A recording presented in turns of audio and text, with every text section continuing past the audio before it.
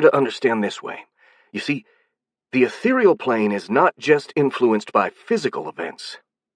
Emotions, ideas, willpower, and things like that can also leave an imprint on the etherium, another name for the ethereal plane, and it can influence it just as much as physical events do, if not even more. Basically, if you will something to happen hard enough, it will happen on the ethereal plane, and then by consequence, it will happen on the material plane too. Wait, you are saying that anything can happen if you will it? Theoretically, yes. In practice, there are some heavy limiting factors. Ah, Marcus said with a bit of relief. The thought of such power available to everyone made him uneasy. First of all, there's this. Felix pointed at the line separating the two planes. The line here is called the Veil. It's basically a wall between the material and ethereal plane. In some places, the veil is so thick that magic is all but impossible. In others, it's so thin that magic comes almost naturally. How strong is the veil here? Marcus asked. Not particularly strong, Felix admitted. The veil is thinner than average in all of the Caligare forest, but we're relatively close to the borders. In the heart of the Caligare forest, though, I've heard that the veil is so thin, it's basically non-existent. He shuddered. The Dark Heart, it's called. It's a very dangerous place, full of magical monsters, where even the flow of time and space is warped and unpredictable. Almost no one who goes there ever comes back. Oh! He stopped and gave Clara a worried look. Sorry, Clara, he said in a desolate voice. I didn't mean to. Don't worry, Felix. Clara shrugged, but her eyes became sad. It's not as if I don't know what happened to my grandpa. Go on with your explanation. Marcus was about to ask what that was about, but the apprentice sorcerer resumed talking before he could. Anyway, there's also another obstacle. Even if you manage to pierce the veil, you still have to modify the natural flow of the Ethereum in order to cast a spell. And that's pretty much impossible, like trying to catch mist with your hands. Okay. The monster girl tilted his head a little in confusion and asked, But if it is impossible, how do you cast spells? By using a focus instrument, Felix replied. Focus instruments allow a sorcerer to interact with the Ethereum. All you have to do is channel your aura through a specific focus, and bam! He clapped his hands for emphasis. You cast a spell. Marcus nodded, but then he realized something. Sorry, but what are focus instruments? He asked. Are they things? Because I did not see you use anything to light the fire. That's because in that case I didn't, Felix replied with a smile. Some really minor spells don't actually require a focus, although it's still very difficult to cast them without one. But I'm very good with fire-related spells, so it comes almost naturally to me. Okay, but then what are focus things? Hold on a second. Felix rummaged in his pockets. After a moment, he took out a small, shiny stone, wrapped by a thin copper wire. Here, this is a focus instrument. More specifically, the one used for a flare spell. He grinned at Marcus before continuing. Do you remember the light that flashed in your cavern when your minions first took us there? Well, that was the flare spell. A very intense light that shines as long as the caster concentrates on it. Real magic, like something out of a fantasy book. Granted, that specific spell wasn't really impressive. A flashlight, or an actual flare, would have been equally effective. But there were probably more flashy, pun intended, spells out there. Then a thought occurred to him. The time when the earth moved, right before the goblin attack. I saw faces and the earth moved like water. Was that magic too? Most likely, Felix nodded. Goblins and other savage species are not civilized enough for actual sorcery, but they do have shamans. Shamanism is a very crude and primitive form of magic, but it can still be quite powerful.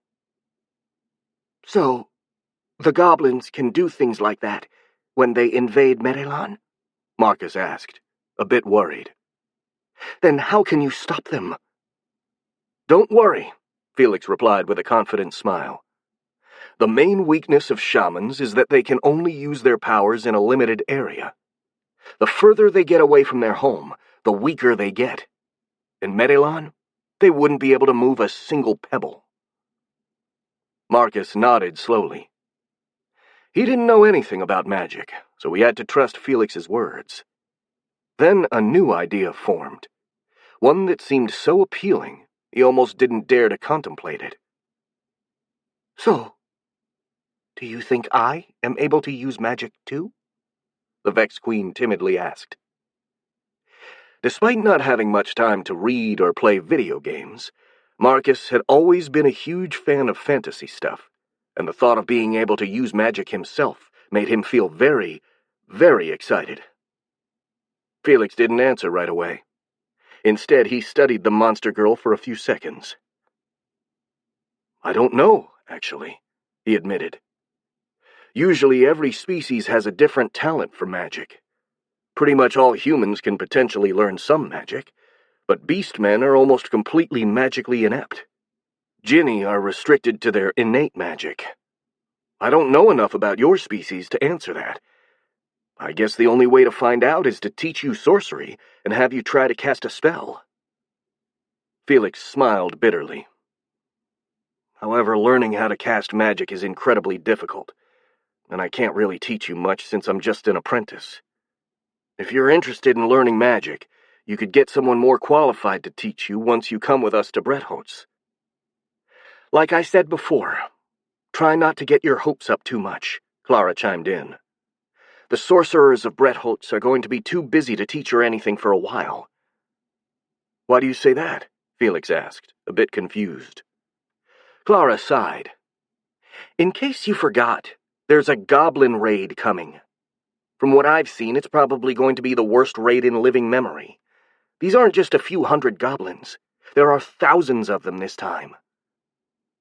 Yes, but I don't think they're going to be that much of a threat, now that we've warned Bretholtz, Felix protested. They're only goblins, after all. The army is going to make short work of them. Clara gave the boy a serious stare. Do not underestimate them, Felix. They're still very dangerous, especially with those numbers.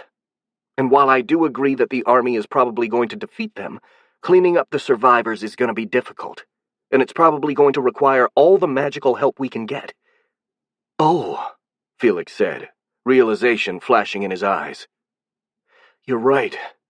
I didn't think about it. What are you talking about? Marcus asked, curious but a bit confused. Goblins are an especially annoying species to deal with, Clara replied. Because every time they're defeated, the survivors become stronger, taking the traits of those who have defeated them.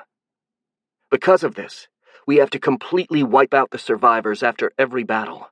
Otherwise, the goblins would just come back stronger than they were before. Marcus nodded, remembering the explanation he was given before about the goblins. Indeed, if they became stronger after every defeat, it was better to completely wipe them out rather than let the survivors flee. He'd made this mistake before, and it bit him in the ass, since now there were chitin-armored goblins capable of standing up to his drones. So you can wipe them all out? He asked Clara. With magic? I doubt it. Not with those numbers, at least.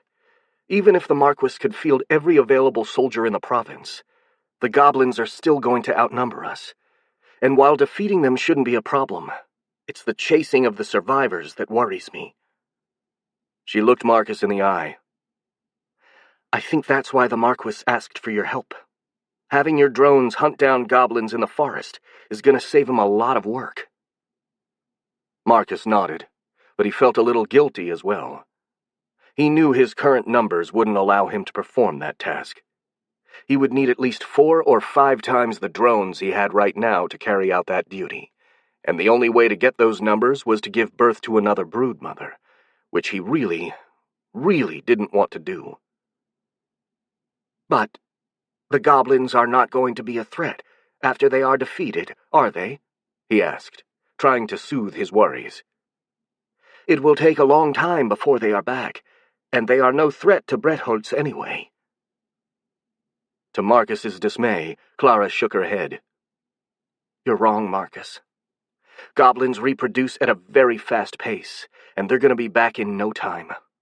Moreover, they appear to be capable of transmitting their acquired trait to other goblins in some way, so when they'll be back, they're going to be an even bigger threat.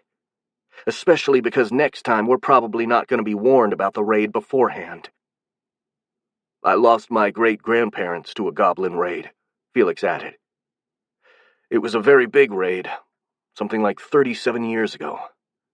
They came in and started pillaging everything before disappearing back into the forest. They burned a lot of villages and killed everyone that was too slow to escape.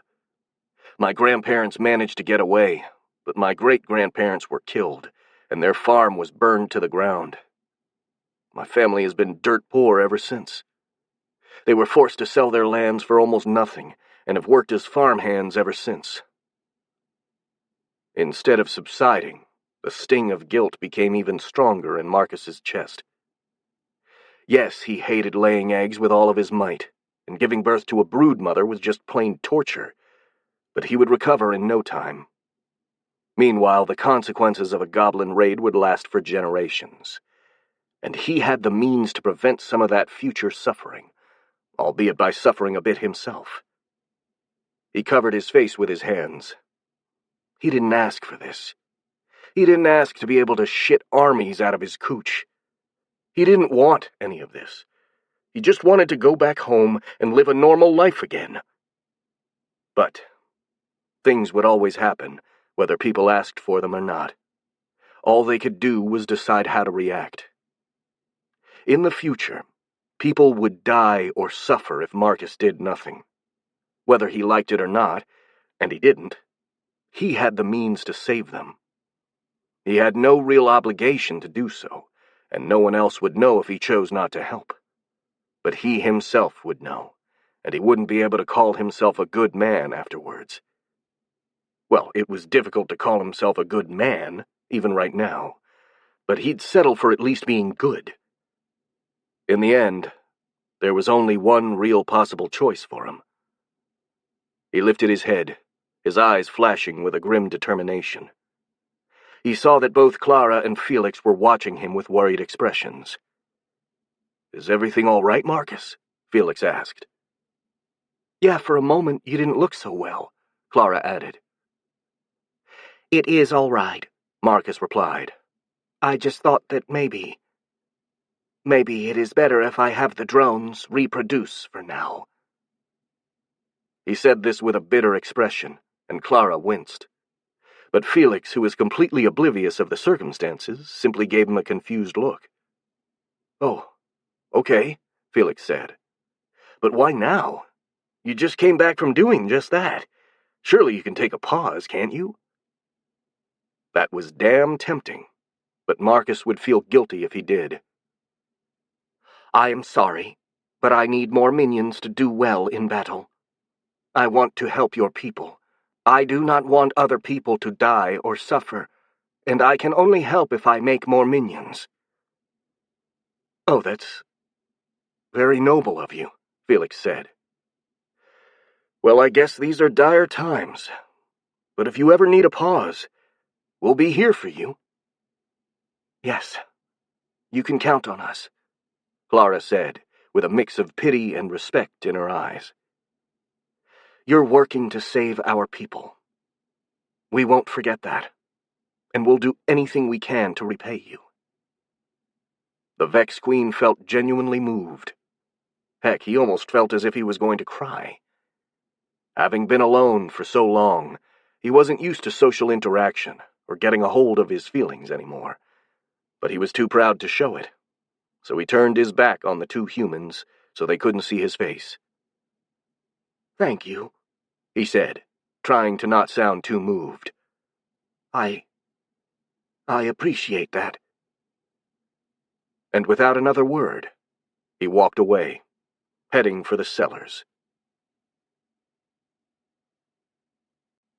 Chapter 47. Night Raid. In an isolated outpost on the border of the Caligare forest, a sentinel let out a long yawn. It was well past midnight, and Denham Weiss was starting to feel tired. Usually at this hour he would just drink some vodka to keep himself warm in the chill of that autumn morning, and then catch a little nap. But these weren't normal circumstances. 3 weeks ago, the officials from the capital issued a state of alert, which meant the guards were supposed to be particularly vigilant. There had been numerous surprise inspections, and quite a lot of guards had been harshly punished for falling asleep on their post. Muttering some curses against paranoid officials, Denham grabbed his old, battered thermos and poured himself some coffee. While sipping the hot beverage, he started to feel a bit more optimistic.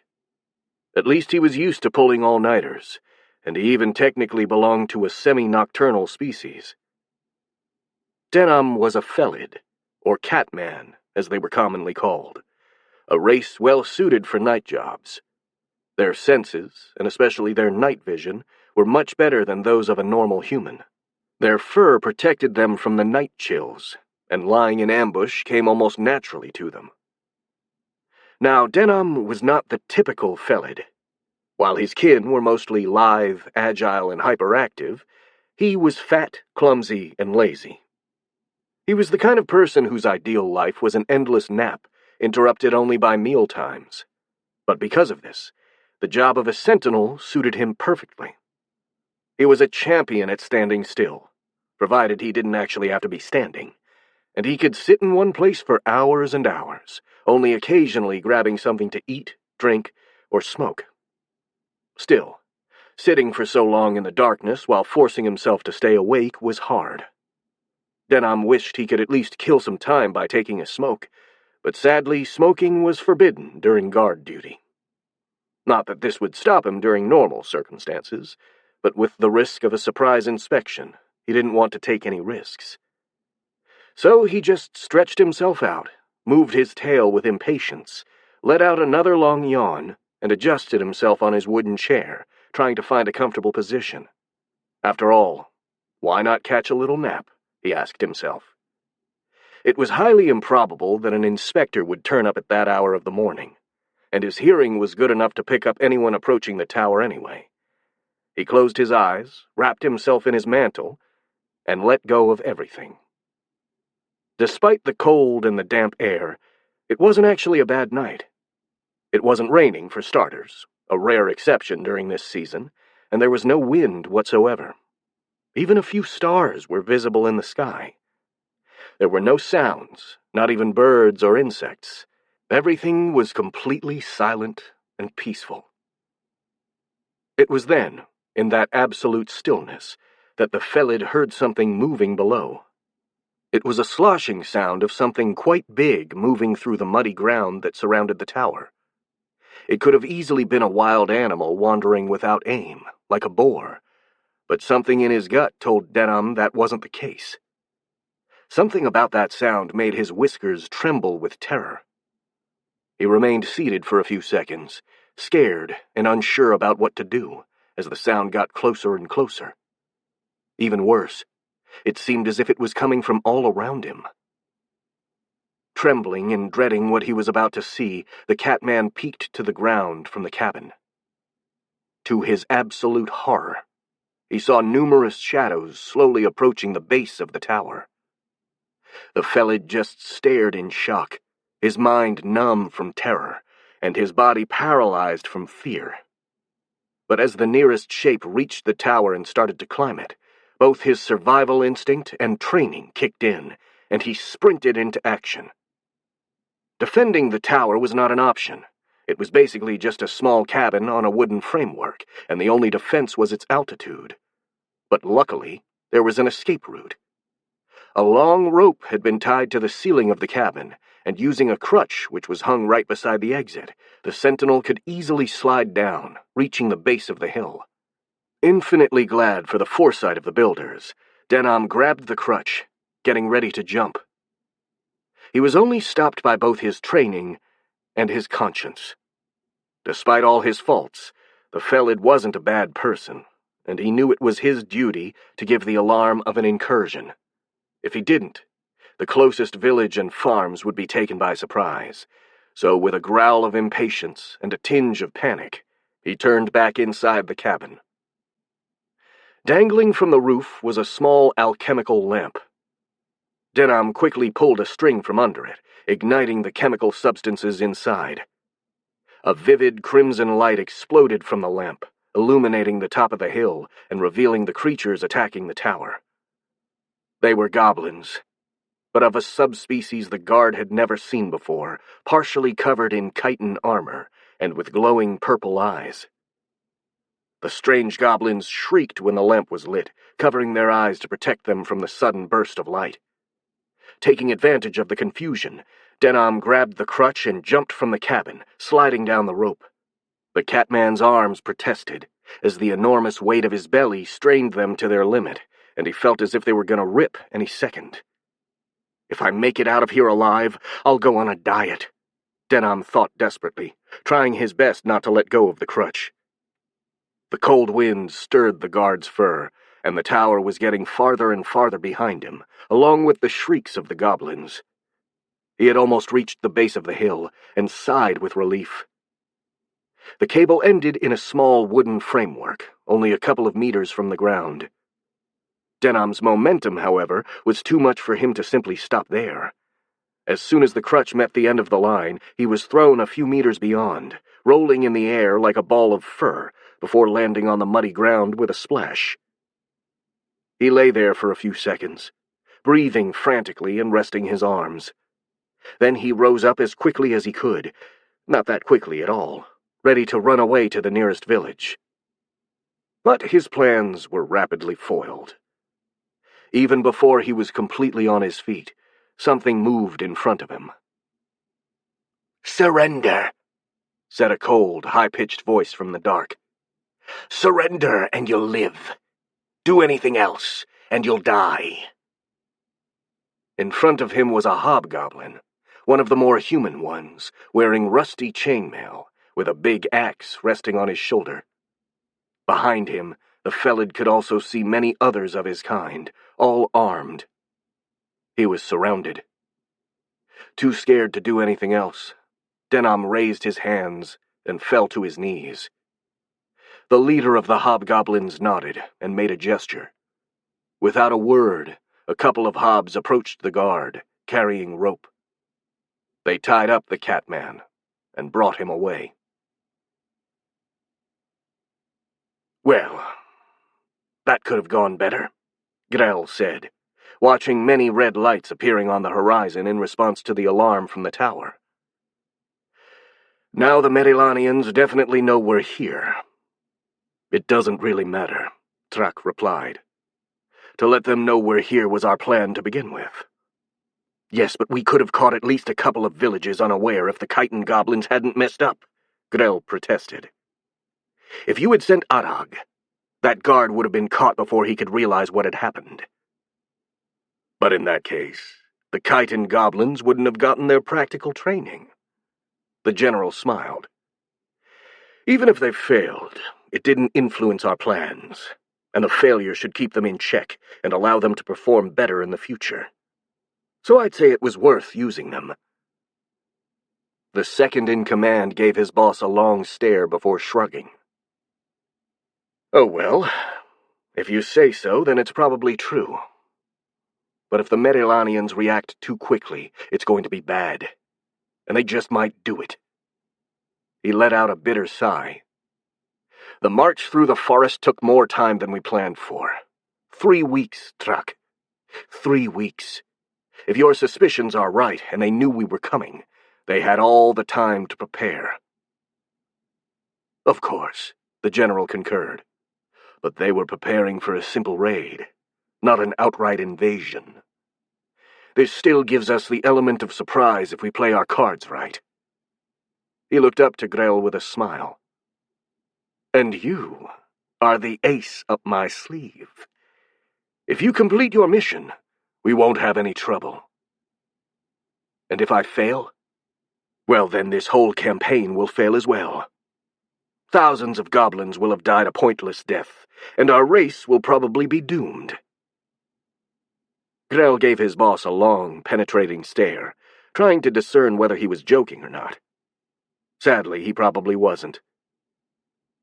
"Gee, Truck, you sure know how to put people at ease," he said with heavy sarcasm. "Actually, I'm very good at putting people at ease," the general replied. "But you're a special case. You're my second in command, as well as my friend, and you ought to know the truth without sugarcoating it. You need to understand the bigger picture to perform your duties." He became more serious. "Do not fail, Grell. I put my trust in you, because I know your talents. Do not betray it." There was a long silence between the two hobgoblins, before Grell finally replied, his face a mask of determination. "I will complete the mission. I'll do what you've asked me to, no matter what. You can be sure of that." "Excellent. I knew I could count on you, Grell. Now go. We don't have time to lose." "Yes, sir," the goblin champion replied with a slight bow. He turned and marched toward his army waiting at the border of the forest. Grell marched until he was between them and the lights of the nearest village, and then he faced his underlings. "Goblins!" he shouted in a stern, commanding voice.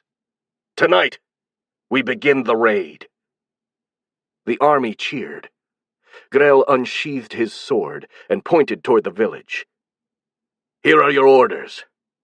You can pillage how much you want, but try to keep the killings to a minimum. Especially the women and children have to be left alive. You can kill anyone who resists, but you'll have a prize in the spoils if you manage to take them alive." He paused, letting the goblins digest their orders. "And now, follow me!"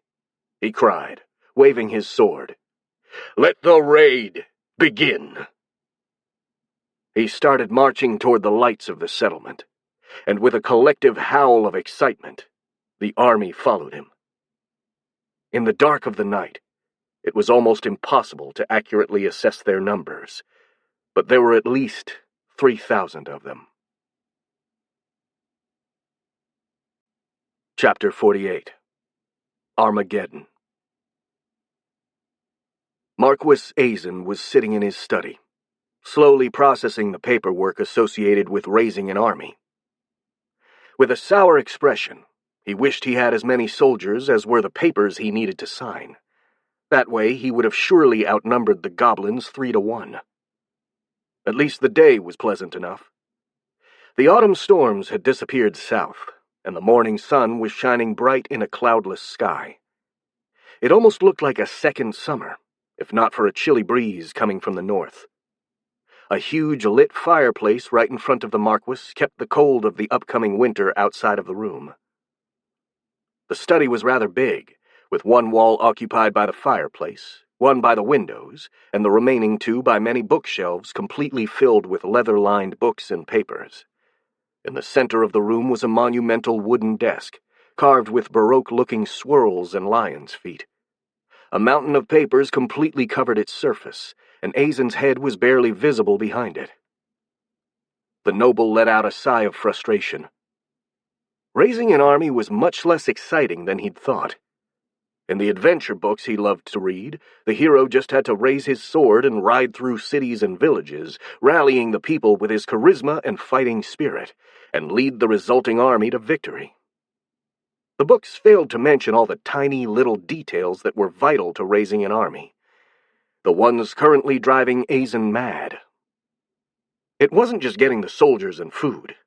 Soldiers needed tents and bedding, plus all kinds of tools for setting camp, from kitchenware to shovels to dig out latrines, and those things needed a lot of carts and horses to be carried.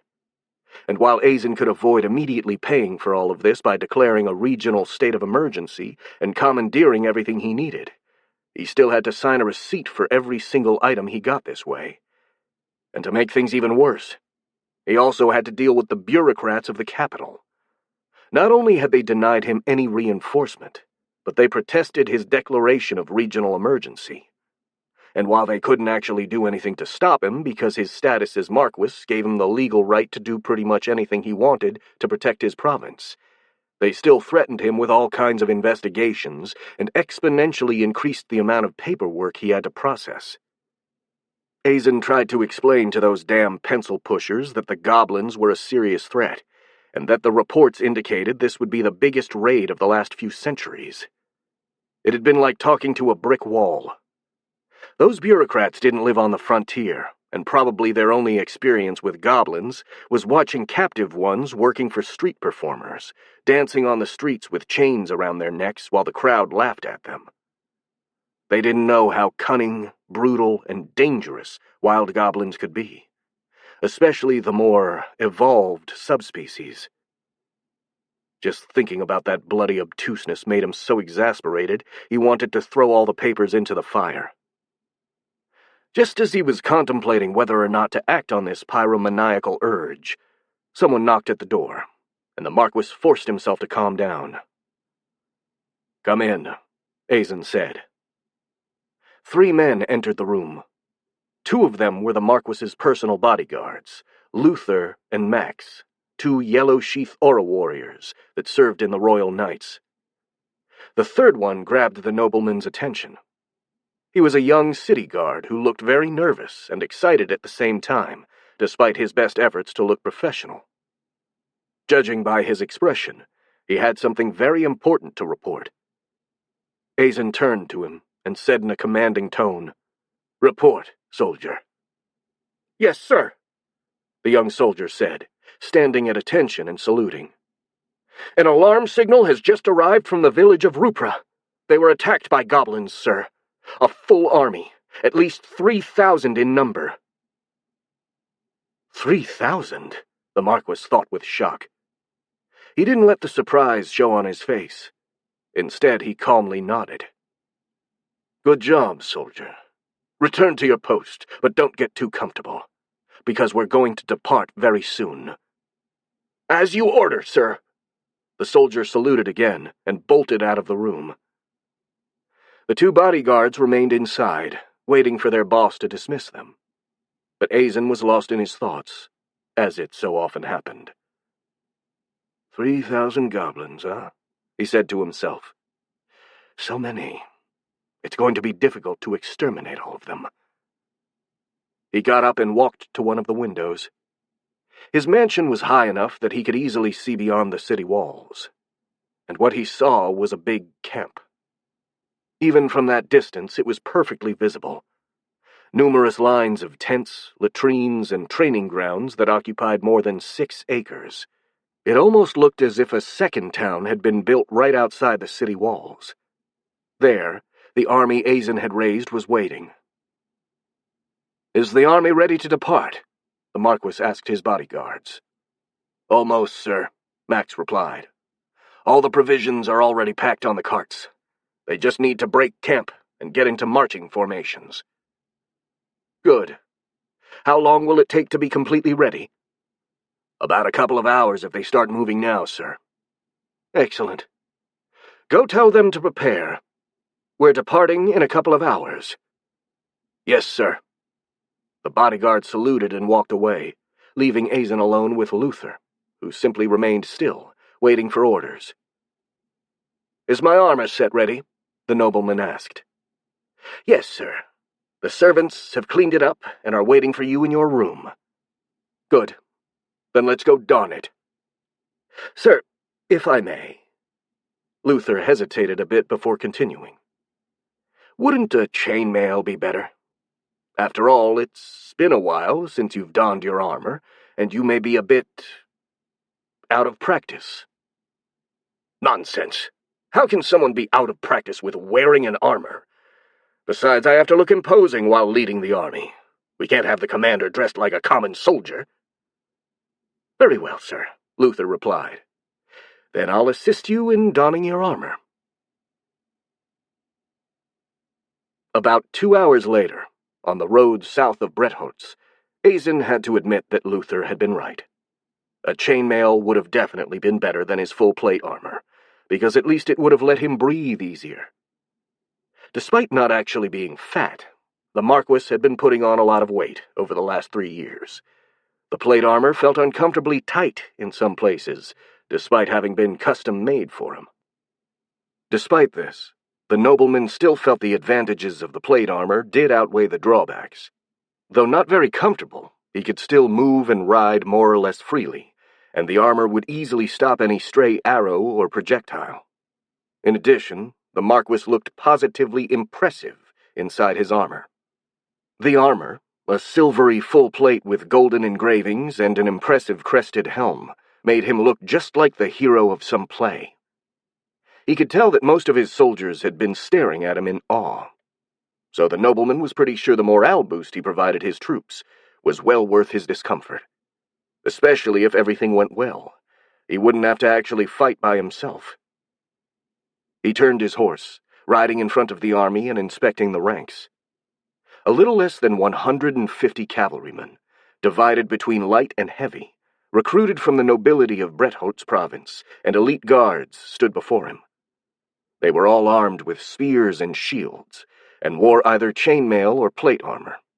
Even some of the horses were armored with padded caparison, and a couple were protected by scale mail. Behind the cavalry was the core of the army, made up of about 300 professional soldiers recruited from the town guards of the province. They were equipped with either brigandine or chainmail, but they all had metal helmets.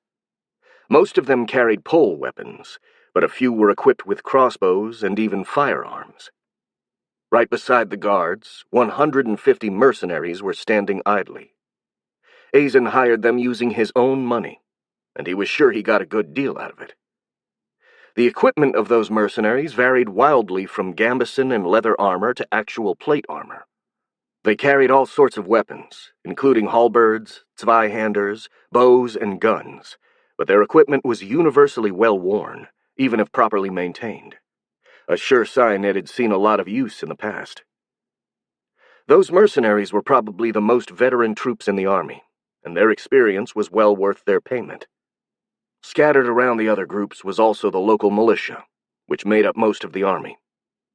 In the past 3 weeks, Azen had issued a general recruitment in the province, and about 1,500 people joined. These were farmers, lumberjacks, and hunters, all tough people used to the dangerous life on the frontier. Despite not being professional soldiers, they all knew how to hold their own in a fight.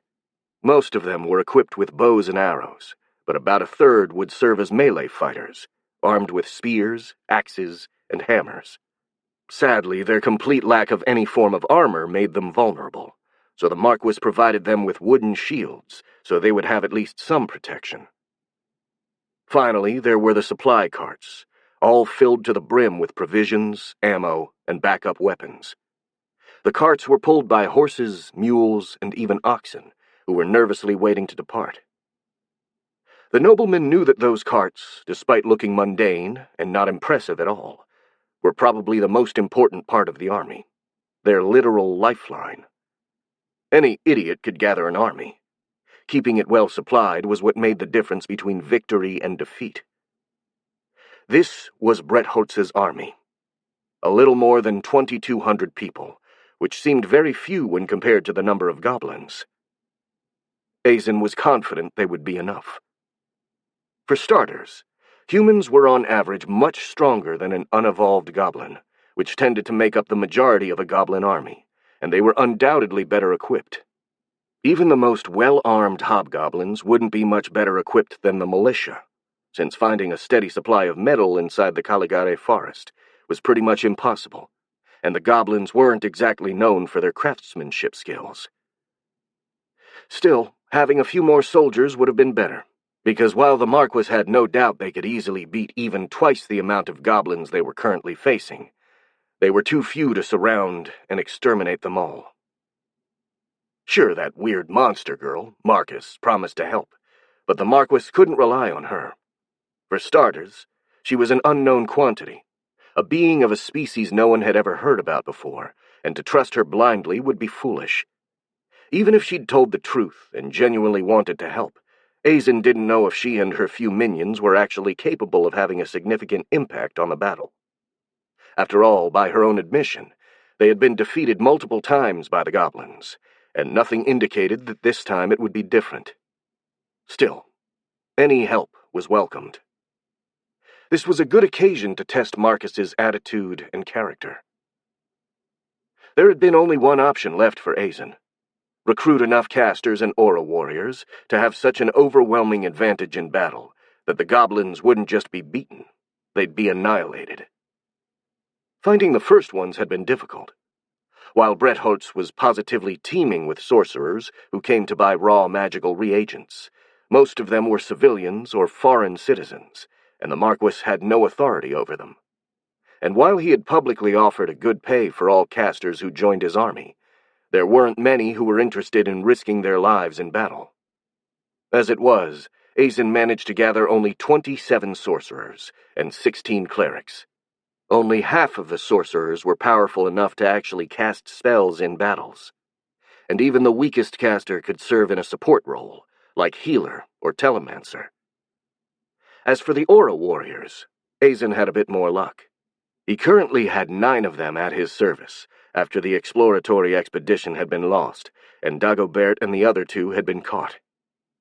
Luckily, a lot of masters routinely passed through the province, either seeking employment as bodyguards or traveling to hone their skills against the beasts of the Caligari forest.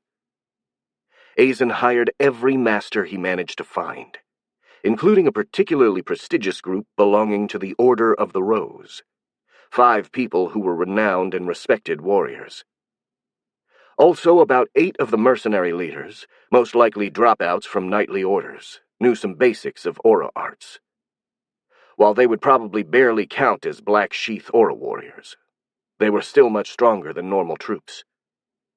The Marquis had written a letter to his old friend Yazen Harp, the captain of the Royal Knights, asking him for help. And while Yazen couldn't officially send any of his knights, due to the meddling of the bureaucrats, he managed to find a loophole. Since he was in charge of the training of new Royal Knights, he had the authority to decide whatever training exercise the squires would have to do. He'd sent 14 of his most senior and talented students in the Brettholtz province, under the excuse of some special field training exercises. Those squires were all at least Blue Sheath or higher, and they even had a couple of expert instructors with them. This meant the Marquis's army now included 38 people capable of using aura arts, a very respectable force by any standard, that would prove to be completely unstoppable against a foe such as goblins, if used well. With a satisfied smirk, Azen made a gesture toward one of the telemancers accompanying him.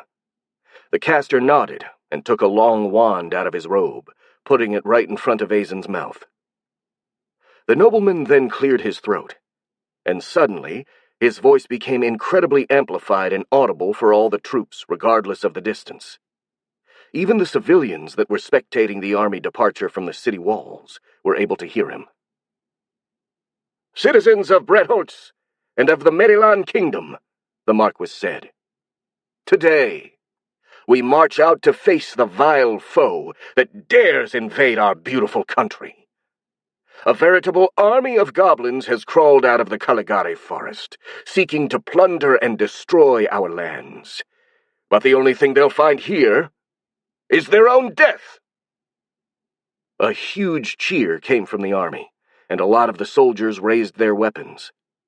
The Marquis let the cheers slowly die out before continuing. "Hear me, O brave warriors. We will face our enemies, and we will destroy them. Because we fight to protect our homes. We fight for our children and our families. We fight for our king and our kingdom, and nothing will stand in our way." Even more people cheered, and the civilians on the walls joined in the noise. "Let's go, my soldiers. May the light shine upon your path, and may the gods watch over you."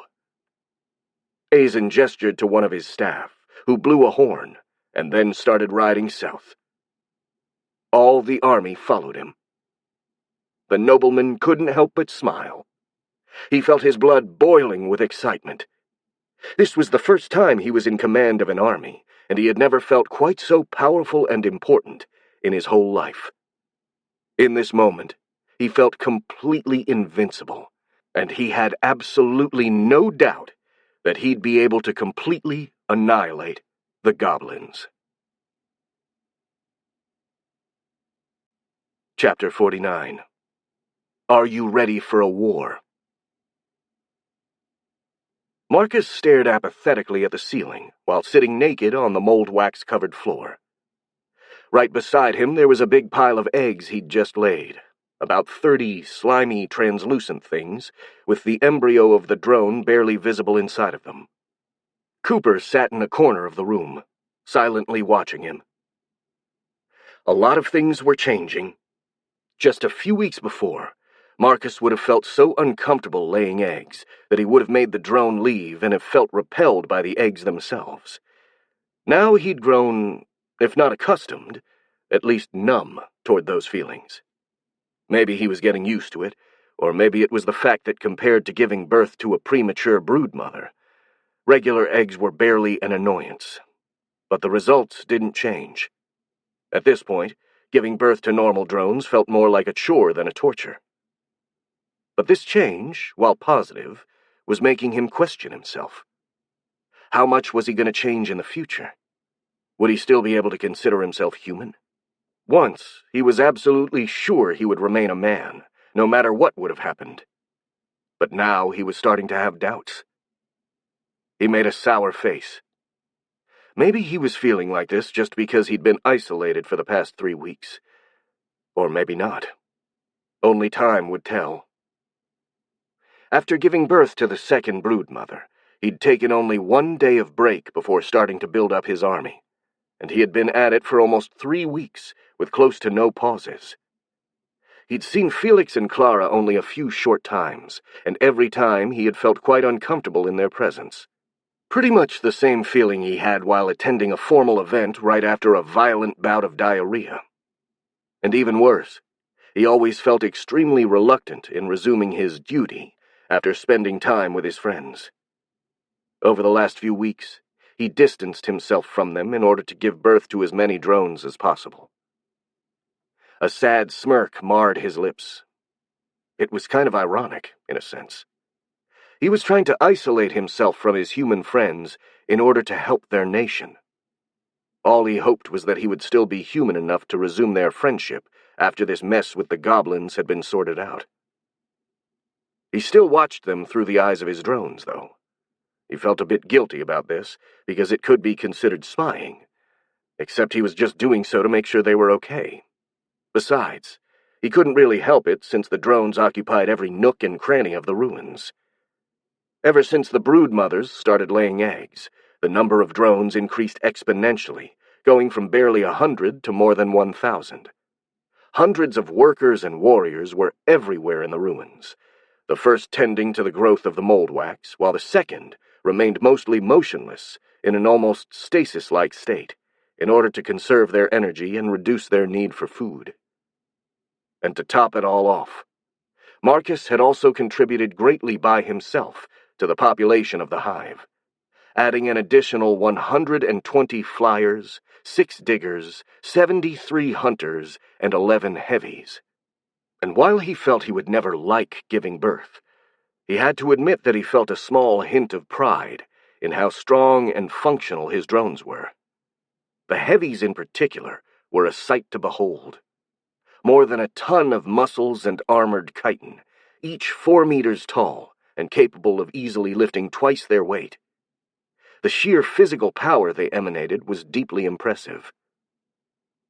Since giving birth didn't feel like that much of a burden anymore, Marcus had also started experimenting a bit with his skill, mixing the DNA of various creatures to create whatever chimera he thought of. A lot of the prototypes he'd made were basically useless, like the spider monkey thing who always tripped on its own legs, or a super strong flyer that was too heavy to fly. A few of them were quite promising. One new drone type in particular, that he called Spitter, was very impressive. Using the DNA of an acid-spitting insect mixed with that of a fish and some other animals, Marcus created a creature that resembled a toad with lizard legs. The chitin armor was kept to a minimum, as it only covered part of its back and its head. But this wasn't that important, since the creature wasn't a close-range fighter. Instead, this drone was capable of spitting a powerful acidic poison with a very impressive range and accuracy. It could even hit a tree trunk from 70 meters away, and the acid was strong enough to make the tree fall in about 30 seconds. Heck, the drone was even capable of altering the density of its spit, making it very thick for long-range projectiles and more liquid for a short-range but very wide spray. So far, Marcus had made only 3 spitters. He didn't really plan on making more, since they were suited for actual battle rather than hunting and guerrilla warfare, and both the hunters and warriors were better for that.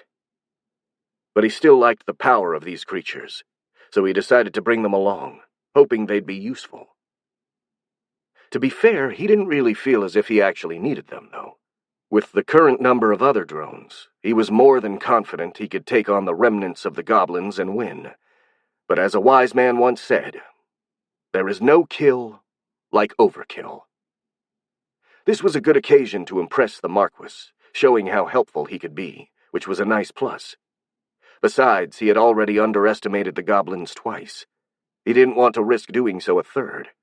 So it was better to bolster his forces as much as possible before the confrontation, even if it would most likely turn out to be redundant. As he was thinking this, his stomach started growling. Marcus looked down and nodded. Laying eggs always made him very, very hungry. Well, time to grab a bite and then shit out some more eggs, he said, rising to his feet. He walked to the deepest room of the cellars, which he had made into a larder. It was a big, square room, which was always pretty cold, and it was also the only place in the ruins not covered by mold wax. Fearing it would absorb the food, Marcus decided to leave this place free from it, and had initially assigned a drone to clean it up. But that turned out to be redundant. For some reason, the mold wax didn't grow in there. The only reason the Hive Queen could think of was that the gray stuff was somehow obeying his subconscious desires to some degree. He hadn't really verified this hypothesis, though, so he could be wrong.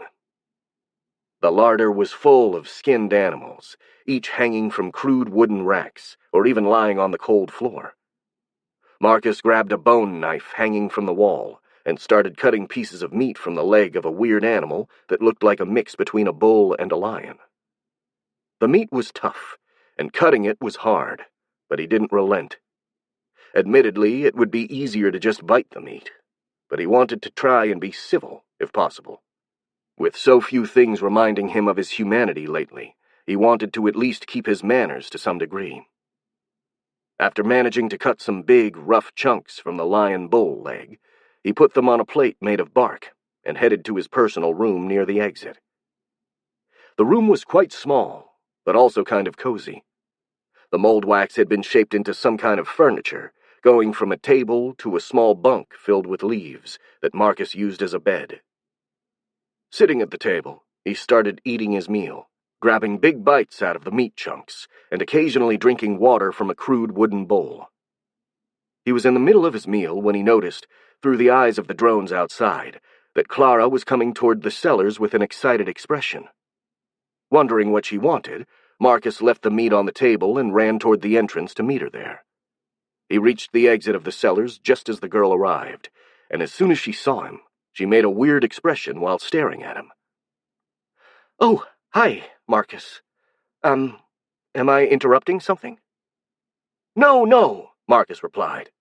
"I was just eating, but that can wait. Do you have something to tell me?" "Well, yes," Clara said, still giving him a weird stare. "Felix received a Twinstone call. The goblins have arrived in Bretholtz." Marcus needed a moment to take in the news, but he had been expecting this moment for weeks, so he wasn't really surprised. "We are going to depart now," he said while nodding. "Do you know how many goblins are there?" "The report says there are about 3,000 goblins raiding frontier villages. The Marquis left Bretholtz just a few hours ago, in order to face them." Marcus blinked while assimilating this information. Something wasn't right. Last time the goblins attacked his hive, they were at least twice that number. Why were there so few of them in Bretholtz? He voiced his doubts. Clara nodded with a hint of worry. "I agree. I can't be sure because it was dark at the time, but I think there were a lot more than 3,000 when they attacked our camp as well." "Why are there so few of them?" Marcus asked. "I wouldn't exactly call 3,000 few, but maybe this is because both your hive and our expedition were a threat to their nest, so they attacked us with all their strength, while the raid has been made to steal some supplies that they couldn't get otherwise." "This do sound likely," Marcus admitted. "However, if this is the case, their current behavior makes no sense," Clara added. "Why is that?" "Because if pillaging was their main objective, they would have split into many smaller raiding parties. That way they could have attacked more villages at the same time. Instead, according to what the Telemancer told us, they're just banding together in one big army that's raiding a village at a time." "That do sound weird," Marcus concurred. "Then why are they doing this?" "The only reason I could think of is that those 3,000 are acting as bait," Clara said. "With those numbers, the Bretholtz army would surely face them, leaving the rest of the province undefended. But—" She stopped for a moment, her expression twisting into confusion. "But," Marcus invited her to continue, "I don't know why they would be doing this. If they wanted to raid a few villages, they could have been doing that from the start. And there are no other objectives for them to attack." The Hive Queen remained silent for a moment, and then he asked, "What about the city of Bretholtz? Could the goblins want to attack it?" "What? Bretholtz? I don't think so." Clara shook her head. "It's a fortified city. Well, it's not heavily fortified, but it's still defended by stone walls, and the goblins simply don't have the means to siege a city like that." Marcus thought about it. Despite the fact that both Clara and Felix had described the goblins as being witless savages, they didn't feel that way to him. When he fought them, the goblins had shown a great deal of strategic foresight, even more than himself. He wondered if there was something the humans didn't know about these goblins. "Have you told these things to the Marquis?" he finally asked. "I think he should know." "No." Clara shook her head meekly. "I didn't rationalize these things until now. Besides, these are just a few conjectures, and we have nothing concrete to warn him of. But I'll still speak to him about it in the next report." "Good. Then what now?" "Well, I guess we should get ready to go." Clara smirked. "After all, we don't want to be late to the party, do we?" "Absolutely." The Hive Queen smiled back. "I will get the drones ready. How long will it take for you to get ready?" "Felix already started packing our stuff," Clara said. "We should be ready in about half an hour. How about you?" "I will be ready as soon as you are. I will take only food and a few other things with me." If I may, I suggest that you also take some clothes. I personally don't mind, but Felix and the other men could be uncomfortable if they see you like this." Marcus froze and looked down at his body. He was still completely naked, having forgotten to dress himself up before coming up from the cellars. Worse still, his hands and mouth were also covered in blood from his meal. "Oh," he muttered, slowly feeling his cheeks getting hotter and hotter from the embarrassment. "Oh!" He covered himself while blushing furiously. He now understood why Clara had been giving that weird stare. "Don't worry, Marcus. We're both girls," she said with a smile. "Just be glad I came to give you the news instead of Felix." think I'm gonna need a bit more to get ready then, Marcus replied, still very shaken. Maybe it's better if I clean myself first. It's probably for the best. So we'll depart in about 1 hour then? That sounds good, Marcus said, and he scurried back into the cellars, anything to escape from his embarrassment. Clara just smiled. For some reason she found it really amusing that the monster girl would turn to a bright purple when blushing. About an hour later, everything was ready for departure. Marcus, who had cleaned himself up and was dressed with furs and pelts, gave one final look at the hive around him. The ruins had been completely enveloped by the mold wax, to the point they resembled some kind of alien structure more than an actual building. And it didn't stop there, as the whole hill was now covered in the stuff, and even some of the surrounding forest had started to be absorbed. The sight made him feel proud. The fact that his hive had been able to thrive and expand so much made him kind of happy, and being surrounded by so much mold wax felt very comforting. This wasn't the case for Felix and Clara, who looked a bit uncomfortable while looking at the smooth, translucent substance that covered most of the landscape around them. "So, are you ready to go?" he asked the two humans. "Oh, yes," Felix replied, looking away from the mold wax. "We were only waiting for you." "And I'm ready to guide you," Clara said. "I've never actually been in this part of the Caligare forest, but if we go north, we should eventually reach an area I know. After that, I can easily get you to Bretholtz." "That's good," Marcus said. And it really was, since he had no idea where Bretholtz was exactly. He'd tried to send some flyers to the north in order to scout the road ahead, but much to his dismay, he found out the telepathic link with his minions became weaker and weaker after a certain distance, to the point it almost disappeared when they were farther than 25 kilometers from him. After that, he could still vaguely feel the drone's presence, but it was terribly difficult and required him to concentrate a lot. And at that distance, he couldn't get any information from them. He could only give simple orders. "We can move then," Clara said. "Are your minions ready?" "They are." He'd given the telepathic order to prepare for departure as soon as he received the news. He only left the broodmothers behind, with about 100 workers to take care of them and tend to the hive in his absence. He made a mental tally of his forces.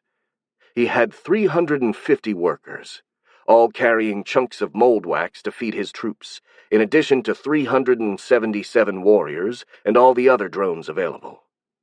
His forces numbered just a little less than 1,000.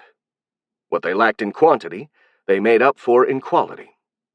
After being modified with the DNA of the rock creatures, the drones were much stronger than they used to be, and each of them, save maybe for the workers, were perfectly capable of killing dozens of goblins alone. Marcus couldn't help but make a proud smile. If the goblins didn't have any surprises, his army alone would be able to take care of them. "Everything is ready. We can go," Marcus said. Felix and Clara nodded and headed off. Marcus and the rest of the drones followed them.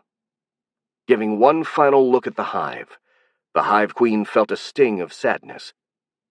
This place had been his home for only a short while, but he felt safe and cozy in there, and he felt bad about abandoning it. But it couldn't be helped. He had work to do, and he certainly didn't want to spend the rest of his days holed up inside a forest. He steeled his will and marched on without looking back. Chapter 50. Saving Private Lycan. "What do the reports say?" Marquis Azen asked. He was sitting on a stool in the middle of his army, which was currently resting in a barren field. Since time was crucial, no tents had been erected, nor any fires lit. They would rest and catch some sleep on the ground, while the only hot meal of the day would be served in the evening. During the day, cold rations were distributed. This situation had been going on for the last 3 days. Coupled with the forced long marches, it was quickly exhausting the soldiers, Still, if everything went as planned, it would be worth it. The scouts have returned just a few minutes ago, his bodyguard and second-in-command Luther replied. The goblins are just north of us. They are currently raiding a few farms. Excellent. This means we did it. Tell the scouts to continue keeping an eye on the goblins. Take our cavalry and ride north of the goblins, and then wait there until I send you a signal through the telemancer. Very well, sir. Luther saluted and walked away. And as for us, we're going to camp here until Luther is in position, the Marquis told his other aides. Tell the cook to prepare a hot meal for everyone, and inform the soldiers to get comfortable and get all the rest they can get. His aides saluted and marched away to relay his orders. Azen got a bit more comfortable on his stool, letting out a sigh of relief. That desperate march had paid off, and now the Bretholtz army had wedged itself between the Caligade forest and the goblins before they could react, cutting their escape route. Now they could only retreat north. The open plains and fields of Bretholtz wouldn't offer them anywhere to hide, making the job of hunting down the survivors exponentially easier. Due to their numbers, a few of them were bound to manage to run away, but with the majority of their kin annihilated, they would be easy pickings for the hunters that made up most of the Bretholtz forces. This had been the plan the Marquis thought of with the help of his advisors. It was actually a very simple, straightforward plan. Most importantly, it was easy to put into action, even for an inexperienced commander like Azen. All that was left was to simply let the soldiers rest and get ready for the battle before marching out to face the enemy. The Marquis smiled weakly. Thinking of this plan and the upcoming battle made him very excited while he was still in Bretholtz. Now, after 3 days of riding and eating mostly military rations, he just wanted to be done with it and go home. Guess reality can't stand up to the stories, huh? None of the books I read talked about how tiring it is to lead an army and how many small annoyances there are. I feel dirty, hungry, I smell of horse sweat, and I need to change my undergarments. Gods, I'd kill for a nice bath and a hot meal right now. Though that's actually what I have to do. Kill some goblins, that is. Around him, the orders had been given, and the news was spreading among the soldiers. It spoke volumes about how tired they were, that most were rejoicing for the longer rest and the hot meal, rather than being worried for the upcoming battle. Still, a few of them looked nervous, in particular the younger recruits. They tried their best to hide it, but the subtle trembling in their voices and a subtle stiffness in their movements betrayed their fear. A young lichen was actually shaking, grabbing his head while sitting in a fetal position on the ground. His eyes were so full of fear and doubts, the Marquis felt bad for him. He was about to go encourage him when someone preceded him. A tall warrior with short blonde hair, dressed in full-plate gilded armor, approached the young recruit. Azen didn't recognize the armored individual until she spoke. It was Merva, one of the Aura warriors of the Order of the Rose. Listening to the encouraging words the woman gave to the young wolfman, the Marquis could not help but smile, feeling the utmost respect for the lady warrior. She was clearly a veteran and knew how to raise a recruit's spirits. The fact that she was taking the time to actually do that was very kind of her. Heck, with just that pep talk, she could have even changed that lichen's fate entirely. Well, that pup's fate is sealed now, Nemi said with a grin. Even if he manages to survive the battle, I doubt he'll survive what Merva will do to him in bed. The other members of the Order of the Rose let out a chuckle. They were mostly females, but that wasn't unusual in the Order of the Rose. In ancient times, the Order was a group of warrior priestesses devoted to Priteve, the goddess of the earth and fertility. But the old religion had lost a lot of followers, being mostly supplanted by the Church of the Holy Light, and the Order of the Rose had slowly become something akin to a mercenary group. Since old habits died hard, they still recruited mostly females.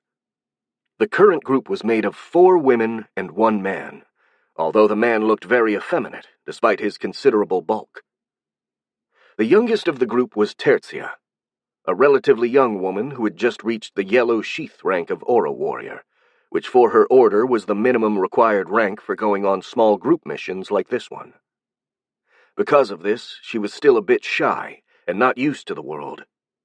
She wore a simple chainmail reinforced with gilded plate protections on the shoulders, arms, and knees.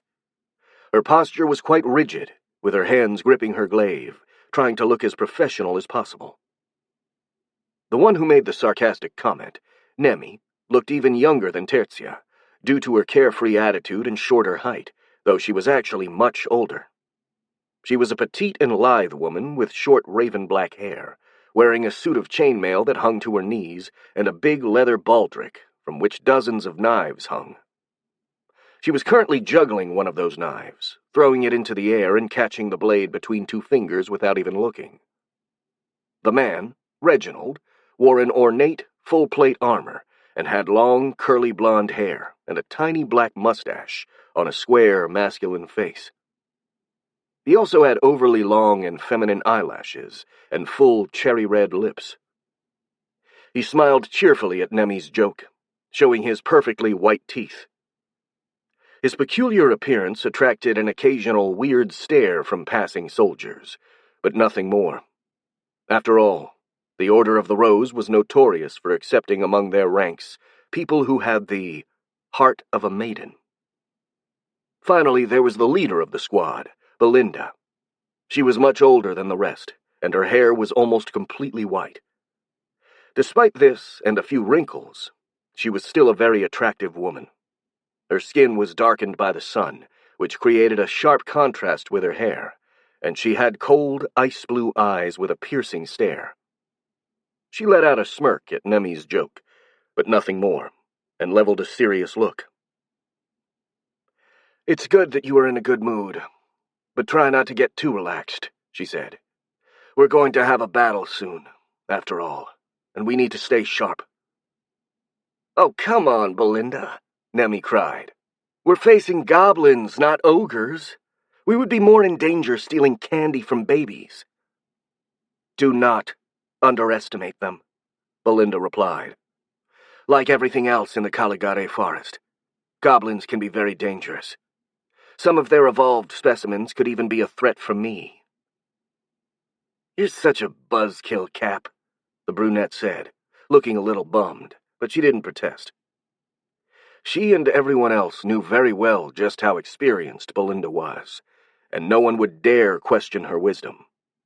Besides, she was the captain of their group, and disrespecting her too much could have consequences, so even Nemi controlled herself. The short woman looked around for something else to have fun with, and saw that Merva was coming back. Merva was almost the complete opposite of Nemi. She was very tall for a woman, almost 2 meters, and had broad shoulders and an impressive bulk. With her short sandy hair and covered head to toe in a gilded full-plate armor, she looked more like a man than a woman. Even her face, though quite feminine and gorgeous, gave her a handsome quality. All of these traits combined made a lot of girls turn their head, but Merva was interested only in men, especially the young ones. With a mischievous smile, Nemi waved at her companion, thinking that teasing her a bit would relieve her of her boredom. "Welcome back, Merva. How did the hunt go? Are you taking a wolf pelt home as a souvenir this time?" "Someday your big mouth will get you in trouble, Nemi," the blonde knight replied in a dry tone. Then she smiled and said, "But the hunt did go quite well indeed, all things considered. I managed to cheer the young pup up, and I gave him some pointers on how to survive the battle. I also motivated him a bit." A mischievous smile played on her lips. "But those things will have to wait until after the battle, if he manages to get to that point unscathed." Her smile became worried. "I hope he does. He's just so adorable, like a lost puppy or something. I just want to hug him and never let go." "I guess he's kinda cute, if you like beast men. I mean, Tulians," Reginald chimed in. Personally, I don't really care for them. All that fur really rubs me the wrong way. Well, our Merva here sure seems to have a thing for them, Nemi said with a sardonic smile. First the cat boy in the tavern, then that lion man guard in town, and now the wolf boy. I guess next is going to be a minotaur. Please, no, Merva cried out with a laugh. I do like well-endowed men, but I have my limits, and minotaur are well beyond them. The warriors all laughed except for Terzia, who just blushed hard. Nemi, sensing weakness and a possible source of fun, approached her and gave her a pat on the back. Come on, loosen up, sister, she said with a bright smile. You're not in the headquarters anymore. The drought that is novitiate has ended, and now you can freely drink at the fountain of life. Her grin turned even larger as she added in a conspiratorial tone. Though you may find that it's not as impressive as the tales make it up to be. Most men are just clumsy and boorish, so you have to choose carefully. Maybe I could give you some pointers. Terzia blushed even harder, and Belinda interrupted the conversation. Enough, Nemi, she ordered. Leave Terzia alone. This is her first real battle as well, so it's better if you don't fill her head with this nonsense. But Cap, I'm only doing my duty as her senior, Nemi replied. Teaching her how the world works. I said, enough, the captain repeated with a stern voice, and her subordinate remained silent. Now I think it's better to refresh your memories. We have been hired for clearing out the goblins by the Marquis, and that's our current priority. But that's because the goblins are in the way of our main mission. After they're dealt with, we will have to head into the Caligare forest to hunt a number of dangerous magic beasts on behalf of the Magic Trade Guild, and that will be a much greater challenge. Consider this battle a warm-up. Yeah, we know, and it's all thanks to Sarah, Nemi said with irritation. That damn idiot left us a hot mess to sort, leaving her mission unfinished to join that ridiculous expedition. The Order sent us all in reparation for not completing the task on time, and to top it all off, the goblins decide to have a damn raid and delay us further. It's not that bad, really, Merva shrugged. We're a full team for a job meant for just one. This should be easy. And besides, we can use the battle with the goblins as a warm-up, as Belinda suggested. Bah, Nemi said. Goblins aren't even going to be good enough as training dummies for me. But whatever. If Sarah ever reappears from that damned forest, I'm going to take it out on her. Enough, Nemi, Belinda shouted. That's not the way to talk about one of our sisters. Besides, I fear that Sarah already paid dearly for her blunder. The dark heart of the Caligare forest is a dangerous place, and she's probably dead by now. Yeah, you're right, Aura warrior Nemi admitted. But for some reason I can't shake the feeling that I'm going to see her face again one of these days. Well, everything is possible, I guess, Merva said. For now, all I really want is something hot to eat. I've had enough with cold rations, and I've heard they're preparing a stew right now. I'm going to go and get some. Who's with me? Count me in, Reginald said. I'd really like something to eat right now. I'm in as well, Nemi nodded. I'm starving. Well, it never hurts to fill your belly before a battle, Belinda murmured, and turned to Terzia. You should eat as well. It'll help you relax. Okay, Captain, the young Aura warrior said. I think I'm a little hungry too. And without further ado, the 5 knights made their way to the kitchens of the camp, from which a very good smell was coming. Chapter 51. Bamboozled. It was a misty dawn. The sun was just starting to rise over the horizon, and 2 moons were still high in the sky. The air was both chilly and damp, heralding the arrival of winter, but the fields hadn't frozen yet, and the dew shone in the first light of the day. All in all, it was quite a pleasant landscape, but marching through it was uncomfortable. The Marquis was glad he was on a horse.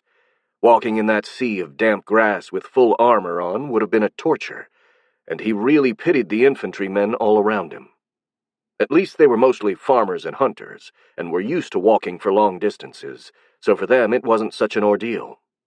Besides, after a good night of sleep, they looked relatively well rested and ready for battle.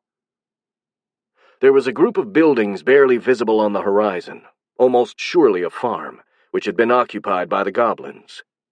It was too far to see any details, but even at that distance, the Marquis could hear a few faint sounds carried by the wind. They seemed like cries and the clashing of metal against metal. The noble reached for his satchel and took out a brass spyglass. The farm was teeming like an ant nest on fire. Small figures were running everywhere, while bigger ones that looked like men on horseback chased them. Azen smiled. As planned, the cavalry attacked the goblins, and it looked like they had managed to catch them off guard. Perfect.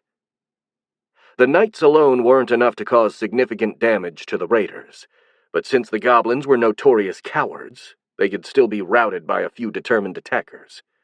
And if that happened, they would have almost certainly escaped to the south, where Azen and the rest of the army were waiting for them.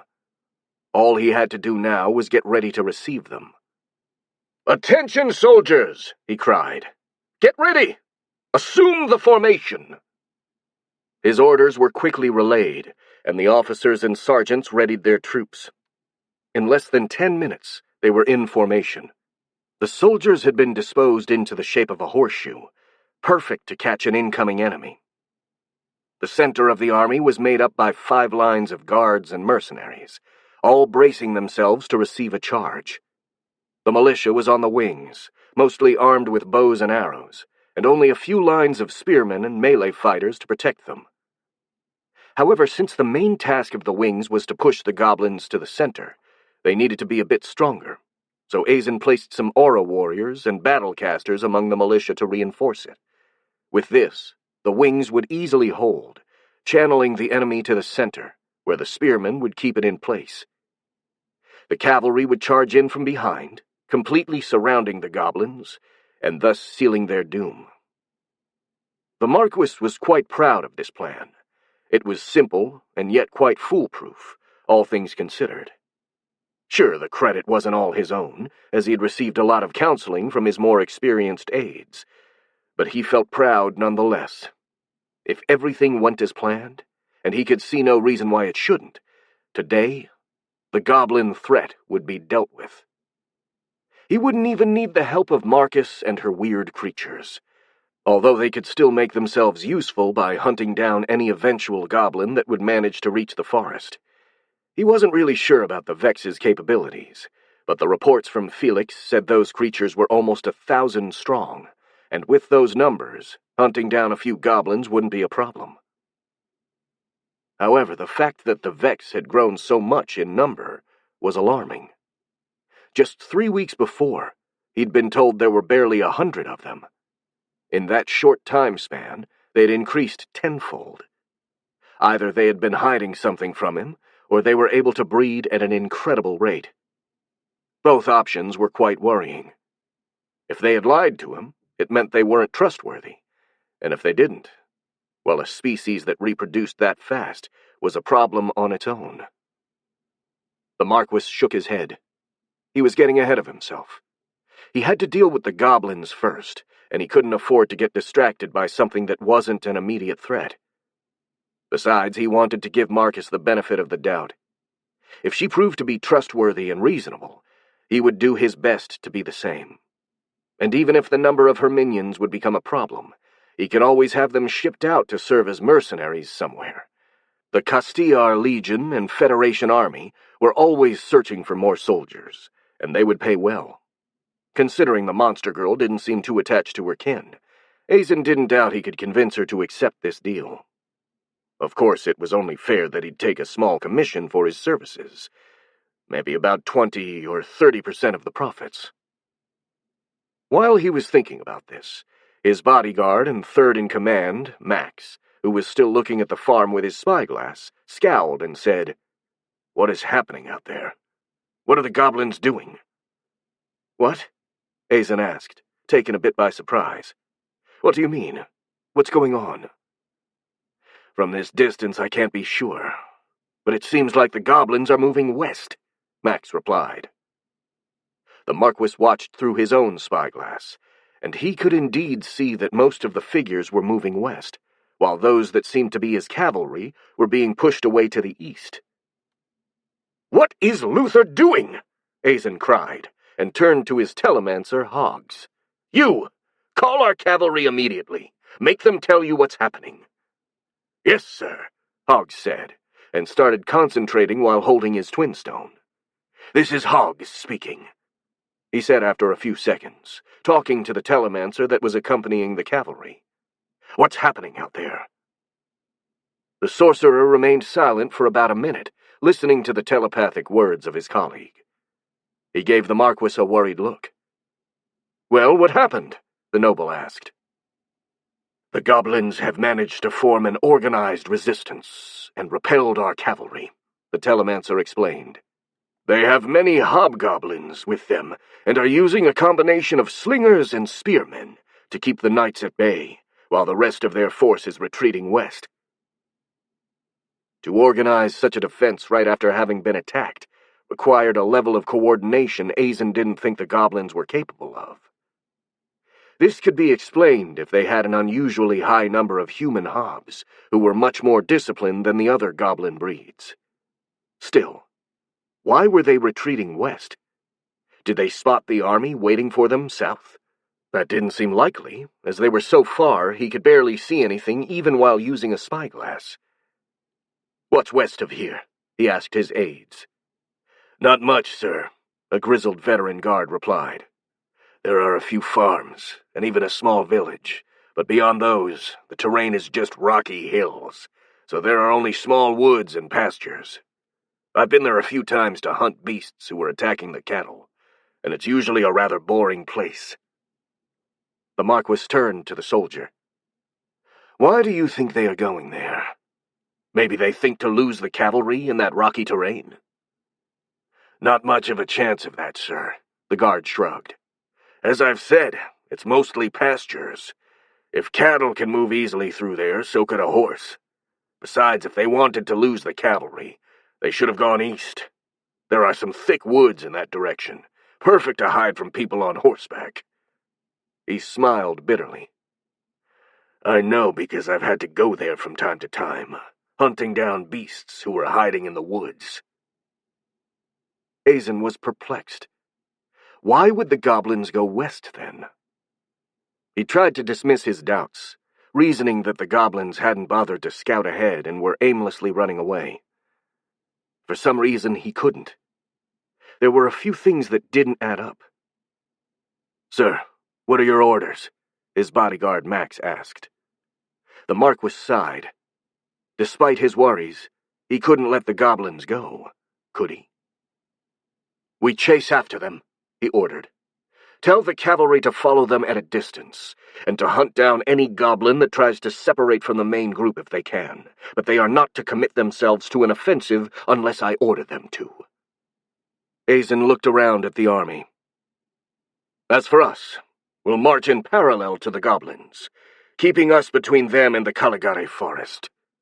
Have the scouts have the farms ahead evacuated, and their food supplies either taken away or destroyed. If the goblins want to drag this out, we'll oblige them. We have supplies for at least a week, and they have none. If this chase goes on for a while, they're going to break way before we do. And then we'll be able to take them without a fight." The noble turned to his soldiers and shouted, "Let's move, men! Take the marching formations, quick!" His orders were relayed, and within a few minutes, the whole army was in march, moving alongside the goblins. "Move, you sons of a swamp rat!" Grell cried, kicking the butt of a goblin who was moving too slow. "And stay in line. If any of you tries to wander away, you better pray the humans get you before I do." The situation was critical. and the unevolved goblins, cowardly as they were, weren't making things easier for him. Through charisma, shouting, cursing, and the occasional kick and punch, he'd been able to pull out a semi-organized retreat. A regiment of human hobs had repelled the Medellanian cavalry using pikes and slings, buying the rest of the army enough time to move away. Still, the surprise attack had taken its toll.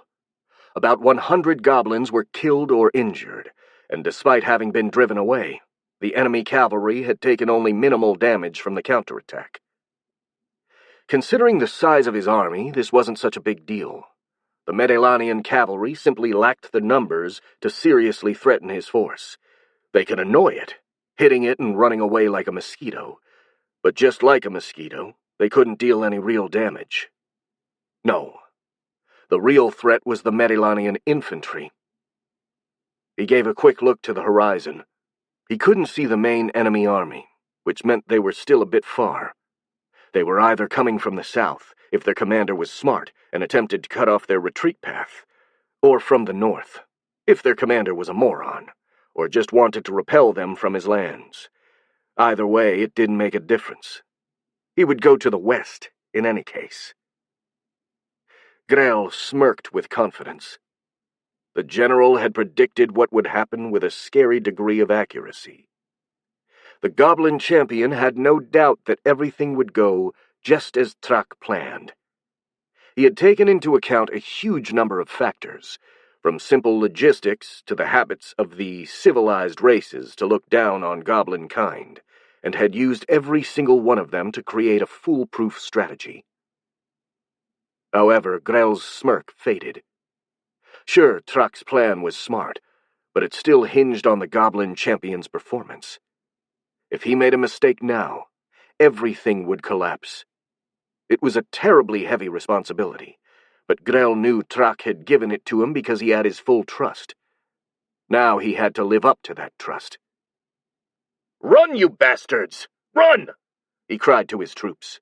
"If the humans catch you, they'll make mincemeat out of you." He gave a quick look around and ordered, "Pharaohs will go in front of the army. Scout out the territory for any possible traps. Human hobs will take the wings, and orc hobs the back. Normal goblins in the center. Be quick!"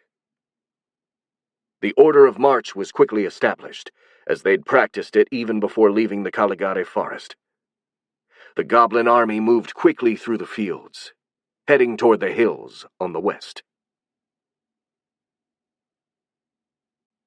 Chapter 52. Pay the Piper. Azen was exhausted, dirty, and hungry. His butt was sore after so many hours of non-stop riding, and as for his legs, he could barely feel them. And yet he was smirking. The satisfied, evil grin of a man who's about to exact vengeance on the thing that annoyed him for days. For his last 2 days, the goblins kept retreating west, forcing the Bretholtz army to keep up in order to prevent their escape. It had been a strenuous march for the Medellanians, with very few pauses for cold meals. It finally paid off as the raiders had finally been trapped inside a valley. That valley, locally known as Piper's Brook, was a big field crossed by a small brook and surrounded by very steep hills covered in thick woods. Those hills would be difficult to climb even in normal circumstances, and were outright impassable for the exhausted goblins. The field was a little less than 1 kilometer wide and 3 kilometers deep, ending in a tall rock wall from which the brook fell into a pond, creating a small waterfall. The goblin army was resting right beside the pond. The march had been hard for the Medellanians, but it had been much worse for the humanoids.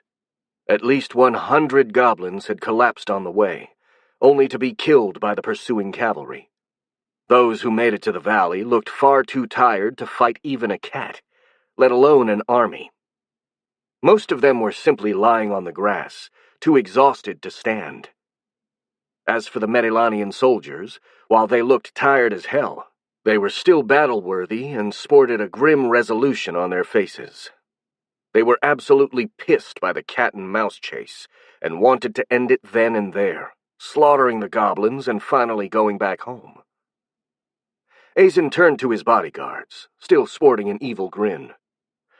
So, it seems we've finally managed to trap our prey. How should we proceed with actually taking it down?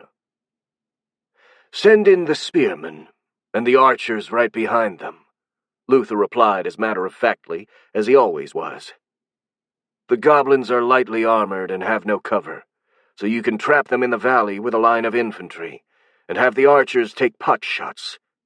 The cavalry stays behind, ready to support the infantry. The Marquis nodded. The plan seemed sound, like most of Luther's ideas. The bodyguard was a veteran of many wars, after all, so he knew his business. Still, the noble wasn't satisfied. Isn't this a bit, I don't know, cheap? He asked. I mean, the goblins are already dead tired. Couldn't we simply charge at them? Sure we could, sir, Luther replied with barely a note of sarcasm in his voice. But you will be the one to write letters to the relatives of the soldiers that will fall in battle if we engage them in melee. Still, if you don't mind the extra work. Very well, I get it. It was a stupid idea, Azen said while rolling his eyes. No need to be such a buzzkill about it. As you wish, sir, the bodyguard said with a completely straight face. Only his voice betrayed the smallest hint of snark. Heavens, the noble sighed. War is worse than I could have anticipated. My books made it look so fun and glorious and heroic. So far, it's just dirty, annoying, and grueling. He glanced at Luther and asked, Is it always like this? War is always a dirty business, sir, the Aura warrior confirmed. For the soldiers, it's mostly just trying to get back home alive, and with all your limbs still properly attached. For the commanders, it's even worse, because they have to bear the responsibility of their soldiers' lives. Hundreds of people could die because of a single mistake. It's not an enviable position by any means. I'm beginning to understand that, yes. Azen nodded. Very well, then. Let's go with your plan. Send the orders. The archers will fire arrows at the enemy, and the rest of the infantry will stay close to defend them. Have Max take command of the whole infantry. He should be able to hold them in line. We'll remain behind with the cavalry. Is this good enough? You're the commander here, sir, so it's up to you to decide whether or not it is good enough, Luther replied dryly. But as your second in command, I dare say it's indeed good enough. With a salute, Luther rode away, relaying the orders to the army. After a few minutes, the Medilanians got into formation and marched into the valley. The light infantry was in front, with bows, crossbows, and firearms ready to fire. Even a few sorcerers prepared to cast their spells. The melee fighters were right behind with a long line of pole weapons taking their front lines. The goblins obviously noticed their advance and tried to prepare for battle, but they were clearly too tired to pose a serious threat. Hell, most of them were so exhausted they used their weapons as crutches in order to stand. Though they were very tired themselves, the Brettholtz army had a pretty high morale. The infantry line was stretched wide, so most of the Aura warriors had been placed within their ranks in order to reinforce them, and only 5, including Luther, remained with the cavalry. Azen supervised this all from his horse, with Luther and Hoggs the Telemancer beside him. Well then, gentlemen, the Marquis said, let's put an end to this skit. Luther nodded and raised his hand to give Max the signal to start. From the front line, the other bodyguard nodded and raised his arm as well, preparing to give the order to fire at will. It was at that moment, when the battle was finally about to start, a horn echoed in the valley. Azen, confused by this, looked around, trying to identify the source of that noise. His surprise quickly turned to horror when he saw thousands of figures swarming out of the woods. It took him a few moments to realize that those figures were goblins, and they were rushing to seal the exit of the valley. The noble couldn't believe his eyes. There were countless goblins of all kinds. Orc hobs, who carried huge clubs, lumbered out of the undergrowth, surrounded by a sea of smaller, unevolved goblins. Human hobs marched in tight battle formations, showing a discipline that would have made professional soldiers envious. Feral goblins scurried around like a tidal wave of fur and claws, and a subspecies the Marquis had never seen, covered in chitin armor, scuttled like a swarm of insects. The Medellanians were paralyzed by surprise and indecision. All they could do was gawk as the goblins surrounded them. Even the Marquis sat on his horse doing nothing but staring at the enemy forces, since the rational part of his brain was too overwhelmed by what was happening to really take control. This would have been the end of the battle, if it wasn't for Luther. Being a veteran of many fights, the Aura warrior shook off his confusion and assessed the situation. All it took was a glance to understand they'd fallen into a trap, and they had no hope of winning this engagement. Not only did the goblins outnumber them at least 10-1, the Marquis's troops were also taken by surprise and tired from the long march. The only thing they could do was cut their losses. The infantry was doomed, as it would be too slow to escape. The cavalry still had a chance to get away, if they moved before the enemy completely blocked the exit from the valley. And more importantly, the Marquis himself would be able to retreat this way. "Follow me!" Luther cried, turning his horse. "We're getting out of here!" But, what about the infantry?" Azen stuttered, still confused. "We can't just leave them here to—" "We can't help them, sir!" the bodyguard shouted, grabbing the reins of his lord's horse and making it turn. "The only thing we can do is run away. If you manage to escape, you can ask the king for reinforcements, but we have to run now, or we'll be trapped." Before the noble could reply, Luther urged both horses into a gallop toward the only exit, while the rest of the cavalrymen followed them. The goblins were moving fast, especially the feral ones, but there was still a small gap. While they were charging for that opening, Luther saw another unit approaching to close that spot from outside the valley. With horror, he realized it was another unit of hobgoblins, all of them mounted on huge wild boars and armed with lances. And even worse, a lot of big-winged figures appeared in the sky, bearing the unmistakable appearance of gargoyles. "Luther!" Azen cried in a panic. "There are enemies there!" "I can see them," Luther said, not slowing his horses even one bit.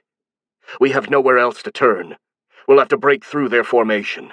You stay behind, sir. It's too risky for you to stay too close to the front line." He raised his sword and cried, "Aura warriors! Come with me to the front! Everyone else, take an arrowhead formation behind us. We're gonna charge through the enemy."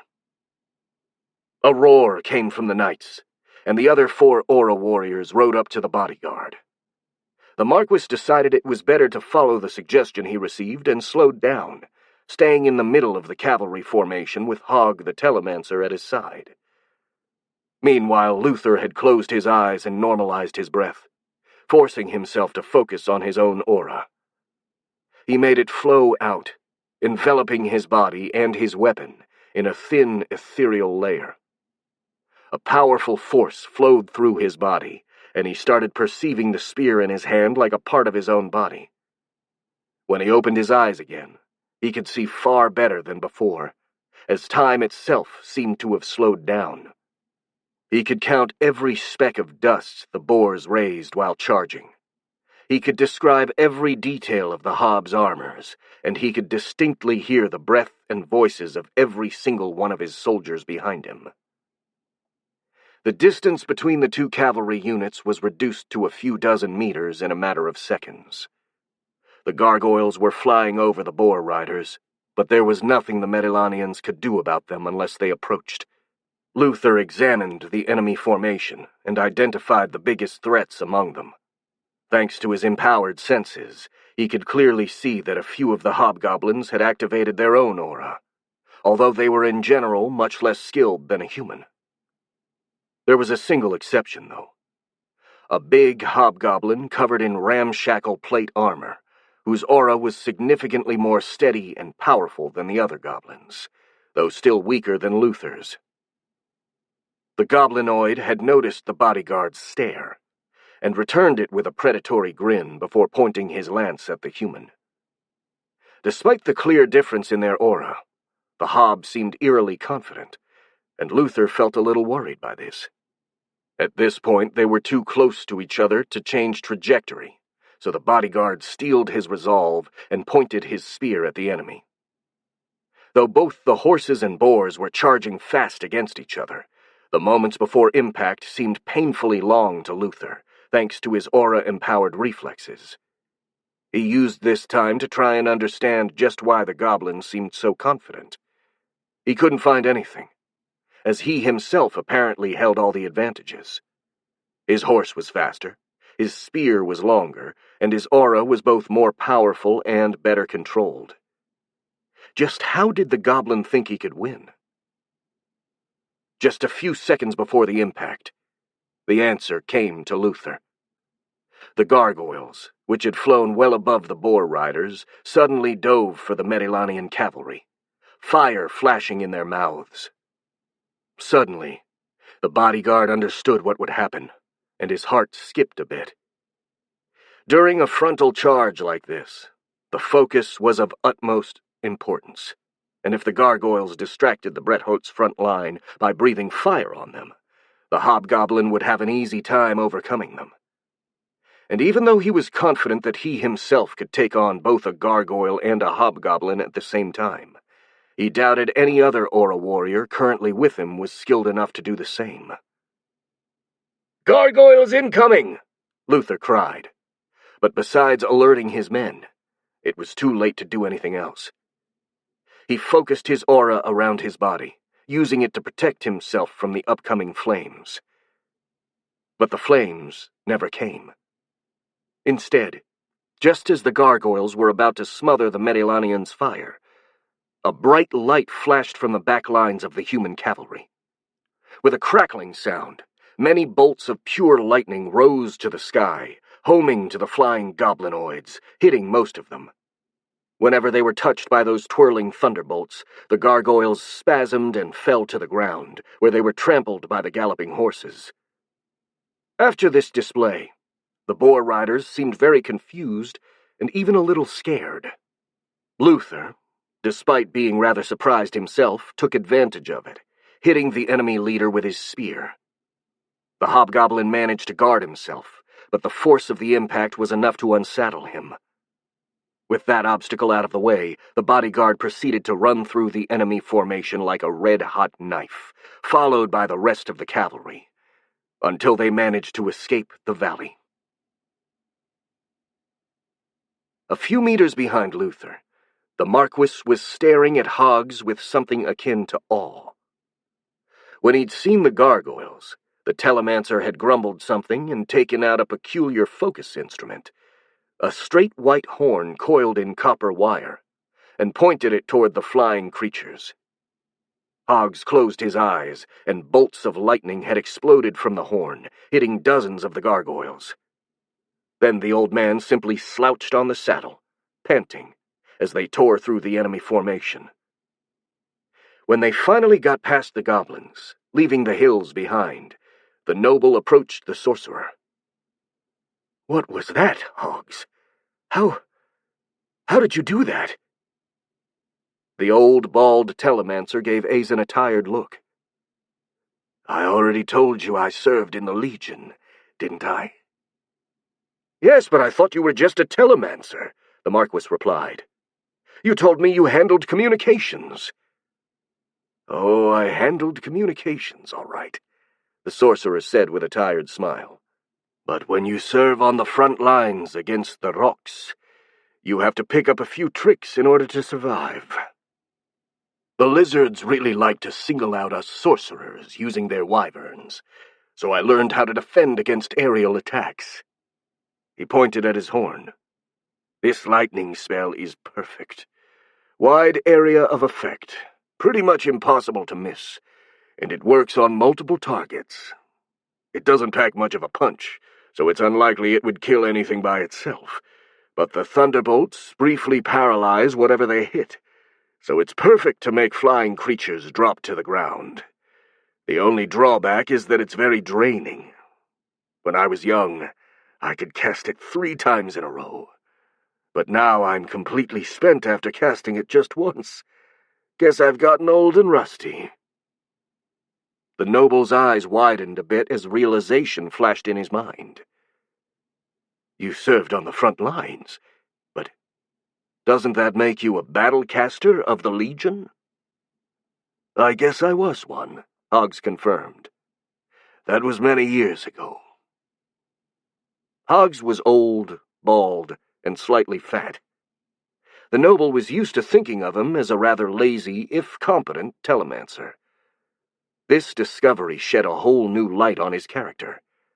Legion battlecasters were amongst the most skilled and powerful sorcerers in the world. Unlike most other casters, who usually handled support roles like communication or healing, the Legion battlecasters fought directly on the battlefield, using their terrifying spells to change the course of entire battles. It was said that a skilled battlecaster was the equivalent of a small army. Why didn't you tell me? The noble asked. Because I wanted some peace and quiet, the sorcerer replied. If I told you, you'd have insisted on making me do more dangerous stuff, but I've had enough of it in my life. The job of a telemancer suits me fine. It's slow, boring, and absolutely peaceful. Just what I wanted for my retirement. After a moment of confusion, the Marquis had to admit that Hoggs was right.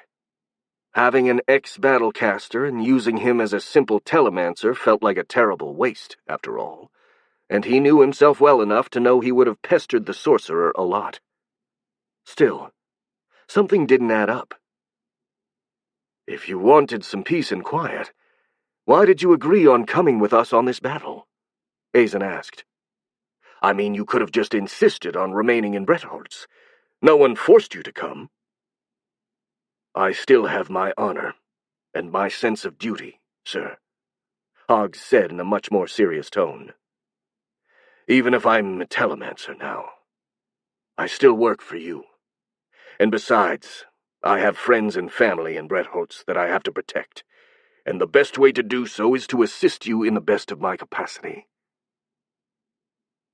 Well, thank you, Hoggs, the Marquis said, a bit moved. I guess you really saved our lives just now. I swear I'll repay you for this somehow. If you really want to repay me, just allow me to remain a simple telemancer once this fight is over, the sorcerer replied dryly. Well, fine, the noble said. Guess I'll try to employ you only as a telemancer then. Speaking of which, can you use a twin stone right now? Sure, Hoggs said. Casting another big spell would be hard, but if it's just using a twin stone, I could do that all day. Well then, I need you to call the other telemancers in Bretholtz. Give them the news about the battle, and tell them to contact the capital. The goblins are more of a threat than we anticipated, and we need the kingdom's army. As you order, sir, the telemancer said, and pulled a twin stone from his pocket, concentrating on it to relay the message. Well, there they go, Belinda said, watching the cavalry breaking through the enemy formation and escape from the valley. Glad to see they made it. They abandoned us, a young soldier near her cried, shaking like a leaf. They left us here. Those bastards left us here. What would you have them do? The old Aura warrior asked. They were too few to help us, and it's a small miracle they even managed to get away. At least they saved the Marquis, and this way they can get help from the kingdom. Most of the infantry didn't share her phlegmatic composure. They were scared and on the point of breaking down. The officers were trying their best to calm them and bring back some semblance of order, but it was a hard task. Heck, even Belinda's own subordinates looked restless, despite being veterans. "So what do we do now, Cap?" Nemi asked, her voice steady, but with a hint of nervousness. "Do we try to break through, or should we try and escape to the woods?" "Neither of those options seem very good," the captain of the Order of the Rose replied. "The enemy lines are rather thick, and the gods only know what kind of nasty surprises the goblins have set inside the woods. They have clearly been waiting for us here. It was all a trap." She thought hard about a possible solution, and said, "If we have the support of the whole army, we have a chance of breaking through. We Aura warriors spearhead the attack, and the rest of the infantry covers our back and flanks. Still, it's gonna be bad." She grimaced. "In order to break through those lines, we're going to lose roughly half our soldiers, if we're lucky. And yet," she made a sad smile, "the fact we're trapped may play in our favor. A cornered animal is very dangerous, and if our soldiers are desperate, they're going to fight to the bitter end. We just have to channel that desperation into an all-out attack." As soon as she said this, the leader of the infantry, Max, shouted orders, encouraging the soldiers to fight, reminding them of their families and friends waiting for them at home, and generally trying to stir them into action. "Seems like the Marquis's bodyguard had the same idea as myself," Belinda laughed, before turning to her subordinates. "Well then, let's get ready for battle, girls. This is going to be tough." The Bretholtz army slowly got into formation, a desperate fire in the eyes of its soldiers. With grim determination, they tightened their grips on their weapons, preparing to charge the enemy. By now, the exit from Piper's Brook was completely blocked by at least 10,000 goblins, all battle-ready and organized in tight formations, and distributed in 3 lines. The first line was composed by baseline goblins, armed with ramshackle weapons, who were clearly there to serve as a meat shield and experience battle in order to evolve. The second line was a thick phalanx of human hobs, better equipped than their unevolved kind, and each carried a long pike. The final line was composed of various units of orc hobs and feral goblins, which were clearly there to plug any hole made into the human hob line. "This is not good," Belinda thought. "These goblins are better organized than I thought possible. Breaking through their lines is going to be tough, especially since most of our forces are archers and light infantry. Still, we Aura warriors at least should be able to make it." While she was thinking and studying the enemy formations, a new figure emerged from the forest. It was a human riding a horse and carrying a white flag, who approached the Bretholtz army. The unexpected appearance of this individual took the Medilanians by surprise. Only their commander, Max, recovered himself quickly enough. "Halt!" he ordered. "Identify yourself!" The rider stopped his horse. He was a middle-aged man, dressed in a filthy gambeson. He carried no weapons, but he held a white flag in his right hand. "My name is Gruber Hull," he said. "I was a city guard of Bretholtz, and I took part in the exploratory expedition about 2 months ago. I got caught by the goblins, and I'm now their prisoner. They sent me to negotiate with you."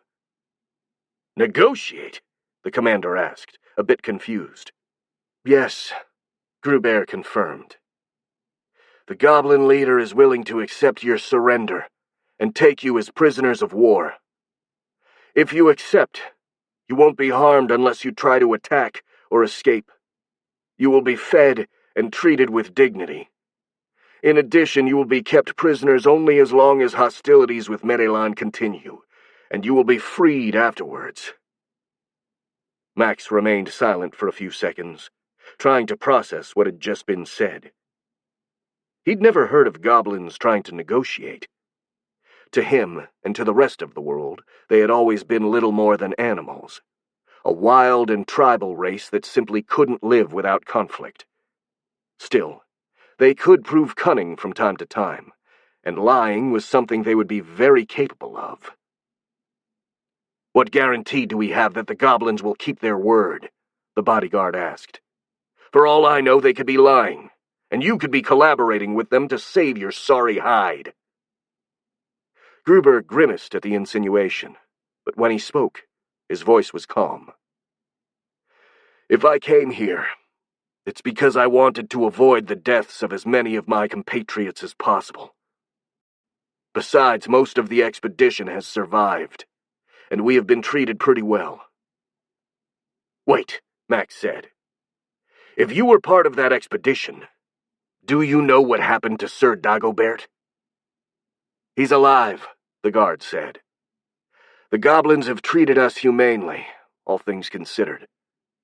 In this case, since you don't trust them, the goblin leader told me he's going to offer us a few hostages to make sure they'll keep their word." "A few hostages?" Max asked, a bit confused. "Yes. A few high-ranked goblins will stay with us as prisoners, and we will be allowed to keep a few weapons to kill them if we feel we're going to be betrayed." The guard smiled bitterly. "There is another reason why both us and the goblins may want to keep our casualties to a minimum." "What is this other reason?" the Aura warrior asked.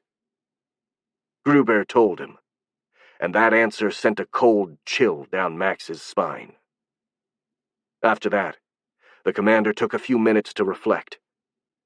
While it was possible the goblins were lying, if they were telling the truth, then trying to limit the number of casualties was in everyone's best interest. And besides, even if this was a trick, the morale of the Bret Holt's army had taken a huge blow just by listening to the negotiation. The soldiers, who would have been ready to fight to the bitter end when they felt cornered, had now seen a way out and wouldn't fight with the same energy. They were tired, surrounded, and their determination had been compromised. Their chances to break out of the valley had been reduced from low to basically nil. Max sighed. The goblins proved to be more cunning and strategically minded than he would have thought possible. It wouldn't be impossible they would also prove to be more civilized than expected. He turned to Gruber. "We accept this goblin leader's conditions. We surrender." Chapter 53. Dressing Up. Grell wearily climbed to the top of the hill where Truck was holding a war council. He was the last to arrive, though this could be excused by the fact he didn't get any sleep for the past 3 days. Luckily, his presence was ignored for the most part, as the general attention was concentrated on a discussion between Ureg the Scarred and Truck. "I did everything I could," the Scarred Goblin champion cried.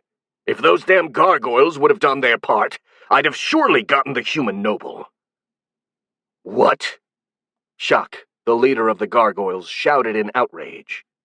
"It's not our fault if you can't hold your own against the humans, and we had no way to avoid that lightning magic." The gargoyle was in a rather bad mood, and with good reason. He'd been shot down by the lightning, and consequently trampled by the human cavalry. It was a testament to his toughness that he was still alive. He had a broken wing and was bruised from head to toe, but apart from that, he seemed relatively fine and deadly as ever. Ureg and Shock stared at each other, seeming almost ready to throw themselves at each other. "Stop it!" the general ordered, halting them in their tracks. "We won't get anywhere by blaming each other like a bunch of younglings. Instead, we should focus on the task at hand." There was a moment of silence around the table, and after a few seconds, Ureg spoke. "But I thought we had to capture the human noble. Didn't we fail, then?" "We captured at least 2,000 enemy soldiers with minimal casualties," Truck explained. "I'd hardly call that a failure. The fact that the Marquis got away is just a minor setback compared to this victory." "What are we going to do now?" Shock asked. Why, we march to Bretholz, of course, the general replied with a wicked smile. The city is basically defenseless now, and if we manage to conquer it with all of its citizens still inside, we are going to obtain far more leverage than we would have by just catching the Marquis. He sat back, growing thoughtful. Then again, it's highly probable the Marquis will go to the city, so we should be able to catch him as well. All the goblin leaders nodded, the logic of that reasoning clear, even to the more bullheaded of them. Grell frowned and asked, "What's going to stop the people of Bretholz from leaving? If they see our army coming their way, they could just leave us an empty city." Trak stared at him, and then nodded approvingly. "Very good, Grell," he complimented him. "That would be a problem. Luckily, I already foresaw this eventuality, and I dispatched a force of 2,000 ferals to the north a day ago. They will block the roads that lead out of the Bretholz province, ensuring the citizens will be trapped inside." Everyone stared at the general, slowly taking in what he'd just said. Then Ureg spoke in a tone of outrage. "Why did you do that? Did you not trust us to catch the Marquis?" "No, I do trust you," Trak replied calmly. "But as it has been demonstrated, it's always better to have a backup plan to fall to, just in case." The leader of the goblins gave a serious look at his lieutenants. "Gentlemen, this is our last chance. The very future of our race depends on our success. We need to move swiftly. Go back to your units and prepare them to move. We march out in 2 hours." The tone did not allow any reply, and the other goblins simply obeyed, walking away to organize their subjects. Just as Grell was about to go, Trak interrupted him. "You're not coming with us, Grell." "What?" the goblin champion cried. "Why?" "I'm afraid I need you to look after our prisoners," the general said. "I need to have them treated civilly, so I can't really trust anyone else. I'll leave you a garrison of 1,000 human hobs, since they are the only ones disciplined enough to perform well at guard duty." Grell was about to protest, but even before speaking, he realized his boss was right. He was the only one that had the necessary discipline to keep the prisoners alive and relatively well. The likes of Ureg or Grom would have simply abused and killed them in droves, which wouldn't be convenient for the general's plans. Grell sighed with annoyance. "Very well, General," he said. "Somehow I can't shake the feeling that you're gonna need me." "Don't worry, Grell," Trak replied with a confident smile. "Most of the Bretholz forces have been captured, and it's gonna take weeks before enough reinforcements are sent from the capital. It's not like they can conjure an army out of thin air, can they?" The Vex drones emerged from the shadow of the trees as if they had just been conjured out of thin air. It had been a long trip, Marcus thought. Thanks to the flyers scouting the terrain ahead, and Clara using her knowledge of the region, they managed to navigate safely through the Caligare forest. The journey had been relatively uneventful, but it had still been far too long for the Hive Queen's tastes. First of all, he'd miscalculated the amount of food his drones needed. He'd been forced to stop and resupply often. Though the Vex were such extreme omnivores, they seemed capable of eating basically anything organic. Then there had been the problem of Clara and Felix. The girl, while mostly healed, was still slowed down by her injury, while the boy simply wasn't used to walking for such long distances in difficult terrains. In this case, the solution was simple. They just had to ride one of the heavy drones. Heck, even Marcus decided to have one of the heavies carry him, since it was better than walking. And then there had been a lot of small problems, like avoiding nests of dangerous creatures or getting around cliffs and things like that. Going in a straight line was simply impossible without a reliable road. But they advanced, until they finally managed to get out. For the last day, Marcus noticed subtle but substantial changes in the territory. The undergrowth was less pronounced, the trees were growing sparse, and the number of trails increased significantly.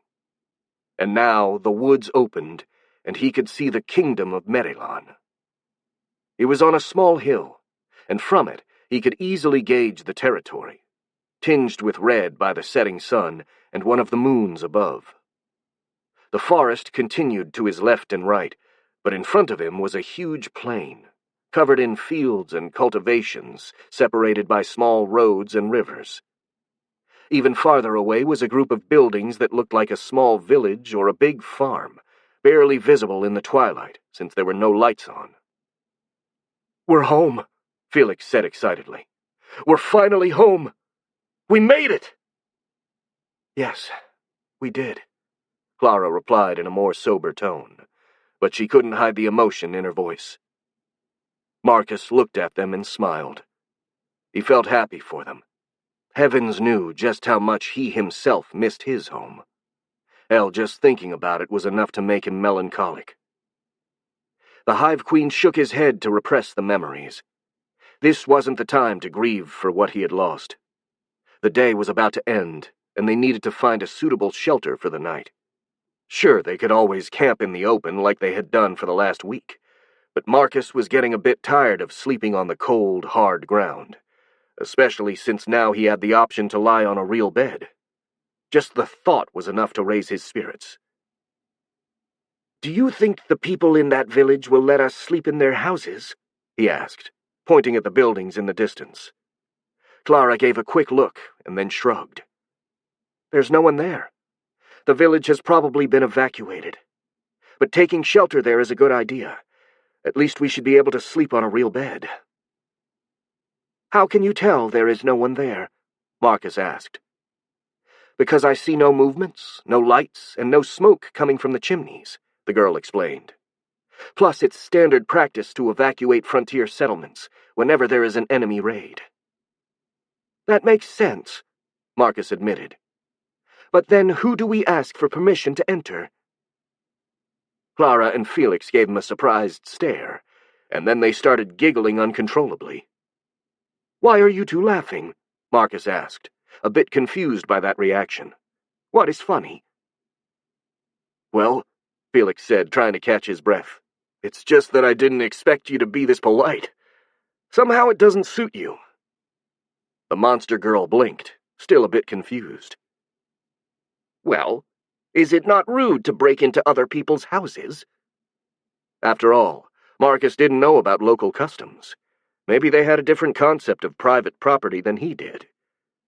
The humans laughed again. "You're right," Clara said. "But that's the point. To be honest, you look like some wild animal that just crawled out of a cave, and you being this polite is ill-fitting, to say the least." She smirked before continuing. "Anyway, it shouldn't be a problem if we break in and take what we need, provided we don't cause too much damage. This is an emergency situation, after all." "Okay, then," Marcus replied, and he gave the drones the order to take them to the village. He didn't take offense at the girl's description of his appearance, since he imagined it actually described him quite well. Instead, he was just relieved at the prospect of being able to sleep on a real bed. Reaching the village took only half an hour, and as Clara predicted, it was completely deserted. Even the pens for the animals were empty. If not for the scuttling of the Vex, the settlement would have been completely silent. Marcus observed the houses with curiosity. They were mostly two-story buildings, with a foundation of stones. The walls were made out of wood and white plaster, while the roofs were made out of some dark gray material he didn't recognize. Their design was very similar to stereotypical medieval houses, if a bit bigger and cleaner than he would have expected, and they were disposed on two sides of a dirt road. There were about 24 buildings in total. About half of them were houses, while the rest were barns, animal pens, and warehouses. Clara spoke, catching Marcus's attention. "We can sleep there!" Clara pointed at a building to the north, a bit isolated from the rest of the village.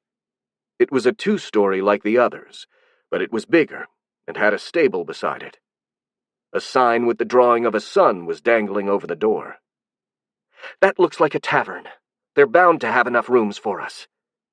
She turned to the Hive Queen and added, "Your minions can sleep in the barns and the stable, if that's all right with you." "It is," Marcus nodded. They walked over to the entrance of the tavern. The door was closed, but one of the heavy drones knocked it down as if it had been made out of paper, allowing them to enter. The ground floor was almost entirely occupied by a single hall full of tables. On one side of the room was a large stone fireplace, while the opposite side was entirely occupied by huge barrels stacked together behind a counter. The only way out of the room, besides the entrance, was a swinging door that likely led to the kitchens, and a staircase that went to the upper floor. The room was dark, cold, and silent, but it still felt cozy and welcoming compared to the woods they'd slept in for the last week. "I'll light a fire," Felix said. "Good idea," Clara said. "I'll go check out the kitchen. Maybe the owners left some food in the pantry." "I'll help Felix," Marcus proposed. The girl walked to the swinging doors, while the Vex Queen and the boys started gathering firewood. After a few minutes, they had a crackling fire, and Clara walked back with a smile. "Well, good news, friends," she said merrily. "The owners didn't leave much, but we can still have a nice warm dinner with what I've found." "That's great," Felix said. "So what's on the menu?" "Porridge, roasted potatoes, and a vegetable stew. I found a sack of flour and some potatoes, turnips, onions, and glumaks in the pantry, plus salt, pepper, and other spices." "What are glumaks?" Marcus asked, curious. "A vegetable," Clara replied. "It's a rather bulbous plant that has kind of a sweet and sour taste. It's fairly common because it grows pretty fast all year, even in the winter, but since it drains the fields of nutrients, its cultivation is limited." The Hive Queen nodded. He had never heard of glumaks before, and while it was possible they existed back on Earth, it was more probable they were native to this new world. Suddenly he felt a pang of nostalgia. The village was the first civilized place he'd seen since he had been reborn. It reminded him of his home, but small details kept hinting that he was still stranded in a different world. Somehow this made everything feel subtly wrong, giving Marcus a sense of uneasiness that was almost overwhelming. He shook his head, trying to control his emotions, but Clara noticed. "Is everything all right, Marcus?" she asked. "All is fine," the Hive Queen replied, swallowing his sadness and forcing himself to stay calm. "I am a bit tired. That is all." "Well, why don't you go rest a bit?" Clara suggested. "There are many rooms with real beds here." "I will do that." Marcus excused himself, going to the bedrooms on the upper floor. A few minutes later, Marcus was sitting on a huge canopy bed inside the biggest room he'd found. This room was clearly the tavern's best, as the decorated walls and luxurious furniture attested. There was the canopy bed with an incredibly soft feather mattress, covered in pure white sheets. A huge dark wardrobe that would be able to contain at least 6 people. A chest decorated with floral motifs, and even a dressing table with a small oval mirror. It was the most comfortable and nice-looking place Marcus had been since being born in this world, and yet it somehow felt wrong. Maybe because he'd gotten used to living in the wilderness. Or maybe it was because it was so similar and yet so different from his own home. So far, he somehow maintained the hope that he would be able to go back to his old life, and that all he needed to do was to get out of the forest and get some help from other humans. But now that he had finally reached civilization, he was forced to confront the fact that he was deluding himself. He was truly stuck in this world and in this body. He got up from the bed and walked to the dressing table, checking himself out in the mirror. The reflection of the monster girl that he still struggled to associate with himself stared back. Marcus forced himself to ignore the non-human, unfamiliar bits, and what was left looked like a complete mess. He had ratty hair, and his clothing consisted of just a few dirty, ragged furs that barely covered his private parts. The Vex Queen grimaced. Clara was right. I do look like some kind of wild animal that crawled out of a hole in the ground. Well, if I'm truly stuck in this body, I guess I should take care of it a bit. After all, looking a bit more civilized could help me in my relations with the humans. He rummaged through the drawers of the dressing table and found a small horn comb. He tried to comb his hair, which was easier said than done, since it was incredibly knotty. Every time he moved the comb, he felt as if he was trying to scalp himself. Nevertheless, after a long and strenuous struggle, he managed to give his hair some semblance of order. Now it was time to find some decent clothes. He searched his room but couldn't find anything in there besides a few bed sheets, a blanket, and a bedpan. He then started looking around the building until he found a room that looked different from the others, as it probably belonged to the owner of the tavern, which had a wardrobe half filled with various clothes. Now all the clothes were too large for Marcus, and he didn't feel comfortable stealing things. Nevertheless, he needed something to cover himself, so he picked what looked like the cheapest thing in the wardrobe, a white nightgown with no decorations. He tried it on, and obviously it was far too big, as it dragged on the floor. His tail felt trapped inside the clothing, and the sleeves were too long as well. They even got caught in the chitin armor covering his arms. He easily solved this by cutting the lower half of the nightgown so it would only reach his knees, and made a hole for his tail, and he also removed the sleeves entirely. Marcus took a leather belt from the wardrobe and wore it over the nightgown before going back to his room to check the result. When he looked at himself in the mirror, he blinked in surprise. The changes were impressive. Where once stood a wild, inhuman creature, now was a girl. Not a human girl, obviously, but a girl nonetheless. Marcus felt weird about this. Until now, he hadn't given much thought about the gender of his new body, mostly because it was a minor thing compared to its more alien characteristics, such as the egg-laying. But looking at his current reflection, he couldn't help thinking about it. Don't be stupid. The body doesn't matter. I'm still me. My memories and my mind are still my own. Besides, I have more urgent things than to worry about what's between my legs, like defeating the goblins, finding a place in this world's society, and most importantly, getting a fucking bath. A long, warm bath in a real bathtub with all the soap and bubbles I can find.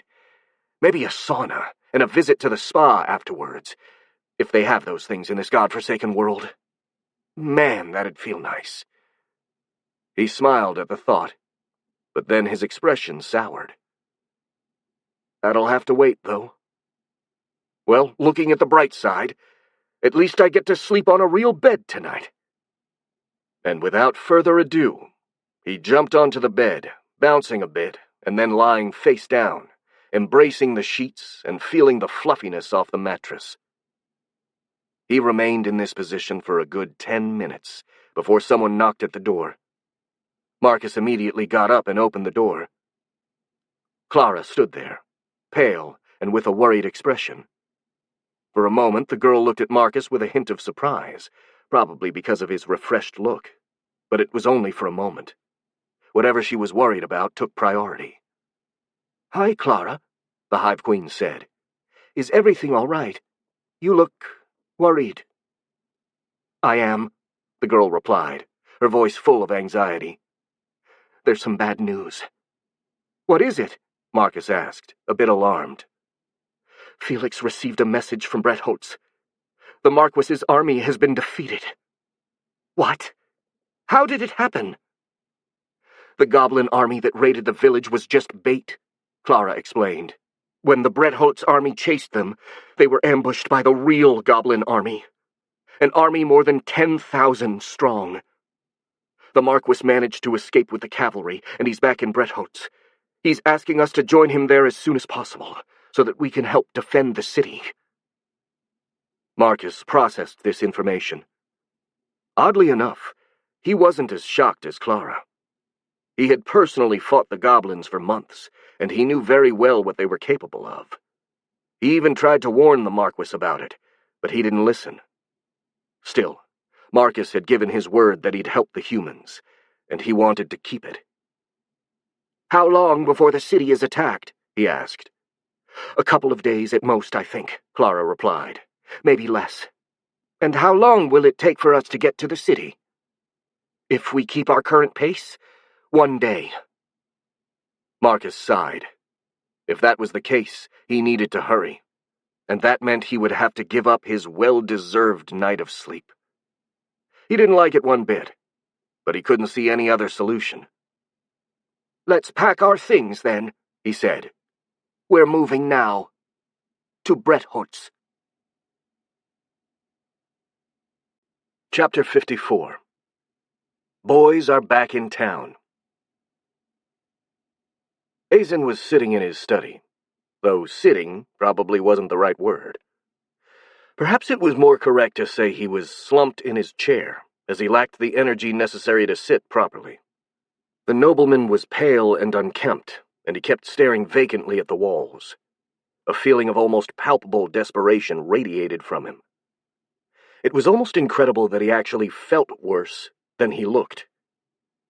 The Marquis just stared at the void. The last news he received had all but broken him, to the point he couldn't even muster enough energy to get a drink, let alone do something more complex. Not that doing nothing made him feel better. Far from that.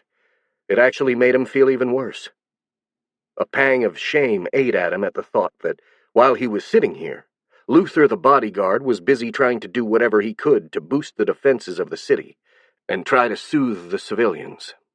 But even with that, Azen still couldn't force himself to do anything. Then someone knocked at the door. In his apathetic state, it took a few seconds for the Marquis to notice the noise, and even longer to muster the strength to answer. "Come in," he said with a tired voice. A guard entered and saluted. Even in his state, the noble noticed the man had a very worried expression on his face. "Sir, an army is approaching from the south," the guard said. "What?" Azen cried, jumping out of his chair. "The goblins are already here?" The guard hesitated for a moment. "It's not goblins, sir. At least, I don't think so." "What?" The Marquis gave the soldier a perplexed look. "What army is it, then?" "Well, I don't really know." The man stopped again, trying to give a coherent answer. "They are still far away, but they kind of look like bugs. Or lizards, and they're at least 1,000 strong." Azen stared at the guard, and then a faint smile appeared on his face. "The Vex!" he cried, his voice now alive with hope. "I forgot about them. Let's go greet them." "Sir," the guard said, his voice worried, "are you sure you want to greet these creatures? They look dangerous. Maybe we should close the gate and prepare for combat." The nobleman took on a more serious expression and shook his head. "I made a deal with these creatures, and they come as allies. We need to show at least some good faith. Besides, at this moment, we need all the help we can get. However, do alert Luther, and tell him to put all of our forces on alert, just to be safe." "So, is this Bretholtz?" Marcus asked. "Yes," Felix confirmed. He, Clara, and Marcus had dismounted from the heavy drones and were currently all walking together, since the road was easy. "Okay," the Hive Queen said, and studied the city before them with a hint of worry. Bretholtz was an average-sized town, sitting in the middle of a plain, surrounded by fields of wheat. A small river coursed right, east of the city, with a small bridge crossing it. What worried Marcus was the almost complete absence of any form of defense. Sure, the town was surrounded by a brick and stone wall, but it was pathetically short, barely 2.5 meters tall at best, and lacking any turret or even a moat. The Hive Queen wasn't really an expert on medieval fortifications, but in his past life he'd seen a lot of castles and ancient cities, and this town looked pathetic in comparison. "Say, Clara," he asked, "are Bretholt's defenses considered good? Because it doesn't look very defensible to me." "Well, you're right. Bretholt's defenses are pathetic, but that's to be expected since it's a relatively recent settlement, and it's been centuries since this region has seen any meaningful conflict." Clara smirked sadly, pointing at the city wall. "This wall was made mostly to keep off wild beasts, not armies." "I understand," Marcus replied. "I really hope we won't have to defend this city," he thought. "Though if the Marquis has enough men, we could manage. I'm not an expert, but I'd think that with the help of a few thousand soldiers, my drones should be able to hold the walls for a few days." After a few minutes, the Vex army arrived at the city gates, which were closed and guarded by dozens of archers and crossbowmen, all of whom looked very alarmed and were giving worried looks at the approaching drones. Not that Marcus could blame them, since the army he brought with him looked like something straight out of a horror movie, and the chittering sound that accompanied them was incredibly creepy. Heck, even the Hive Queen himself would have been intimidated by that view, if he didn't perceive the drones as part of himself. Still, he didn't want to be shot down by a jumpy soldier, so as a precaution, he made one of the heavy drones move in front of him to protect himself from eventual arrows. "Halt!" one of the guards on the wall cried. His voice was steady, but he was visibly nervous. "Who goes there? Identify yourself." Marcus turned to Clara, and the girl nodded. She walked in front of the gate and cleared her throat. "I'm Clara Krykdottir, part of the exploratory expedition under Sir Dagobert. I'm accompanied by Felix Agner, another member of the same expedition, and by Marcus the Vex and her minions. We are here to help against the goblins." The guard that asked for their identities turned around, nodded, and turned back. "Clara Krykdottir, Felix Agner, and Marcus the Vex. You can enter. But those—" he hesitated for a moment, trying to find a suitable word. "Those minions will have to wait outside." "What?" Marcus cried. "Why?" "We have to make sure they're not a threat to the population before letting them in," the guard replied. "They are not a threat," the Hive Queen said, "and I won't let them stay outside. What if the goblins arrive and they have no time to get in?" There was some chatter on the wall, and then the guard said, "The goblins are still a day of marching away from Bretholt's. Your minions are not in danger right now." "How can you be sure of that?" Marcus said sarcastically. "You were also sure that the goblins were just 3,000, and you were wrong. What if you're wrong now, too?" The guard looked nervous and unsure of what to say. He turned away and exchanged a few words with someone on the other side of the wall. Marcus couldn't hear what was being said, but then the man faced them again. "We have to make sure those things you brought with you are not dangerous. We have civilians here. But you have our word that, if the goblins come, we'll let them in." Marcus frowned. He understood the guard's reasons, but right now he wasn't in the mood to comply. He'd marched for a whole week, and he was tired, pissed, and hungry, so his tolerance had grown pretty thin. Also, he had quite literally worked his ass off to create the army of drones to help the humans, suffering like hell to give birth to the brood mothers and the others, so he felt he was entitled to some trust, at least. Besides, apart from spite and pride, there was another reason why he wanted his drones to accompany him. He could easily tell the men guarding the gate were nervous and on the verge of panicking, and they looked like professional soldiers. If they were so on edge, the civilians would be worse, and Marcus knew from experience how violent people could get when they were scared, especially against someone who was different from them. And a weird, small monster girl like the one he was right now would do perfectly as a scapegoat. So yeah, no, he absolutely wouldn't leave his drones outside. He wanted to have a solid wall of muscles and chitin between himself and a mob who could lynch him at any moment. "No," he said, looking up to the guard, face full of defiance. I came here to help against the goblins. I am ready to risk the lives of my minions to help you, but not if you do not trust me. If you do not want my minions to enter, I will go back to the forest and leave you to defend yourself on your own." Clara and Felix gave him a surprised look, as they had never seen him impose himself like that. Even the guard seemed taken aback, before turning around to exchange a few tense words with the person on the other side of the wall. While the guard was occupied, Clara leaned toward Marcus and smiled. "Well, I'll take it back," she whispered. "You're not as polite as I thought you were." "I just don't want to leave my minions outside," the Hive Queen replied defensively. "Oh, don't worry," Clara said. "I think you're right. Leaving them outside when the goblins can arrive at any moment is idiotic. Besides, they have to trust you at least a little if they want your help in battle." Marcus nodded, a bit relieved to know the girl agreed with him. But then the guard on top of the wall spoke again. "You will be granted permission to enter the city," he announced. "But you'll be held responsible for anything your minions do." "That's fine," the Hive Queen replied with confidence.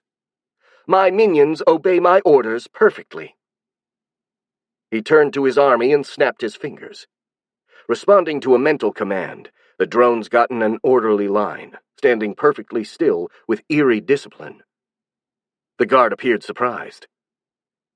"Open the gates," he ordered, and the city gates slowly opened. Marcus, with his friends at his side, marched in, followed by his army.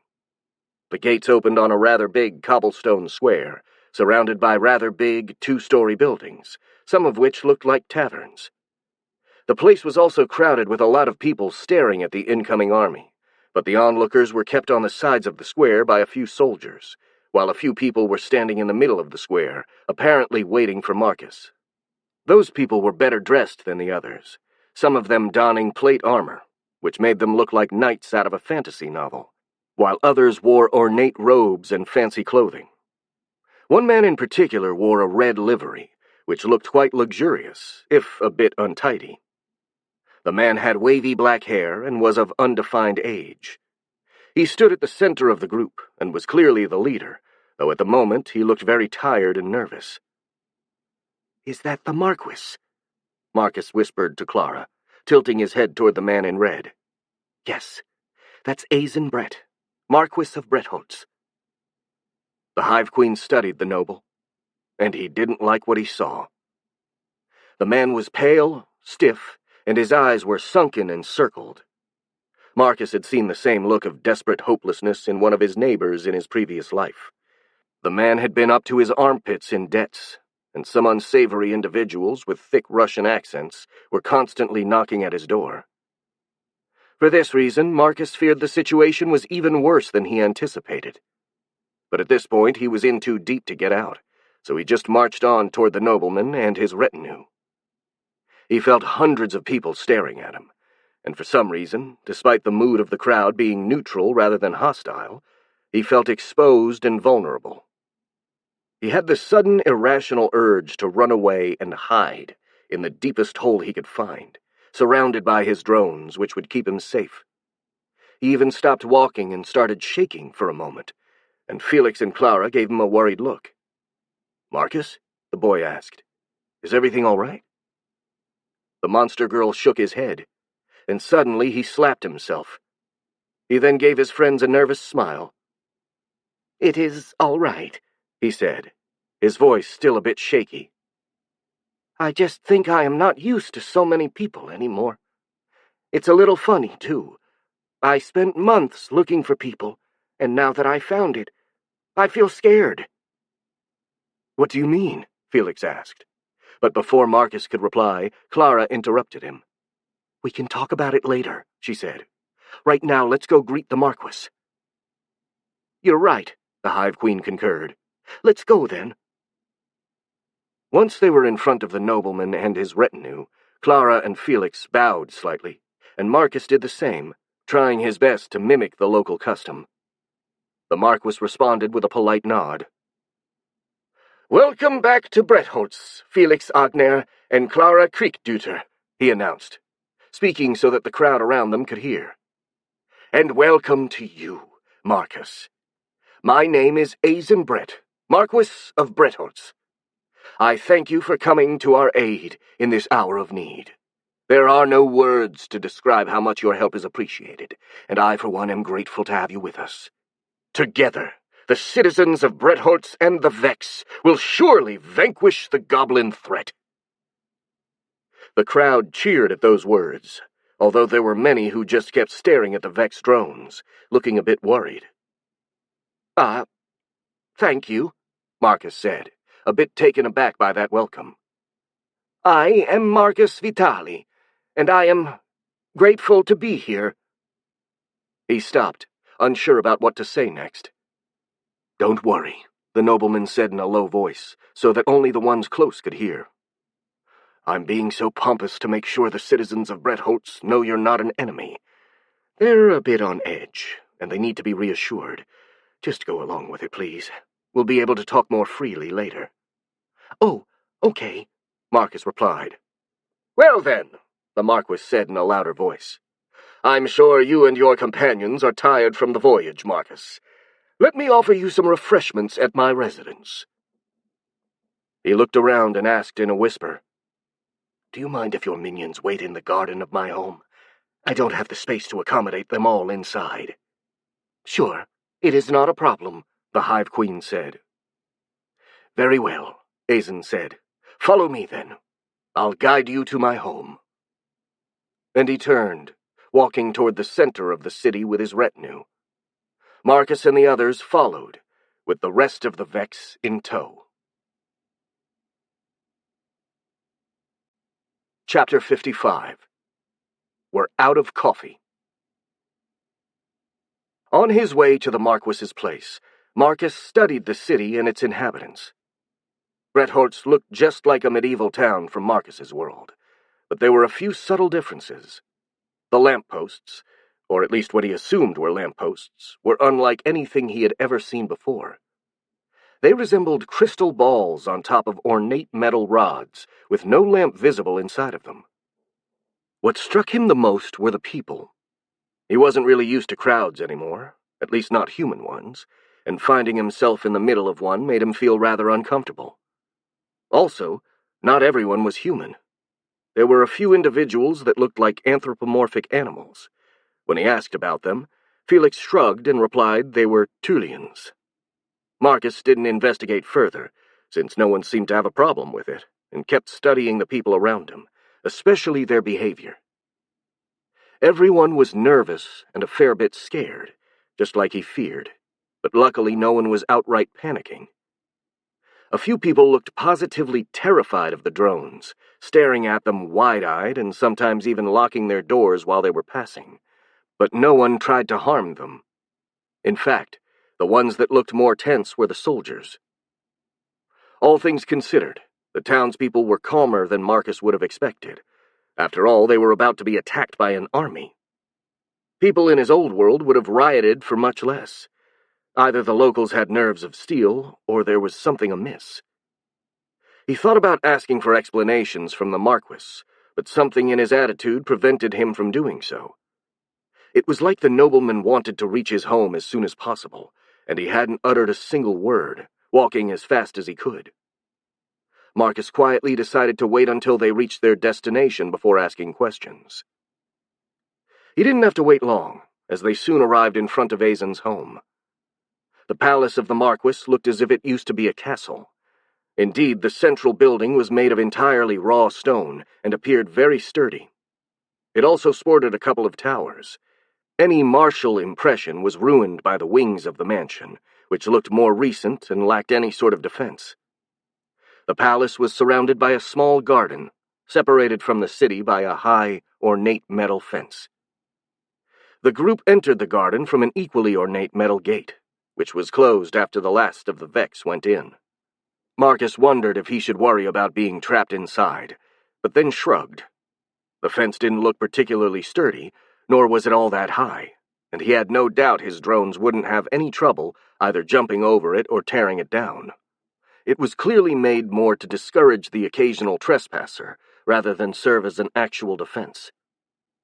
"Please, come this way," the Marquis said, pointing at the door to the castle. "Your minions can wait here. Is there anything they may need?" "Yes," Marcus replied. "Water, and something to eat, if possible." "Of course. What do they eat, if I may ask?" "Anything," the Vex Queen said.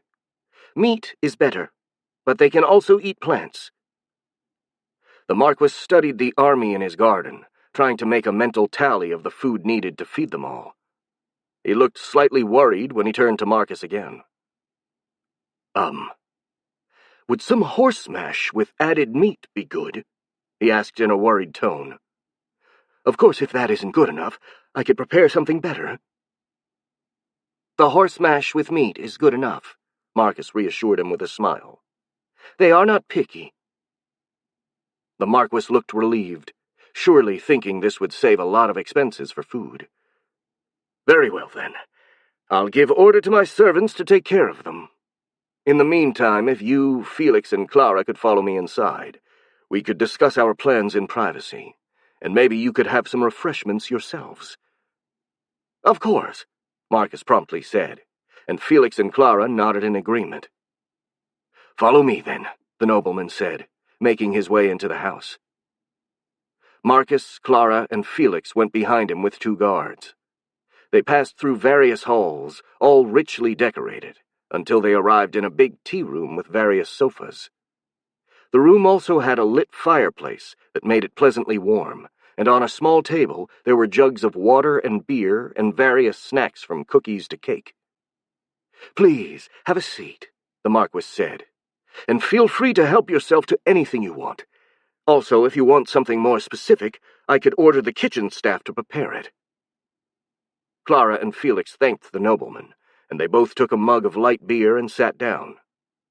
Marcus inspected the table and decided to take up the offer and asked for some coffee. Heavens knew he missed a good cup of coffee. Do you have, coffee?" he asked, using the English word for coffee. When his request was met with confusion, he added, "The hot, dark brown drink? The one that keeps you awake?" "Oh, Kafi!" The Marquis nodded, pronouncing the word differently. "They should have some in the kitchen. I'll have it prepared for you." The nobleman took a silver bell from the table and rung it. Immediately, a maid entered the room. The woman was of an undefined age, looking as nondescript as possible. She was dressed in simple, plain work clothing with a white apron, and was a far shot from how Marcus would have thought a maid would look. But to be fair, he wasn't exactly an expert, as his mental image of a maid mostly came from his old world's erotica. "You wish, my lord?" she asked. "Prepare some coffee for our guest, Marcus, here," Azen ordered. "That's not possible, my lord," she replied a bit nervously. "We're out of coffee beans. We used them all to prepare breakfast for the knights currently residing in the mansion, and with all the ruckus going on, we couldn't get more. We could send someone to the shops in town to see if they have more if you want." "Do not worry," Marcus said. "I will just get some beer." Truth be told, he was a bit bummed about it, since he'd fantasized for months about getting a good cup of coffee, but he didn't want to bother these people too much. He settled for a mug of beer, which he sipped cautiously, since he didn't know how his body would react to it. Luckily, while the taste was a bit off, it was still rather pleasant. Sitting down, however, proved to be more of a challenge than he expected, as his tail kept getting in the way. In the end, he resorted to sitting on the very edge of the sofa. Not a very comfortable position, but it was the best he could do. Then he turned to the Marquis. "So, what do we do now?" he asked, cutting directly to the point. "Do you have a plan?" The nobleman hesitated and collapsed on his sofa, showing all the fatigue he managed to hide so far. "I don't know if it can be called a plan," he replied. "We have to defend Bretholz, and most importantly, the citizens. I've contacted the capital via Twinstone, and they said they're going to send us reinforcements in 2 days, 3 at most. We have to hold until then." Marcus stopped drinking his beer and stared at the man in disbelief. "From what I see, the defenses of Bretholtz are not good," he said. "So we need a lot of soldiers to defend the city. More than my minions. How many soldiers do you have?" The Marquis grimaced, as if swallowing something very bitter. "Just about 300 men.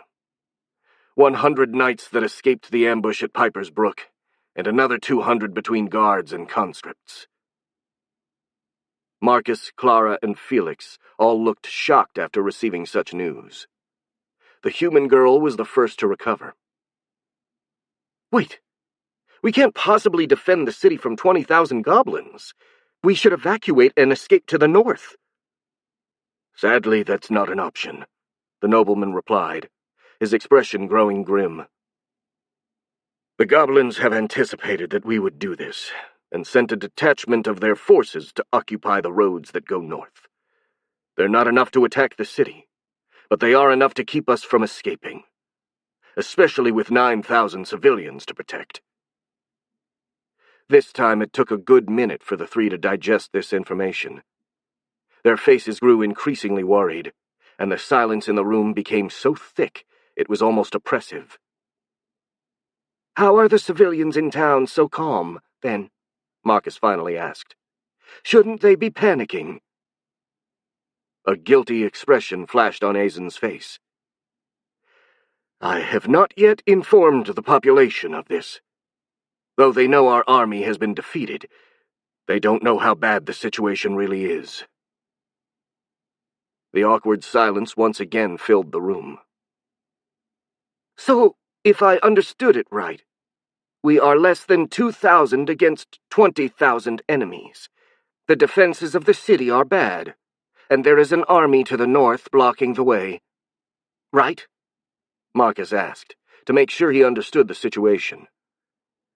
"Yes," the Marquis replied, looking immensely tired. The monster girl remained silent, but his expression turned sour.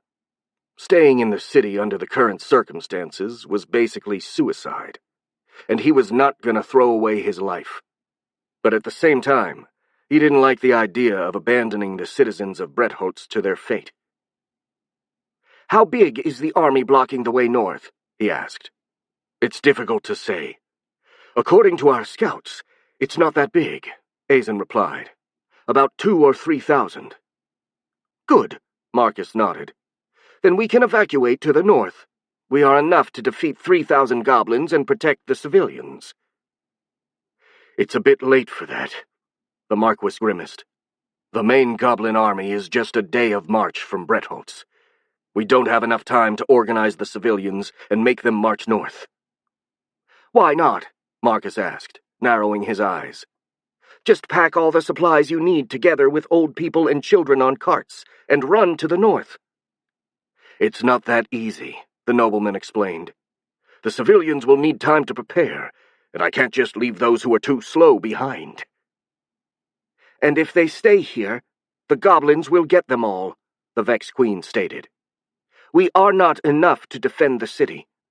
My minions can help the slow people. If we go now, we can still escape." "And if your minions help the slow ones, who's going to protect them from the army in front of us and the vanguard coming from behind?" the Marquis replied sarcastically. "My minions are strong," Marcus stated. "We can protect the civilians from a few thousand goblins. Besides, what else can we do?" "The risk is too great," the nobleman insisted. "If the main goblin army catches up with us, they're going to get the civilians." "Is it better to stay here and wait for the goblins to arrive?" the Vex Queen asked sarcastically, as he was getting annoyed at the nobleman's indecisiveness. "Taking the wrong decision right now would spell the doom of my people," the Marquis cried. "I can't take this matter lightly." "You are not taking this matter at all," Marcus replied. "Taking no decision would doom your people anyway." "I am the one responsible for them," Azen shouted. "Not you." "I say that I am responsible for my life and the life of my minions," Marcus said, getting emotional herself, as her voice started becoming shriller and alien. "I came here to help you, even if the situation changed and now there is more risk. I came because I felt pity toward the people of Bretholz. But I will not stay here to die for no reason. If you do not have a plan besides waiting for the goblins to come and kill us, I'll go away, and I'll take my minions with me." The man and the Hive Queen stared angrily at each other, while the guards in the room started getting antsy. Felix, looking very worried, chimed in, trying to calm everyone down. Please calm down, Marcus. And you too, sir, if you please. This is not the time to squabble among ourselves.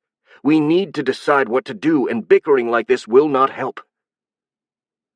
The Marquis continued to eye Marcus for a moment, but then he sort of deflated as his anger evaporated. "You're right," he admitted with a tired voice. "Sorry about that. I'm just incredibly tired." "We all are," the Vex Queen conceded, quite a bit mollified himself. "And I am sorry too, but we still cannot defend the city. We are too few, and the city does not have enough defenses." "That's true," Clara said. "But maybe there's a way to fix that." "What?" Marcus and the Marquis asked in unison. "Maybe there's a way to take advantage of Bretholz's lack of fortifications," she explained. "It's the strategy used during the siege of Koranya, during the Zaru Wars.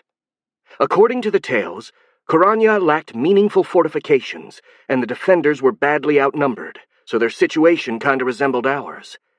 They managed to hold by making a series of barricades inside the city. Whenever the pressure on the barricades was too much, they collapsed the nearby buildings on the attackers and retreated to another line of barricades." A bitter expression came over her face.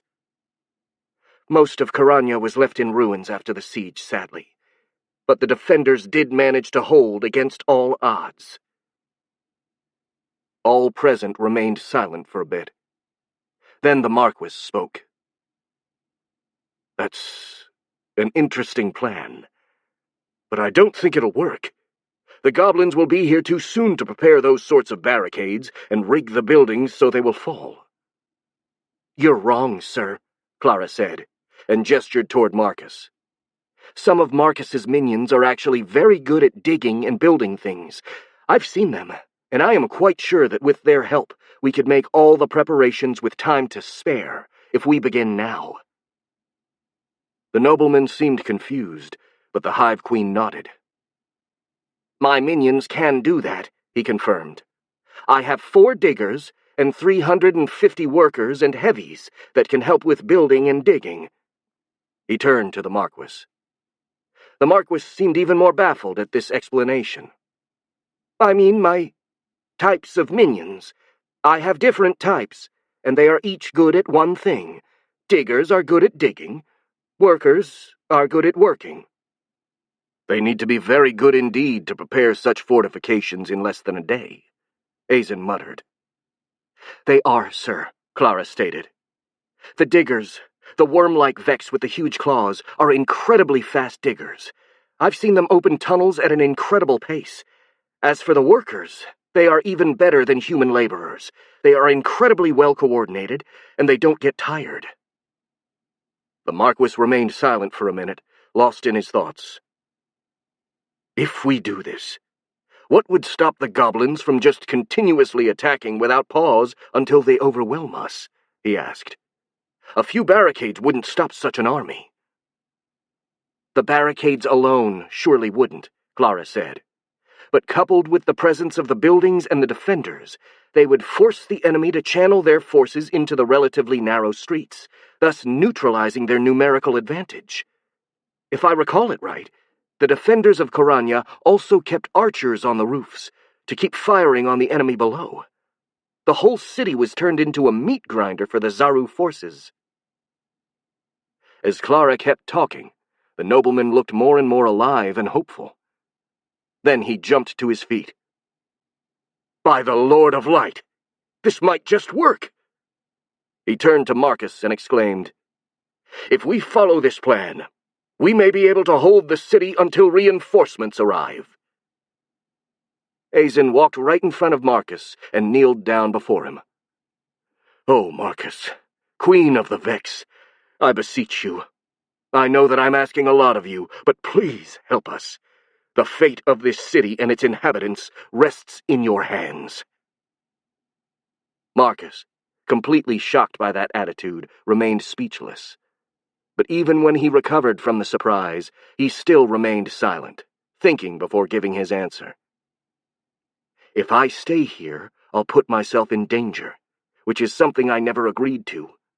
I just promised to help them wipe out the goblin survivors, and even that I did mostly out of goodwill. I have no obligation to help them.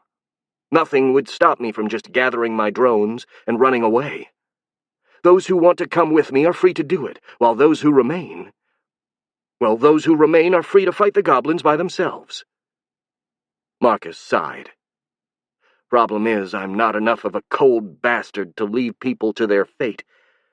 And frankly, I've had enough of running away from the goblins. I want to make them pay for destroying my hives and trying to kill me. Guess I'll stay here and give a hand. If the worst comes to pass, I can just have one of the diggers dig a tunnel to escape the city." The Marquis still knelt in front of him. The view made him frown, as he remembered how presumptuous the nobleman had been just a few moments before, and how humble he seemed now. It unpleasantly reminded Marcus of all the times his bosses from his world had taken advantage of his goodwill to make him work unpaid overtime. Sure, Azen had the excuse of being in a really desperate situation, but the Vex Queen still felt bummed about it. Sadly, at this point, he'd already decided to help the people of Bretholz, and he wasn't about to go back on this decision for such a petty reason.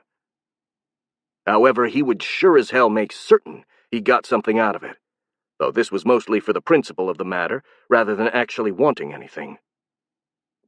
"I will help you," he said. "But since things have changed, we have to change the reward for my help. I want something more." Everyone remained silent for a moment, and the Marquis lifted his head, looking at him with a mix of relief and worry. What exactly do you want?" "I do not know," Marcus replied, shrugging. "It is not important. I just do not like working more than agreed for nothing. I will think about something after the battle. Now it is more important to think about how to defeat the goblins." Felix and Clara let out a chuckle, and the worry on Azen's face turned completely into relief. "Very good," the nobleman nodded, getting to his feet. "I guess that reality really is different than my books. But it's fine.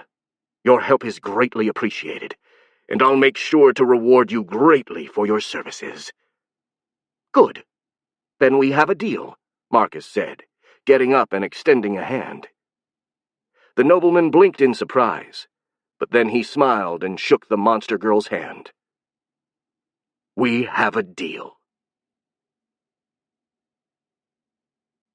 Chapter 56. Test Your Might. Soon enough, Bretholz was bustling with activity. Heralds ran all over the town, announcing that all carpenters and handymen were required to help in the fortification of the city, while the rest of the population would take refuge in the Marquis's residence and in the nearby buildings. When questioned about the situation, the heralds simply replied that this was just for security. A few people protested, since they didn't want to leave their houses, but they quickly changed their minds when the guards knocked at their doors, usually accompanied by a few Vex drones. Nothing like a 2-meter-tall mantis raptor thingy staring coldly at you from your porch to convince you that it's best to do as you're told. As a result, a constant flux of people streamed toward the center of the city, while the noise of hammering, sawing, and digging echoed in the vacated parts of the town. Meanwhile, Marcus, Felix, and Clara were standing in the Marquis's dining hall, which was being used as an HQ for the time being, as it was the only room big enough to comfortably accommodate so many people.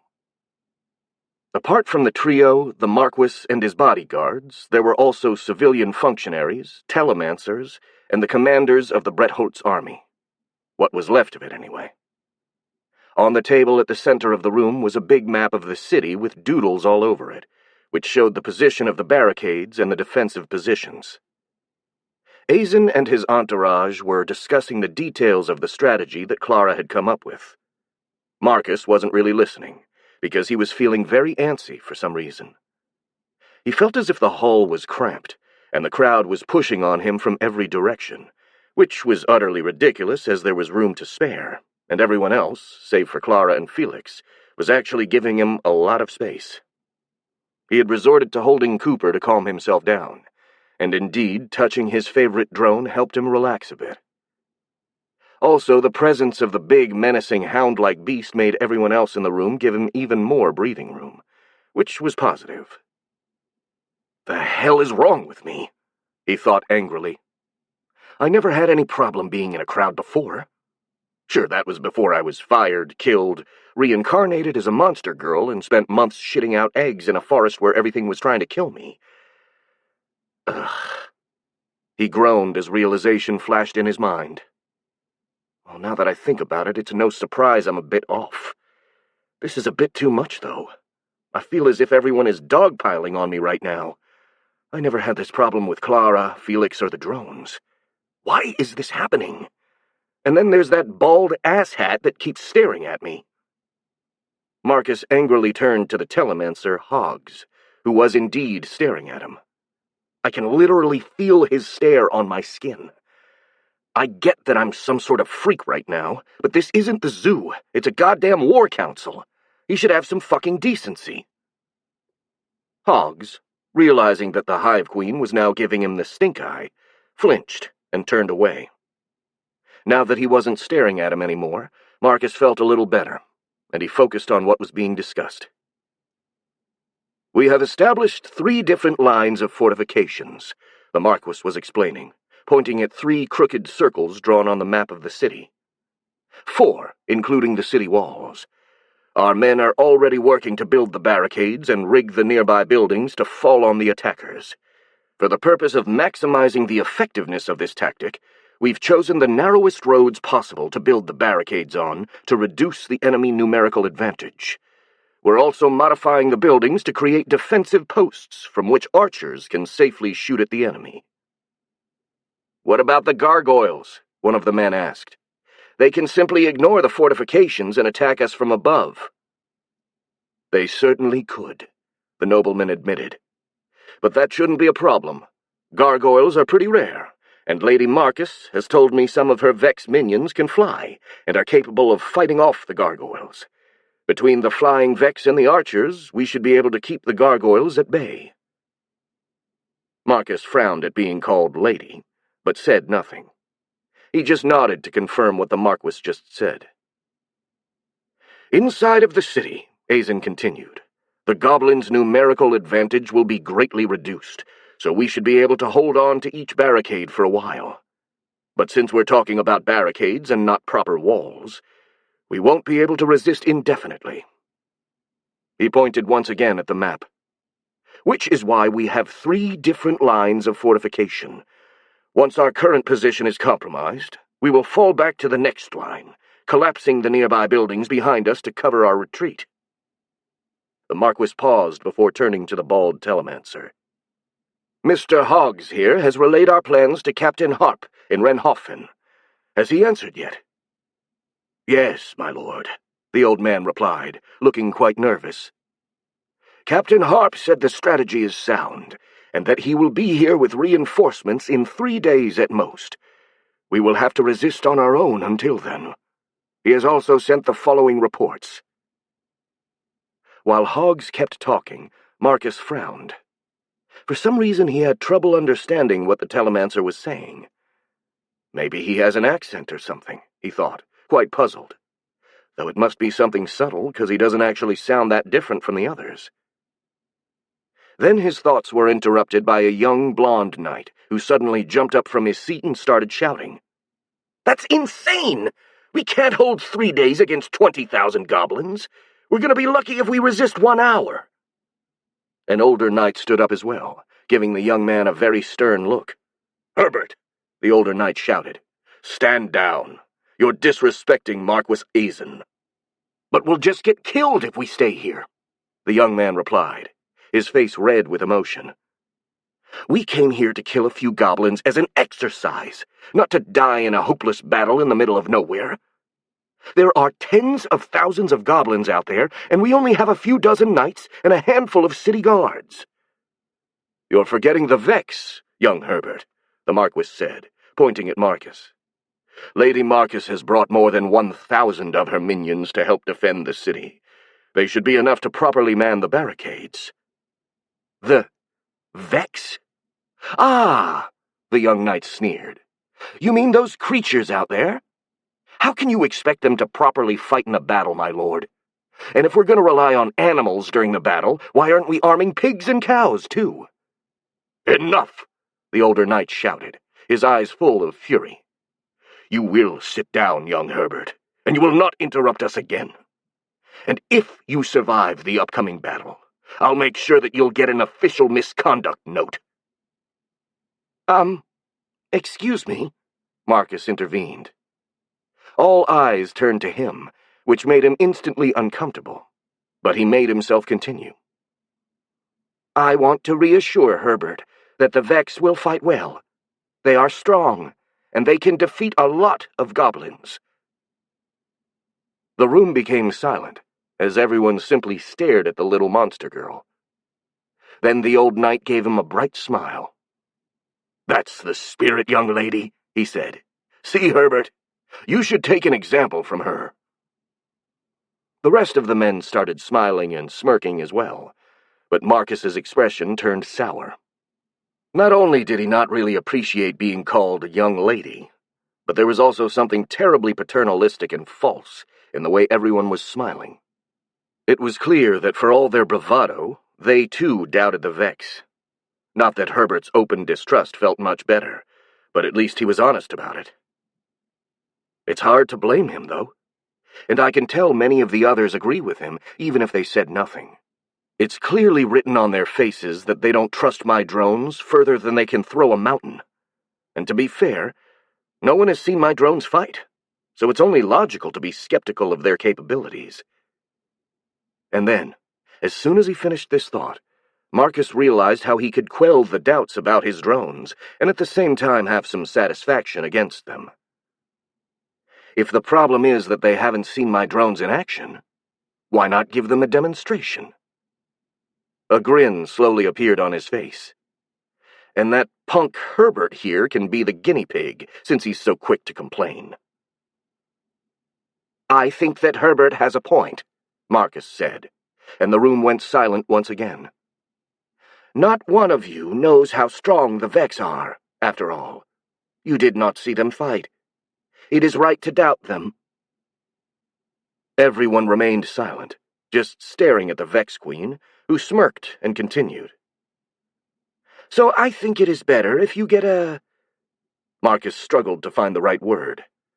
A demonstration of what my warriors can do, just to get an idea of what you can expect from them. What do you say? That's an interesting proposition, the Marquis hesitantly said. What kind of demonstration do you have in mind, exactly? How about a fight where they do not try to kill each other? How is it called? A sparring match? A knight suggested. Yes, that, Marcus said, and he turned to Herbert with a bright smile. You can fight against one of my warriors, Herbert. This way you will know you can rely on them. The young knight blinked and frowned.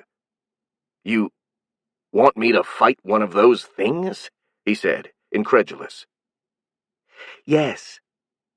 The grin on Marcus's face turned creepily large, like that of an insectoid Cheshire cat. Unless you are scared. If so, another person can fight instead. I am not scared, the young man cried, his face turning red. I am to become a royal knight, and I fear no beast. Then do you accept the sparring match? Marcus asked. Of course, Herbert replied. Marcus turned to the Marquis. So, Marquis, is it all right if we have a little sparring match outside? This way there won't be any more doubts about the Vex." Azen looked at the little monster girl, who was smiling with confidence, and then at the rest of the room. Then he nodded slowly.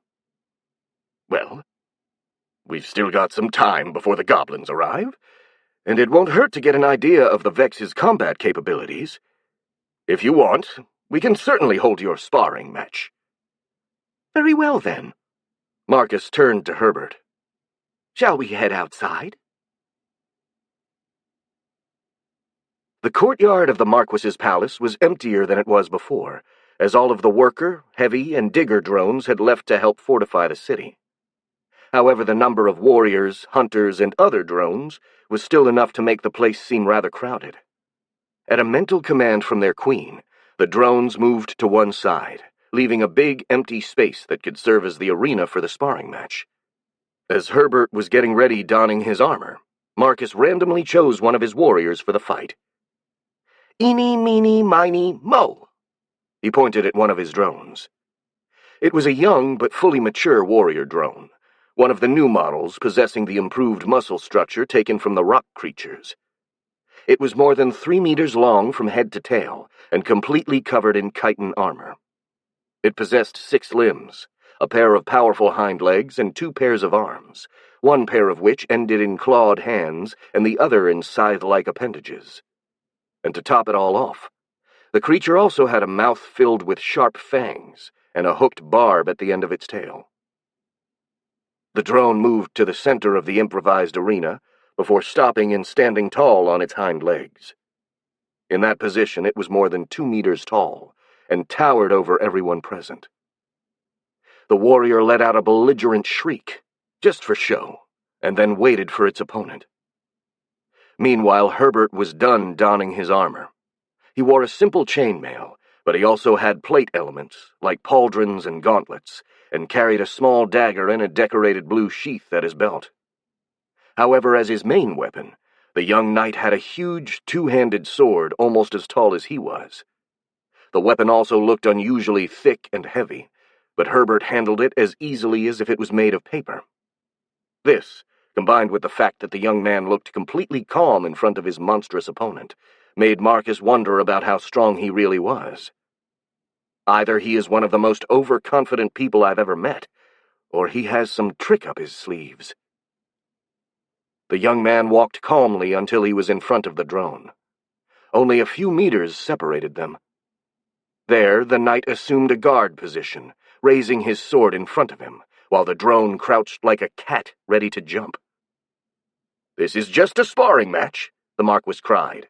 "So just show us what you can do and try not to hurt each other. Now begin." As soon as the nobleman gave the order, the Vex warrior darted toward its opponent, trying to disarm him with a sudden blow. The young man moved with equal speed, dodging elegantly to the left before countering with a low sweep with his sword, hitting the Vex right behind the knee and making it fall on the ground. The drone roared in surprise and pain, but immediately stood up, using its legs and hands to gain a better balance, while slashing at Herbert with its scythe arms. The knight easily parried every attack, before retaliating with a blow to the drone's head, which luckily failed to penetrate through the chitin armor, but still made the warrior flinch back from the impact. The drone was simply too tough to let that bother it too much, and with an angry growl, it lunged once again. Herbert simply stepped back, dodging the clawed hands with grace, before attacking again, forcing the drone back. Meanwhile, Marcus was completely flabbergasted. Even though he suspected the young knight was hiding something, he would have never imagined he could be this strong. Hell, he had never seen anyone this strong before. The guy moved like some kind of anime character rather than a real-life human. He turned to Felix. Felix?" he asked under his breath. "How is that guy so strong? Is it normal?" "Well, he's an aura user, so yeah," the boy replied in an equally low voice. He pointed at Herbert, who was elegantly dodging another blow. "See that dagger in the blue sheath he carries? It's to show he's a blue sheath-ranked aura warrior.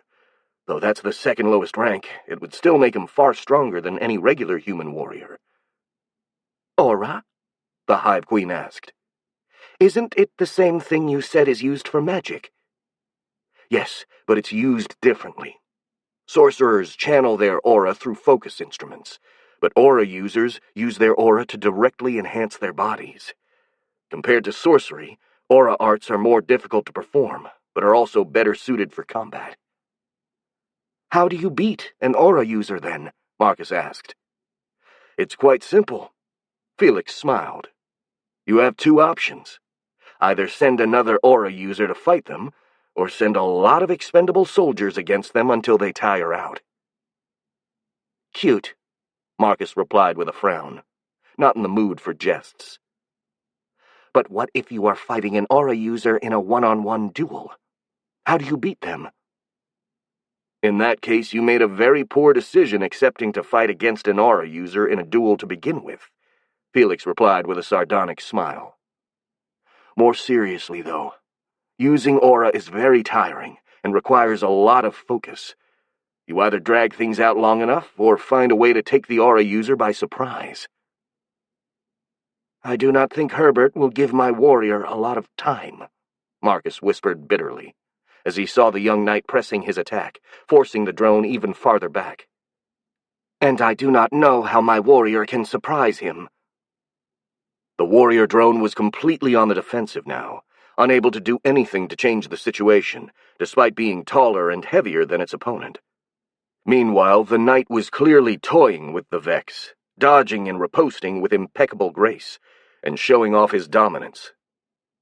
Marcus found himself pouting. He felt incredibly frustrated with this outcome. He hoped to teach the young twerp a lesson in manners, while showing everyone else what his drones were capable of. It appeared the only thing he'd done was ridicule himself and his hive. And for some reason, this irked him. It irked him a lot. Well, at least there is nothing really important at stake right now. I don't care what Boy Wonder here and the Tin Pants Brigade think about me. And it's actually a good thing they're this strong. It actually makes me feel we may win this battle yet. But still, it's so damn annoying. That little shit was so quick to dismiss my drones, and now he's gonna walk with a shit-eating grin after the duel. And the other old toads are gonna be even more frigging paternalistic. I really wanted to shut them all up, damn it. He stopped, suddenly realizing something. Wait a second. What I'm trying to show is that my drones are more than beasts, and can be useful in a battle. But any beast can fight a one-on-one duel. What really differentiates a beast from a human soldier is the ability to use strategy. In other words, the ability to cheat. A wide, malicious grin slowly creased Marcus's face. Well, maybe I can still show them all what my drones can do. The warrior drone was clearly on its last leg. It had been hit multiple times, while failing to hit back even once. It was a testament to its toughness that it was even standing at this point. Meanwhile, Herbert still appeared as fresh as a daisy, and was sporting a self-confident grin that could have easily swallowed an entire sewer worth of shit. The young knight raised his sword, ready to finish the fight. And then something charged at him from the Vex lines. It was a hunter drone, one of the new, bigger models. As it ran, it let out a piercing shriek. Herbert, startled, turned to the source of the noise, but the hunter drone stopped its charge a few meters away from the young knight, remaining completely immobile. However, this proved more than enough. Taking advantage of the distraction, the warrior drone pounced the young knight, using its superior weight to make the human lose balance. Before the human could even attempt to get back up, the drone lowered one of its scythe arms, putting it only a few centimeters away from the young man's throat. Everyone stood still, too surprised to move. Then, with slow and deliberate movements, the warrior drone backed off, freeing Herbert from its clutch. I think that my minion won, Marcus announced, still smiling. Now you know that they can fight. Everyone remained silent. You cheated, Herbert shouted, picking himself up. You had that other thing distract me during the duel. It was not a duel, Marcus replied dryly. It was a sparring match, to show you what my minions can do. The only rule was to not kill or hurt you too bad. He grinned even more. And I also think if my minion did cheat, it is proof that they are not animals. After all, I do not think pigs and cows can cheat. The last remark caused a general chuckle, while Herbert's face turned red. He looked about to say something else, but the old knight from before stepped in and interrupted him. "Say nothing more, Herbert," the old man said. "As the young lady here said, it was not a duel. It was a sparring match. You only lose if you learnt nothing from it. And I really hope you did learn something." Herbert and the old knight stared at each other for a second. Then the young man lowered his head. "Yes, Master Dorian," he said. "I think I've actually learned something from this." "I hope that's the case," the old man said, and he turned to the Marquis. "I think we all have a pretty clear idea of what the Vex are capable of now. We can carry on with the other matters." "Very well, then," the nobleman said. "Let's get back in, then. We have much to discuss before the goblins arrive." "A moment, if you please, my lord," Hoggs said. "What is it, Hoggs?" the Marquis asked. Everyone else was returning to the mansion. Azen himself was about to go back to the dining hall when the telemancer approached him. "I have something to discuss with you in private," the old sorcerer said. "Do you have a minute to spare?" "Can it wait?" the nobleman asked. "I still have to hold the meeting and discuss the details of our strategy." "It's a rather important and delicate matter, my lord," Hoggs insisted, looking a bit worried. Azen gave him a puzzled look, and then sighed.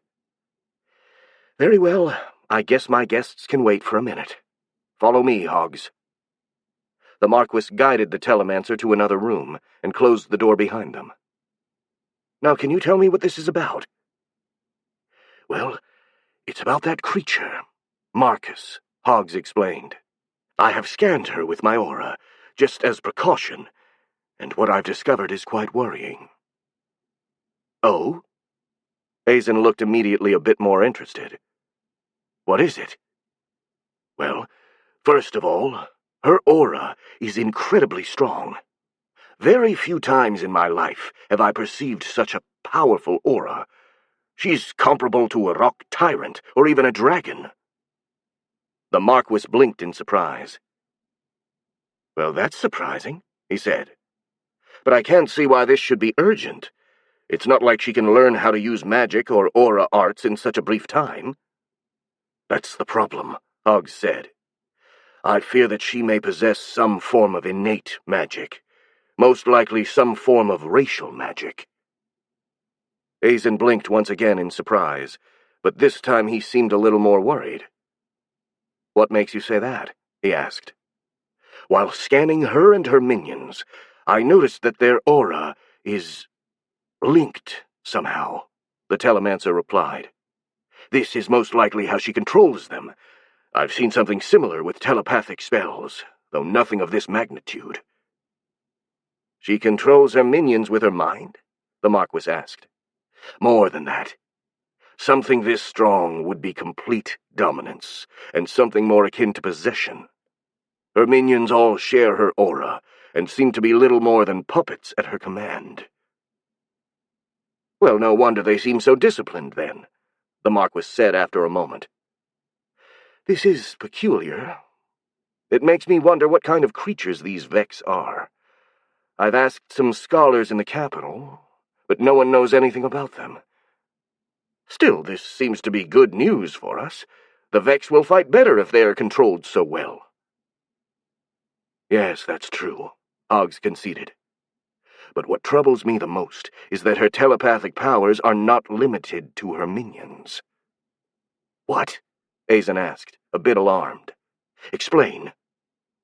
"From what I've seen, she makes a telepathic link with anyone in her vicinity. This link is far weaker than the ones she has with her minions, but it's still certainly present." "So—" the Marquis was starting to look really worried. "You're saying that she's trying to mind control us?" "No." The sorcerer shook his head. I don't think so, at least. For starters, the link is too weak to really control anyone, and she seems to create it unconsciously. I think she's just using this power to better communicate with us. She clearly had trouble understanding me when I started blocking off her aura, but I'm still worried. With such a powerful aura, if she learns how to control her telepathic powers, she could be a huge threat. This time, Azen remained silent for quite a long time, slowly trying to work out the implications of what Hoggs told him. Well, right now, Marcus and her minions are our only hope to defeat the goblins, the Marquis said. And besides, she has done nothing to make me doubt of her good intentions so far. But keep an eye on her for now. Better to be safe than sorry. As you wish, my lord, Hoggs replied while bowing. Let's go, the nobleman said, opening the door. We have more urgent business at the moment. Oh, and Hoggs. Yes, my lord. Don't tell anyone else about what you've discovered. We don't need to stir up trouble in our own forces. Of course, my lord. Chapter 57. Failed a diplomacy check. The goblin army arrived in sight of Bretthort's the next morning. More than 20,000 goblins moved in a huge column, slowly approaching the town like a dark river. When they were about 2 kilometers from the walls, they split their force in 4 detachments, each more than 5,000 strong, which proceeded to surround the city. Those armies stood in front of one of the main city gates, in the 4th cardinal direction, completely cutting off any attempt of escape. At the vanguard of each detachment was a solid unit of human hobs, deployed in tight formation and all equipped with shields and polearms. Some of them also carried rudimental ladders, ropes, and grappling hooks, from which it could easily be understood they were the ones selected to assault the walls. Behind them was a huge crowd of base goblins, with a number of orc hobs and chitin armored goblins scattered among them. They were all lightly equipped, but the orc hobs carried huge wooden and stone clubs, while the chitin goblins were naturally armored. A group of the biggest and strongest orc hobs also carried a huge log with them, obviously planning to use it as a battering ram. Finally, scattered all around the army, were the feral goblins, who were just too wild and undisciplined to assault the walls, but would be useful to prevent any attempt at escaping. That neat deployment was a clear sign of strategic prowess that left the defenders baffled. No one had known the goblins were capable of such a feat, and more than one soldier held a look of disbelief. The only one who wasn't really surprised was Marcus himself. Having fought the goblins for months, he'd already seen what they were capable of, and he was expecting this much martial competence. Well, that is impressive, he thought when looking at the enemy army, and then he tried to stifle a yawn. He felt very, very sleepy. The previous night he'd finally managed to lie on a real bed, but after so many months spent sleeping on improvised bedding, if not directly on the cold, hard ground, he wasn't used to the softness of a feather mattress. That, combined with the excitement for the upcoming battle, prevented him from getting a wink of sleep. As a result, he felt rather detached, as if it was all a dream. Even the spectacle of the approaching army didn't manage to shake him from his lethargy. Still, he knew perfectly that he needed to focus in order to direct his drones optimally in battle. He tried to wake himself up by shaking his head and pinching his cheeks. He also silently cursed the fact that he couldn't have any coffee that morning. Hell knew he needed some. He would have to wait until after the battle to feel the pleasure of caffeine coursing through his veins again. Assuming he survived, of course. "Is everything all right, Marcus?" Felix asked, having noticed the Hive Queen's restlessness. "Yes. I am just sleepy. I did not sleep well last night." "You're not the only one," the boy replied, the bags under his eyes showing clearly he'd spent most of the night awake. "I bet the thought of the battle kept most of us up last night." The Hive Queen nodded in agreement. Indeed, everyone present, Felix, Clara, a couple of telemancers, a guard, and Marcus himself, looked rather tired and tense. They were on top of the highest tower of the Marquis's palace, the tallest building in Bretholtz. It offered a perfect view of the fields surrounding the city. The air was rather chilly up there, but luckily he was wearing a heavy cloak that completely covered his body, though that wasn't just to keep himself warm. According to the strategy they'd come up with, the Vex would have to stay hidden in order to ambush the attackers, and having their queen in plain sight wasn't really a good idea. Hence the cloak, which would make Marcus look like any other individual. Almost, at least. Marcus? You're lifting the cloak with your tail again, Felix said. Huh? Oh, damn it! Marcus cursed in his own native tongue, while lowering his tail. It is hard to control my tail, he apologized in the local language. Well, it's not really a problem, Clara said. There are some beast men in the city, and some of them have tails. Marcus here could easily pass for one of them under that cloak. Hey, something is going on down there, Felix suddenly cried, pointing south. Clara and Marcus turned to see what the boy was talking about, and they saw a lonely human hob walking toward the city walls, while carrying a white flag. What's going on? Clara wondered. Maybe he's coming to negotiate with us? Marcus asked. That goblin looks like a messenger. That would be peculiar, Clara said hesitantly. I've never seen goblins behave in a civilized way. Usually they just kill or flee on sight, and don't really speak with humans. Well, these goblins have already proven to be smarter than you thought, the Hive Queen stated. So I would not be surprised. For now, let's see how things will evolve. Down at the gates, Marquis Azen stared warily at the incoming hobgoblin. From that distance, he could clearly see the goblin was carrying a white sash in addition to the white flag, all signs that identified him as a messenger that had come to parley. And indeed, as soon as it got close enough, the humanoid stopped and started talking. I've come to parley on behalf of the goblins, he cried in perfect imperial tongue. If there is someone with authority over the city, show yourself so we can discuss the matter at hand. Since when are the goblins so damn civilized? The nobleman thought. Aren't they supposed to be savages who attack every other race on sight? Something is terribly wrong here. What are you going to do, sir? One of the guards asked him. I'm going to parley, of course, Azen replied. If we negotiate, we should at least be able to stall for time, and there is also a slim chance we may be able to solve things peacefully. The Marquis stepped forward, showing himself from the city walls. I am Marquis Azen Brett, Lord of Bretholtz, he shouted. What do you want to discuss? We want to discuss the unconditional surrender of Bretholtz, the goblin replied, leaving the Marquis speechless and causing an uproar from the other men on the wall. Filthy savage! How dare you! As if we'll surrender to a bunch of jumped-up animals. We will send you all to hell, you— Quiet! The Marquis cried, and the men fell silent. He turned to the goblin. That is not much of an offer. I'm afraid that if you want to negotiate with us, you have to bring more to the table. Your life is what we bring to the table, the goblin replied, completely unfazed.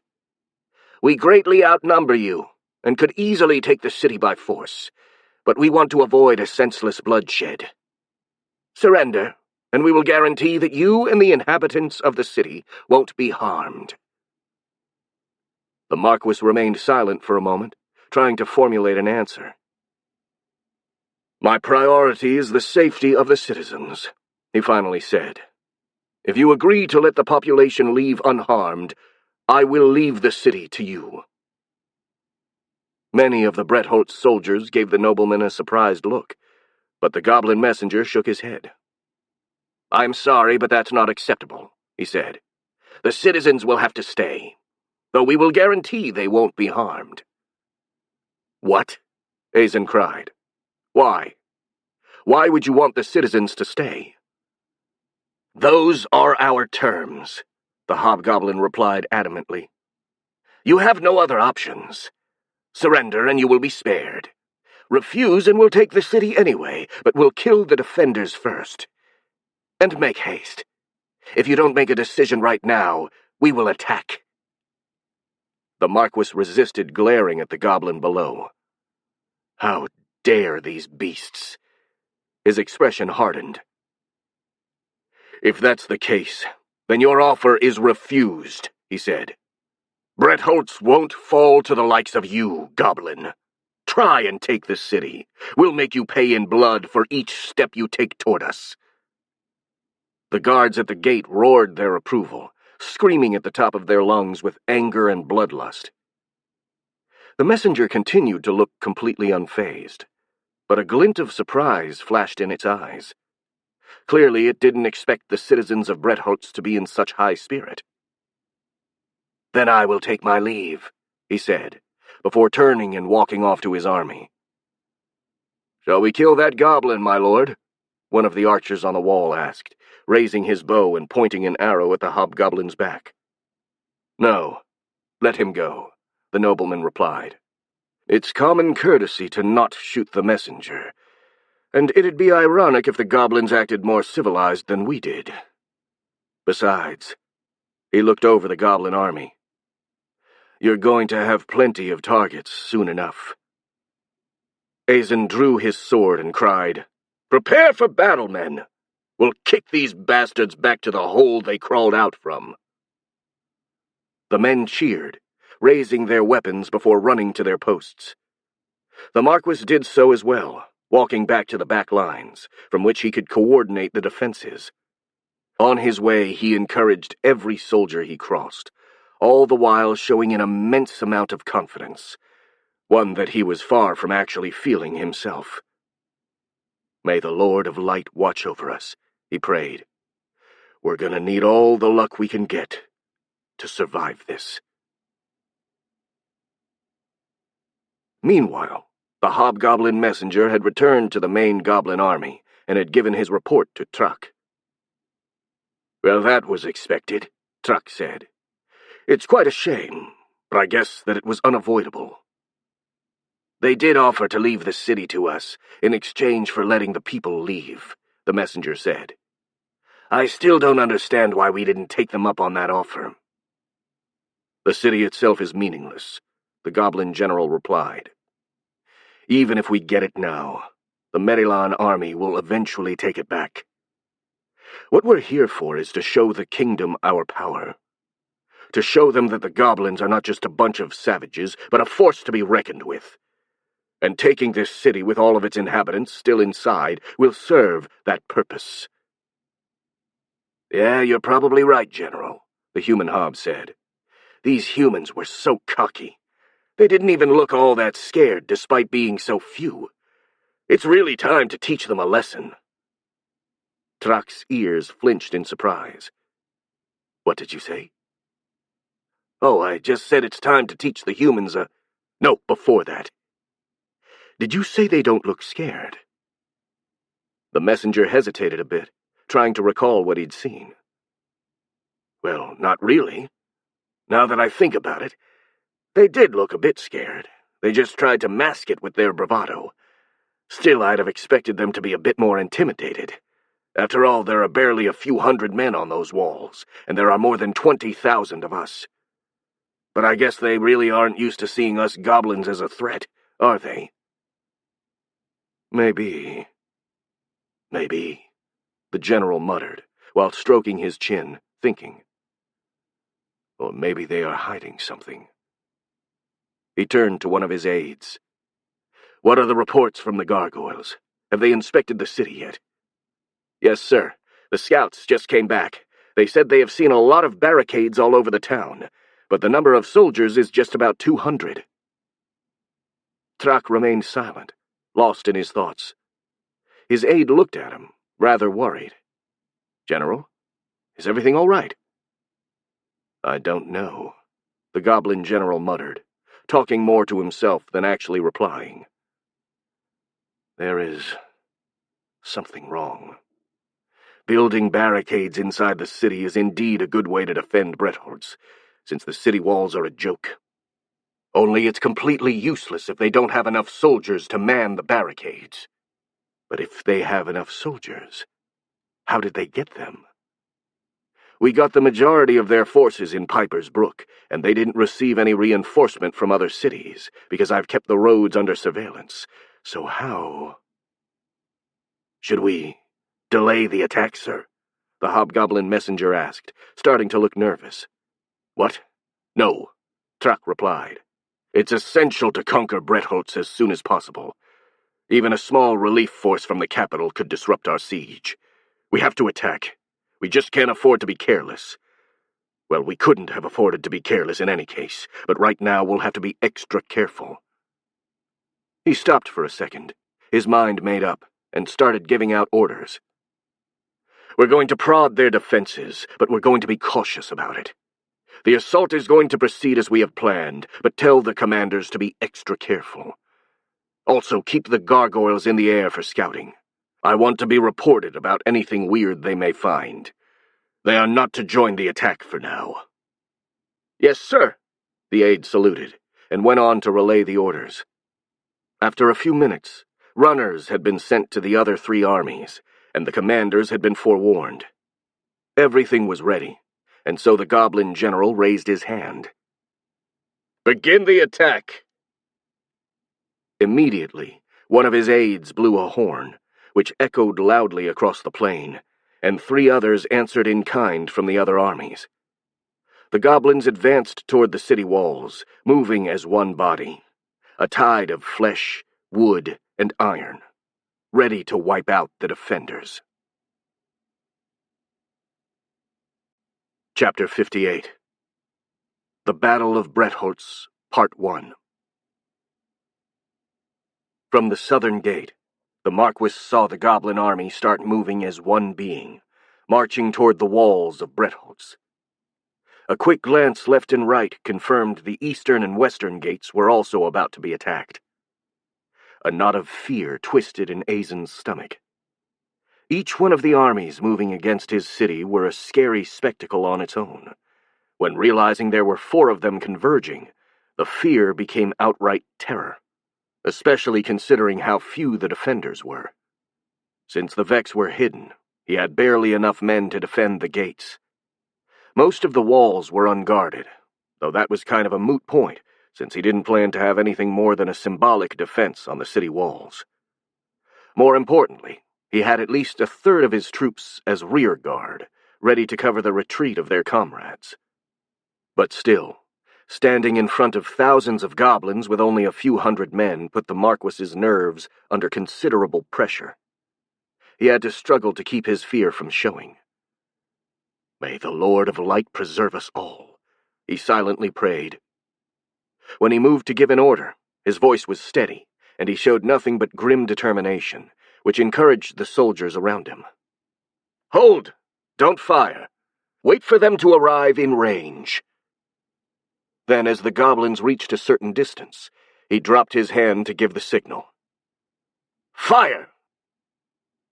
200 soldiers loosed their weapons.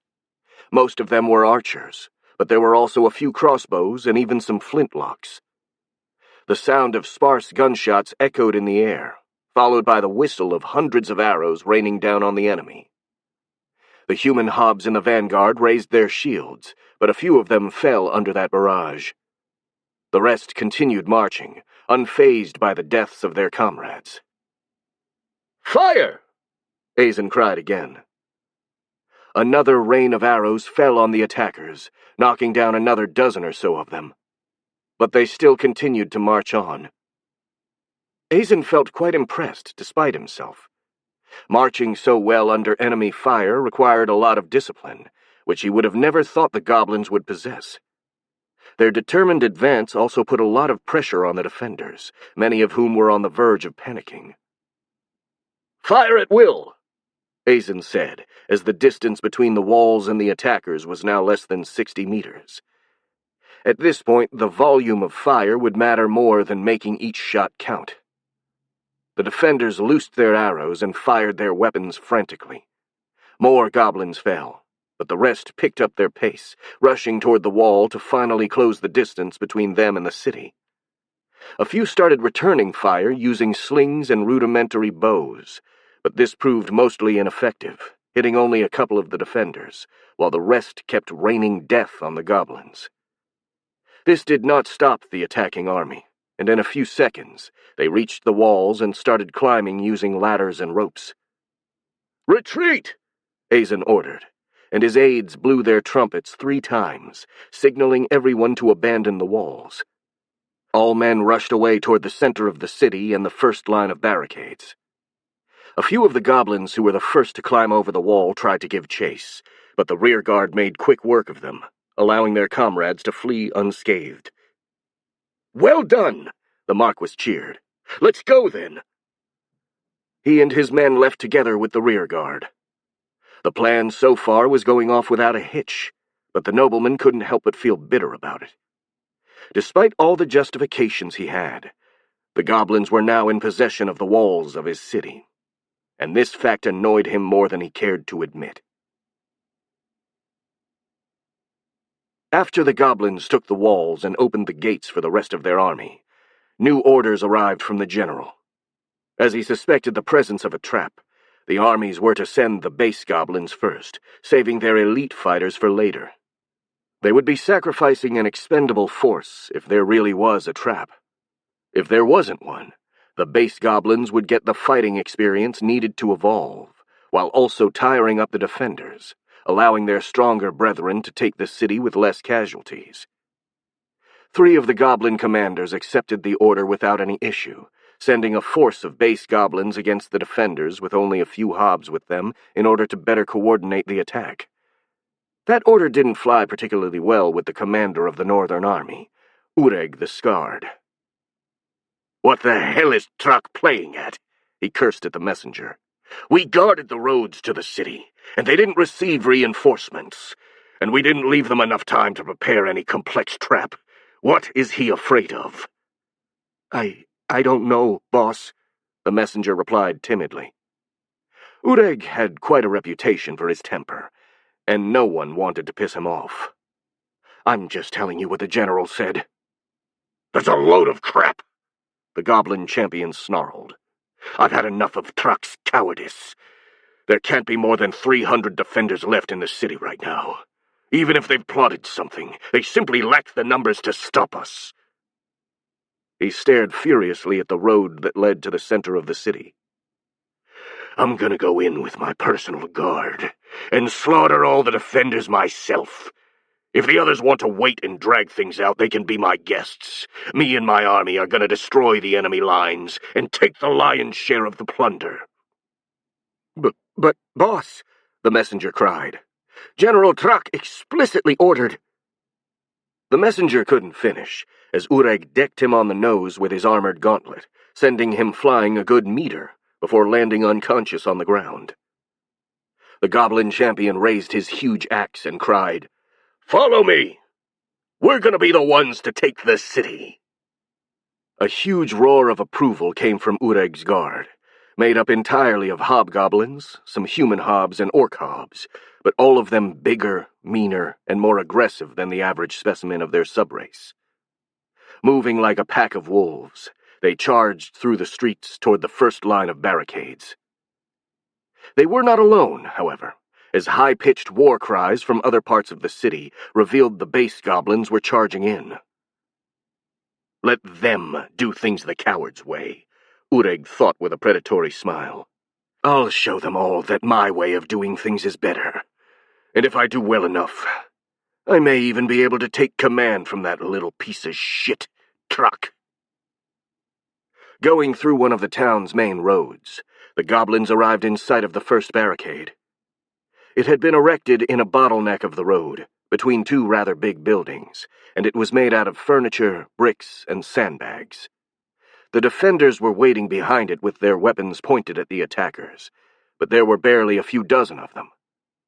With a ferocious laugh, Ureg pointed his axe and gave the order. "Charge!" His guard charged in with a roar. The response from the defenders came immediately. A rain of arrows and other projectiles, both from behind the barricades and the upper floors of the nearby buildings. Raising his head, Ureg could see many men firing at the goblins from the windows of the buildings, essentially creating a kill zone in front of the barricades. But there were too few of them, and Ureg's troops were too well armored and disciplined to let that stop them.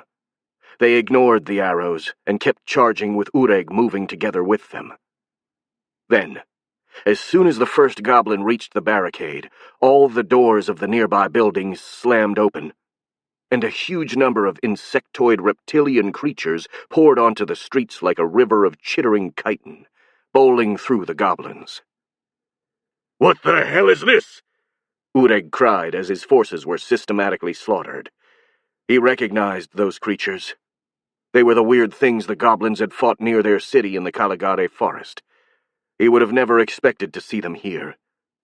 In fact, it took him a moment to realize they were helping the defenders. The realization shook him from his stupor. But before he could give an order, a huge mantis raptor thing jumped at him with its scythe arms raised, ready to hit. Ureg called upon his aura, and after deflecting the first blow, proceeded to decapitate the creature with a mighty swing of his axe.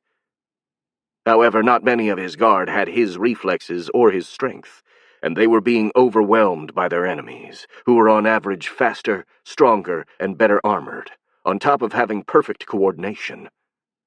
The goblins were completely taken by surprise, and on the verge of routing. There was no chance of victory right now. Staying here any longer would only lead to their annihilation. "Retreat!" he cried, while trying to escape himself. "Retreat! Get back to the walls!" He cut down another creature that stood in his way, a slightly more humanoid one that tried to attack him with an improvised wooden club.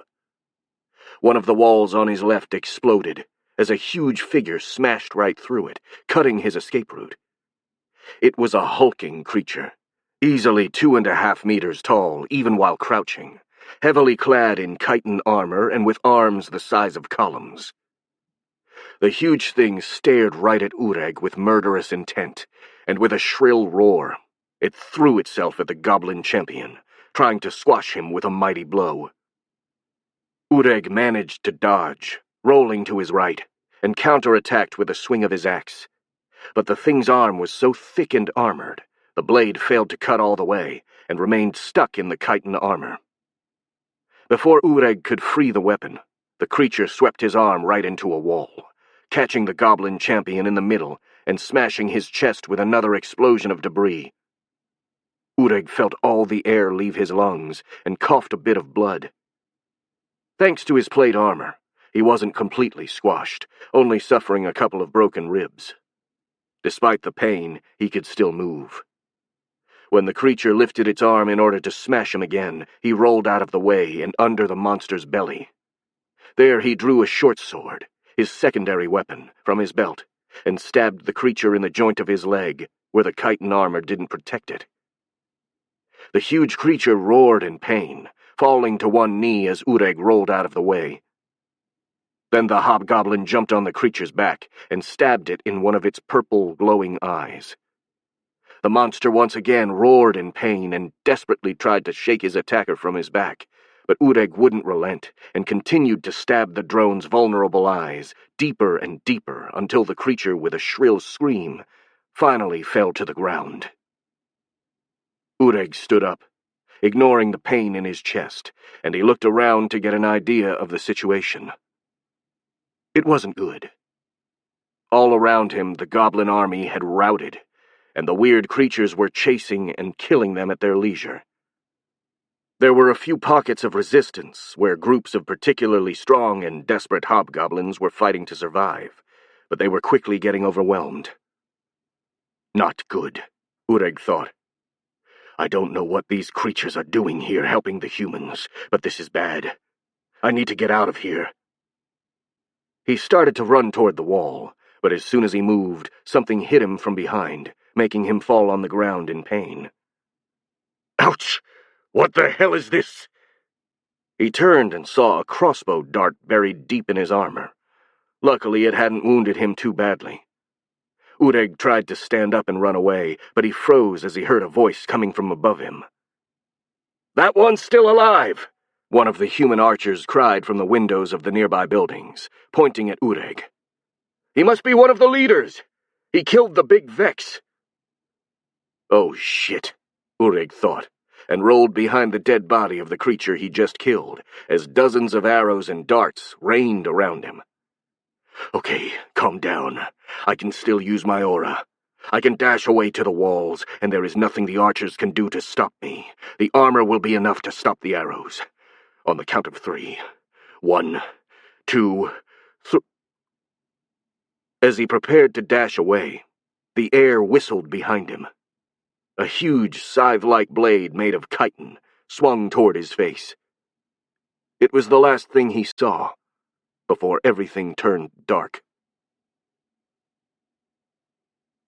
Right outside of the city, Trak, who was waiting for developments, jumped up as soon as he heard the screams of the goblins being killed inside Bretholtz. "What's going on there, Krag?"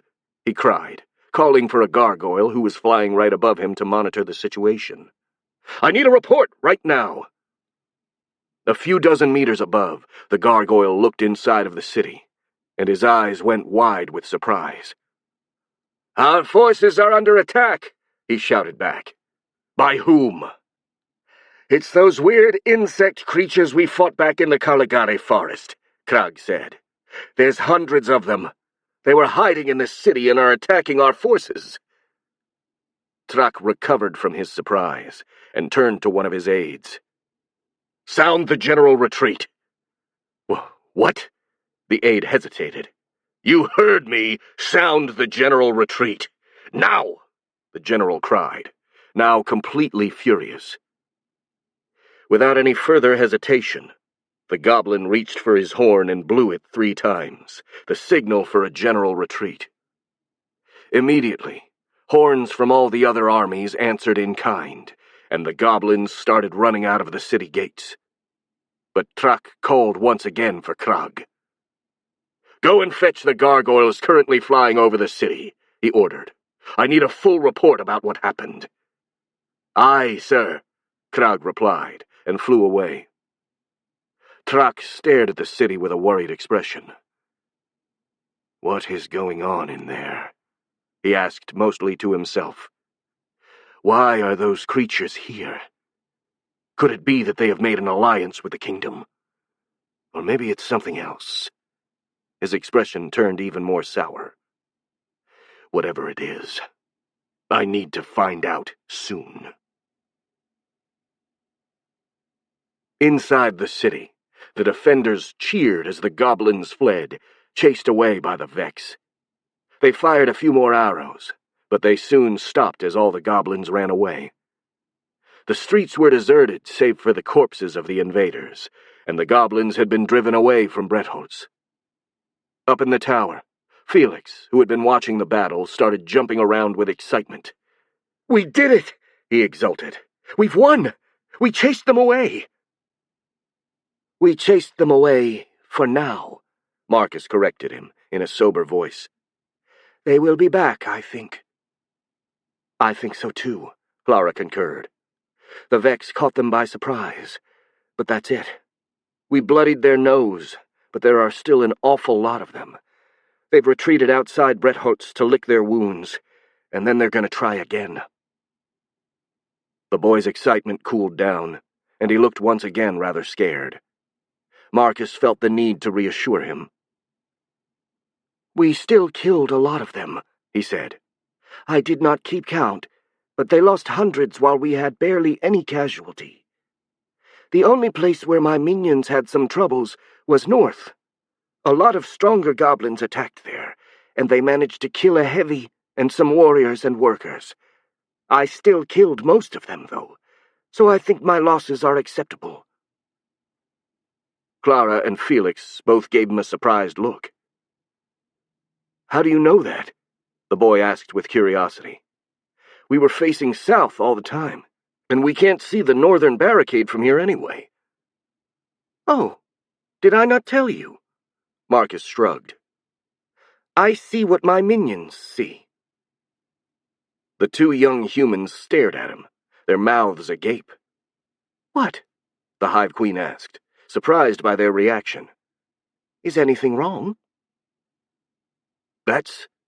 Felix started to say, trying to find the right words before asking.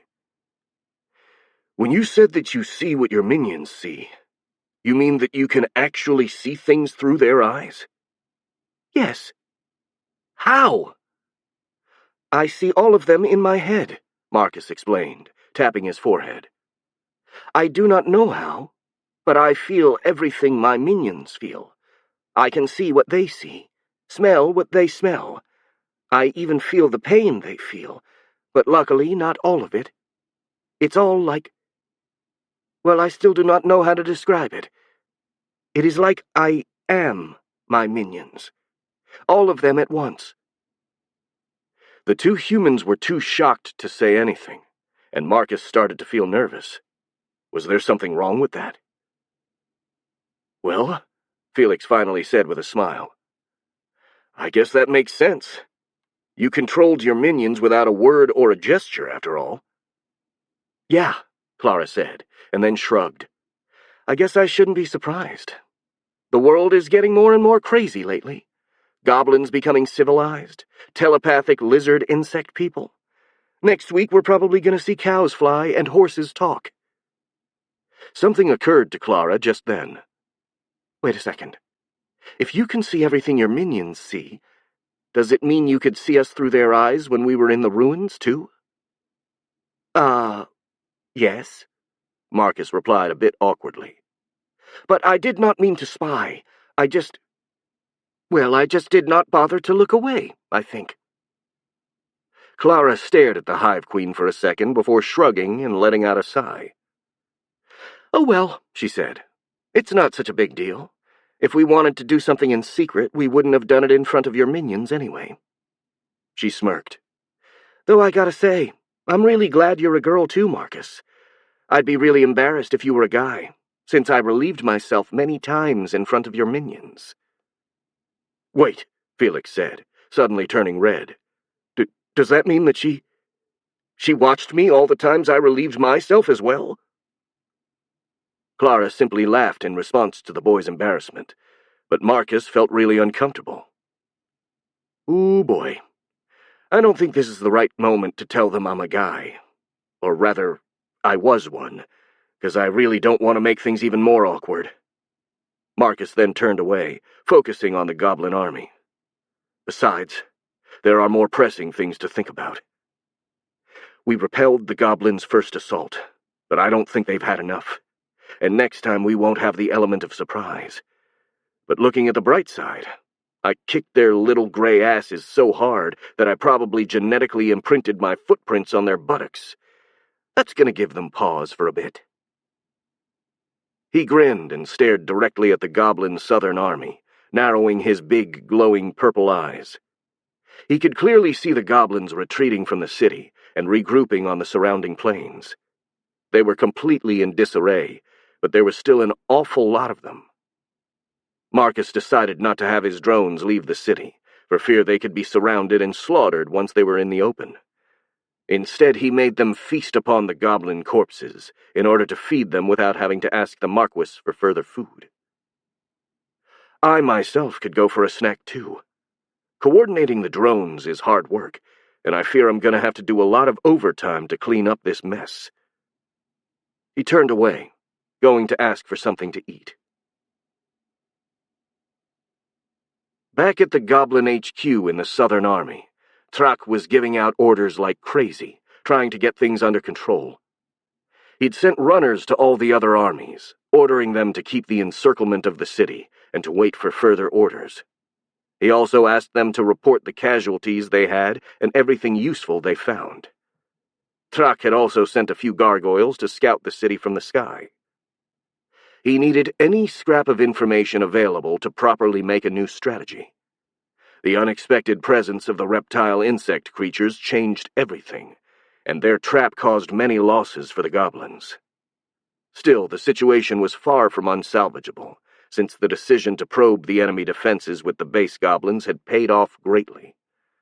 Not only had most of the casualties been the expendable base goblins, sparing the more elite forces, but a lot of the survivors from that assault were already showing signs of evolution into chitin-armored goblins.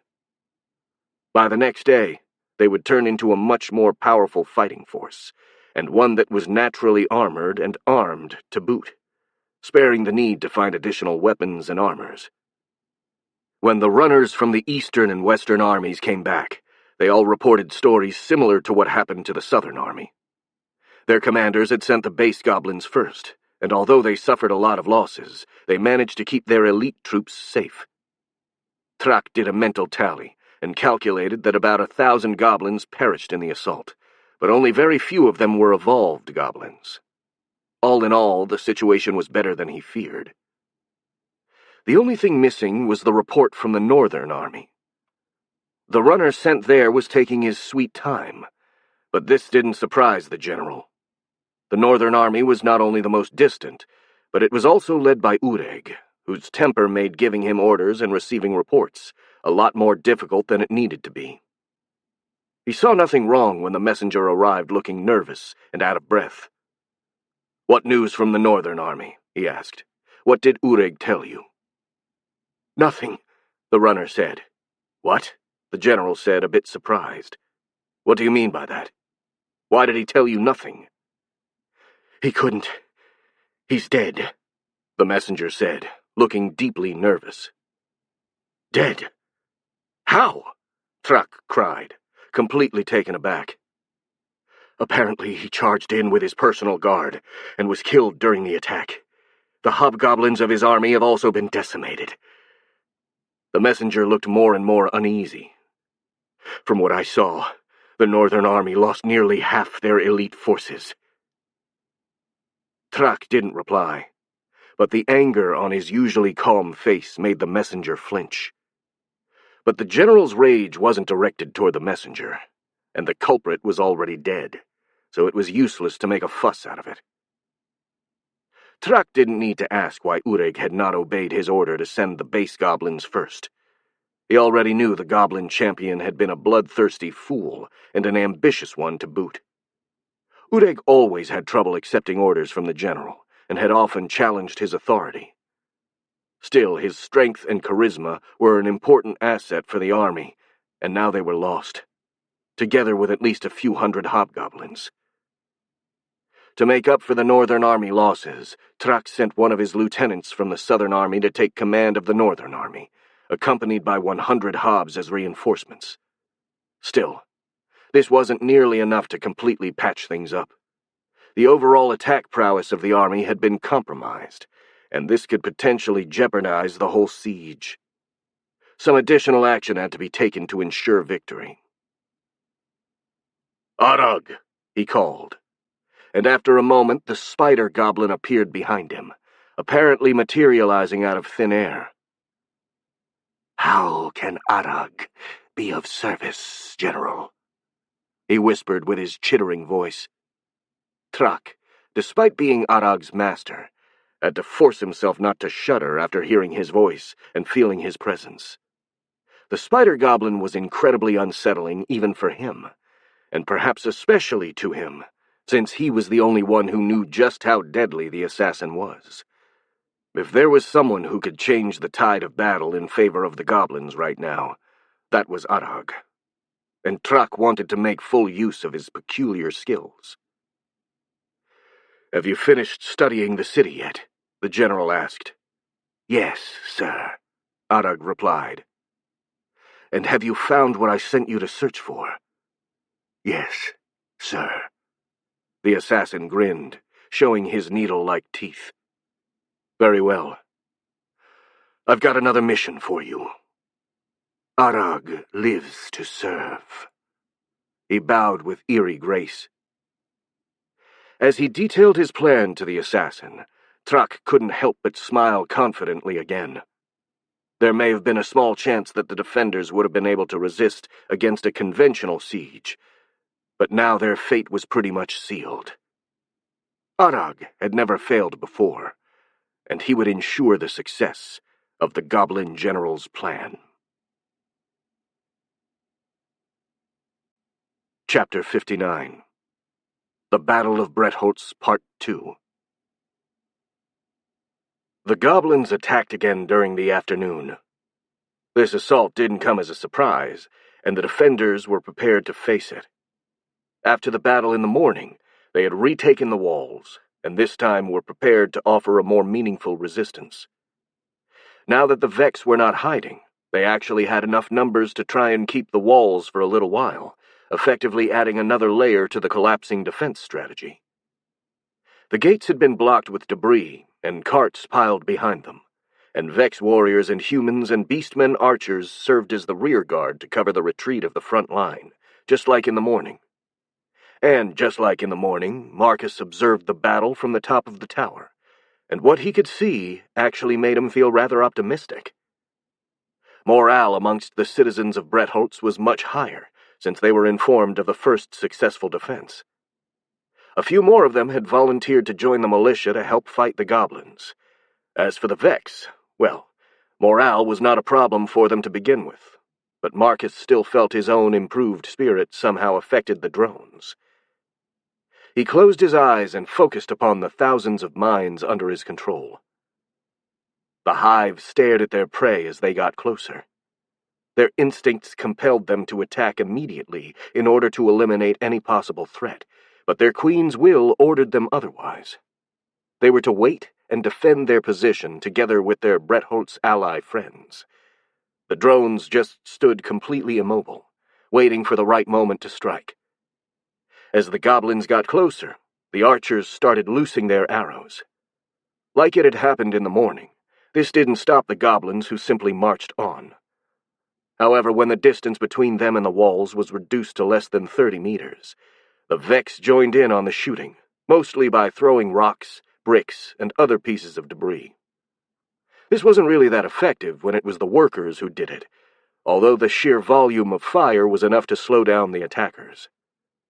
But when it was done by the heavies, it was a completely different matter. The huge drones acted as living catapults and threw massive boulders and pieces of buildings, crushing the goblins like insects. Though not even this stopped the humanoids, who reached the wall and started to climb over just like they did in the morning. Unlike in the morning, the walls were defended by the Vex, who easily repelled the first assaults. However, the defenders still lacked the numbers to properly defend the entirety of the walls, with the result that the goblins soon established various beachheads and started swarming, engaging the drones in close combat. This went on for a while, until with a crash, the eastern gate was breached, and the humans started retreating. While their allies ran away, the Vex held their ground a little longer to cover for them before starting to fall back themselves. Thanks to their uncanny discipline and coordination, they didn't suffer meaningful casualties in the process, and made it to the barricades, where they readied themselves for the enemy assault. Marcus opened his eyes. He didn't have any flyers to scout the enemy from the sky, since he preferred to keep them as a hidden counter against the gargoyles for now. Thankfully, he could perfectly see the walls from the top of the tower. The humanoids were once again opening the gates to let the bulk of their forces inside, preparing for an all-out assault against the barricades. Pretty much like they had done in the morning. In addition to that, they were also piling the debris that had been used to block the gates to form some sort of rudimental barricade of their own. "Hey, what are the goblins doing?" he asked, a bit confused. "Are they not supposed to be the attackers? Why are they building barricades?" Clara took a look at the enemy herself. "It looks like they are building a defensive line of their own," she said. "Most likely to stop an eventual counterattack. This way they will have a line of defense to fall to should something go wrong in their next assault." "Well, it is a good thing we do not have any more counterattacks planned, then," Marcus replied sarcastically. "We just have to hold the barricades as long as we can, and hope that reinforcements will come." "Do you think we can really pull it off, Marcus?" Felix asked, looking a bit nervous.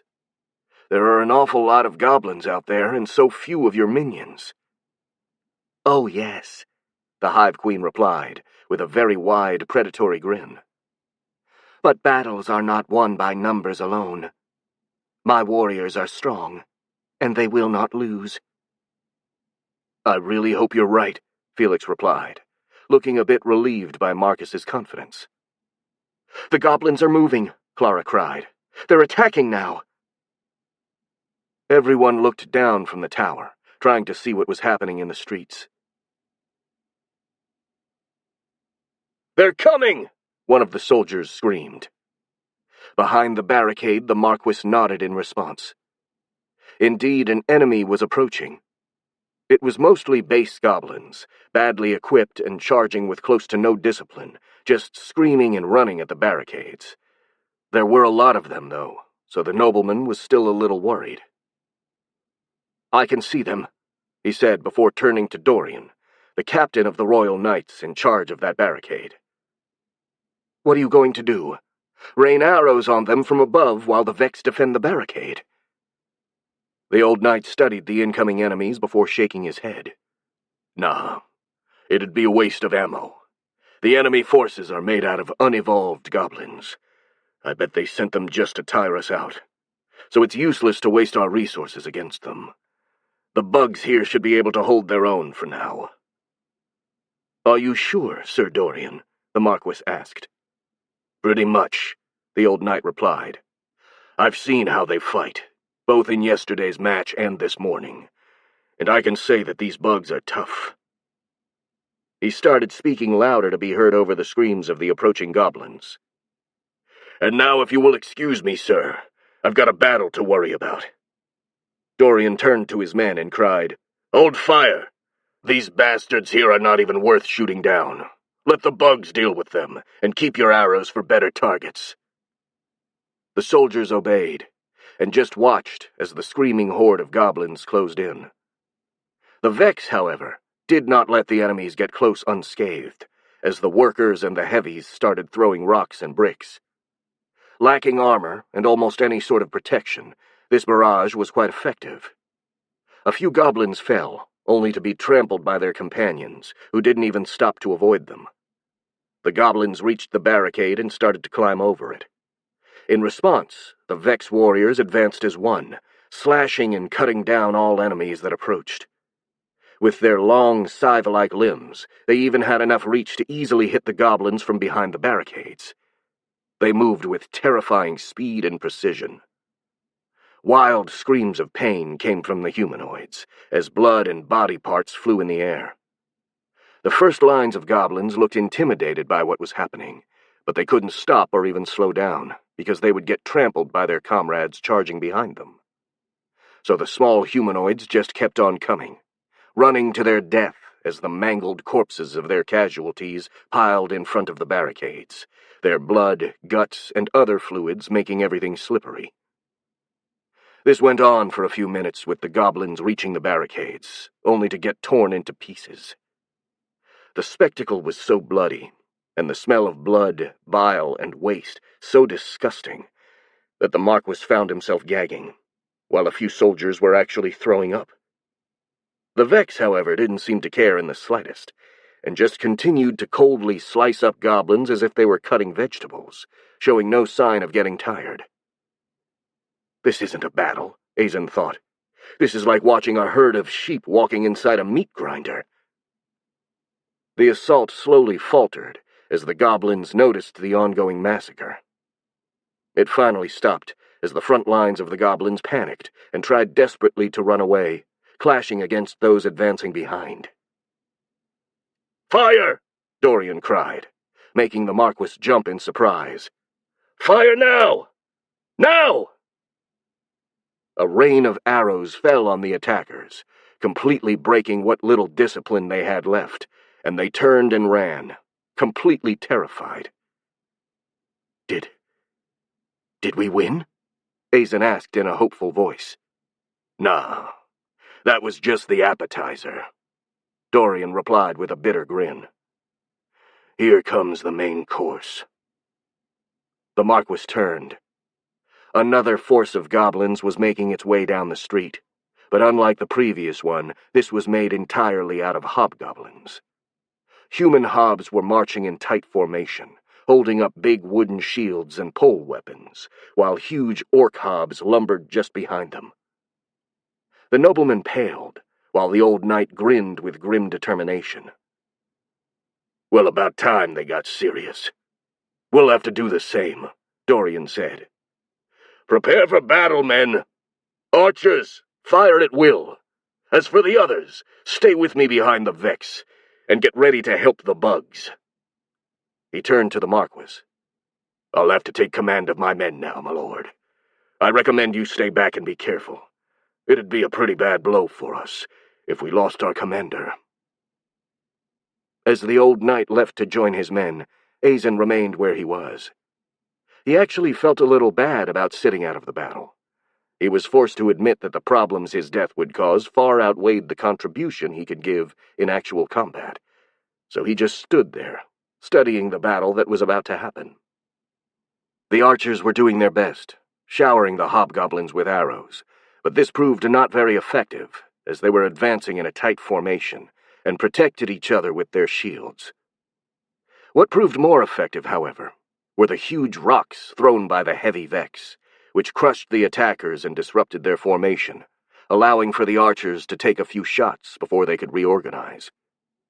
But step by step, the hobgoblins advanced, uncaringly stepping on the bodies of their comrades until they reached the barricades.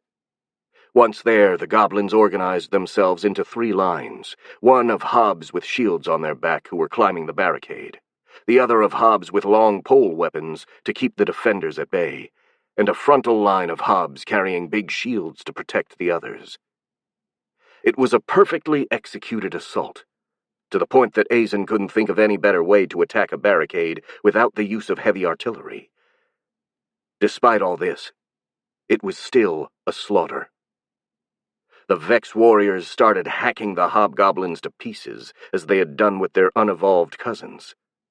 Wooden shields and leather armor didn't offer much more protection than naked skin against the powerful chitin scythes and talons of the warriors. The weapons of the attackers also failed to penetrate the thick chitin armor of the Vex. Azen stared in shock as the reptilian insectoid creatures killed the goblins almost at their leisure. At one point, a hob managed to sneak over the barricade, but a Vex warrior simply grabbed it with its second pair of arms, lifted the unfortunate humanoid off the ground, and bisected it with a slash of its scythe-like limbs, letting the lower body and the viscera of the goblin fall to the ground, before throwing the upper body over the barricade. Another time, a goblin managed to stab one of the warriors in one of its glowing purple eyes, causing the creature to fall back twitching spasmodically. But it was a short-lived victory. Another Vex swiftly retaliated by decapitating him. The battle raged for a while, and the Vex still showed no sign of fatigue, killing the enemies with the same energy and focus, even though human soldiers would have been exhausted by then. And apart from an occasional hiss, they were also eerily silent and fought with uncanny discipline, which badly contrasted with their bestial appearance. All in all, they looked weirdly more like emotionless puppets than actual living beings. The whole spectacle was weirdly fascinating in a morbid way, and the Marquis stared in awe, completely ignoring everything else around him as he kept his eyes on the bloody massacre the Vex were making. "Careful, sir!" one of his aides cried all of a sudden, pushing him away and pulling him from his thoughts. The nobleman then saw a rock flying just where his head had been a second before. "What was that?" Azen cried, looking up to see where the rock had come from. He saw numerous humanoid figures moving on the roofs, and with a flash of horror, he realized they were hobgoblins. All of them were equipped with slingers and were shooting the defenders from above. The rocks didn't have much of an effect on the Vex, who were heavily armored, but the Bretholtz militia was much more vulnerable, and a couple of soldiers had already fallen. "Take cover, sir!" his aide cried again, dragging him inside one of the houses as rocks fell all around. "Damn it!" the Marquis cursed. "They've climbed over the roofs. We have to do something." Before he could even start thinking about what he could do, a buzzing reached his ears, barely audible over the sound of the battle. He turned and saw a swarm of Vex flyers emerging from an inner building of the city, like some sort of dark cloud, darting toward the goblins on the roofs, some engaging the humanoids in combat with their claws, and others spitting poison on them. The enemy, taken by surprise in an exposed area and with precarious footing, wasn't able to fight back, and in a minute or so, all of the goblins were either killed or forced to retreat from the roofs. The poison-spitting flyers flew over the enemies on the street, raining poison upon them. Under this new attack, the hobgoblins faltered before resuming their attack with desperate determination. It was clear their morale had been compromised, and they were on the verge of breaking.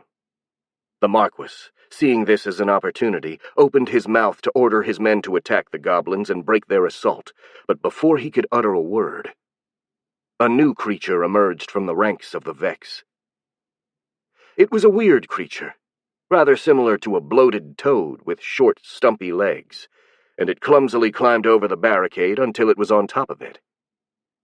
Then it inflated itself like a balloon, and spat out a spray of yellow-greenish liquid that covered half of the road in front of the barricade. The hobgoblins hit by that substance immediately started screaming in pain, trying to clean themselves from it. Some even fell to the ground, rolling. This was the last straw for the goblin army. Completely demoralized, they ran away from the barricades and the weird, scary creatures that killed so many of them. Within a minute, not one of them remained in sight of the barricades. The Brettholtz soldiers initially stared in disbelief at this spectacle, too shocked and surprised to do anything else. Then, one at a time, they all started cheering, until everyone was letting out shouts of victory. However, they didn't get close to the Vex, and even avoided looking at them, which wasn't a surprise, since they were even more intimidating and off-putting than usual, since they were completely covered in blood and gore.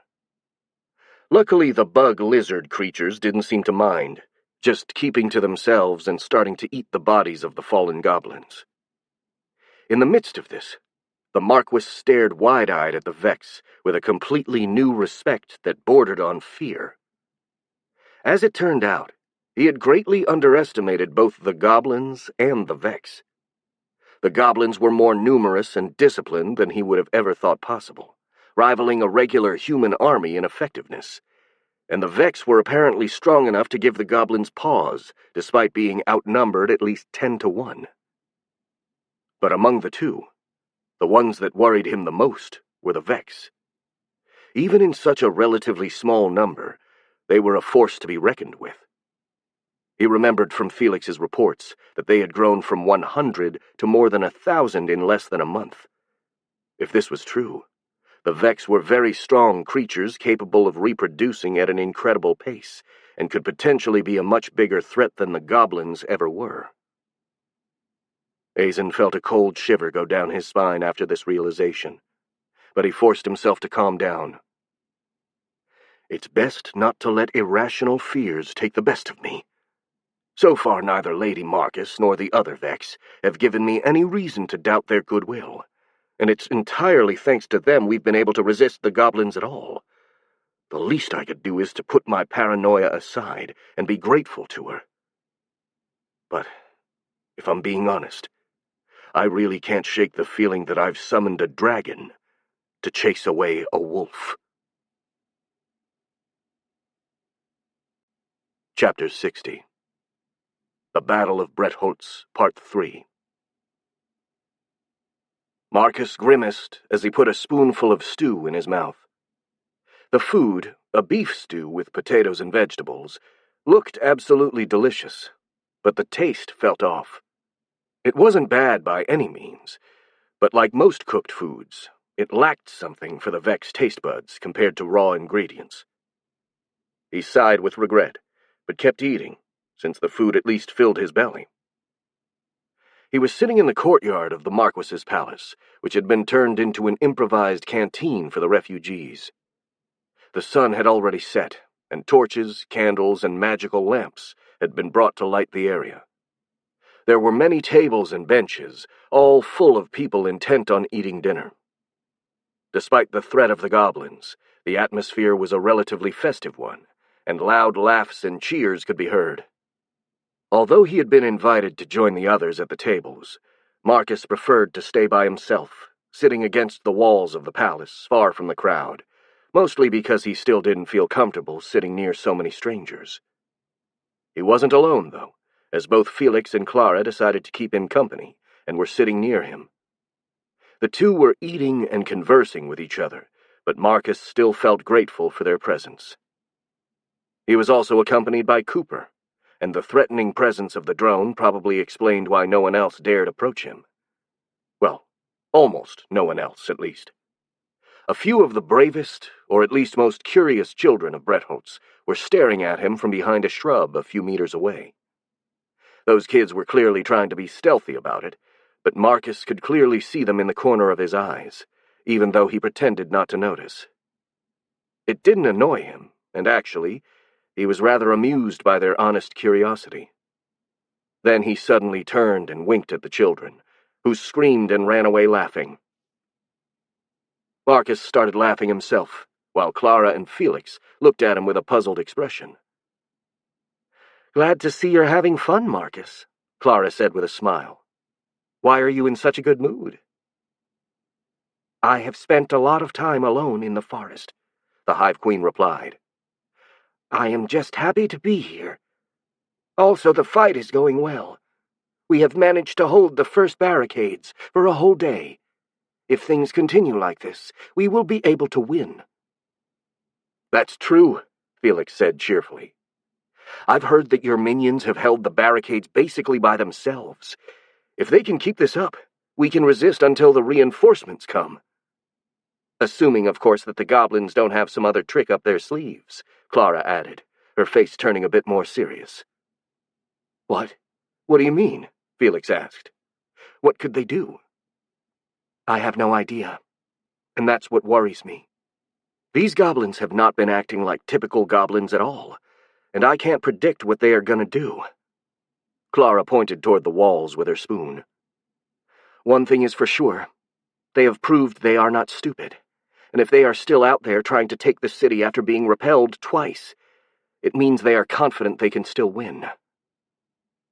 Marcus grimaced, feeling his previous optimism being drained away, but he was forced to agree to that logic. The battle wasn't won just yet, and dropping their guard now could have disastrous consequences. Also, now that his cheerfulness had gone, he started feeling all the fatigue from focusing on the battle all day long, coupled with the fact that he hadn't slept well the previous night. He stifled a yawn, and he felt his eyes closing. "Well, then I think it is better to go to bed," he said.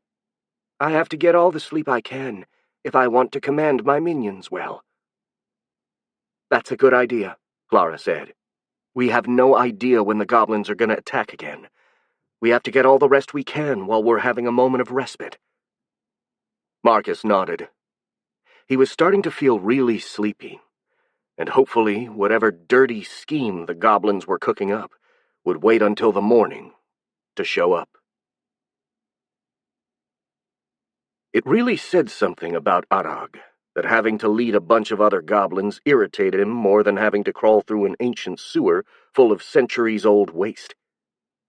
The spider goblin was a natural loner, and was so used to working on his own that actually leading other goblins annoyed him to no end. Especially because they were absolutely incompetent compared to him. Every single little noise they made irked his nerves. At least they weren't talking to each other. At least not anymore after what happened to the last one caught committing such an infraction. Still, the general had been clear about the importance of this mission. Besides, it wasn't in Arag's nature to complain, so he just got on with it, trying to endure the pain of having to work with complete amateurs. To be fair, though, pretty much every other goblin was an amateur compared to Arag. Such was the curse of being the best at his trade. And at least being an assassin allowed the spider goblin to work alone most of the time. He didn't want to think about all the time the general, being a leader and therefore forced to work with others, had to spend dealing with incompetent idiots. And there was no question that Trak was the best at his trade too, The preparations for the current mission showed a foresight that no other goblin possessed. Knowing that he would likely have to attack Bretholtz during his campaign, the general had sent various spies to scout the city surroundings months in advance. In particular, one of the spies had found an old and probably forgotten sewer exit near the river, and the previous day the general had sent Arag to explore it. The results had been really promising, as the sewer was big enough to let a goblin crawl inside, even though it'd still be cramped and uncomfortable. Many thick iron grates had blocked the entrance in order to stop wild animals from getting in. That obstacle was swiftly removed by the spider goblin, while the numerous vermin who inhabited that dark, damp place had turned into a quick snack whenever they got too close. And finally, Arag discovered an exit from the sewers located inside the basement of a building, most likely the Marquis's palace itself, since it was the only construction that looked as old as the sewer. All in all, it was a perfect way to infiltrate the city, provided it was done stealthily. If they were discovered, it would have been far too easy for the defenders to pour oil or other flammable substances in the sewers and burn all the invaders alive, which explained why Arag was so fixated on making as little noise as possible. Luckily, despite all the splashing and grunting that came from the other troops, the humans didn't seem to notice anything by the time they reached the exit, which was just a hole opening in the floor of a room. There was another metal grate, and the spider goblin dealt with it the same way he had with the others, pouring a foul-smelling paste over it and then spitting its poison on them. The paste, an alchemical substance made by the shamans, greatly boosted the corrosive effects of his poison, allowing it to eat through iron in a matter of minutes. The assassin grabbed the grate with his 6 hands and waited until the bars were corroded enough before carefully removing it, putting it beside the hole without a sound. Arag then looked around. There was no light, though neither he nor the goblins he'd taken with him needed any to see in the dark. The room was completely bare, save for a few rusted chains hanging from the stone walls, and a staircase leading to a closed door a few meters above. The spider goblin immediately went to check the door, finding it locked, but it only took a few seconds for him to knock it open. Beyond the door there was a long, dark corridor and another set of stairs, probably leading to other parts of the castle. There was no human in sight, nor could he hear any noise. Perfect, Arag thought, and gave a signal to the goblins waiting in the sewers. Slowly, one after another, dozens upon dozens of chitin-covered humanoids emerged from the sewers, moving with a chittering sound, and looking around with their glowing purple eyes. "Goddamn soft fucking bed!" Marcus cursed under his breath, walking through the corridors of the Marquis's palace. Just like the previous night, he still hadn't gotten used to the comfiness of an actual bed, and having part of his brain focus on the drones defending the barricades certainly didn't help. Besides, knowing the goblins were out there and could attack at any moment made him far too nervous to even try and close his eyes. Luckily, he knew of a place where he could relax a bit.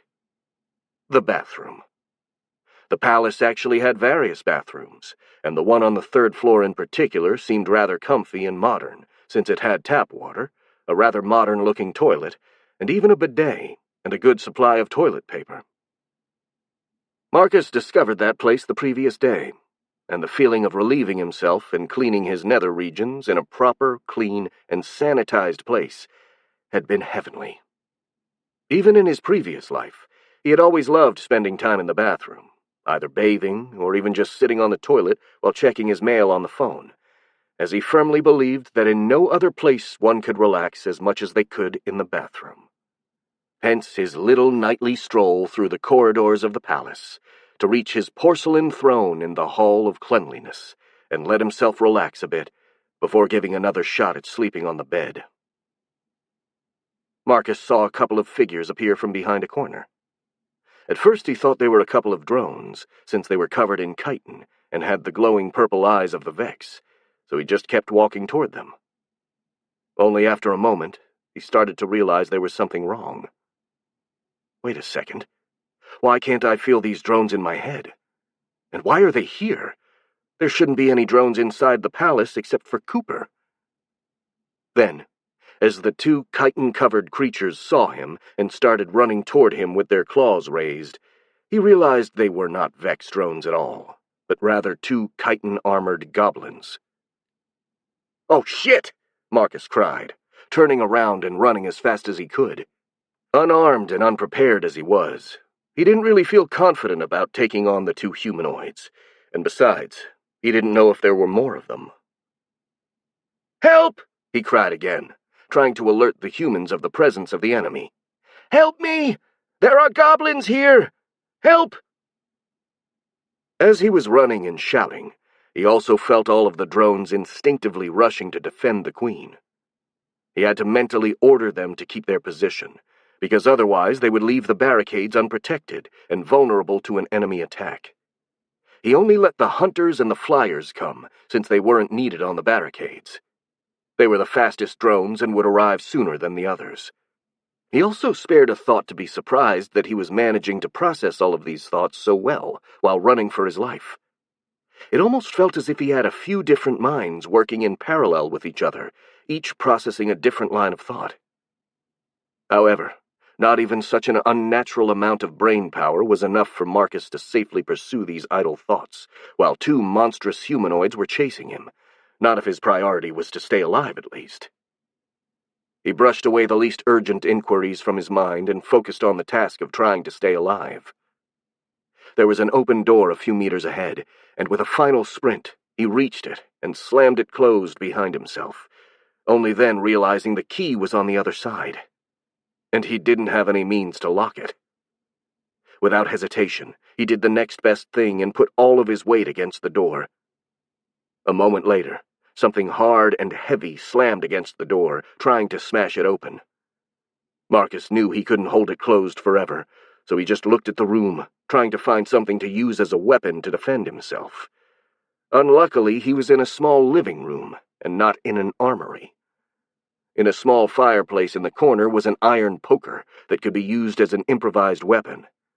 Not that he felt confident taking on two chitin-armored goblins with just an iron poker, but maybe he could buy enough time for his drones to arrive. As it turned out, he didn't wait for long, as even before the goblins could break into the room, Cooper reached him. Without a sound, the hunter drone threw itself at one of the invaders, making it lose balance and fall on the ground, while the Vex tried to bite its throat. The goblin was far too armored for the drone's fang to reach its target, though the humanoid's claws were equally ineffective against Cooper's chitin. The two just rolled on the ground, each trying to get an advantage, while the second goblin left the door to help its companion. Marcus saw this through the eyes of Cooper, and with horror realized that the drone wouldn't be able to take care of both goblins. The other, more powerful drones were drawing near, so the most logical solution would have been to leave the old hunter to its fate, but Marcus couldn't force himself to do that. Despite not being sentient, Cooper had been his first and only companion for a long time, and he had grown really attached to it. Leaving the old faithful drone to die was unacceptable. So with a grim expression, Marcus grabbed the iron poker from the fireplace and ran out of the room. The first goblin, hearing the sound of the door opening, turned just in time to see Marcus hitting him in the head with the poker. The humanoid reeled, more because of the surprise than actual pain, and the Hive Queen took advantage of that opening to stab it through its big, glowing eyes. The goblin screamed, trying to get the piece of iron out of its eyes, but Marcus used his weight to push the poker further inside the creature's head until it fell to the ground, twitching like a dying spider. Marcus yanked the iron poker out from the first goblin's head and immediately walked toward the second one, who was still fighting against Cooper on the floor. Without mercy, the Hive Queen started bludgeoning the creature with the poker, trying to aim for the eyes and the joints. This went on for a while, until finally Cooper was able to close its jaws on the goblin's throat, crushing it with a sickening sound. Marcus looked around. There were no other enemies in sight, but he could hear screams and sounds of battle coming from all over the city. As the adrenaline, or whatever it was that his body produced, started fading. The Hive Queen felt more and more exhausted. The iron poker, bent beyond repair during the fight, slipped from his trembling fingers, and he felt the overwhelming urge to lie down and rest.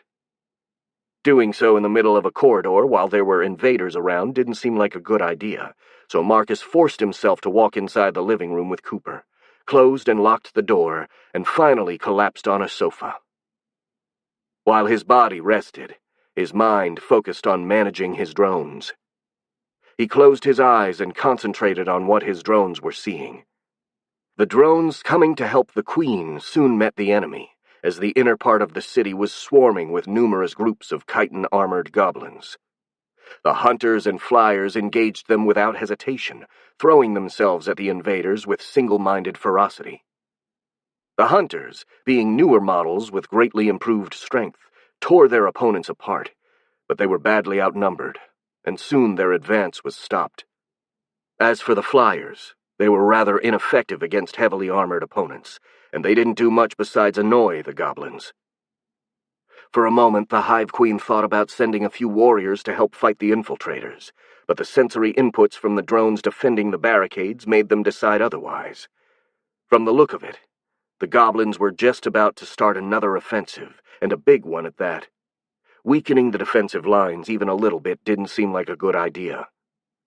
On the bright side, the humans had been alarmed about the presence of the invaders inside the city, and numerous guards were running to the palace.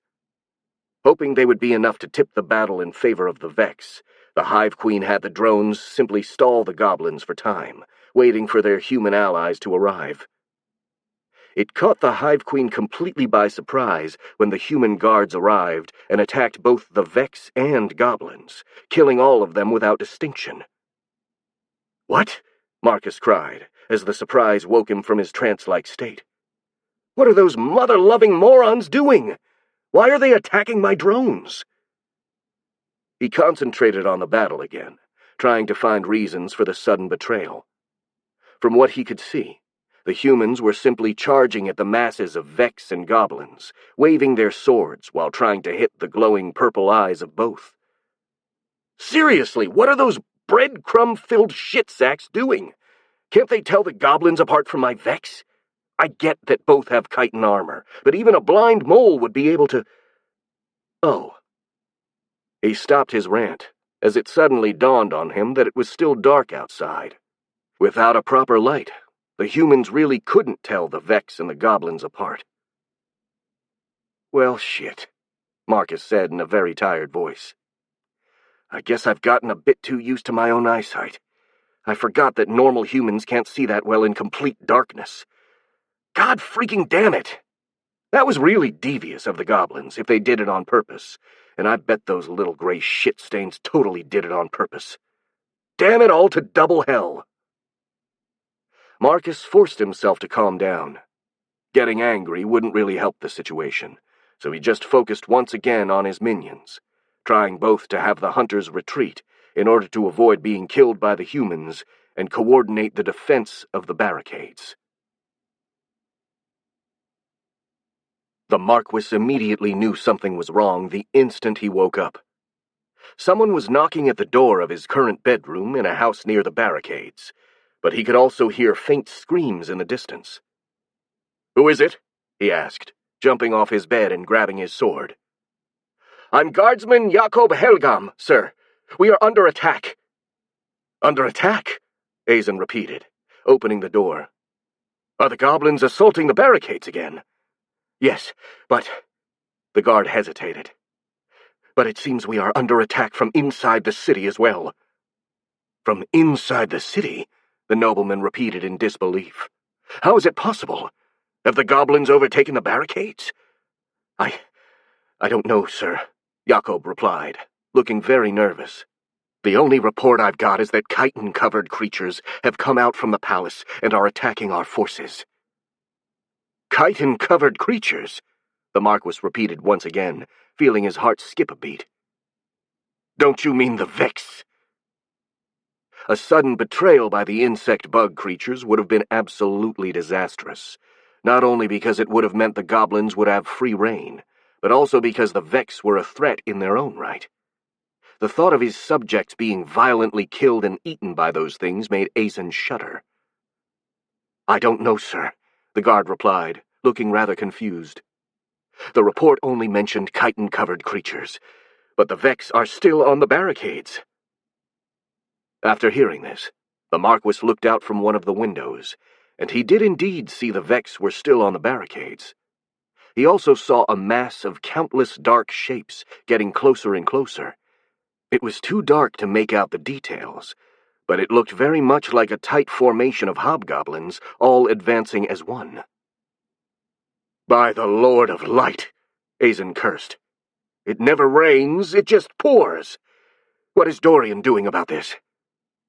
"He sent some guards and some of his students to take care of the creatures inside the city, and he sent me here to warn you, sir." "Very well, then," the nobleman said with a resolute voice. "Help me don my armor. I'm gonna check what's going on in my city with my own eyes." About a minute later, the Marquis reached Sir Dorian, who was staring grimly at the incoming goblins, who were now only a few dozen meters away from the barricades.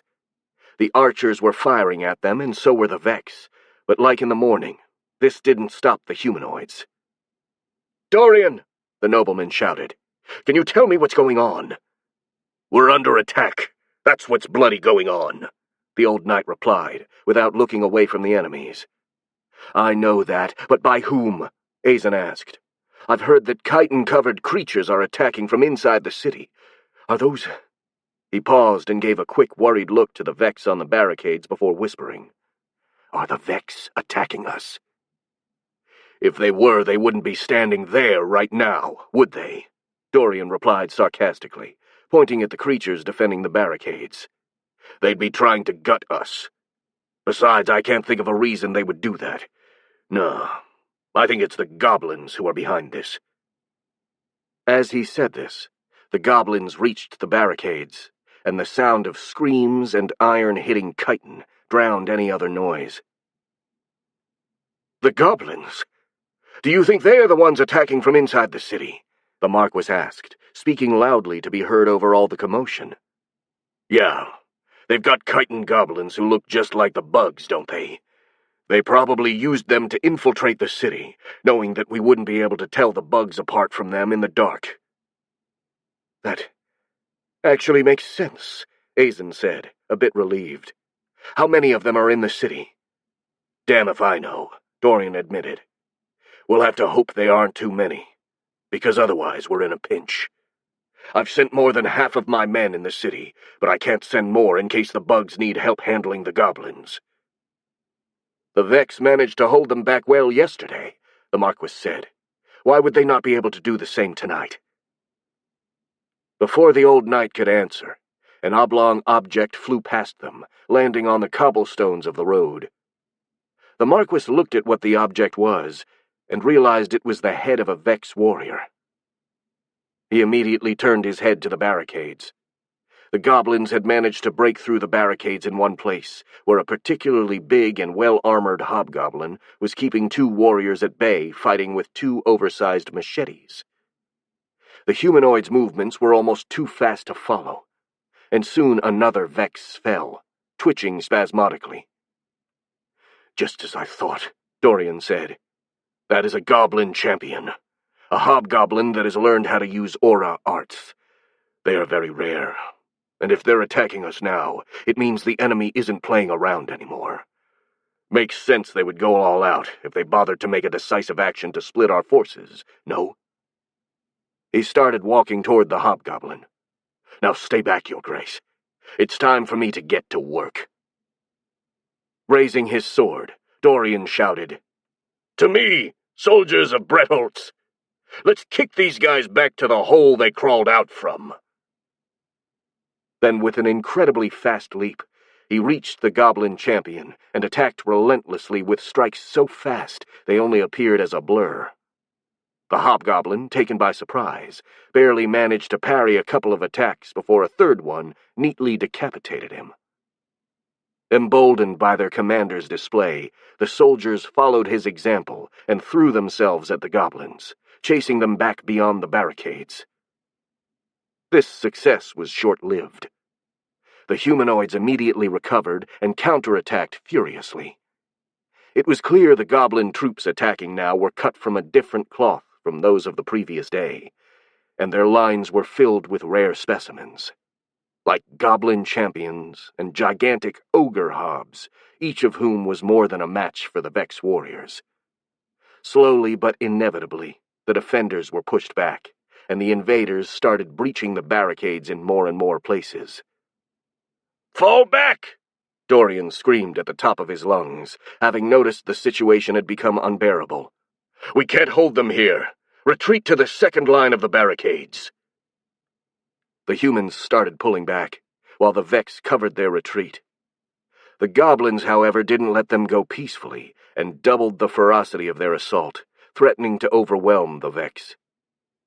Dozens of the bug reptile creatures were killed in a matter of seconds, while the humanoids slowly started to surround them in order to attack from all sides.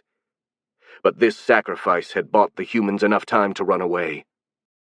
Once they were all safe, Dorian shouted to the Vex, loud enough to be heard over the sounds of the battle. "We're safe now! Retreat!" At that signal, the Vex stopped fighting and simply ran away. The goblins, emboldened by the sight of their enemies fleeing, gave chase and killed every Vex they reached. But a few moments later, an incredibly loud noise of cracking wood was heard, and the houses near the barricades started wobbling and leaning. Then they came crashing down on the streets, burying anyone who was unfortunate to be under them. The following chaos gave pause to the goblin assault, allowing the Vex to safely retreat behind the second line of the barricades. "Well, that went as well as it could be expected," Dorian said to the Marquis. The old knight was looking rather tired, despite having fought for just a few minutes, something which worried Azen. "Are you okay, Dorian? You don't look so well." "It's just that I don't have the endurance I once had. Using aura takes a toll on me. But I'll be fine if I get to rest for a few minutes, and hopefully the little gray buggers won't come back soon." The nobleman looked at the rubble of the houses farther down the road, where the dust still had to settle down. Then he saw numerous shapes emerging from the darkness, running on all fours toward the second barricades, moving with incredible speed. "Sorry to say it, but I fear that your hopes are about to be betrayed," the nobleman said, and the old knight immediately turned to face the new menace. "Archers! Fire at will!" Dorian shouted. But the enemy was so fast that the soldiers of Bretholtz barely had the time to fire a single volley before the invaders reached the barricades. Unlike the previous assault, this one was made up of mainly feral goblins, a tide of dark, bestial shapes covered in fur and scales, who attacked the defenders with fangs and claws. The Vex and the humans managed to hold and kill many of the goblins, who were completely unarmored and lacked any sort of discipline. And the bestial humanoids just kept coming with rabid rage. That fury alone wasn't enough to overwhelm the Vex, who were too strong, disciplined, and well-armored, and any feral goblin who threw itself over the barricade was quickly killed, all while the archers kept up their bombardment, causing significant casualties among the unarmored invaders. Then, all of a sudden, a handful of winged figures descended from the sky, assaulting the human archers and sometimes even breathing fire on them. "Gargoyles!" a soldier cried, just before receiving a blaze in his face, turning his head into a torch and his warning into a blood-curdling scream. In response to this aerial assault, a buzzing could be heard, and after a moment, dozens of flying Vex emerged from the darkness, attacking the gargoyles by clawing at their wings and dragging them to the ground, where the soldiers could finish them. The dragon-like creatures retreated, but the damage was done, and the human defenders were now in chaos. Only the Vex kept fighting with the usual cold efficiency, apparently unfazed by anything. Right then, a few new figures appeared over the barricades. The enemy elite troops were attacking, and under such an assault, even the Vex started to get pushed back. "Get in line and fight properly," Dorian cried, trying to rally his soldiers, who were on the verge of routing. "Dorian, I don't think we can hold them here," the Marquis said. "We should retreat." "And leave the second barricade so soon? I don't think so." The old knight turned a furious stare on the Marquis. "I'm gonna get in and push back these savages myself. I may have gotten old, but it won't be a few damn goblins who do me in." He raised his sword, calling once again for his soldiers. "To me, men! Let's show these bastards who they are dealing with." Before he could complete the phrase, a small black dart hit Dorian right in his face, remaining stuck in his cheek. The old man flinched and instinctively grabbed the dart and extracted it. "What in the 8 hells is this?" he cried, looking at the thing with wide eyes. Then he fell to the ground, twitching while foaming at the mouth. "Dorian!" Azen cried, rushing to the aid of the Aura warrior. The old man was kicking spasmodically, and his face was turning blue. "He's been poisoned!" the nobleman cried, before turning to his guard, Jakob. "He needs a healer. Carry him away." "Yes, sir," the guard replied, and started dragging the still-twitching Dorian away. The Marquis turned to the ongoing battle. It was hopeless. Without the strength and commanding presence of the old Aura warrior, it was impossible to rally the human soldiers in time to hold the barricade. So with a heavy heart, the nobleman ordered the retreat himself. The humans fell back first, quickly followed by the Vex, but this time the goblins chased them without mercy, wanting to end the battle then and there. Luckily, the Marquis had one last ace up his sleeve. "Casters!" he cried. The night was illuminated by the lights of various offensive spells, exploding in the middle of the goblin crowd. Since the ones casting these spells weren't professional battle casters, the effects were rather underwhelming, and only a handful of goblins died. But this had still been effective, as it momentarily halted their advance. Before they could recover, a huge Vex heavy charged in, smashing through their formation and forcing them back. It was then that the Marquis finally ordered the collapse of the nearby buildings. Just like before, the ground suddenly caved in, and the 2-story houses fell on the road, burying anyone present under a ton of rubble. The defenders could finally reach the third and final line of barricades, battered and tired but still ready to fight. Luckily, though, having the city fall on their head 2 times in a row had broken the goblins' morale, causing them to give up any further attack for now. Most of the soldiers took advantage of this moment of respite to simply fall on the ground, completely exhausted, while the Vex stood motionless. Meanwhile, Azen contacted all the other commanders through his telemancers, assessing the situation. It was pretty much the same in all parts of the city, and the defenders had been pushed to their last lines of barricades everywhere. The infiltrators had been dealt with, but a lot of Vex had also been killed, due to having been mistaken for the enemy. The only positive thing about this was that the chitin goblins had not attacked the civilians, only going after the guards and the Vex. After finally getting a full picture of the situation, the Marquis felt a sense of dread filling him. The number of casualties still wasn't known, but it was probable that at least half of the Vex and a third of the guards had been killed, while 4 other Aura warriors had also been poisoned in the same way Dorian had been. Only one of them died, a young squire named Thomas, but the others were in no condition to fight. The final assessment was that, in just one night, the defenders had lost more than half of their forces, and holding the last line of barricades for 2 more days was just wishful thinking at this point. "This is not good," the Marquis said, to no one in particular. Hidden on top of a roof, Arag looked at the Marquis standing motionless in the middle of the road.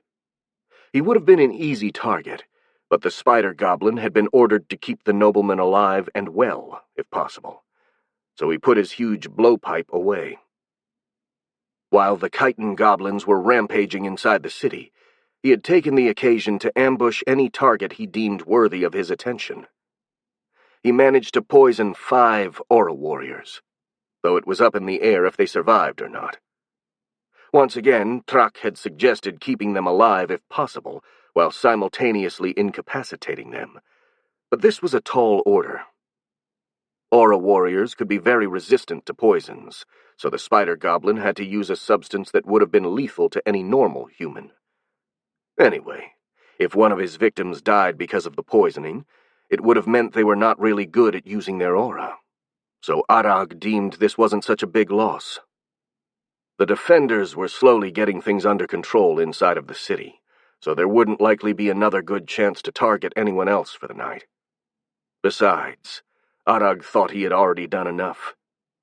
So without further ado, he scurried away from the city, disappearing into the shadows of the night, to report back to the general. Chapter 61.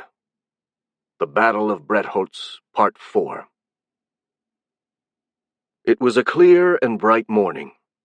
An unusually warm day for that time of the year, and probably the last real taste of summer as winter approached. Azen was trying his best to hide his exhaustion and desperation while addressing the people in front of him. Ideally, he would have liked to give off an impression of unbreakable confidence, encouraging his subjects with a bright smile, perhaps even cracking a few jokes to put them at ease. That was far beyond his skills at the moment. He had opted for an expression of grim determination, or at least for what he hoped would be received as such by those present. Pretty much all the men present amongst the refugees who were physically capable of fighting, and the citizens of Bretholz, had been gathered to hear what the Marquis had to say. The emotions on their faces varied from nervous to utterly terrified, which was understandable, since the enemy infiltration of the previous night had taken a toll on their morale. Despite the fact that, for some reason, the chitin goblins hadn't actually hurt any civilians.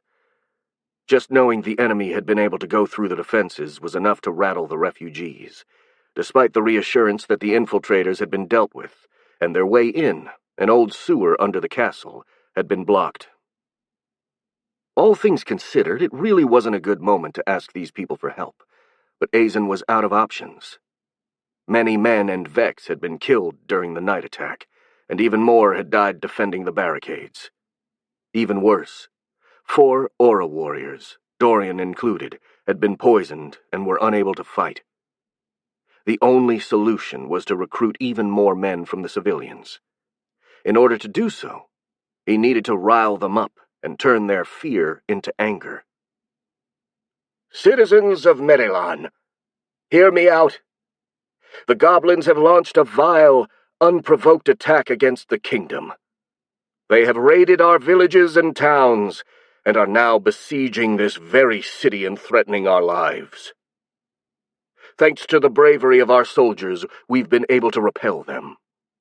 They died in droves when they met against our will, faith, and steel. Azen paused, taking that moment to judge the energy of the crowd. But last night, using a cowardly trick, they managed to infiltrate our city and weaken our defenses. Our soldiers' will is unwavering, but to make absolutely sure we're going to resist, we're going to need your help. The people in the courtyard seemed a little worried, and a few of them even asked out loud what they were supposed to do, since they weren't soldiers. Any help would make a great difference, the Marquis replied to those questions. Firing arrows at the enemy, throwing rocks, even just helping the defenders by bringing them water and carrying the wounded ones away. I won't order you to do anything. What I ask you is to ask yourself if you'd rather spend your time helping our soldiers or cowering in the palace and hoping the goblins won't break our lines and come for your lives.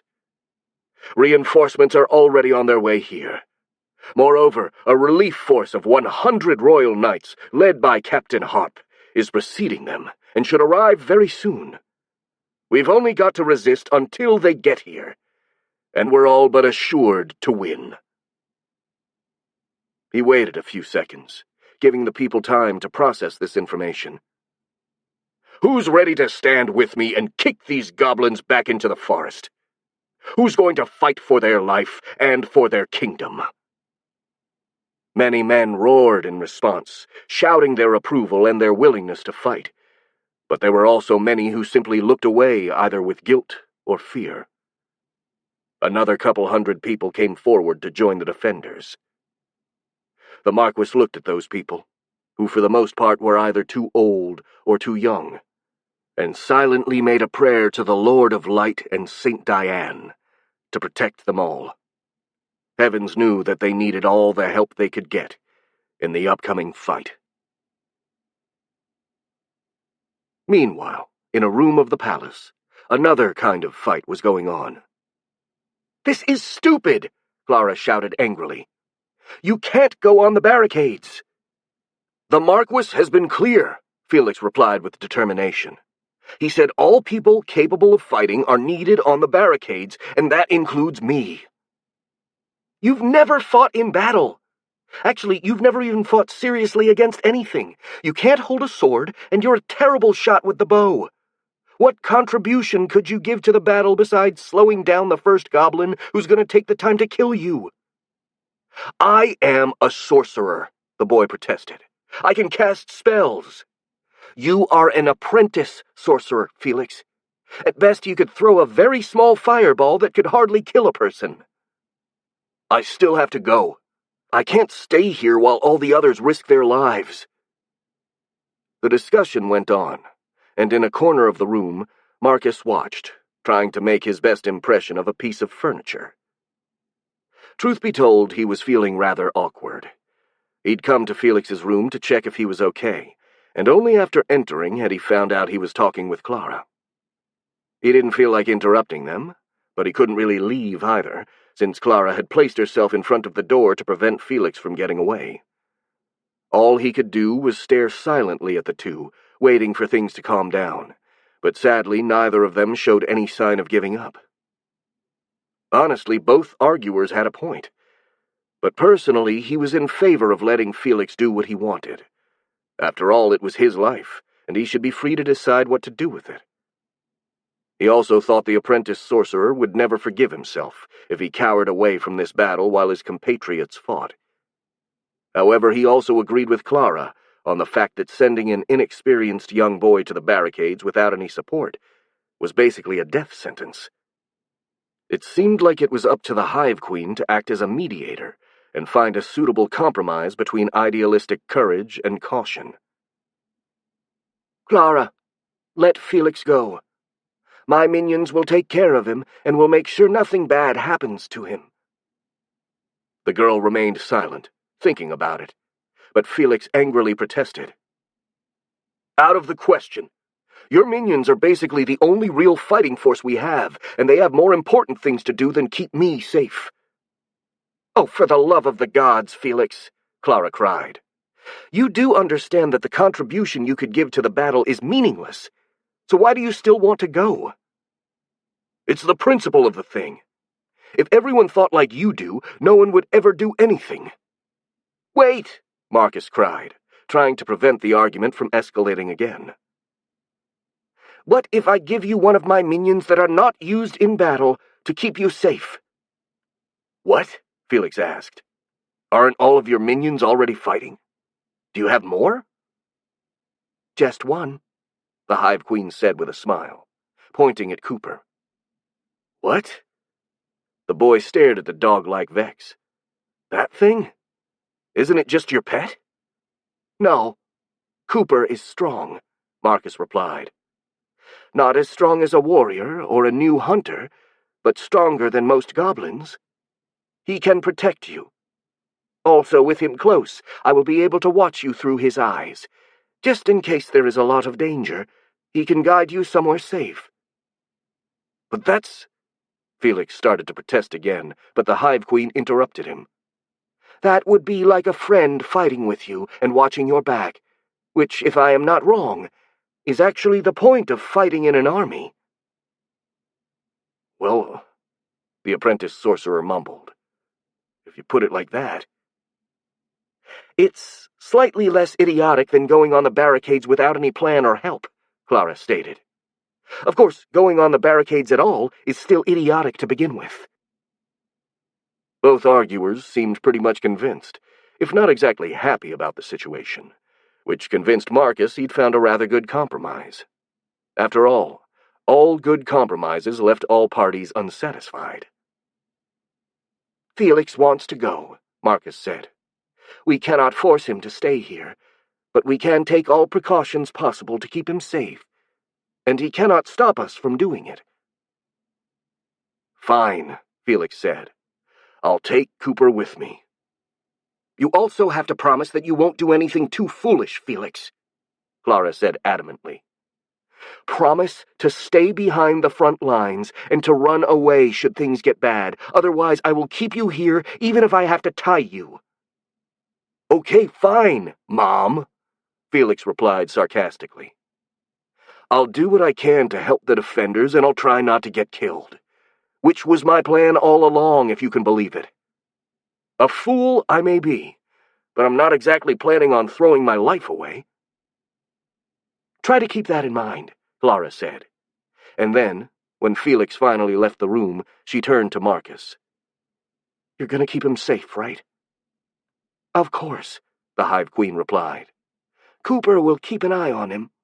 If he is in danger, I can make my nearby drones come and help him." "Good," Clara said with a sigh of relief.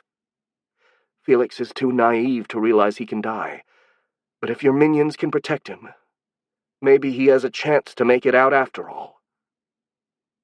I hope that we all have a chance at making it out alive." Accompanied by Cooper, who followed him around just like a dog, Felix reached the northern barricade where he had been assigned. Luckily, the goblins weren't attacking yet, but judging from the noise coming from the outskirts of the city, it wouldn't be long before they did. The apprentice sorcerer felt his throat becoming dry from nervousness, and he forced himself to swallow. It had been much easier to take the decision to fight when he was safe inside the fortress, but now, with only a flimsy barricade between himself and the murderous humanoids trying to kill them all, he was much less sure of himself. Still, he refused to give in to panic and forced himself to walk to his position, together with the other members of the newly raised militia, who were standing a few meters behind the barricades. "Oi!" a familiar, deep voice called. "If it isn't young Felix.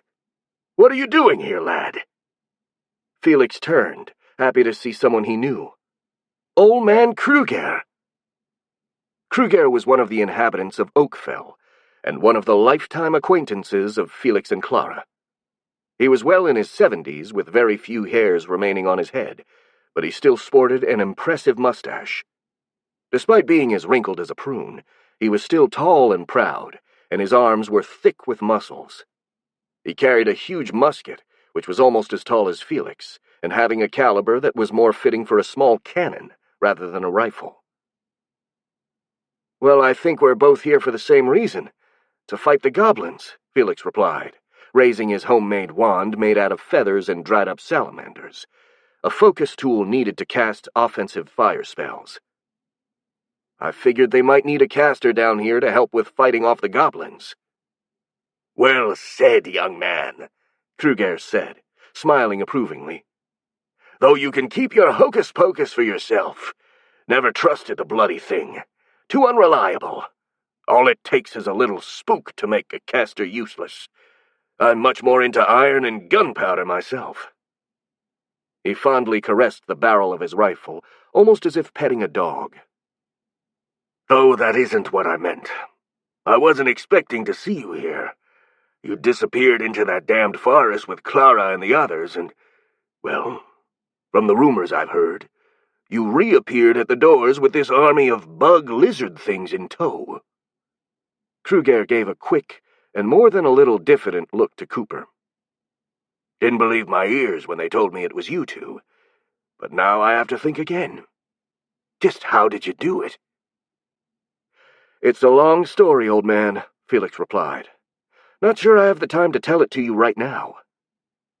He nodded toward the streets of Bretholz, from which the noises of the upcoming goblins were growing louder and louder.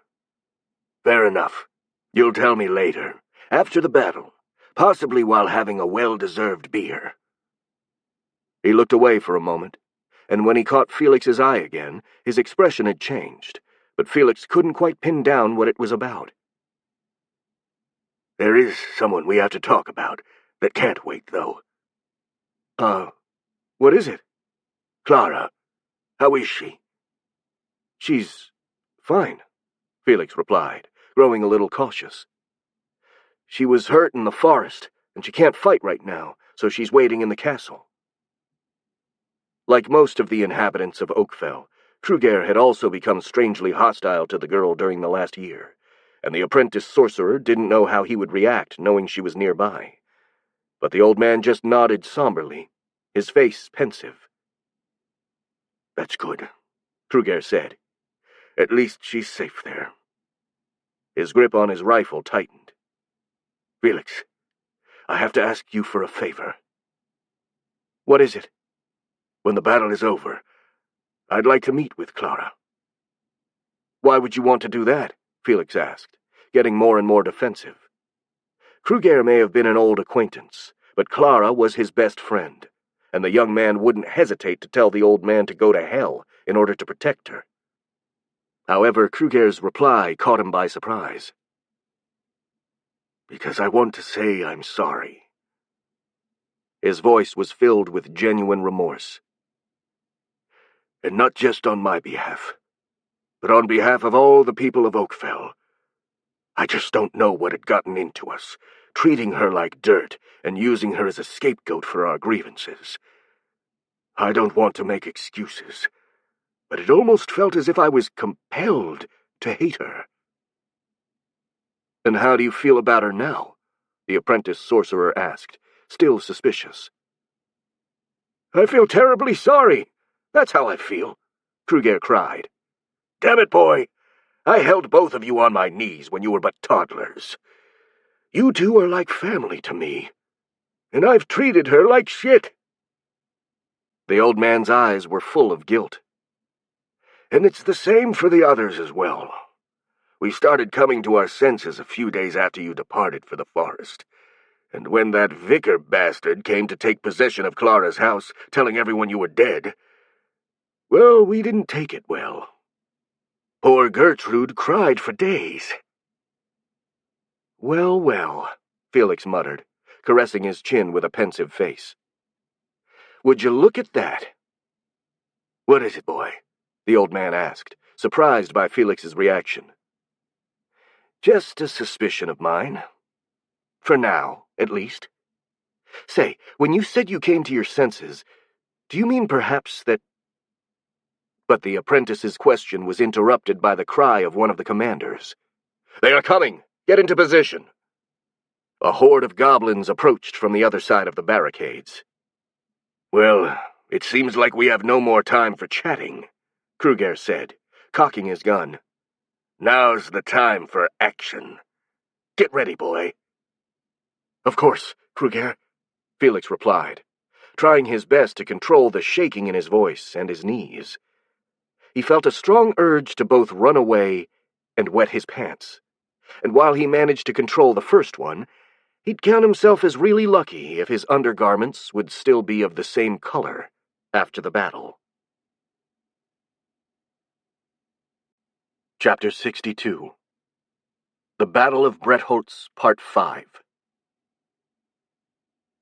The goblins advanced like a tide of grayish bodies. The disciplined human hobs were in front, with their shields raised to defend against arrows, while huge orc hobs and ferocious feral goblins swarmed behind them, howling and screaming with mad ferocity. It was a terrifying spectacle from up close, and Felix felt as if his knees had been turned into jelly just by looking at it. The goblin army seemed unstoppable, and he wondered how all the other human defenders managed to stay still and not flee in terror. The gods knew that was exactly what he wanted to do, but personally he was too scared to move at all. Beside him, Kruger gave him a look and patted him on his back. "Courage, lad!" he shouted to be heard over the noise of the incoming goblins. Don't let fear control you." Felix felt a bit of his panic dissipate after hearing the familiar and confident voice of the old man. "Just keep your wits and pay attention to your surroundings," Kruger further advised, while simultaneously raising his rifle and taking aim. "And do not panic. No matter what is going to happen, if you lose your mind, you're also going to lose your life." The apprentice sorcerer felt a pang of gratefulness toward the old man, while also feeling immensely reassured by being with someone who seemed to know what to do. Kruger looked completely calm and confident, and as solid as a rock, which was kind of to be expected from a war veteran. The old man had served as a sergeant in the Castillar Legion for 10 years, before retiring in Oakfell, and he'd always told tales of his battles to the children of the village, Felix and Clara included. The goblins drew closer, and the officers gave the signal to fire at will. Immediately the archers started raining down arrows, while the Vex threw rocks of varying size. From simple bricks and stones thrown by the workers, to the huge boulders and pieces of masonry the heavies fired like living catapults. Meanwhile, Kruger calmly took aim at one of the biggest orc hobs in sight, and pulled the trigger. There was an incredibly loud explosion, and a cloud of smoke emerged from the rifle, but at the same time, the hobgoblin's head exploded, raining blood, brains, and pieces of skull all around it. "Ouch!" the old man cried, grabbing his shoulder. "Gods damn it! I'm not used to the damn recoil anymore." "Is everything all right, Kruger?" Felix asked, a bit worried. "Yeah, I just haven't fired this thing in years." Kruger massaged his shoulder a bit more, before starting to reload his rifle. "Almost forgot how much of a punch Legion-grade rifles pack." While talking, the old man had finished reloading, and without hesitation took aim and fired once more, this time opening a hole the size of a fist in the torso of a human hob. The concentrated fire took a terrifying toll on the goblins, but they kept charging, running over the bodies of their fallen until they reached the barricades. Once there, their advance was stopped by the Vex warriors. The bug reptile creatures moved with cold and terrifying efficiency, hacking to pieces any enemy who approached like they were slabs of meat instead of living beings, sending blood and limbs flying everywhere. But even this didn't stop the goblins, as the ones who hesitated were quickly trampled to death by the ones behind them, and so the humanoids just kept on charging, even though the place had turned into a literal meat grinder for them. Meanwhile, Felix couldn't do anything else but stare at the bloody spectacle, in equal parts captivated and terrified. Then, as the wind changed, his nose was assaulted by the combined smell of blood, guts, and excrements, which made him gag and almost throw up. With some Herculean effort, he managed to keep his breakfast inside, and briefly averted his eyes from the battle in order to regain control of his stomach. Clara was right, he thought desperately. I should have never come down here. I should have stayed in the castle. "Eyes on the fight, young Felix," he heard Kruger shouting, and he turned to see the old man taking aim and firing his gun, head-shotting another big orc hob. "Stay focused. A moment of distraction could cost your life." "Yes, Kruger," Felix replied. "I was just—" He couldn't finish the phrase because something hit him from the side, interrupting him and pushing him away. He fell to the ground, and at the same time, he heard a series of inhuman screams, followed by an incredibly loud, thunderous explosion, followed by a wave of bristling heat. "What?" the young man cried, raising his head to see what happened. Various corpses lay on the charred ground, some of them still burning and twitching, and one was even missing the lower half of its body. Cooper the Vex dog stood right next to the apprentice sorcerer, seemingly checking if he was all right, while up in the sky, the huge shape of a gargoyle was visible, retreating while chased by a group of Vex flyers. "Old man, Kruger?" Felix called with a voice so feeble it couldn't even be heard over the sounds of the battle. He searched for the familiar shape of the old man, but he couldn't find him anywhere.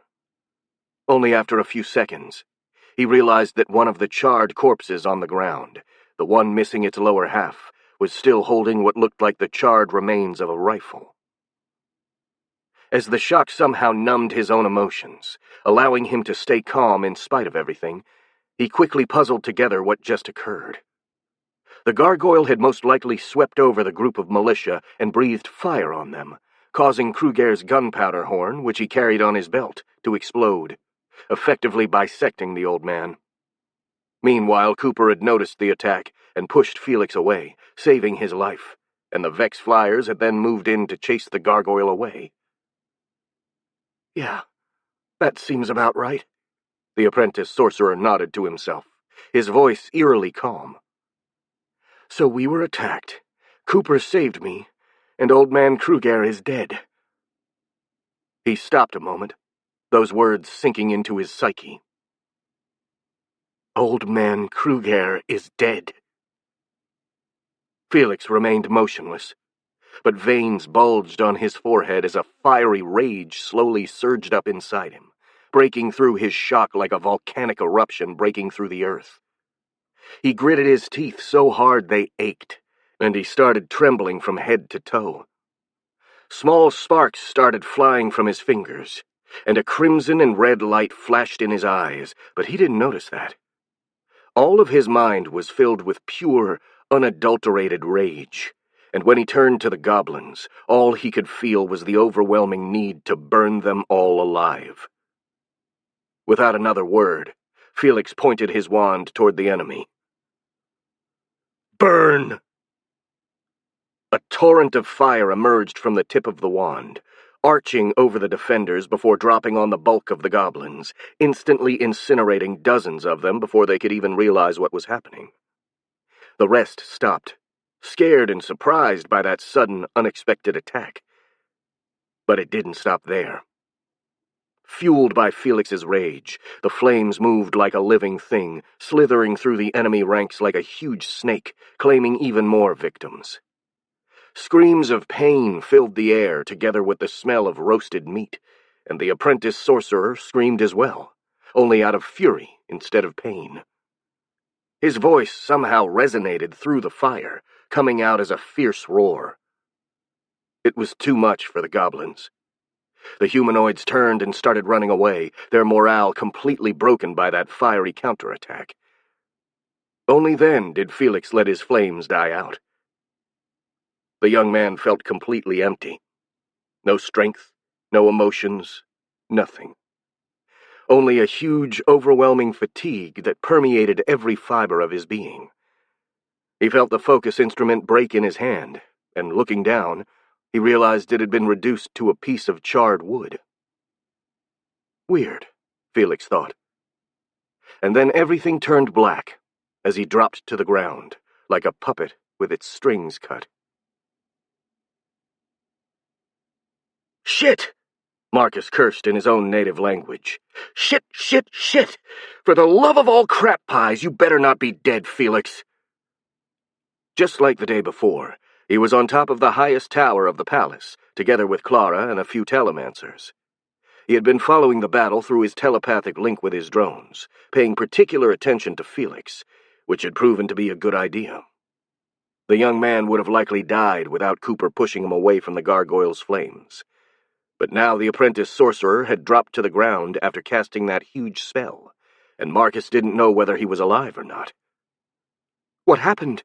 Clara asked, not really understanding what the Hive Queen was saying, but alarmed by his tone. "Wait," Marcus shouted back, and quickly checked on Felix through the eyes of Cooper, letting out a sigh of relief when he noticed the young man was still breathing.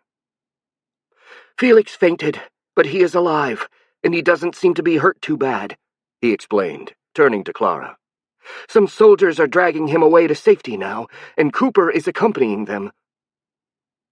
Clara, who was pale and looking really worried, let out a sigh after hearing those words. "That fool," she said, but her voice was full of relief. "I told him he was just going to get hurt without accomplishing anything. Well, at least he's going to be safe from now on, and that's going to keep him from doing any further idiocy. At least for now." "Actually, he did accomplish something," Marcus corrected her. "He repelled the assault at the northern barricade by himself." "What?" Clara said. How? He used magic, the Hive Queen replied. He threw a lot of fire at the goblins. He killed dozens of them, and the others ran away, but he fainted after casting that spell. Are all of your sorcerers this strong? We wish, one of the nearby telemancers snickered. Most of us don't have enough aura to light a bonfire, let alone throw a fireball.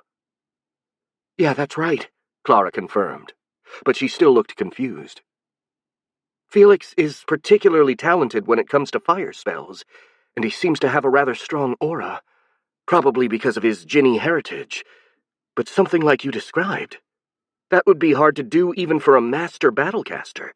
No wonder he fainted afterwards. Her expression became worried again. Are you sure he's all right? I've heard that straining your aura can have very bad repercussions, sometimes even lethal. He seems fine, just unconscious, Marcus replied, telepathically checking on the boy. He breathes well. He just looks asleep and tired. The other people there have put him in a bed in a house near the barricade. They haven't taken him to the infirmary here in the castle? No, but as I said, he does not look hurt.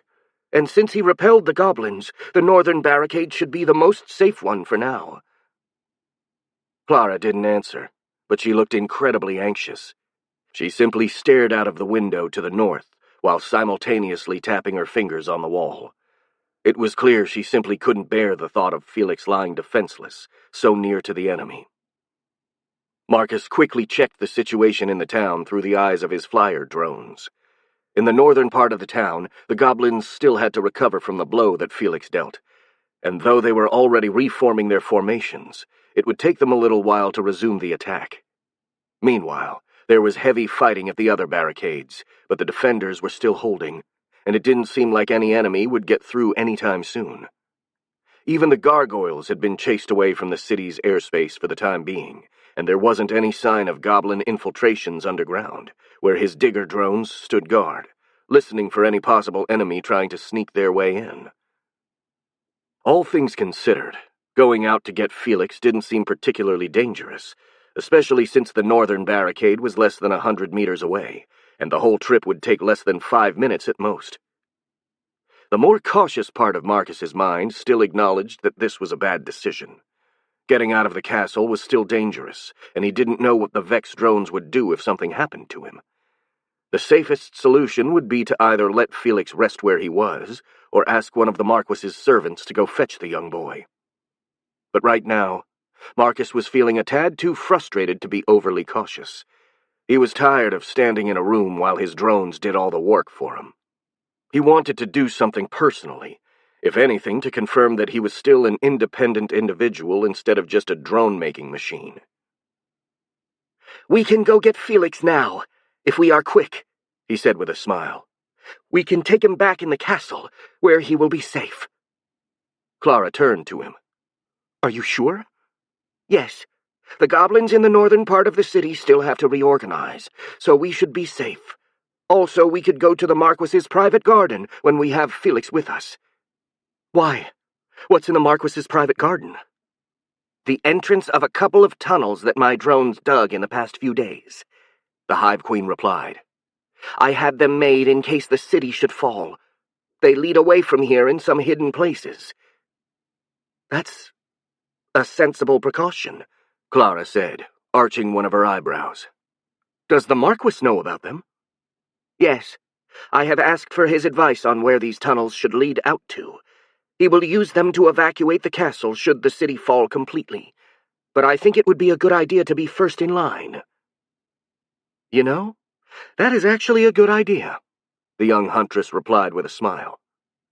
Are you sure that there is no danger in going to retrieve Felix? Not if we are quick. What are we waiting for, then? Clara said with a smile. In the southern part of the city, where the goblins had established their HQ, the general was listening to the reports from the other detachments. Apparently, the northern army was repelled by some powerful magic, but they were already recovering and ready to resume the assault. There was nothing new from the other armies, who steadily continued their attack, chipping away at the enemy forces, but still failing to advance past the barricades. The general carefully listened to every single report, paying attention to every detail, and puzzling them together to form a bigger picture. "Well then," he said, "signal all the armies to send in our heavy hitters, and start an all-out assault. The time has come to put an end to this battle." The messengers looked a bit surprised, but said nothing, and simply ran away to relay his orders. Only one of his advisors, a human hob named Crump, spoke his mind. "Sir, if I may, why are we sending in our heavy hitters only now? Couldn't we have sent them sooner?" "Because of 3 reasons, Crump," Truck replied calmly. "First, our heavy hitters are few and difficult to replace, so I couldn't afford to use them carelessly. Second, while they are indeed very powerful, the enemy aura users and casters have the means to kill them, so I had to make sure they were too tired to pose a meaningful resistance. And third..." The general took a bit of a pause, looking around to make sure no one else was listening. "Third, we have to take the city in the next few hours, because a company of 300 knights is approaching from the north. Judging by how easily they smashed through our army in the north, I'd wager that it's a force made entirely of aura users. They should be here at sunset, at their current pace." Crump paled when he heard this, though the general remained as calm as ever. "The success of this operation hinges on whether or not we manage to defeat the last line of defenders before those reinforcements arrive," Truck said. "The enemy is tired, and they seem to have used all of their aces in the hole. They were much harder to beat than I initially thought, especially because of those bugs.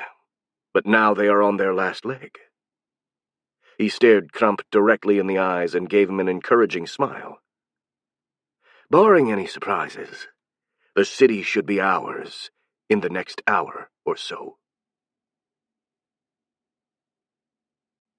Chapter 63. The Battle of Bretholtz, Part 6. The Marquis's place was incredibly crowded, with every nook and cranny filled with refugees who were either resting or praying. Because of this, moving out was rather difficult for Clara and Marcus, since both of them were fairly small and sometimes had to stop and ask the people to move to let them through. Moreover, Marcus felt incredibly uncomfortable being near so many strangers. Their sheer presence was almost suffocating, and he didn't really like the looks that some of them gave him. He didn't really mind the scared and suspicious stares, which were understandable under the current circumstances, but there were a few men that looked at him with weirdly appreciative eyes that made his skin crawl. Still, despite these hindrances, it took only a few minutes to reach the main gate.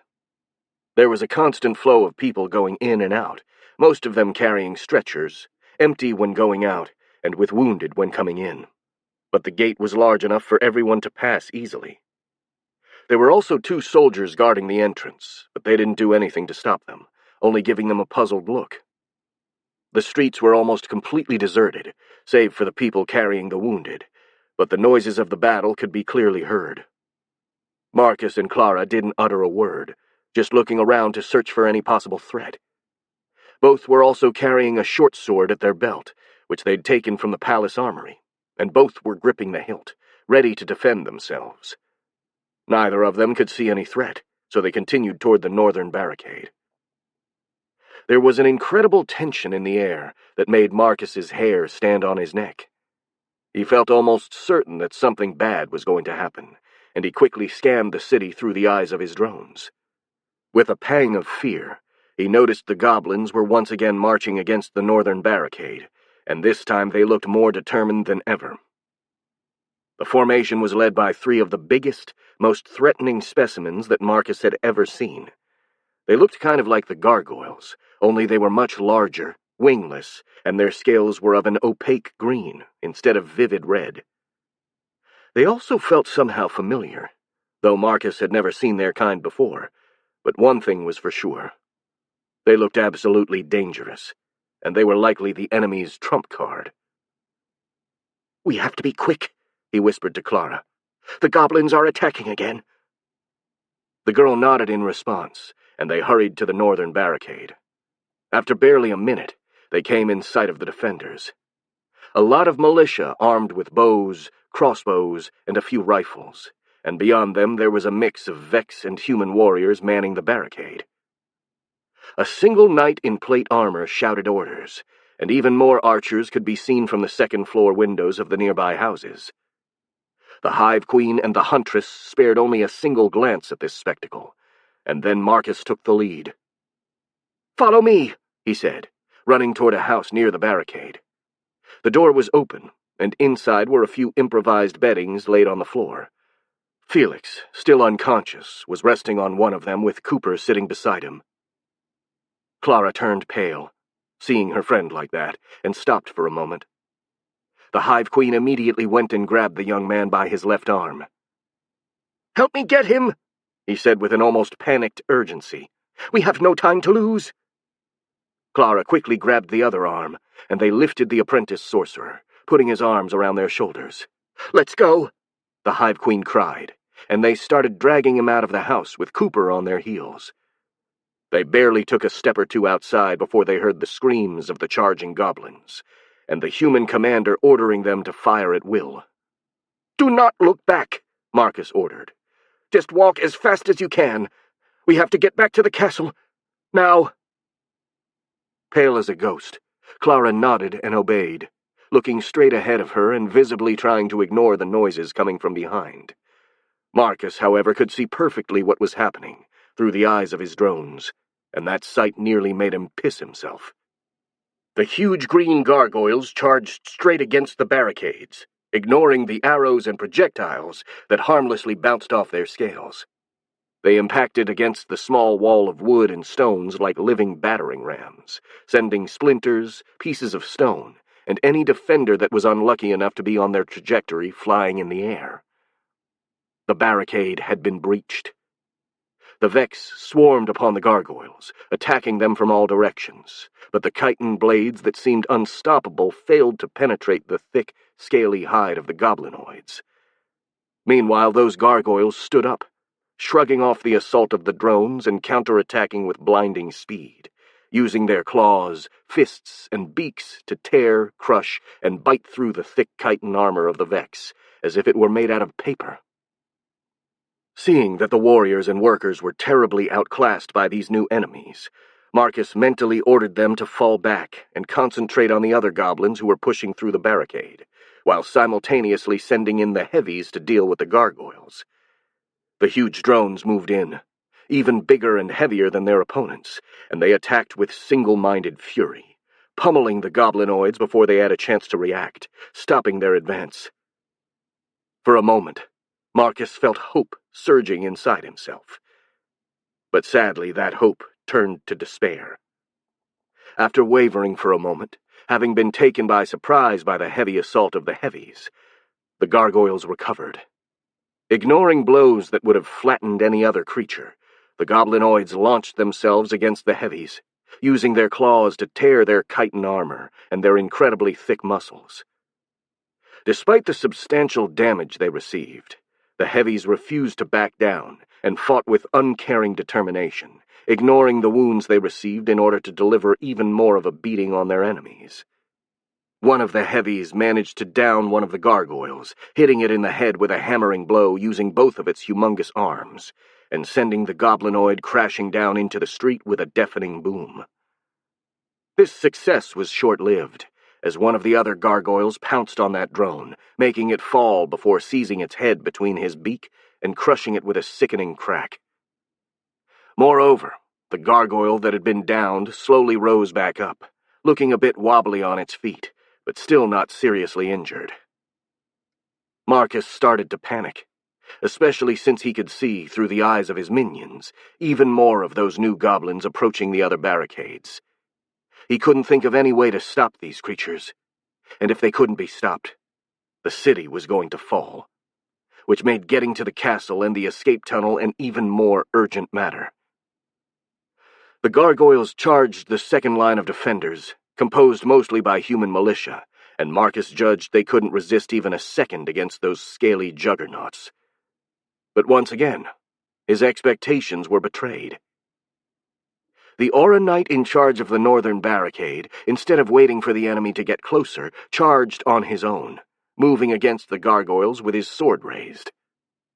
The Hive Queen wondered if he'd gone crazy, but before he could finish this thought, the man dodged a blow and retaliated with a slashing attack so fast it could barely be seen.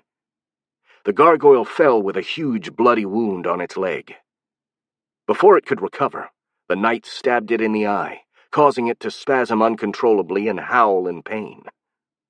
The human, however, simply pushed his sword deeper, until half of it disappeared inside the gargoyle's skull, and only then did the creature stop moving. The other gargoyles launched themselves against the knight, who gracefully dodged their assault and countered with a series of attacks that left dozens of small cuts in the scaly hide of the humanoids.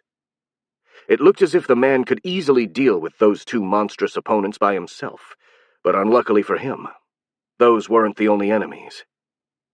A goblin champion armed with a longsword emerged from the enemy lines, cutting down a couple of Vex that stood in his way, and charged straight at the knight.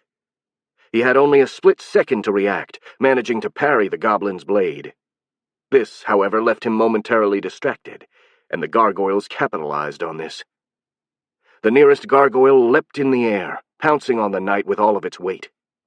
Caught by surprise, the man fell to the ground together with his attacker, and before he could react, the monster seized his head in its beak. With a crunch, the knight's brains and blood sprayed everywhere. Victorious, the gargoyle rose up, howling triumphantly and looking around for another victim.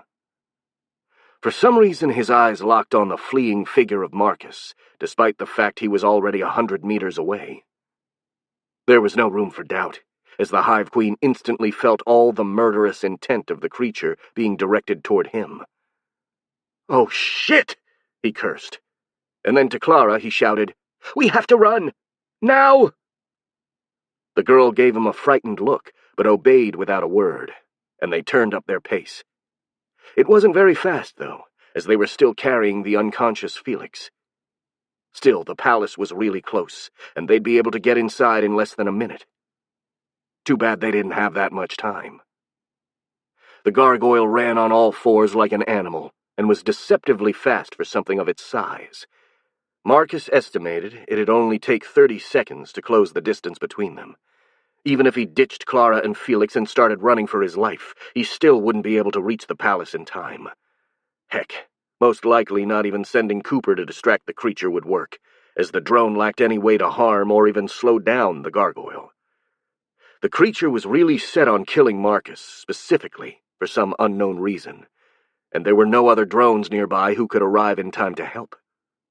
Marcus was alone, and he would likely be killed in the next few seconds. He felt his whole body go numb, as an abject terror threatened to paralyze him.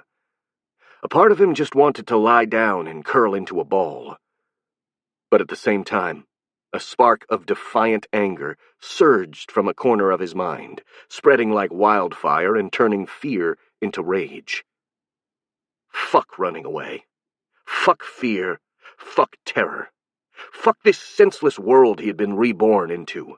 Fuck everything. And more than anything else, fuck that gargoyle. Marcus stopped and slid away from Felix's arm. Clara gave him a puzzled look. "Marcus? What?" "Run!" Marcus replied, his shrill voice reverberating with pure anger.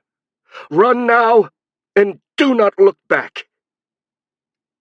The girl turned even paler, her eyes widening in terror, but she obeyed, trying to carry Felix away as quickly as possible. Meanwhile, the man reborn as a Vex Hive Queen drew his sword and turned to face his opponent, Cooper at his side. He somehow felt his face distorting into a mad, predatory grin, and his heart beat faster than ever.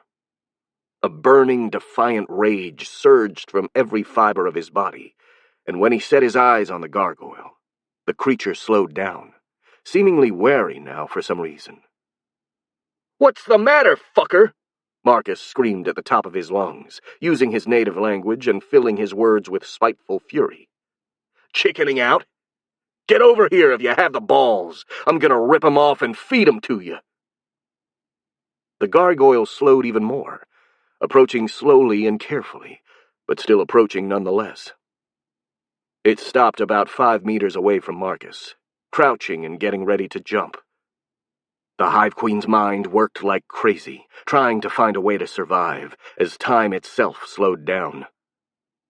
Judging from its pose, the creature would certainly try to pounce and bite his head off, like it had done with the knight. In doing so, it would offer him the chance to stab it in its open mouth. The downside of this tactic was that he was most likely going to lose his arm regardless of the result, and anything other than an instant, lethal blow would mean he was also going to lose his life. Still, a slim chance of survival was better than no chance at all, so the Hive Queen grinned manically and raised his sword, getting ready to stab the gargoyle as soon as it jumped. He summoned all of his rage and determination to keep his hands steady, and somehow he managed. He also took comfort in the presence of Cooper, although the drone couldn't do anything to help him. The gargoyle got ready to jump. Marcus tightened the grip on his sword. The humanoid pounced. And then it happened. A shiny figure dropped from the sky at incredible speed, hitting the gargoyle right between its shoulders and throwing it to the ground with an incredibly powerful impact. The shockwave blew Marcus away, making him fall on the ground, confused and completely unable to understand what just happened. A cloud of dust completely covered the area. Then a sudden gust of wind came out of nowhere, clearing out the air and allowing him to see what was in front of him. The gargoyle, or rather its corpse, twitched feebly on the ground, pinned against the road by a humongous glaive that had pierced it completely. A man in silvery armor stood on top of the body with one of his boots placed directly on its head, and his hands grabbing the shaft of his weapon, posed like one of those big game hunters next to their prey. "Lady Marcus, I assume?" the man asked, smiling brightly toward the Hive Queen. Marcus just nodded, too surprised to even speak. Instead, he just looked at the man that saved him. The knight was dressed in what looked like a silvery tunic at first glance, but it was actually a suit of incredibly fine scale mail. Over the armor, the man wore a billowing, almost transparent gray cloak, which fluttered wildly in the air as if it was made out of smoke. He also wore a pointy helm, decorated with white wings on each side and a plume of white hair on top. Since the helm had no visor, the face of the knight was perfectly visible, his strong but also somehow delicate features covered in many little scars, and a completely white goatee covering his chin. The knight also radiated an aura of confidence and strength that was almost palpable. "My name is Yazin Harp, Captain of the Royal Knight." The man introduced himself with an elegant bow. "It is a pleasure to meet you." He raised his head and smiled even brighter. "Also, let me commend your bravery. Standing behind and facing such an enemy to allow your friend to escape was nothing short of heroic." The Hive Queen wanted to say it hadn't been heroic at all, that the gargoyle targeted him specifically and he had no other choice. Before he could reply, the last gargoyle charged at Harp with a howling scream, closing the distance between them in a matter of seconds. "Careful!" Marcus cried. "It's come!" Before the Hive Queen could even finish his warning, Yazin moved with incredible speed, pulling his glaive from the gargoyle's corpse and turning around to face the new threat. The humanoid threw itself at the warrior, and the knight slashed it down with his weapon so fast it only appeared as a silver flash. There was a sudden gust of wind, and the gargoyle's body flew in 2 different directions, cut neatly in half. Black blood sprayed everywhere, some even getting on Marcus. The knight turned once again to the Hive Queen, still smiling, but then he grimaced when he noticed the bloodstains on the monster girl. "Oh, I am mortified," he said. "Sorry for that, Lady Marcus. Here, use this to clean yourself, milady." He produced a white, immaculate napkin from somewhere under his cloak, handing it to Marcus. The Hive Queen took it by reflex, but said nothing, as he was too busy processing what was happening to even speak. "I'd advise you to retreat to the palace, Lady Marcus," the knight continued. "Things could get dangerous on the streets. But don't worry. Now that I'm here, we should have no problem holding these creatures back until the rest of the reinforcements arrive." And with those words, he faced the barricade where the battle was still raging and darted toward it. He didn't even run. He simply flew like an arrow, covering 100 meters in a single jump and landing in the middle of the fight. What followed could only be described as a one-sided massacre. Yazan moved with incredible speed and grace, seemingly floating in the air like a feather. He dodged every attack with contemptuous ease, and his glaive cut through the goblins like a red-hot knife. Moreover, a gust of wind accompanied each of his swings, sending the enemies flying in the air like leaves. Yazan passed through the enemy formations like a tornado, leaving an inhuman destruction behind him, and looking more like a force of nature than a mortal warrior.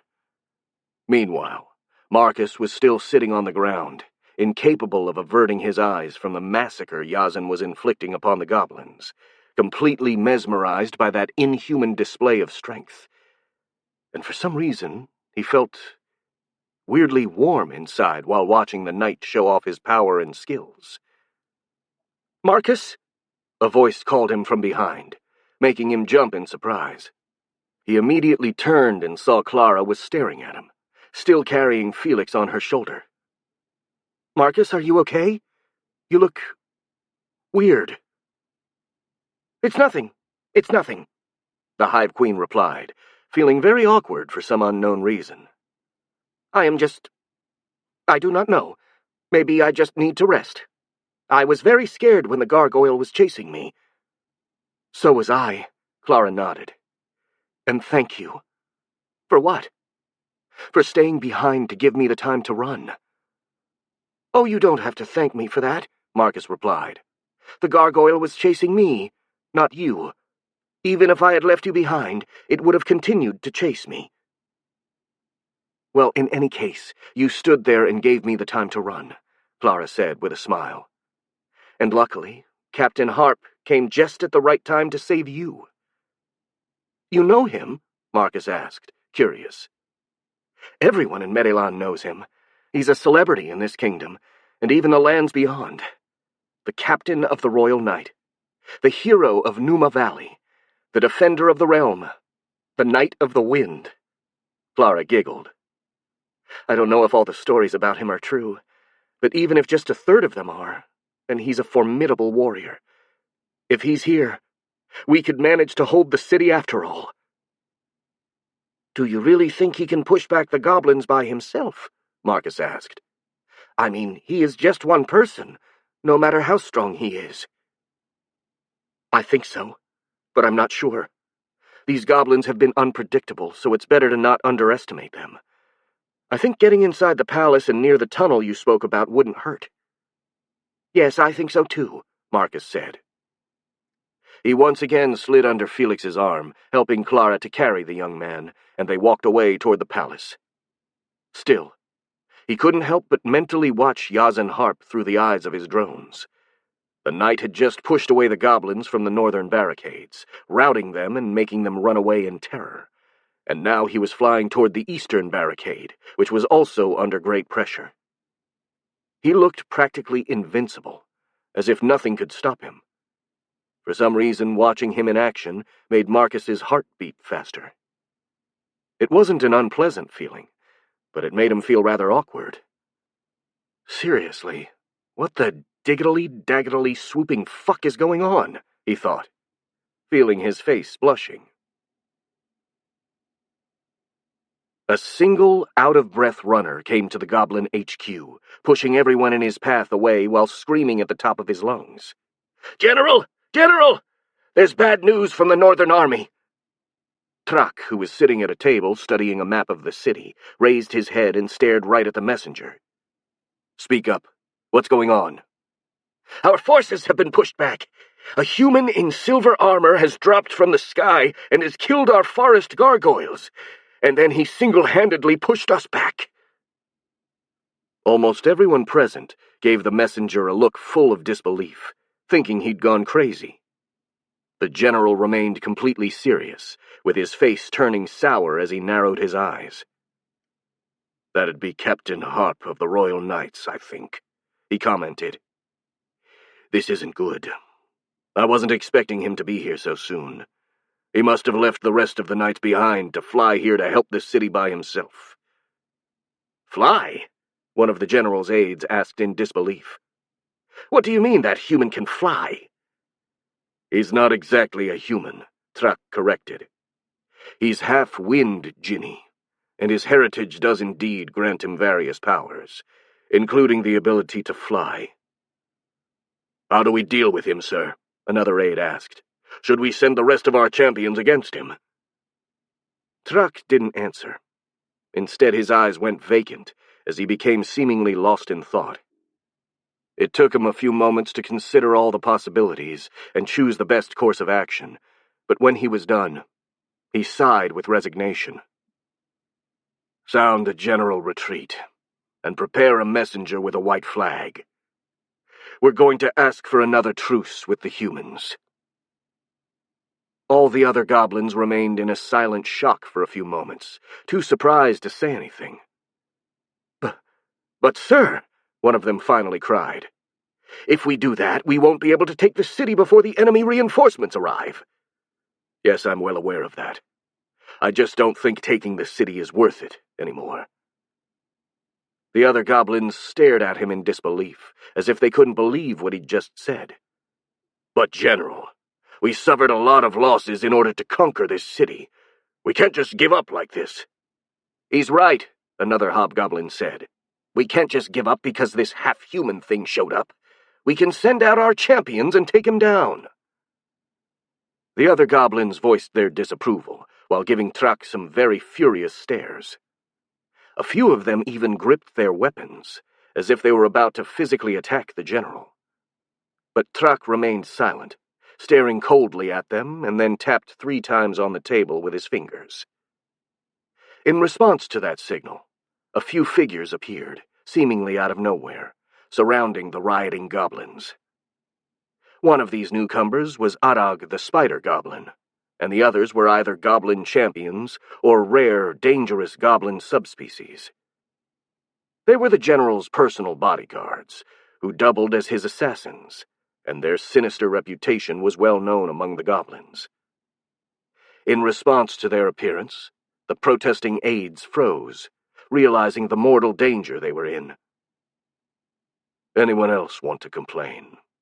Thrak asked coldly. And when no one replied, a sardonic grin spread across his face. "Good. Now that you've cooled down, I'll tell you why we're giving up on the city, and then you can start following my orders again. Or if you wish, my bodyguards can kill you where you stand right now. Are we clear?"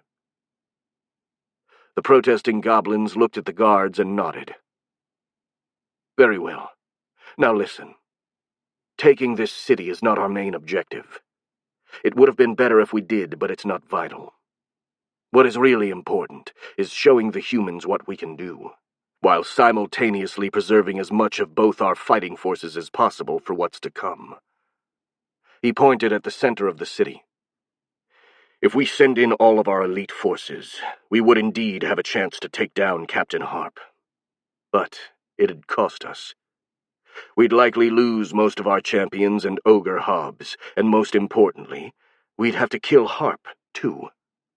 And in case you forgot, we need him to face the real enemy that threatens us all." The faces of the goblins present turned sour, but a few of them showed a spark of comprehension, realizing the motivations of the general. "Besides, we already have more than 2,000 prisoners we can use as leverage," Thrak continued, trying to soothe the worries of his aides. "The situation isn't that bad. Taking the city would have been a good bonus, but we can make do with what we already have." The goblins nodded in response, seemingly a little more at ease. "Very good," the general said. "And now obey my orders. Sound a general retreat, and prepare to send a messenger to the humans. Any more time we waste here means more goblins dying senselessly." The southern barricade was basically a bloodbath. Following the assault of 5 huge forest gargoyles, the goblins managed to break through the defensive lines in 3 places. "Push them back!" the Marquis cried, cutting down a goblin. He and his bodyguards had joined the fight in order to boost the morale of the defenders and allow them to hold, but the situation was desperate. The Marquis was about to order his men to retreat, as the position was basically lost, when the sound of a horn echoed in the air, coming from the southern part of the city. The goblins stopped advancing, seemingly confused. Then, slowly, almost reluctantly, the humanoids started falling back, leaving the barricades to the defenders, who were far too tired and battered to chase them. The soldiers of Bretholtz watched with incredulity as the enemy retreated. The Vex kept staring with their emotionless, alien eyes until the last of the goblins disappeared, leaving only their casualties behind. Then, from the back lines, one of the soldiers started cheering, soon followed by all the others, until the street echoed with their cries of victory and relief. The only one who wasn't exulting was the Marquis, who stared at the direction the goblins had gone, almost as if he expected them to reappear and start their attack anew. "Why have they retreated?" he asked no one in particular. "They were about to win, and this retreat will allow us to rest and organize our formations. So why did they do it?" Then a single figure appeared on the street, coming from one of the alleys. It was a human hob, who was slowly and carefully approaching the barricade. Many soldiers grabbed their weapons, ready to defend themselves against some sort of dirty trick, while the archers took aim on the lone humanoid. For a moment, the Marquis thought about letting them shoot the goblin down, but then he noticed he was carrying a white flag. In fact, it seemed to be the same messenger that had come to parley when the goblins first arrived. Azen was tempted to let the archers shoot him, but he decided against it. At least he could buy some time for the reinforcements to arrive while talking. "Stop! Hold fire! Let him talk." The goblin continued to advance until he was just a few dozen meters away from the barricade, and then he stopped.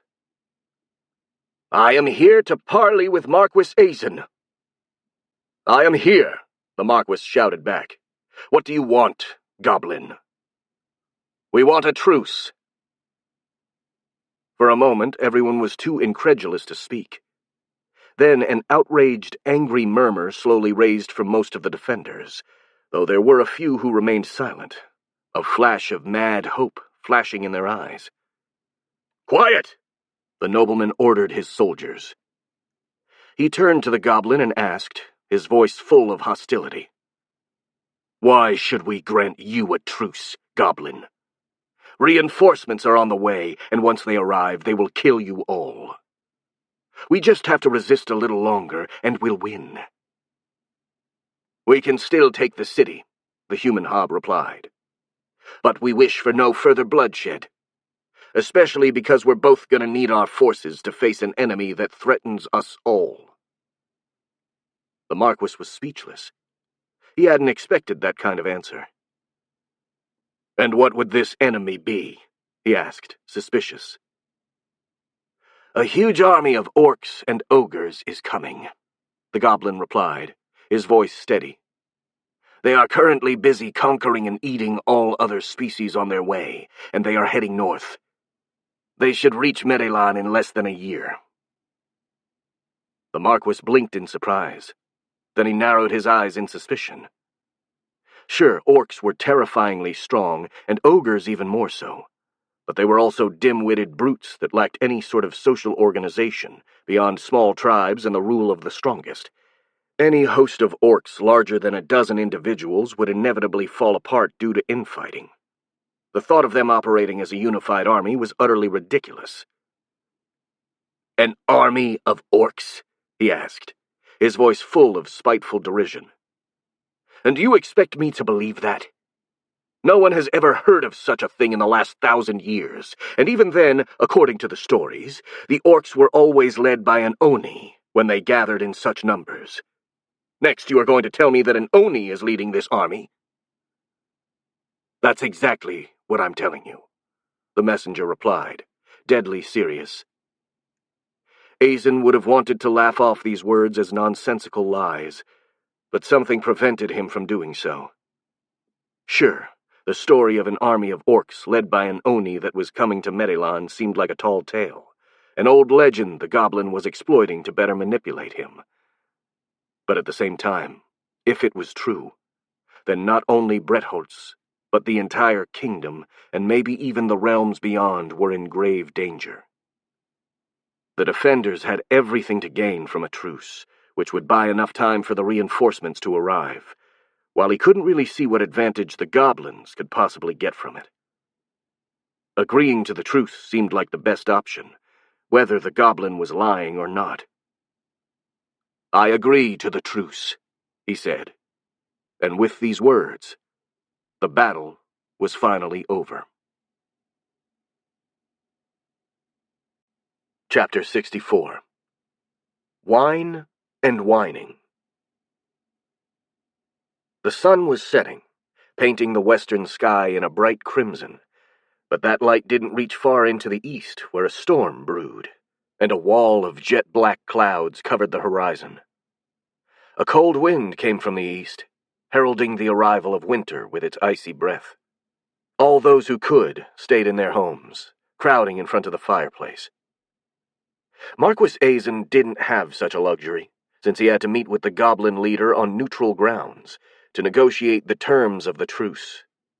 He just tightened his cloak around his shoulder, trying not to shiver. The royal knights accompanying him didn't betray any sign of uneasiness, despite being covered head to toe in full-plate metal armor, without even a cloak over it. Only Yazen Harp, who walked beside the nobleman, seemed to acknowledge the sudden drop in temperature, and even then, he seemed to do so only for the sake of conversation. "Seems like winter is coming early this year, doesn't it?" he asked, though he personally seemed completely unbothered by it. "We're probably going to get snow soon." Azen nodded absent-mindedly, too focused on the many problems, either present or potential, that plagued his mind like a murder of crows. For starters, there was the matter of the goblins. They were still occupying most of the city, although they hadn't attacked again, and they did let the reinforcements go through the gates to reach the center of the city. Now that 300 royal knights had joined the defenders, the Marquis was pretty sure they could definitely defeat the goblins. There were just so many of them that chasing them out of the city could still prove to be quite difficult if they decided to defend their positions. With the hypothetical threat of the orc army looming in his battered brain, the nobleman wasn't willing to take any losses right now. Which led to the second cause of his worries. The orcs. Azen didn't know if it was real or not, but in ancient legends, orc hordes were often compared to natural calamities. Incredibly destructive and seemingly unstoppable. The thought of one such horde coming to ravage his lands sent a chill down the Marquis's spine. In addition to these two great threats, there was also a plethora of other relatively smaller problems and details that crowded Azen's head. The loss of 2,000 people at Piper's Brook, the damage to the towns and villages, and the costs of maintaining the soldiers on his territory would economically cripple the province of Bretholz for many years to come. Since the Marquis had been unable to stop this from happening, he would also lose a lot of support and prestige in the kingdom, thus making finding help even more difficult than it ought to be. And then there was the matter of the Vex, which was probably the most complicated. Despite the fact they had been nothing but helpful, they were still an enigma. No one knew what they were exactly, or where they came from, but they had perfectly shown they were really dangerous. They all had an uncanny discipline and coordination, and their warriors and heavies were strong enough to make even aura users careful. Coupled with their incredibly fast reproductive rate and their ability to assume various different forms, They were already an enemy potentially more dangerous than the goblins. And that was without considering the possible mental powers that their queen possessed. The real problem was that Marcus was just so friendly, helpful, and even oddly humane in her behavior that the Marquis felt bad for doubting her. The little monster girl and her minions were the true saviors of Bretholtz. His city would have fallen to the goblins without their help, and they had shown multiple times that they could be trusted. Azen felt he ought to have nothing but gratitude toward the Vex Queen, but despite this, he couldn't help being somewhat wary of her ever since he learned about her mental powers. Mainly because he couldn't be completely sure whether or not his feelings were genuine or psychically induced. Sure, his gut was telling him he could trust her, but in this situation he didn't know if he could trust his gut. Lost in his dark thoughts, the Marquis remained silent for quite a long while, and Yazen, noticing just how upset his old friend was, patted his back to get his attention. "Hey, Azen," the captain of the Royal Knights said. "What's wrong? You know you can talk to me about it if you want." "It's just," the nobleman replied, struggling to find the right words. "There are so many things to worry about. All of these creatures coming out of the forest. The goblins, the Vex, and now even the orcs. I swear I wouldn't be surprised if a flight of dragons turned up at my door tomorrow." "Don't tempt fate," Harp said with a smirk. "You never know if the gods may be listening." He paused for a second, and then chuckled before adding, "Speaking of which, weren't you the one always complaining about living in boring times? You should be happy things are becoming more interesting." Azen couldn't help but laugh at this statement, especially because it was completely true. "Yes, it was quite foolish of me," he said, his voice a bit more lively. "If I've learned something these days, it's that reading about interesting times is much better than living through them. That's the wisdom that comes with experience, though I think that at least one of your worries has no reason to be." "Oh?" Azen was taken by surprise by this statement. "And which one would it be?" "The Vex," the captain said. "Or at least their queen. I really think we can trust her, at least for the time being." "Oh, and why would you think that?" the nobleman asked, a tad suspicious. He didn't think the mental powers of the queen could work on an aura master of Yazen's caliber, but you never knew. "Because I've seen that young lady in action with my own eyes," Yazen replied. "She stayed back to face the gargoyle by herself, in order to give her friends the time to get away. And the aura she was emitting while doing so." The aura master smiled with approval, recalling the memory. "It was so powerful. I could read it clearly even from far away. It was desperate, defiant, brave, determined, and incredibly honest. Almost naively so." He gave the Marquis an encouraging smile. "I don't think someone with an aura like that would be capable of duplicity or betrayal." "Yes, she gives me this impression too, but—" Azen hesitated before revealing his suspicions. "Hoggs believes she possesses some kind of telepathic powers, that she could be able to influence other people's minds. So I don't know if I can trust my instincts in this case." "Did she actually do anything shady or threatening?" Yazen asked. "Well, no. Not that I know, at least." "Then the feeling you have is probably genuine," the captain concluded. "Actions carry more weight than words or feelings. Or they should do, at least." "But what if she's dangerous?" the Marquis protested. "Oh, she certainly is," Yazen replied with a smile. "Her aura alone is so powerful, she could influence or even harm others with it, even by mistake. And on top of it, she controls an army of those Vex creatures. But just because someone is dangerous doesn't mean they can't be friendly. We've been friends for years, and I'm probably one of the most dangerous men in Merilon." Azen nodded slowly, since he had to admit his friend had a point, but still he wasn't completely reassured. You're right, Yazin. But I still don't know enough about her and her species to be completely sure. I mean, how can we know that her species doesn't turn into mindless, murderous monsters when the red moon is covered, or something like that? Then keep an eye on her, the Aura Master shrugged. At least give her the benefit of the doubt. And stop worrying so much. It's bad for you. Life is full of risks and uncertainties. Learn to accept them and live on. Besides, you have bigger fish to fry at the moment. There are a lot of goblins still in your city, for starters, and there is this alleged orc invasion coming up. I'd say the matter of psychic bug girls can wait. Azen smiled at these words. His friend was always like this, only worrying about the problems directly in front of him. At least he helped him relax a little bit. And besides, he wasn't wrong. At least on this occasion. Well, you're right, Azen said, his voice a bit more serene. Let's start dealing with the goblins, for now. And without further ado, the group proceeded toward the square where the goblin leader waited to negotiate the terms for the truce. The place chosen for the meeting was the now deserted Bretholtz's Market Square, mostly because it was a big open space that would make a potential ambush difficult.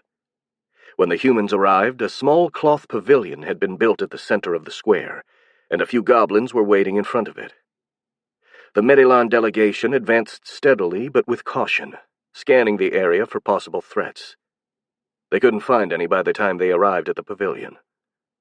One of the goblins, a human hob who wore chainmail and was almost certainly a goblin champion, bowed and parted the curtain to allow them to enter. "Do come in," said a rich voice from the inside. Azen and Yazin looked at each other, and the captain nodded. The Marquis then entered the tent.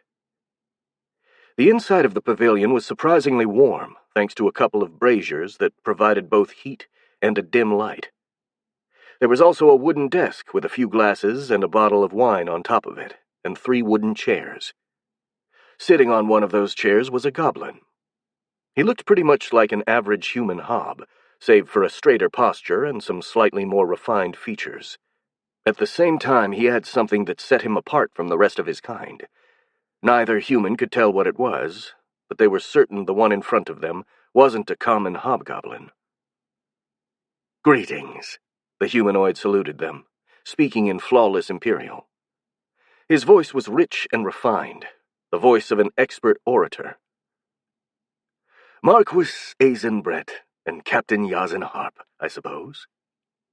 The 2 humans exchanged a look.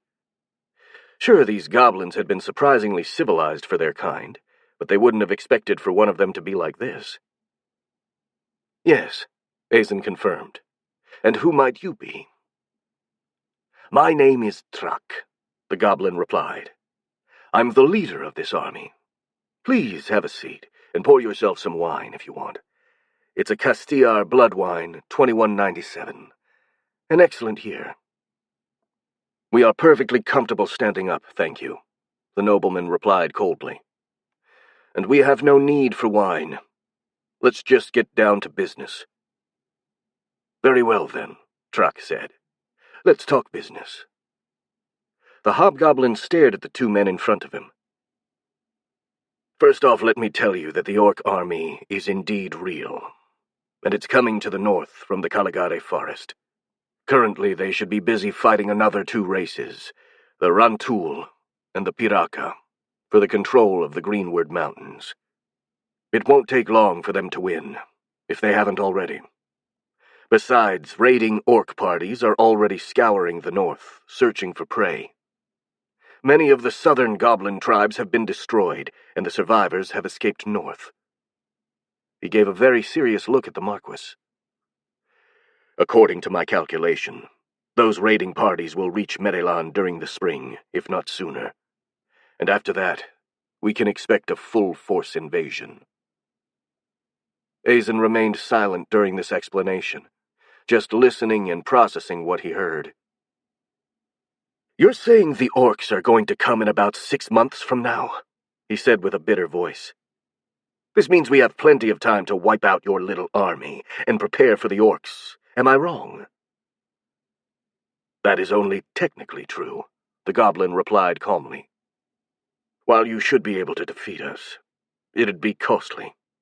And trust me, you're going to need every scrap of military might you can muster if you want to stand a chance against the orcs."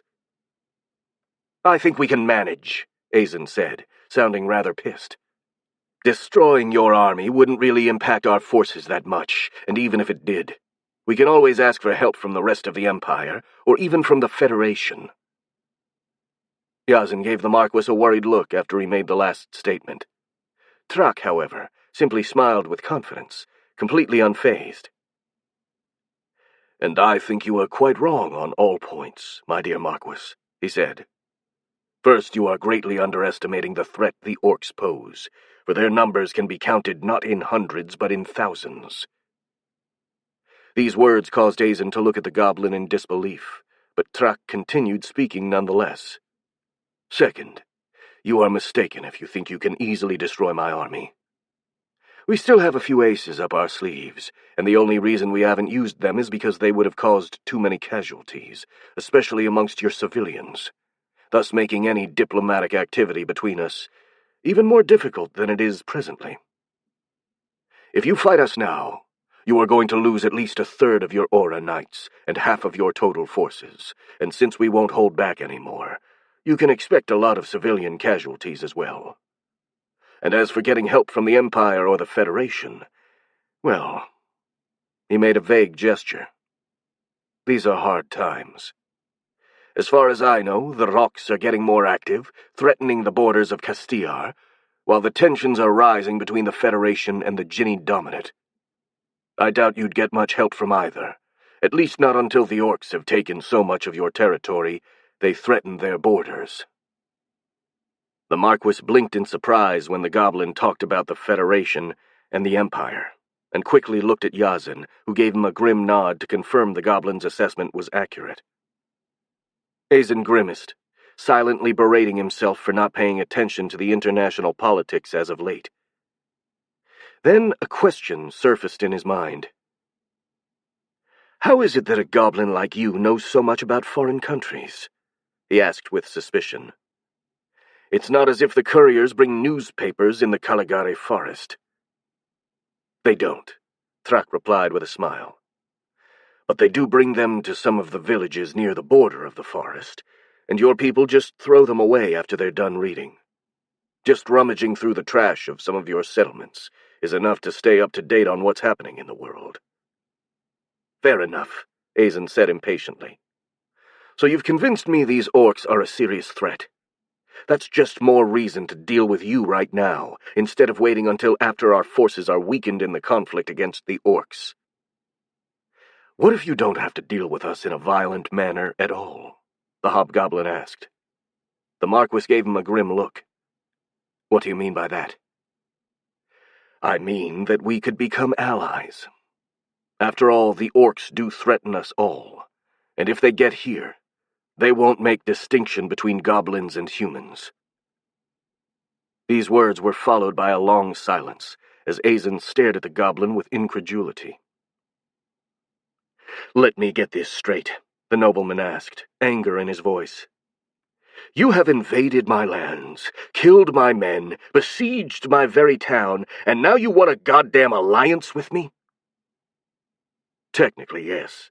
But keep in mind, we didn't really have much choice. It was either that, or face the extinction of my people." "How? What do you mean?" Trak sighed and made a dramatic gesture. "My army is not just the largest host of goblins ever since the time of legends. It's also the majority of the goblin survivors of the Caligari forest." Sadness plagued his eyes. "In the last 5 years, the forest has become more deadly and inhospitable than it was before, and the orcs are just the tip of the iceberg. The Rantul and the Piraka have started expanding their territories, while the beasts and the monsters have become more aggressive, and even the dragons have become more active. And to make things even worse, There have been a lot more natural disasters, like fires, famine, and droughts. Thrak grimaced.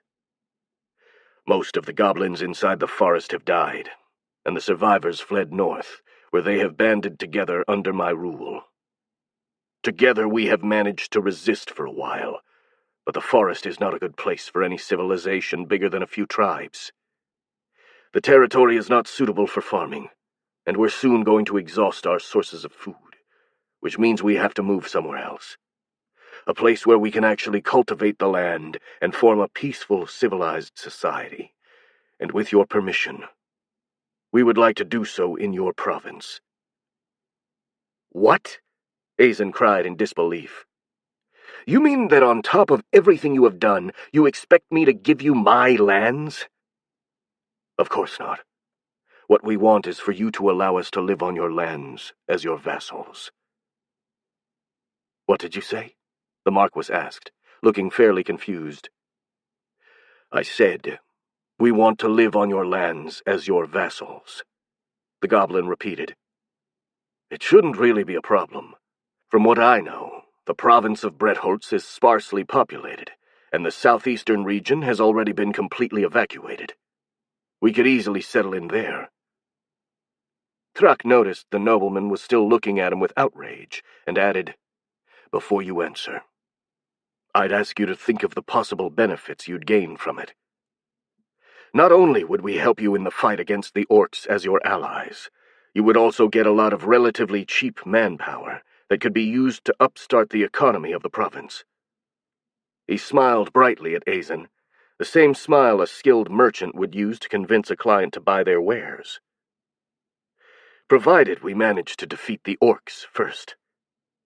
You could make up for the losses we caused in just a year and turn Bretholtz into the most prosperous province of the kingdom. Except that can't make up for the loss of human lives, the Marquis said with hard eyes. A lot of people died because of you, both here in the city and at Piper's Brook, and I couldn't ignore that even if I wanted to. Unfazed, Thrak just nodded in response. I thought you'd feel this way. Allow me to tell you there are a lot less casualties than you may think. Mostly because the people you left behind at Piper's Brook are still alive and well. How's that possible? The Marquis cried, once again taken by surprise. It's simple, really, Thrak explained. We hardly killed anyone at Piper's Brook, as your army surrendered when they were surrounded, and we took them all as prisoners. Where are they, then? Azen asked. Somewhere safe. We are treating them well, for now. Feeding them and avoiding any unprovoked mistreatment, and we are willing to release them once we reach an acceptable agreement. Are they hostages? Only technically so. What we really offer is our allegiance and our military help against the orcs, Thrak said. The release of the prisoners is just to make sure you wouldn't reject our offer out of spite. After that, the Marquis fell silent, thinking about what he should do. Then after a few moments, he looked Thrak in the eyes. In all of this, there is one thing I don't understand. Why have you attacked us if you wanted to ally with us to begin with? Couldn't you have just come in peace, told us about the orcs, and offered your help? I wish it could have been so simple, Thrak said with a bitter smile. But before our invasion, would you have really thought an alliance with a bunch of goblins would have been worthwhile? You people of Medelan usually consider us to be little more than animals, and it would have been unlikely you would have taken us seriously. We needed to show you that we could really hold our own in battle and act like a civilized and unified army, rather than a collection of savage tribes. This has been a little wake-up call for you. If the orcs had arrived while you were still unprepared, they could have gained enough momentum to become unstoppable by the time you actually gathered your forces. But that's not a problem now, since you have already mobilized in order to face us, and I expect you will be much more on your guard from now on. And if I am to be completely sincere, we also wanted to take you prisoner, together with this city, in order to have an advantageous position during the negotiations. Our future is at stake here. We wanted to take any possible advantage we could have, and if things had gone according to our plans, we would have ended our little conflict with barely any casualties on either side. We had already captured your army, and we would have caught the city without a fight too. Thrak sighed heavily. The appearance of those weird lizard bugs sure did throw a wrench in my plans, but by the time they appeared, we were already committed to try and take the city. Hence that mess of a battle that followed. A battle, I might add, that we won, the Marquis said. You never managed to pierce through our lines, in spite of your numerical superiority and your underhanded tricks. Oh, please, dear Marquis, Thrak said with a smirk. Do not be that naive. Do you really think that you would have won, even with the help of the Vex, if we didn't hold back for fear of hurting your civilians? We could have easily burned the whole city down, or poisoned your water reserves and many other things you wouldn't have been able to defend against, but we didn't. Because we wanted to have some civilized negotiations with you after the fighting was over. Azen didn't like this explanation, but he could see the goblin did have a point. Besides, from the tone of his voice, Thrak seemed completely honest, if arrogant for a goblin. If the people he left behind at Piper's Brook were still alive, he would have to do everything in his power to free them. That was for sure. And if Thrak was right about the Orc army, he would really need all the help he could get, including the Vex and the goblins. While the first ones had done a lot to prove their loyalty and had never been hostile, the latter had launched an unprovoked attack on his lands, and he didn't really trust them further than he could throw an adult dragon. Having them stay on his lands without proper surveillance would be unacceptable. At the same time, he could see the advantages of having them as his subjects, and their army would be a great boon against the Orcs. Not to mention, he didn't want to refuse their offer outright for fear they might hurt the hostages in retaliation. What could he do? An idea flashed in his mind. Sure, his lands were sparsely populated, but they were pretty vast, and he could easily afford to give the goblins the southeastern region and still leave a buffer zone between them and the lands where the human and beastmen inhabitants would reside. So what if he gave that buffer zone to Marcus and the Vex? The more he thought about it, the more he liked this idea. From what he'd seen, the Vex multiplied very quickly and were strong enough they would be able to keep the goblins in check. And they'd proven their loyalty. The Marquis trusted them more than the goblins to share a border with his people. Since their new home would be threatened by the incoming Orcs, the Vex would be forced to help against them. And finally, having the Vex and the goblins in an isolated corner of the province would mean he could easily keep them under control, should either of them try to betray them. He nodded, confirming the decision inside his head, and turned to Thrak. I think we can come to a temporary agreement. I will extend the truce and allow you to move into the southeastern part of my province, but in exchange, you will release your hostages. In the meantime, I'll also try to confirm the presence of the Orcs before finalizing our negotiation. He stared menacingly at the goblin. But do not think, even for a moment, that I've forgiven you. If it turns out that you lied to me about anything, you will pay dearly for it. Well, then it's a good thing I told you the truth, Thrak replied with a smile. So do we have a deal? Before that, I need a confirmation that the hostages are still alive and well, the Marquis said with a hard tone. Until you can prove that to me, I won't concede anything to you. Very well. I think I can arrange that. I'll have some of the prisoners released and brought to you by tomorrow. They will confirm the rest are still alive. Is that acceptable? Yes, at least for now. Excellent, Thrak said, getting up from his chair and extending his hand. Do we have a deal, then? At least for now. After a moment of hesitation, the Marquis shook the goblin's hand. We do.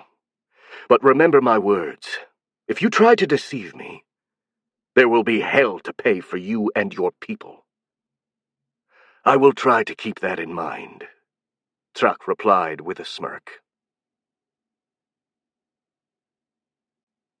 Chapter 65. A Random Encounter. The day was dark, as the light of the sun barely managed to pierce through the thick clouds that covered the sky. Moreover, an icy wind was blowing from the north, carrying the unmistakable smell of snow. In short, it was a perfect day to spend lazily lying in bed, preferably with a mug of hot coffee and a good book. Too bad Marcus couldn't have any of those things.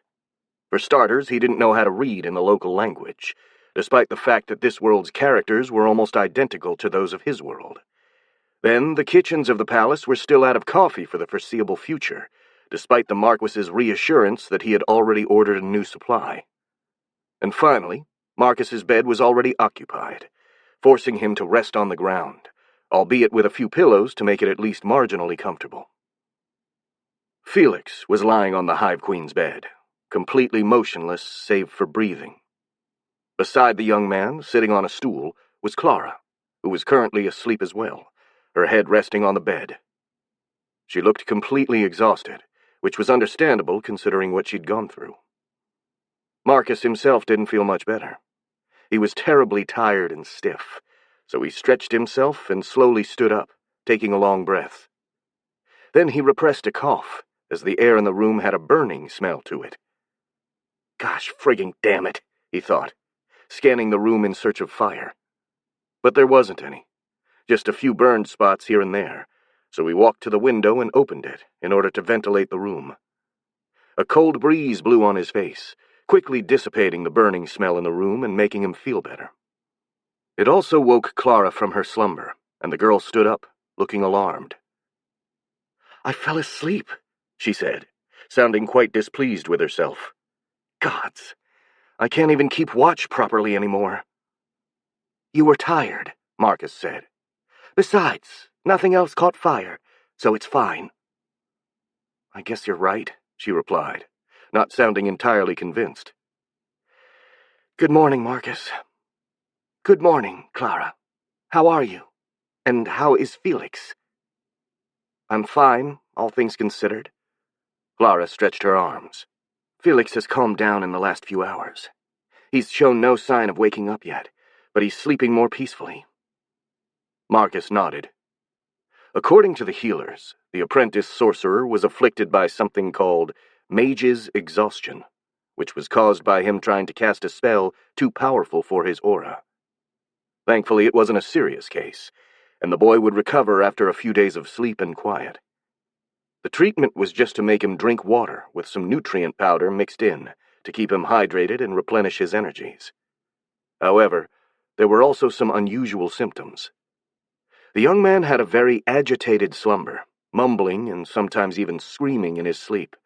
He was unnaturally hot despite not showing any other sign of a fever, and small fires kept starting around him, which required someone to constantly guard him to prevent those fires from spreading. These symptoms were supposedly caused by the nature of the spell he'd cast, a fire spell. Whatever the reason, this made it impossible to keep the young man in the infirmary, as he greatly disturbed both the healers and the other patients, and he couldn't even stay in his room since it was made entirely out of wood. Because of this, Marcus offered his own room, which was made mostly out of stone and therefore safer. He spent the night taking turns with Clara, nursing the young man and keeping watch for the fires. Luckily, these fires always started small, and a glass of water was enough to extinguish them before they could turn into something serious. Still, spending the night like that had been hard, and the sheets of the luxurious bed were full of small burns, something for which he would have to apologize to the Marquis later. However, he didn't really mind. Felix and Clara were his only friends, and he was happy to be of use to them. After such a long time spent hiding and making the drones handle everything for him, doing something by himself made him feel useful. "I can look after him now if you want," Marcus offered, noticing the bags under Clara's eyes. "You can sleep a bit more." "No, it's fine," the girl replied, shaking her head. I'm used to staying awake for long periods of time. I always have trouble sleeping when the sun is up anyway. I'll keep on nursing Felix for now. Okay, then. I want to have breakfast. Do you want something too? Yes, a light breakfast would be good, Clara said. Marcus left, and after a few minutes, he was back carrying a couple of trays. On one of them was a mug of milk, a few slices of bread, cheese, and some fruits, while on the other was just a mug of milk and a pile of pieces of raw meat. The Hive Queen gave the first tray to Clara, and kept the second for himself, sitting down on a sofa and devouring the raw meat with a voracious appetite. That was good, he thought once he had finished. But I can't shake the feeling that it's a damn waste that I can finally have some good cooked food, and I still prefer bloody raw meat. He looked at Clara, who was still eating, and then around the room. For some reason he felt kind of restless now that his hunger had been sated. He put it down to the fact that he hadn't slept well that night, and tried to distract himself by checking what was going on in town through the eyes of his drones. But the annoying sensation didn't leave him. By the time Clara finished her own breakfast, he couldn't stand it anymore. I need to take a stroll, he announced, standing up. Do you mind if I leave you alone for a while? Feel free. Just be careful. We're having a truce with the goblins, but you never know. I will be careful, Marcus promised, and took out a cloak from the wardrobe, donned it, and stepped out of the room. A cold, icy wind was blowing, but the streets of Bretholz were still bursting with activity. A lot of people were clearing the streets of the rubble and repairing the damages caused by the battle. They were doing so at a very fast pace, thanks to the help provided by the worker and heavy drones. A few shops were already open, and people were walking the streets more or less freely, slowly returning to their usual lives. There were still some signs of tension. The southern part of the city was still occupied by the goblins, so everyone concentrated in the northern part. A lot of guards, knights, and Vex warriors patrolled the streets, while the Vex flyers scoured the sky. Luckily, these precautions didn't seem to be necessary, as the goblins were respecting the truce, but it was better to err on the side of caution. Marcus, covered head to toe in his cloak and with the hood up in order to both fend off the cold and hide his identity, strolled along the main northern street, between the palace and the northern gate, observing the people all around him. He was feeling marginally better, as the fresh air helped him clear his thoughts. Except the restlessness that plagued him refused to go away, no matter how much he walked. In order to distract himself, he looked at the few merchant booths, which were showcasing their meager wares, mostly spices and dried goods. Luckily, due to the cold, almost everyone wore either a cloak like his or heavy clothes, so he blended in the crowd and almost no one paid attention to him, save for a few knights who, for some reason, always seemed to pick him out amongst the crowd, although they didn't actually stop him. He was about to go back to the palace when a familiar voice called for him. Lady Marcus. The Hive Queen turned and found herself face to face, or rather face to chest, since the difference in their heights was pretty big, with Yazan Harp. The captain of the Royal Guard was dressed in the same scale mail he had worn during the battle, but he didn't have the helm on, letting his long, feathery white hair flow in the wind. He also didn't have his humongous glaive with him, instead just carrying a normal scimitar on his belt. Marcus's uneasiness immediately shot up to 11 as soon as he laid eyes on the man. He felt blood rushing to his cheeks, and he had to make a strenuous effort to speak without stuttering. Oh, hello, Sir Yazan, he said rather awkwardly. Good morning. Good morning to you as well, Lady Marcus. What brings you on the streets of Bretholz, if I may ask? Are you out on some errand? May I be of assistance? Oh, no, the Hive Queen said. I was just walking. And what are you doing here? Should you not be with the Marquis, working on the truce and things like that? I'm not really cut for diplomacy, I fear. The man shrugged. Instead of making a fool of myself during the negotiations, I'm just patrolling the city and making sure that the city is safe. For some reason, despite his confusion at the appearance of the man, Marcus felt something was off about this explanation. But before he could reply, the knight spoke again.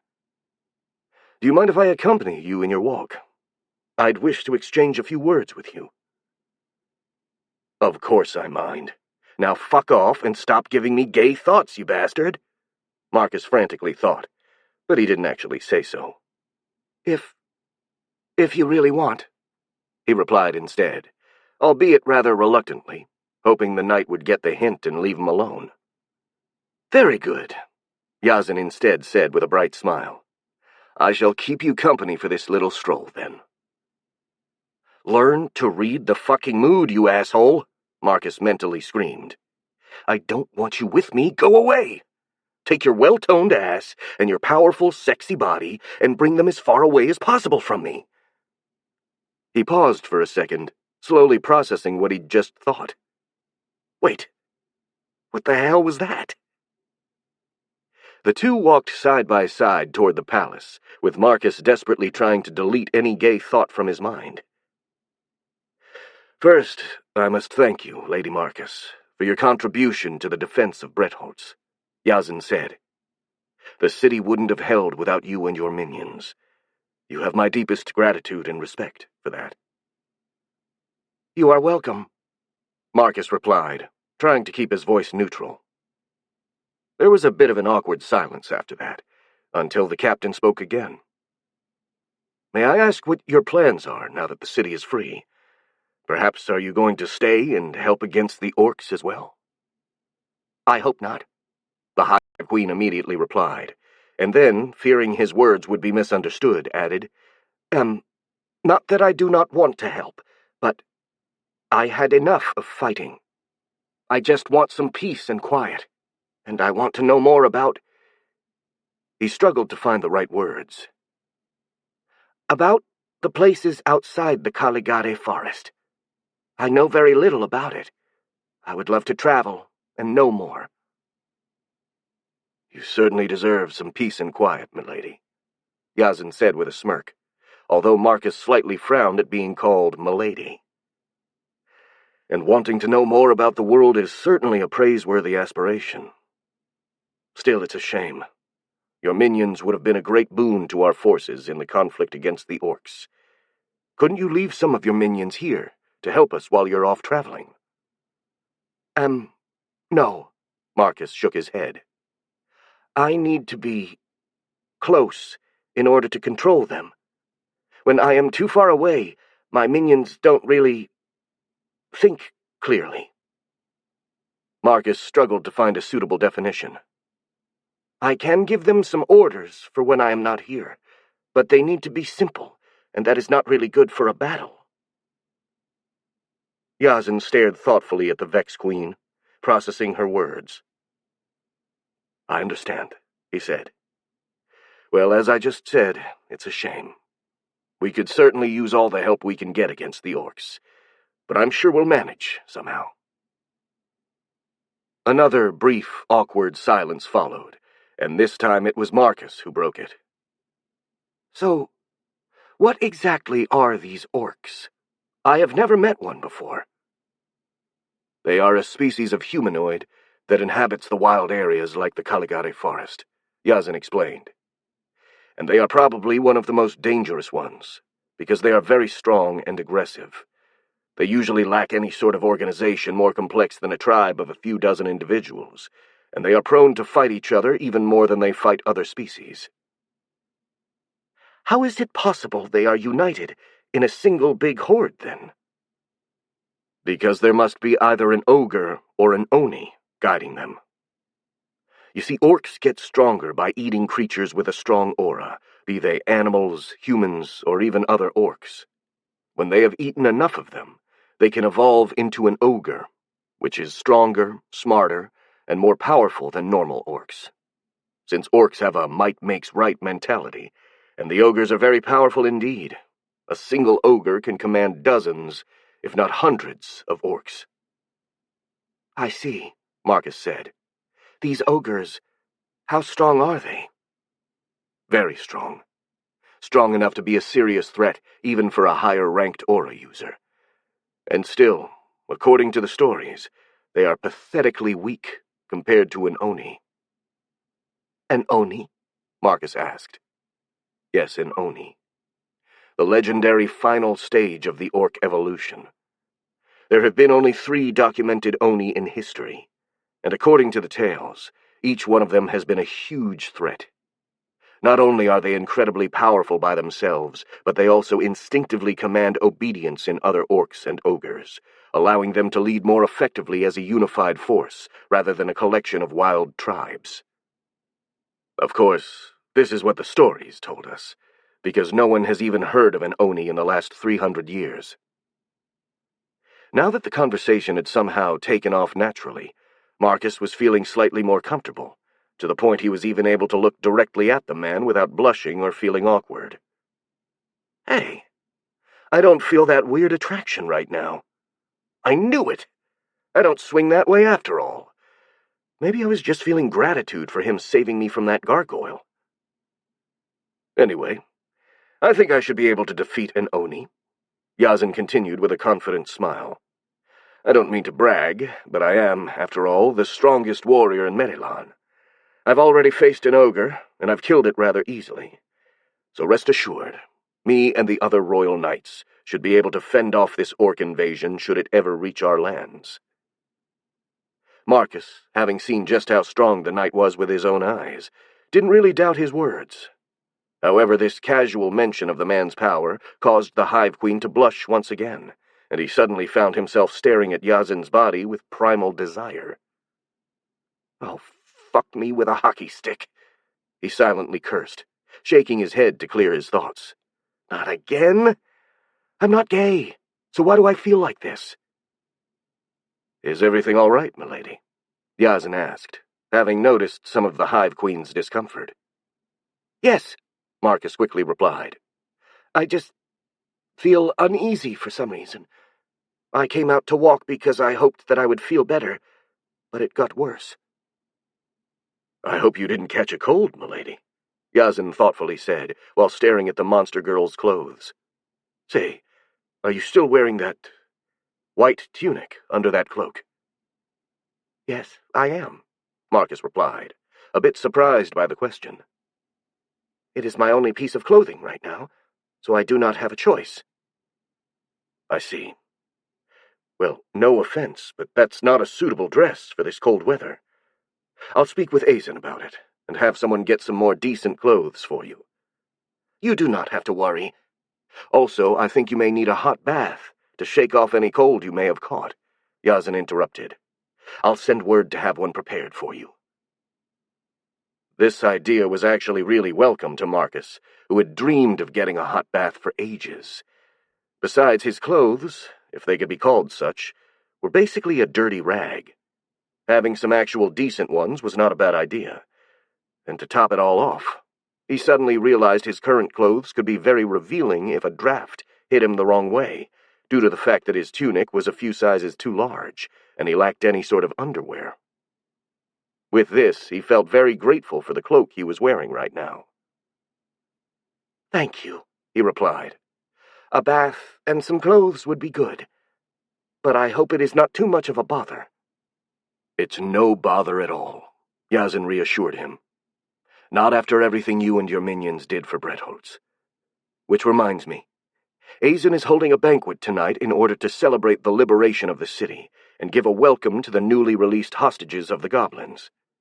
He is also going to make a few official announcements, among which there should be your official reward for the help you provided. Would you care to attend?" Marcus thought about it for a moment. He had never cared for mundane events, even when he was a human, and with his newfound distaste for crowds, he liked them even less. At the same time, he felt it would be polite to participate. Besides, improving his relations with the important people of this world could be very beneficial for him in the future. "I will attend this banquet," he finally said after a moment of hesitation. "Splendid! I'm glad you decided to participate." After that, the two finally reached the gates of the palace, and Yazin turned to Marcus. "Well, now I must be off to see the Marquis, and also to ask him to prepare the clothes and the bath for you." He bowed slightly toward the Vex Queen. "It was nice to talk with you, Lady Marcus. It was lucky that we got to meet on the streets." And with that, he walked away toward the Marquis's office. Meanwhile, Marcus, still rather flustered and confused, slowly moved toward his own room. However, even in his current state, he couldn't shake the feeling that his meeting with Yazin had been anything but coincidental. Still, he didn't really care, and the prospect of a hot bath was enough to put him in a good mood, despite the fact he still felt some of the restlessness from before. Chapter 66. Extra Thick. Marcus was almost brought to tears when he first saw the bathroom that had been prepared for him. It was a rather big room with the floor and a third of the walls covered in dark blue tiles, a few wooden lockers, a dressing table, a sink, and a big mirror on one side, and finally, a monumental granite bathtub in the center. The tub, which was basically a small pool, was full of warm, steaming water, and near it on a small table were also a few glass bottles, a small bell, and a few towels. "The bath is ready, Lady Marcus," said the maid who accompanied him there. "We have also prepared some soap, conditioner, and body oil for you to use, and if you want to have cold water to wash yourself, just pull that cord over there." She pointed at a cord dangling over the tub, connected to a copper shower head on the roof. "Do you require help in cleaning yourself?" No, the Vex Queen replied distractedly, mesmerized by the bathtub. "I can clean myself." "Very well. I will leave you then. Ring the bell if you need anything. When you're done, the head maid will bring you your clothes." "Thanks," Marcus said, and barely noticed the woman leaving, as all of his attention was focused on the hot water in front of him. In only a few seconds, he took off his tunic and threw it to the ground before climbing over the edge of the bathtub and slowly getting inside. Initially, he was a bit cautious because he didn't know how hot the water was, and checking the temperature was difficult with his chitin-covered limbs. When his butt finally touched the surface, he confirmed the heat was bearable and let his entire body slide into the water. What followed could only be described as pure bliss. If there is a heaven, it should definitely feel like this. As he floated in the hot water, he felt all of his stress and worries dissipate as his body relaxed and his mind drifted away in a sea of calm serenity. Sure, there was still the telepathic link with his drones, but that was relegated into an isolated corner of consciousness, having been reduced to some sort of mental background noise. He remained motionless like that for quite a long time, until the water turned from hot to barely lukewarm. Only then did he start cleaning himself, using a lot of soap and thoroughly washing every single spot of his body. The result was that once he stepped out of the tub, he was cleaner than he had ever been ever since he was born. Both times, in fact. Letting out a sigh of pure delight, he walked to the side of the room with the sink and the dressing table while rubbing his hair with a towel, and stopped in front of the mirror, which was bigger than the one he had seen in the abandoned inn, about twice his own height and almost as wide. With idle curiosity, he studied his reflection. He had cleaned up rather nicely. His skin and chitin armor were glistening, and his wet auburn hair was lustrous like never before. As he looked, he felt a weird sense of detachment from the image the mirror showed him. Even after such a long time in this new body, he still pictured himself as the athletic young man he had been in his previous life. The weirdly cute monster girl that he saw as his reflection felt like a stranger. He frowned for a moment, as this sensation was far from pleasant, but then he smiled as an idea about how to get used to it surfaced in his mind. It was silly, and probably a little childish, but maybe after being serious for so long, that was exactly what he needed. For the following 15 minutes, Marcus stood in front of the mirror, doing every silly pose and face he could think of. He stuck his tongue out, stretching it to its limit, and discovering with surprise that it was at least 20 centimeters long and incredibly nimble. Then, with a mischievous smile, he used this newfound feature to realize one of the most elusive goals that all kids from all ages struggled to reach: licking his own elbows. Although that felt rather disappointing, since he couldn't actually feel the tongue on his elbow because of the chitin armor. After that, he kept making silly poses while studying his own body. He was also surprised to realize how much control he had over his tail, to the point that he could even make it curl at will. And he marveled over how different a chest felt just because of the lack of nipples. Finally, with a bit of fearful cautiousness, he also inspected his lower regions. At first he tried to touch himself there directly, but that felt so weird that he immediately removed his hand as if he had touched fire. He shivered, thinking that maybe touching a sensitive spot with armored fingers wasn't such a good idea. Then he just spread his legs to have a better look, trying to analyze what he saw as coldly and scientifically as possible. The thing looked pretty much identical to a human one, as far as Marcus could tell. It even looked, and he quite hated thinking of a part of himself in those terms, tight, despite all the abuse it suffered when laying eggs, something for which the Vex Queen felt extremely grateful. In order to have a better look, Marcus turned around and bent over, looking at the mirror from between his legs. The image of himself in that position was actually rather silly, especially because his tail was up in the air and wiggling like a fat worm. With a smile, Marcus started singing to himself while moving his tail. Wiggle, wiggle, wiggle. As he moved, he also noticed that his butt cheeks were also visibly jiggling, something that caused him to smirk sadly. God damn it, he thought with regret. I have finally found the holy grail of spankable sweet asses I've always dreamed of, but it's attached to my own rear. That's some monkey's paw bullshit right there.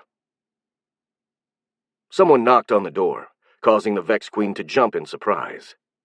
Unluckily, due to his already precarious position and the rather slippery floor, he immediately lost his balance and fell on the ground with a grunt of pain. Ouch! He cried. Lady Marcus? A deep, powerful, and yet feminine voice came from behind the door. Is everything all right? Yes, yes, Marcus shouted back. Give me a moment. He immediately stood up and ran toward the table with the towels, taking the biggest one and wrapping it around his naked body. Come in, he finally said once he was more or less presentable. The door opened, and a huge white bear in a maid dress walked in. It took a few seconds for Marcus to process what his eyes were seeing. Then he blinked in surprise and disbelief and went wide-eyed. What? He muttered, utterly confused. Good evening, Lady Marcus, the bear said in a cheerful tone while bowing slightly. I am Olga, head maid of the palace.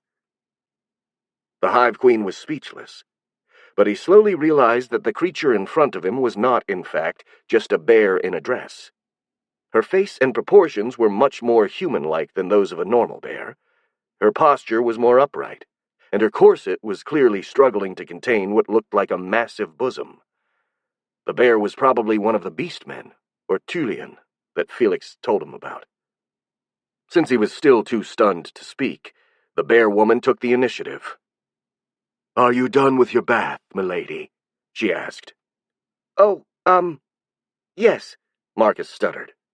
I was just done. Very well, the head maid nodded. Then I will assist you from now on. She clapped her hands, and another couple maids came in, each carrying a pile of clothes.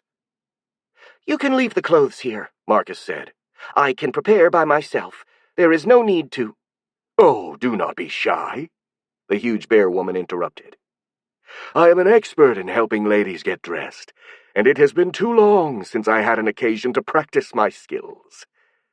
She made a slightly sour face while she kept talking. Azen should really entertain more ladies, but he spends all his time working and reading books. It's no good for his health, I always say. Really, I can do it by my... Marcus started to say, But he couldn't continue as Olga walked toward him and gently but forcibly pushed him in front of the mirror, where she made him sit on a stool. "First, let's take care of your hair," she announced, as a comb almost magically appeared in her hand. "You have such nice hair, Lady Marcus. It's a shame you have taken no care of it. I could see the knots from far away. Then again, you have spent so much time in the forest, so you most likely didn't have the means to take care of it, poor dear. Don't worry, though. I'll make sure that you get the proper care you deserve." And before the Vex Queen could say anything, the bear woman started combing his hair with fluid and experienced movements. True to her words, she was really skilled, and her huge hands were incredibly delicate and nimble, managing to untie the knots in Marcus's hair without causing him any discomfort, so he reluctantly decided to let her do as she wanted. Besides, he really didn't know how to stop that avalanche of fur and motherly affection that was running all over him. Meanwhile, Olga kept talking, letting out a seemingly uninterrupted stream of words that jumped from subject to subject. "Oh, it is nice to finally have a young lady to tend to again," she said while combing. "Last time I could do so was when Count Loof and his wife came visiting for a hunting trip. Lady Loof was really a beautiful woman, too, if a bit cold and haughty. Then again, aren't all imperial noblewomen like that?" She laughed. "The women of my country are quite different. In Zima, being a ruler is just another job, if an important one, but the Imperials always love to make a fuss about rank and nonsense like that." While she talked, her hands didn't stop moving, combing and adjusting Marcus's hair, and then applying some kind of perfumed lotion on it. "Now what style would be good with your hair?" Olga mumbled. "They are really good-looking, but not the kind of hair that would be put in a braid. Curls, then?" She paused for a moment, and then shook her head. No. Curls wouldn't fit with your features. You have a lovely face, Lady Marcus, so cute, and yet so exotic, but it's so different from what I'm used to that I really do not know what style would go best with it. It is really quite the pickle. Maybe some makeup to make you look more refined?" She seemed to consider this option for a moment, much to Marcus's dismay, and he was about to cry that he didn't want any makeup when the bear woman shook her head. "No, that wouldn't be right. Your face has a wild beauty to it, like that of a wild wolf in the tundra, and it wouldn't do to try and tame it. Oh, that's it. If changing your natural look won't do, then I just have to valorize it." She kept combing for a while, following the natural flow of the hair, until she was satisfied with it. "Very good," Olga exulted. "I really managed to find a good style, if I can say so myself." Despite his uninterest in his own look, the Vex Queen had to admit this hairstyle really suited him. Most of his hair was now combed behind his head, with only a couple of long locks in front, and his bangs parted by his horn. "Well, thank you, Miss Olga," he said while getting up and turning to the bear woman, trying to be polite. "Now, if you leave the clothes here, I can do the rest by my—" "Oh, no, dear," the head maid interrupted him once again. "An artist should never leave a work incomplete, and choosing the right dress is half the work." Without even asking, the bear woman grabbed the towel Marcus was using to cover himself and yanked it away, leaving the Vex Queen completely exposed. "Wait!" he cried, taken by surprise while trying to cover himself with his hands. "What are you—" Nice wide hips, but no breasts at all," Olga said while staring at his body. "That's tricky. A lot of the dresses I have won't fit you, but I can certainly arrange something." Before Marcus could stop her, the bear woman clapped her hands again, and the two maids that had waited with clothes in their hands came closer, and the trio proceeded to storm all over the Hive Queen like a hurricane. First, a pair of panties with a hole for the tail was swiftly put on him, and a corset was forcibly fit on his bust. Then many dresses were put in front of him until the head maid decided on which one was best, a dark blue sleeveless dress. A few boots and shoes were also tried, but they were quickly discarded as it became clear the Vex Queen's armored feet were not really suited for shoes. Then, as it was done, Olga took a step back and observed the results of her work. Marcus was left in a daze by everything that was happening to him, to the point he wondered if he should run back in the forest, where many things would try to kill him, but no one would smother him like that giant bear woman was doing. Not bad. Not bad at all things considered, she said. You really have a peculiar figure, Lady Marcus, so I struggled a bit to find something that would complement it, especially since I had to make do with what I could find. But I think I managed.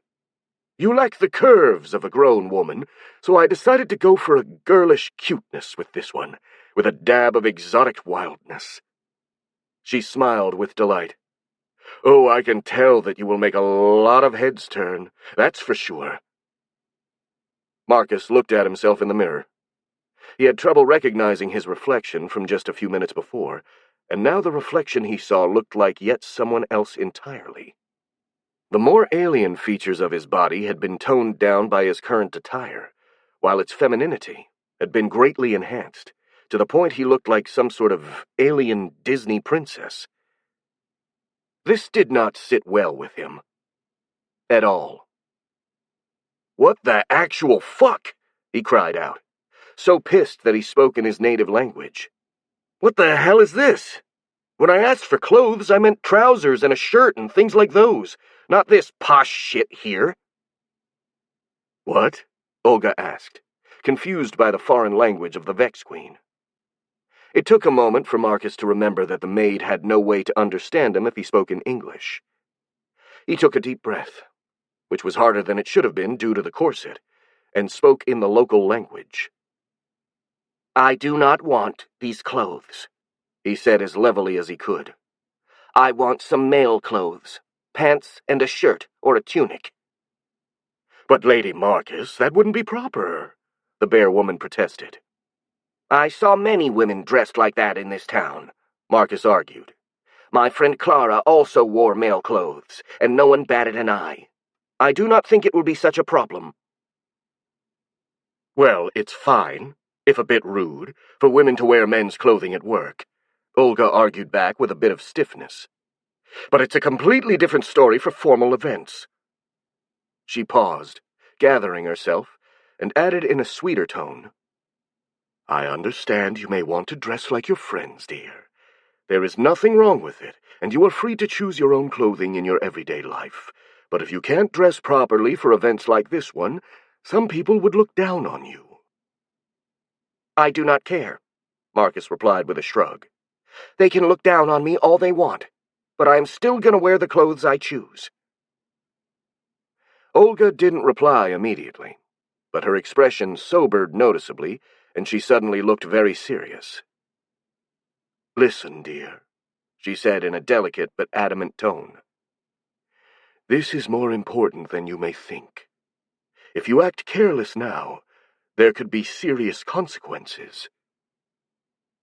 "How so?" Marcus asked, taken a bit by surprise by the change in the headmaid's voice. "Some imperial humans, nobles in particular, are somewhat prejudiced toward other races.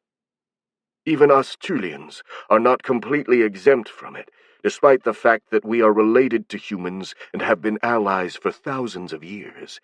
And in your case, it's going to be even worse, because you belong to an entirely new species. There is bound to be some suspicion about you, and those people I spoke about will use it to attack you. Because of this, it is very important you give them as few things to work with as possible. Showing that you can follow our customs would be a great start.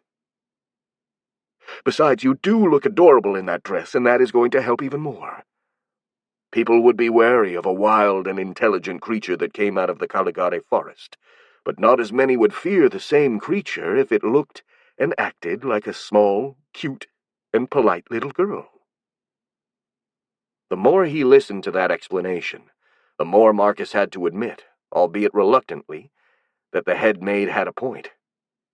After all, this wasn't his old modern world, but a medieval, feudal society, and one from a completely different world to boot. He pretty much knew nothing about the local customs, nor did he understand what could be considered a grave offense, or even a crime. Maybe it was better to do as he was told for the time being, no matter how much he loathed it. He thought about it for a bit, and then he had to concede that wearing a dress for a banquet or two was indeed a small price to pay for having a more peaceful life. It was still fucking humiliating, though. "Fine," he said with a sigh of resignation. "I will wear this dress.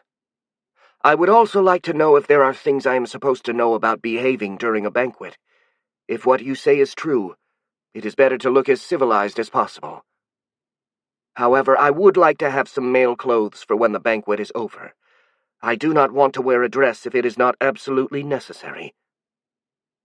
"I will have some prepared for you, then," Olga replied, with an approving nod. "Some of Azen's old clothes from when he was a young boy should fit you perfectly, I think. Still, it's a shame.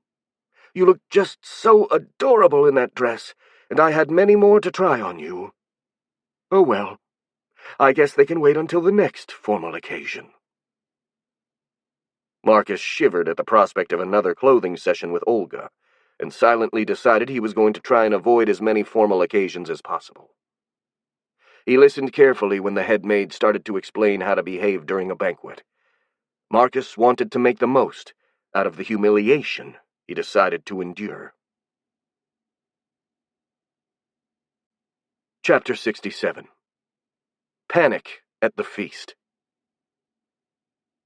The Marquis's dining hall was completely full. More than 200 men occupied many tables that filled the room, leaving only a small open corridor in the middle for the servants to bring wine, though the food would be served later after the official announcements. At the biggest table, which occupied one whole side of the room, Azen himself sat at the center with Yazin at his right and another commander at his left. A few seats away, Marcus was marinating in unease. He was hungry, tired, and bored. He found it difficult to breathe with the corset in the way, and he felt utterly ridiculous in his current dress. But the thing that annoyed him the most was the sheer presence of so many people, which made him feel claustrophobic, almost as if they were pushing at him from all sides. To make things even worse, there were many who insistently stared at him, some with curiosity, others with suspicion, and others still with a weird appreciation that Marcus didn't like at all, and which made his skin crawl. Still, he gritted his teeth and forced himself to bear it all. After all, he had already gone through the incredibly boring process of listening to Olga teaching him the proper manners he should follow, something which took him hours, and he didn't want to waste that effort just because he was feeling a bit uncomfortable. Besides, this event actually seemed pretty interesting beneath the droning, and he didn't want to miss it. After all, it was a real medieval banquet inside a castle with a company of honest-to-God knights. Back in his old world, he would have been overjoyed to participate in such an event. Admittedly, that was before he got turned into a monster lizard girl and was forced to wear a dress. In order to distract himself from his own unease, Marcus tried to listen to the conversations of those around him. It was actually pretty difficult since the noise of everyone talking created a pretty loud background noise, but he did manage to catch a few words here and there. The two knights on his right were talking about a place called the Duchy of Ras. One was complaining about having spent the last months patrolling the border the kingdom shared with that area, while the other replied it was no surprise. Duke Ras was a notorious nutjob, violently obsessed with getting new lands, which had caused many troubles with his neighbors, Medelan included. Meanwhile, in the table right in front of him, a huge burly knight was busy loudly narrating his adventures in a place called Castiar, where he apparently faced monstrous creatures called Rocs in battle. Marcus also managed to listen to a few other fragments of conversation from a few other people, and all of them spoke about recent battles and conflicts.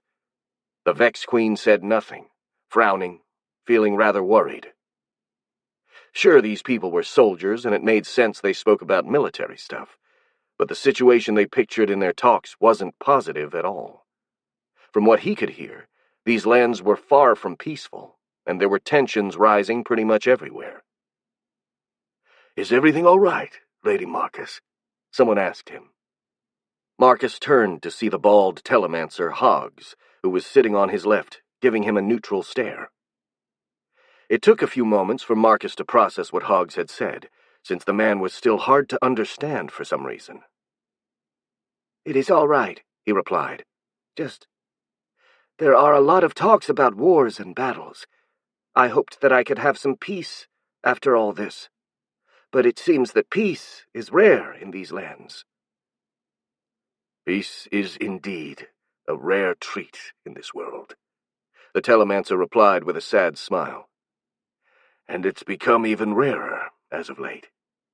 But most of the problems are limited to the frontiers.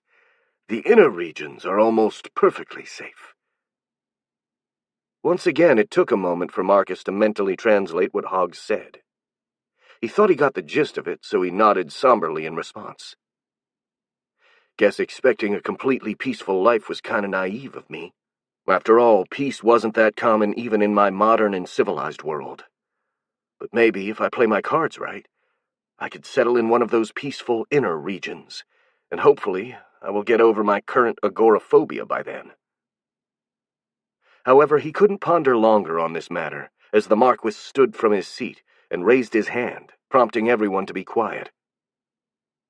"My friends," he said with an austere voice, "first off, thank you all for being here. It is a pleasure to be in your company."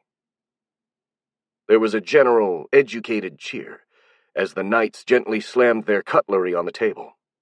Marcus did the same, since Olga had told him this gesture was the equivalent of a polite applause. "I've gathered you in order to make a few announcements. First off, I'd like to spend a moment to remember those who gave their life in protecting our realm. May they have been knights, guards, or civilians, it doesn't matter. For they were all heroes, worthy of all our respect." He raised his chalice. "To those who are not with us tonight, may their heroic deeds never be forgotten." Another wave of cheers, this time louder, but at the same time a bit more somber, echoed in the hall.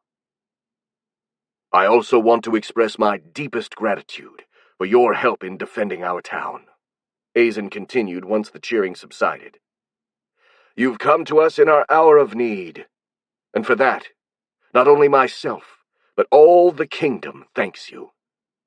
To you, valiant knights of the realm, may your glory shine brighter than the sun itself." The knights loudly cheered in response, while stomping on the ground.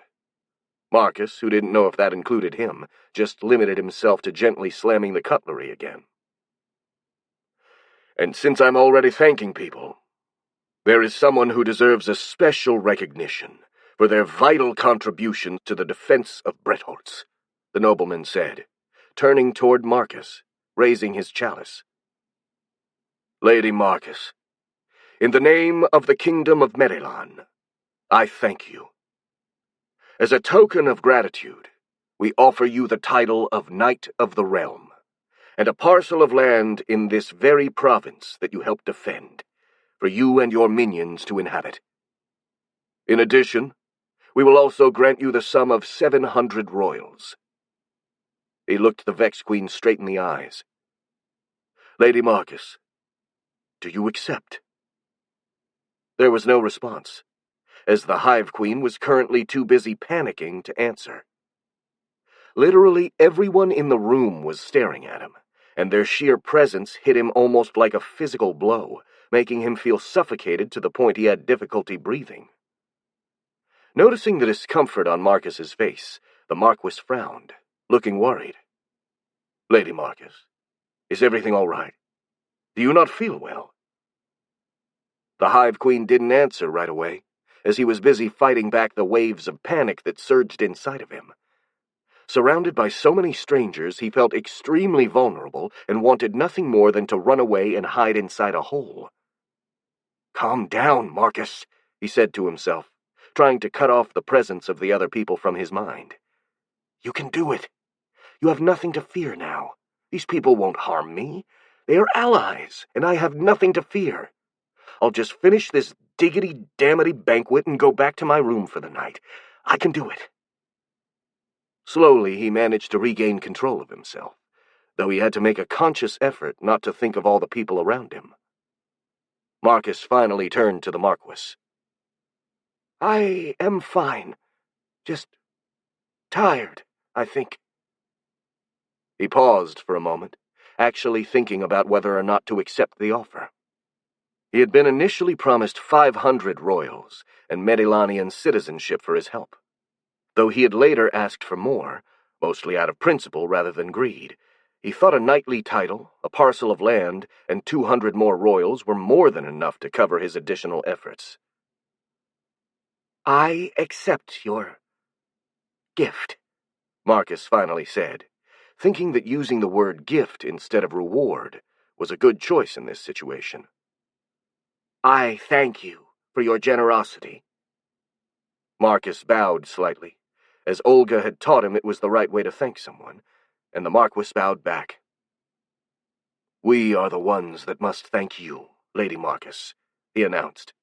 For your help, we award you the title of Knight of the Realm, the lands south of the River Rump, between the villages of Stonebarrow and Torm's Mill, for you to use as you see fit. You will also be given an exception from taxation for 10 years. The Marquis smiled even brighter. Since the hall is a bit full tonight, we'll delay your knighting ceremony, if it isn't a problem for you. It is fine, Marcus replied, internally rejoicing at that news. He was already at his limit, and he didn't know if he could endure staying at the center of attention much longer. Very well, then, Azen said. We're now going to give the last, but not the least important announcement of the evening. As you all know by now, we've entered a truce with the Goblin army. We decided to do so because of the possible threat of an approaching orc horde. And after discussing the matter with the leader of the goblins, we have decided to form an alliance against the upcoming menace. Because of this, the goblins are going to become a client race to Merilan, and will be given the southeastern part of this province to inhabit, in the lands south of Tollbridge. Everyone fell silent. Marcus wondered if he had to cheer, but since no one was moving, he decided to imitate them.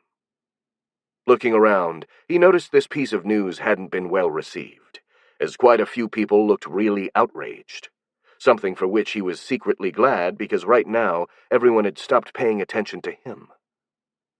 Personally, he didn't like this either. The little gray buggers had tried to kill him and had chased him away from his home twice. He had little love for them. But if the orcs were really as big of a threat as everyone made them up to be, this alliance was probably for the best. Still, he had no wish to see a goblin any time in the future, and he just hoped the lands he had been given were as far as possible from those damned humanoids. In order to cement this alliance, the goblins have also agreed to return to us the prisoners they took during their raid, starting with the injured and the women, the Marquis continued. And some of them are here tonight, having just been released. The nobleman made a gesture, and the main doors of the hall opened, letting a few dozen people inside. Most of them were women, but it was clear from their bearing that all the released prisoners were either soldiers or hunters, regardless of their gender. The women even wore masculine clothes, usually pants and a tunic, which looked remarkably like soldier fatigues, something Marcus greatly envied. At the head of the group, an old but still rather attractive woman was clearly leading the others. She moved with incredible confidence and grace, and even in her unassuming clothes, she managed to have an aura of authority. Behind her was a very tall woman with short hair, and a couple of younger-looking girls, one blonde and naive-looking, and the other a brunette with a very short bob cut and a rather mischievous face.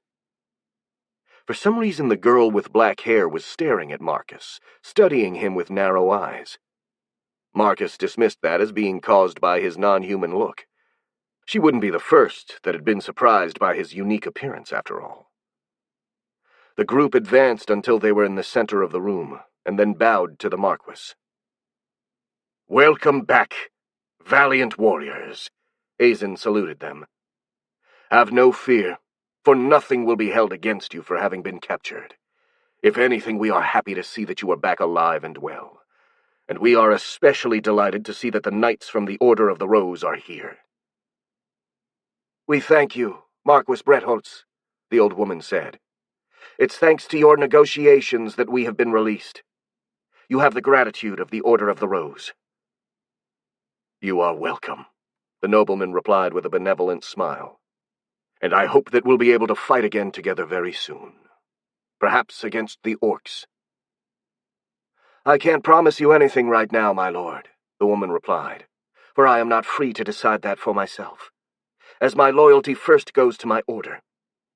But if my superiors will give me permission, me and my sisters will gladly fight at your side." "We sincerely hope that will be the case. For now, have a seat. We will celebrate your return with a great feast." Azen turned away and clapped his hands, and a few servants appeared to lead the freed hostages to their seats, while others emerged from the kitchens, carrying huge plates of roasted meat and other dishes. Since he was finally going to eat, Marcus's mood improved greatly. Besides, the appearance of these female knights would surely be enough to catch everyone's attention, allowing him to dine without receiving any more annoying stares. As he was having these thoughts, a small, satisfied smirk touched his lips, and the short black-haired girl, who had kept studying him, suddenly went wide-eyed. "Sarah!" she cried. "Is that you? What happened? Why do you look like that?" Everyone became silent, and Marcus himself blinked in surprise and confusion. "Nemi!" the old woman who had spoken with the Marquis shouted. "What are you doing?" "Look at her, Cap," Nemi said, pointing at Marcus. "That's Sarah." "Nonsense," the woman replied. "Can't you see this creature is not even human? How could she—" She stopped talking, as she too went wide-eyed when she paid attention to Marcus's face. "By Priteve," she cried as well. "She does look like Sarah." "What's going on?" the Marquis asked, looking rather perplexed. "What are you talking about? Do you perhaps know Lady Marcus?" The other two women of that group, the two blondes, also stared at the Vex Queen, and their eyes too flashed with recognition. "Marcus?" the shorter blonde asked. "Isn't that a male name?" "Hush, Terzia," the old woman ordered, and then she turned to Azen. "This creature here looks somehow very much like a member of my order, Sarah of the Autumn Wind.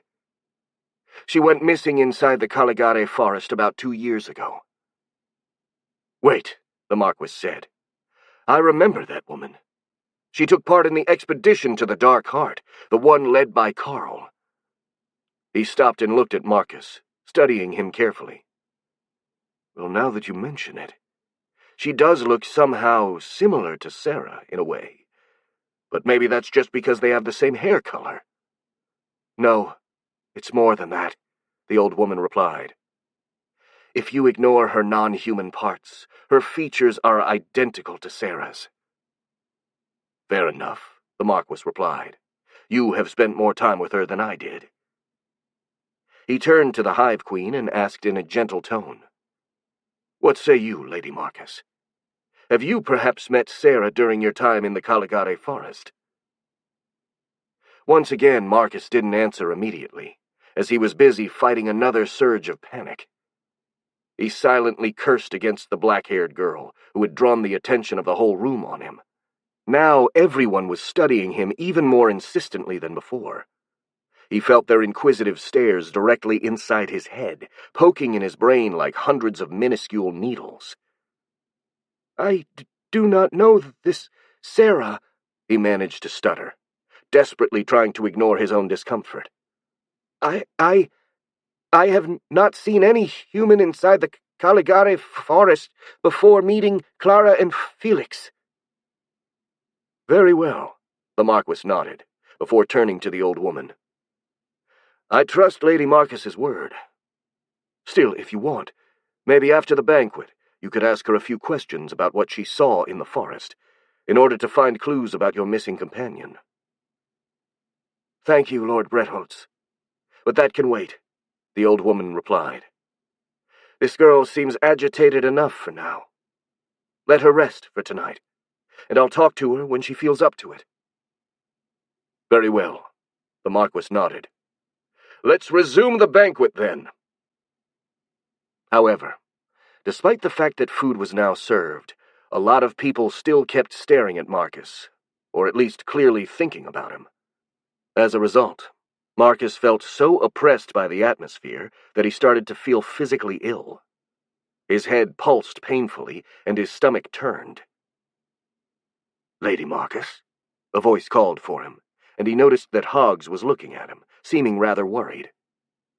Unlike the others, the Telemancer's stare didn't actually disturb him, but maybe he was just too sick to notice it. Lady Marcus, are you all right? You haven't touched your food yet.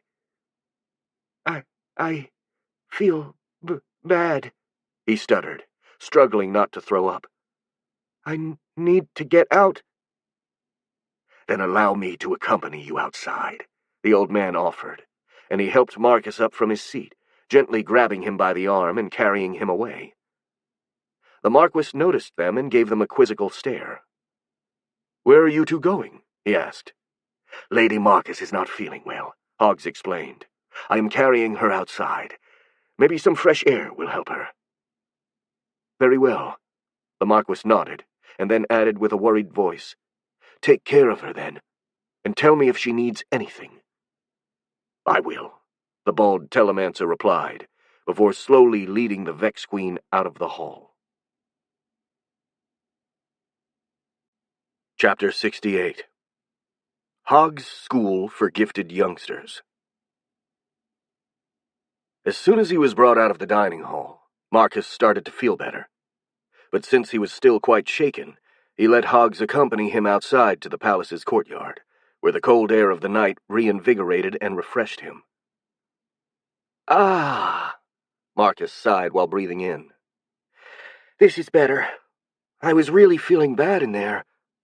He turned to the Telemancer, who stood beside him. Thank you for accompanying me here. I really needed it. You're welcome. Are you feeling better now? And may I ask what was troubling you in the dining hall? Marcus blinked as he once again struggled to understand Hoggs' words. Could you repeat your question more slowly? He asked. I have trouble understanding you. Maybe you have a... He struggled to find the right word for accent, but for some reason it didn't come to him, so he just gave up on it and phrased the question differently. Maybe you talk in a strange way. I mean no offense, but I'm still not very familiar with your language. No offense taken. It's indeed probably my fault that you can't understand me. Anyway. The old man took a breath before repeating himself, staring at the Hive Queen directly in the eyes as he did so. I asked you if you were feeling better, and what was troubling you in the hall. This time Marcus understood him perfectly. Unlike before, he also felt the man's stare, but luckily he could easily bear with just one person staring at him. Oh, yes, I am feeling better, he replied. And I was feeling bad in the hall because Marcus searched for the right words to describe what he'd felt, and for some reason this time they came to him almost immediately. Because I felt overwhelmed by the presence of so many people. I do not really know how to explain it better, but I felt them weighing on my mind, especially while they stared at me. A sad little smirk touched Marcus's lips.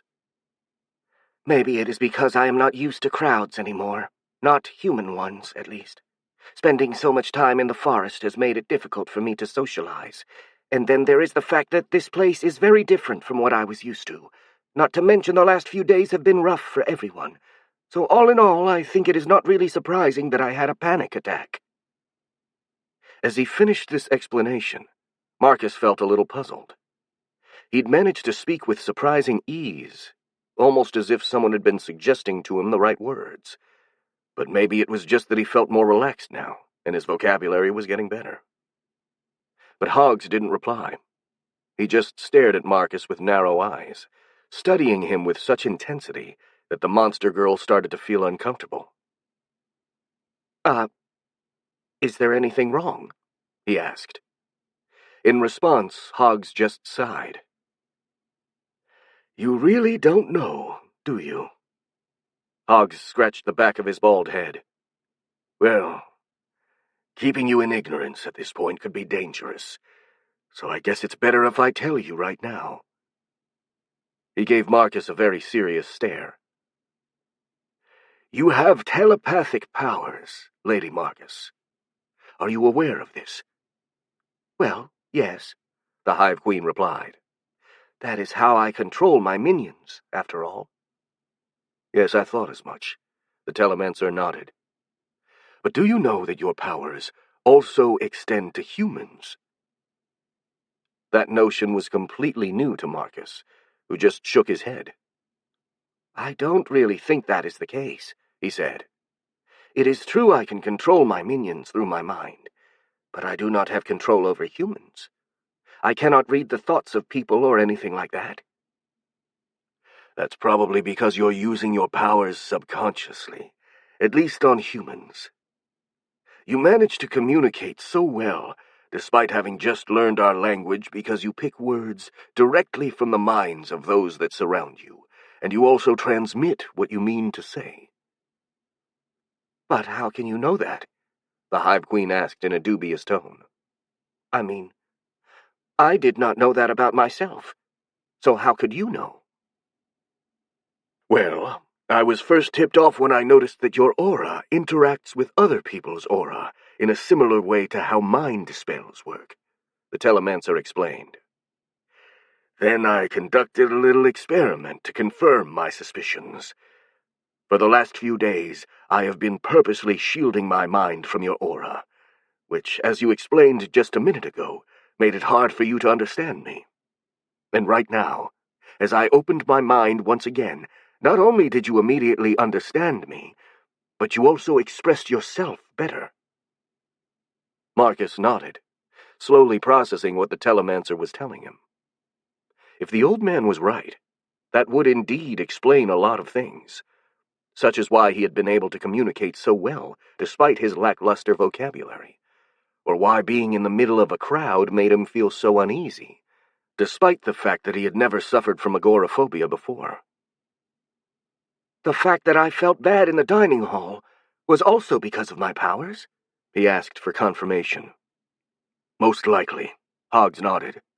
"Telepathic communications can take a toll on the mind, and handling a link with multiple people at once would be hard even for the most experienced telemancers." "Well, that explains it." The Vex Queen caressed his chin while thinking. "Is there a way to close off this telepathy? I mean, it is useful, but it can be hard to keep it active while I am in the middle of so many people." The Telemancer remained silent for a few moments, carefully pondering that question before giving an answer. "Maybe. I can't be sure because I still know too little about your powers, but I think that learning how to control your aura to some extent would also help you control your telepathy." "Good! So I have to learn how to control my aura, then?" "That's easier said than done," Hoggs replied. "Learning how to control one's aura is a difficult process, which requires a lot of time to practice, a quiet place to meditate, a good teacher, and most importantly, a strong will." "I think I've got most of those things," the Vex Queen smirked. "I have a place to live now, I have time, and I definitely have a lot of will. The only thing that is missing is a good teacher." He gave the old man a sideways glance. "Could you teach me?" "Me?" Hoggs laughed. "I'm just an old telemancer. I'm sure you can find a much more qualified teacher than me, Lady Marcus." "But it is you who noticed I have these powers. From that, and the way you talk, you sound very qualified to me, and the Marquis seems to trust you a lot, too." "Well, thank you for your high opinion of me. I think it's a bit misplaced. But if you really want me, I guess I would be able to teach you the basics." The old man smiled brightly. "If the Marquis agrees to it, I could act as your teacher for a while. It certainly seems more interesting than working as a full-time telemancer." "Good. Then I will ask the Marquis after the banquet," Marcus said with a smile. "Speaking of that, what do I do with crowds for now? I mean, if I just go back to the dining hall, I'm going to feel bad again." "Don't worry. You can go back to your room for now if you want," the telemancer reassured him. "I will inform the Marquis of your situation, and I'll also relay your request. For the time being, you can just—" A loud explosion coming from the palace interrupted the old man, and both he and the Hive Queen turned around, completely caught off guard. "What was that?" Hoggs cried, frantically looking around with alarm. "I don't know," Marcus replied, but as soon as he said that, his attention got caught by a weird feeling coming from above, and he raised his head. At the third floor of the palace, one of the windows had been smashed open, with smoke and a few feeble flames rising from its wooden frame, and a feeling of anger coming from the inside. It took a few moments for the Vex Queen to realize the smashed window was that of his room, the one where Felix and Clara were resting. "Shit on a stick!" he cursed in his native language, and immediately sprinted toward the palace, only to promptly trip on his gown and fall on the cold, hard ground. Cursing like a sailor, he got up, raised his gown, and resumed running, followed by a rather confused and worried Hoggs. Marcus ran across the corridors and up the staircase of the palace until he reached the third floor. Once there, he bolted toward his room, and as soon as he came in sight of it, he noticed a small crowd standing in front of the door, which had been smashed to pieces. They all crowded to peek inside with a mix of alarm and curiosity. "What is going on?" Marcus asked the closest one, a young maid. The girl turned to find Marcus and flinched in surprise when she saw the Vex Queen, but she still responded quickly. "That red-haired boy," she whispered. "There is something wrong with him." Marcus's heart skipped a beat. "Move!" he cried, and he forced his way through the crowd until he could see what was happening inside of his bedroom. A thin veil of smoke covered everything. Most of the furniture was completely smashed, reduced to piles of charred splinters. In the middle of it all, Felix stood on what remained of the bed. His red hair waved as if it was made of fire, and his eyes glowed with a blazing fury as he stood there stiffly, his fists clenched. Clara, pale as a ghost, was a few meters away, her arms in front of her face to protect herself. "Felix!" she cried. "Calm down! This isn't like you!" "Calm down! Calm down!" the apprentice sorcerer shouted back, crackling sparks accompanying his words. "You were telling me that those goddamn goblins are still here in the city, and I have to calm down? I think not. I will burn them all down if I have to turn the whole of Bretholtz into cinders." He raised his hand, and a small fireball materialized in his palm. "Please, Felix," Clara begged. "Stop!" "What the craptastic hell is going on in here?" Marcus shouted. And only when everyone gave him a confused look, he realized he'd spoken in his native language. He grimaced and repeated his question in the local idiom. "What is going on?" "Marcus!" Felix cried, turning toward the Vex Queen and sending a spray of sparks flying everywhere. "Have you heard? The goblins were actually allying with those little bastards. Allying! We should kill them all and turn them to ashes." The boy scanned the room until he found something still intact, a wooden stool that had survived the fiery onslaught. Then, with an angry gesture, he threw the fireball in his hand against the piece of furniture, causing it to explode in a myriad of burning splinters. Marcus blinked in surprise. He knew Felix was a sorcerer, even if an apprentice, but still he hadn't expected for him to be so powerful or intimidating. Though he looked completely unhinged. Something that, coupled with his display of firepower, made the Hive Queen very, very cautious. I have heard, he said, trying to speak slow and calm. And I do not like it either. But if there is an orc army incoming, maybe it is better to— You don't understand, Felix interrupted with a desperate cry. You don't understand. None of you do. The goblins, they have invaded us. They have hurt our friends. They have killed our friends, and I can't forgive them. I won't forgive them. They have to burn, burn, burn! Small flames flickered all around Felix's body, and another huge wave of burning rage surged from him, causing Marcus to take a step back. But as terrifying as the young man looked, the Vex Queen could also feel that he was terribly sick. The emotions radiating from him were intense, but also feverish and confused, and his eyes looked unfocused and bloodshot behind their unnatural glow. "Felix," Marcus said, his voice thick with worry. "It is fine. Maybe we can talk with the Marquis about this alliance, but now you need to rest. You are not well. After you have calmed, we will talk to the Marquis, okay?" Felix seemed to hesitate for a moment, and his fiery aura waned.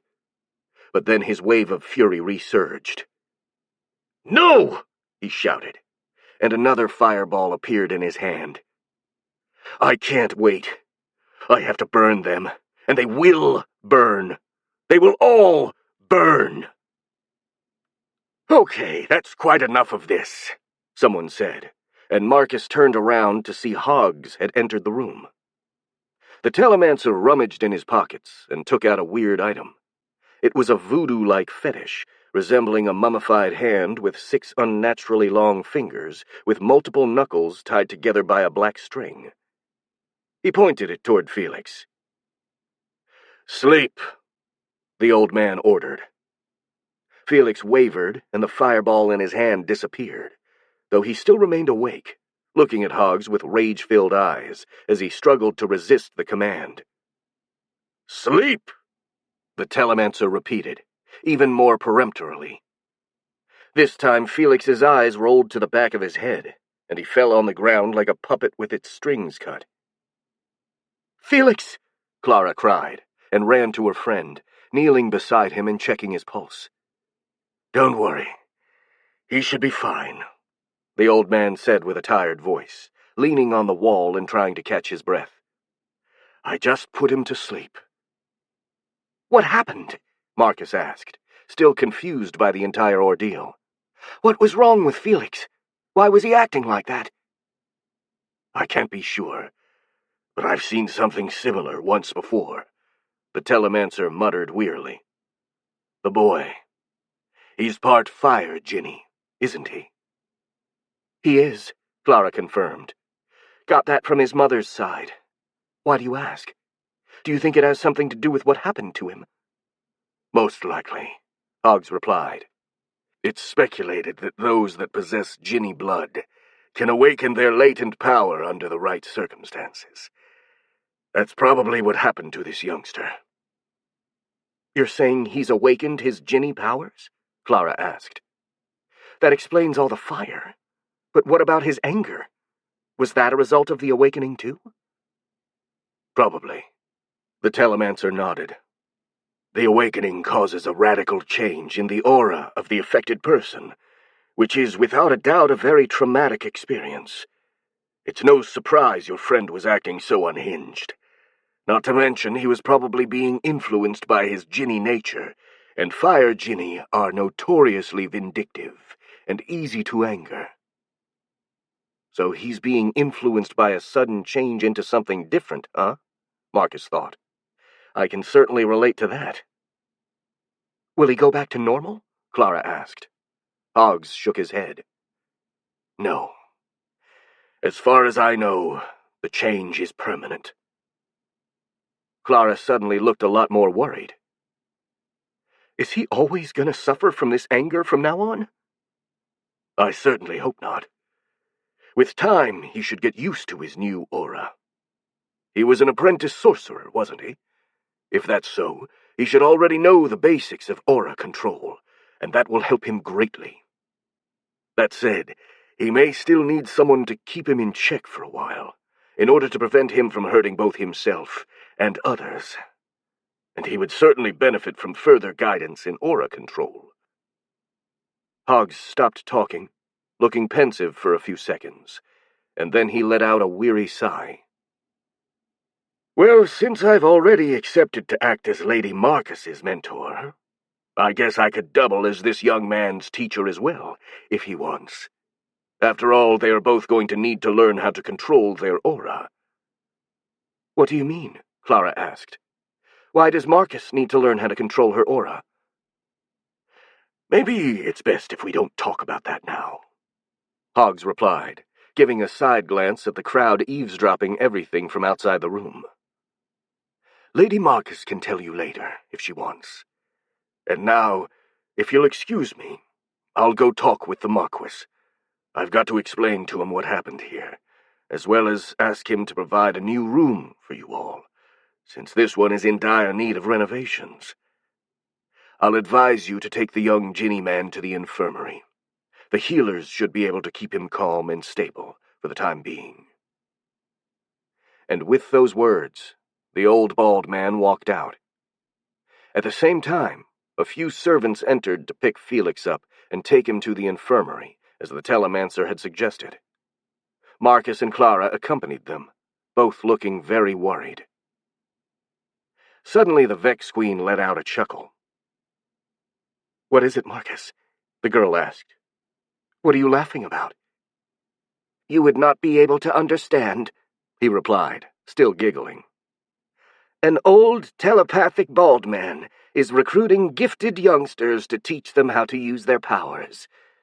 That reminds me of a story I read before." Clara gave the Hive Queen a puzzled look, wondering exactly where Marcus could have read anything before, but then she shrugged.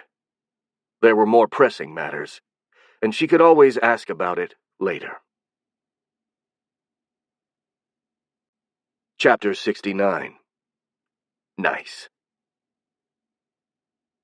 As soon as the banquet ended, the Marquis retired to his study. He poured himself a glass of liquor and sat at his desk, quietly thinking about the current situation.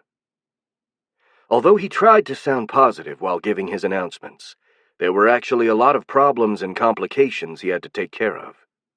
Since the southeastern part of the province had been given to the Vex and the Goblins, the refugees from those places needed new homes, something he had to personally provide.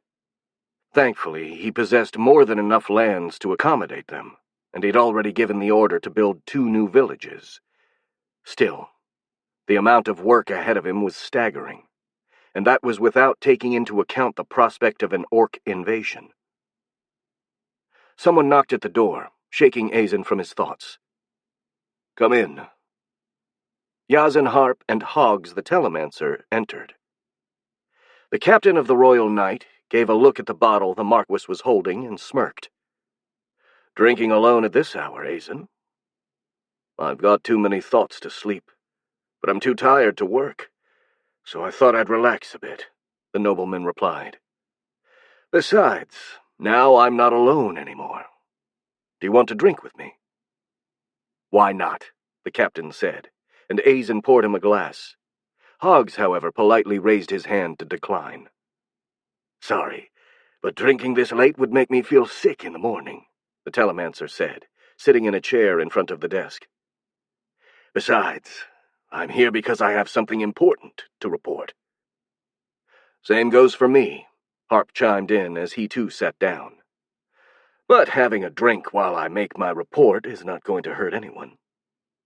He raised his glass toward the old man. "So who's going to go first, me or you?" "By all means," Hoggs replied, gesturing for the captain to go first. "Well, I spoke with His Majesty after dinner, and I've got good news and bad news." Yazen took a sip from his glass. "Good news is, the Chamber of the Lords have approved of your request to make the goblins a client race, with the condition that they are to be confined to the province of Bretholtz for the time being. They have also approved of giving the knightly status to Lady Marcus." Azen frowned after hearing this. Both of those things were legally within his power to begin with, and they didn't need the approval of the Chamber. Bad news is, the Chamber has refused to allow for a general mobilization of our forces. "What?" the Marquis cried, getting up from his seat. "Why? Haven't they received our reports?" "They did, but sadly they don't believe them. Or at least they didn't want to believe them, which is even worse. They said our sources are not trustworthy enough to justify the expenses of a general mobilization." The Aura Master turned a sarcastic smirk toward Azen. "Or to be more precise, they said that we're all fools for believing the words of a goblin, and that they want no part in our idiocy."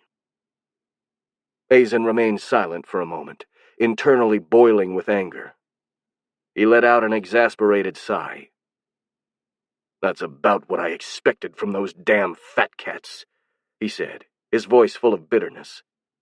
"Always looking after their own purse first. Who cares if the citizens of the kingdom get slaughtered and eaten alive by orcs when they can earn a few more royals by delaying the mobilization?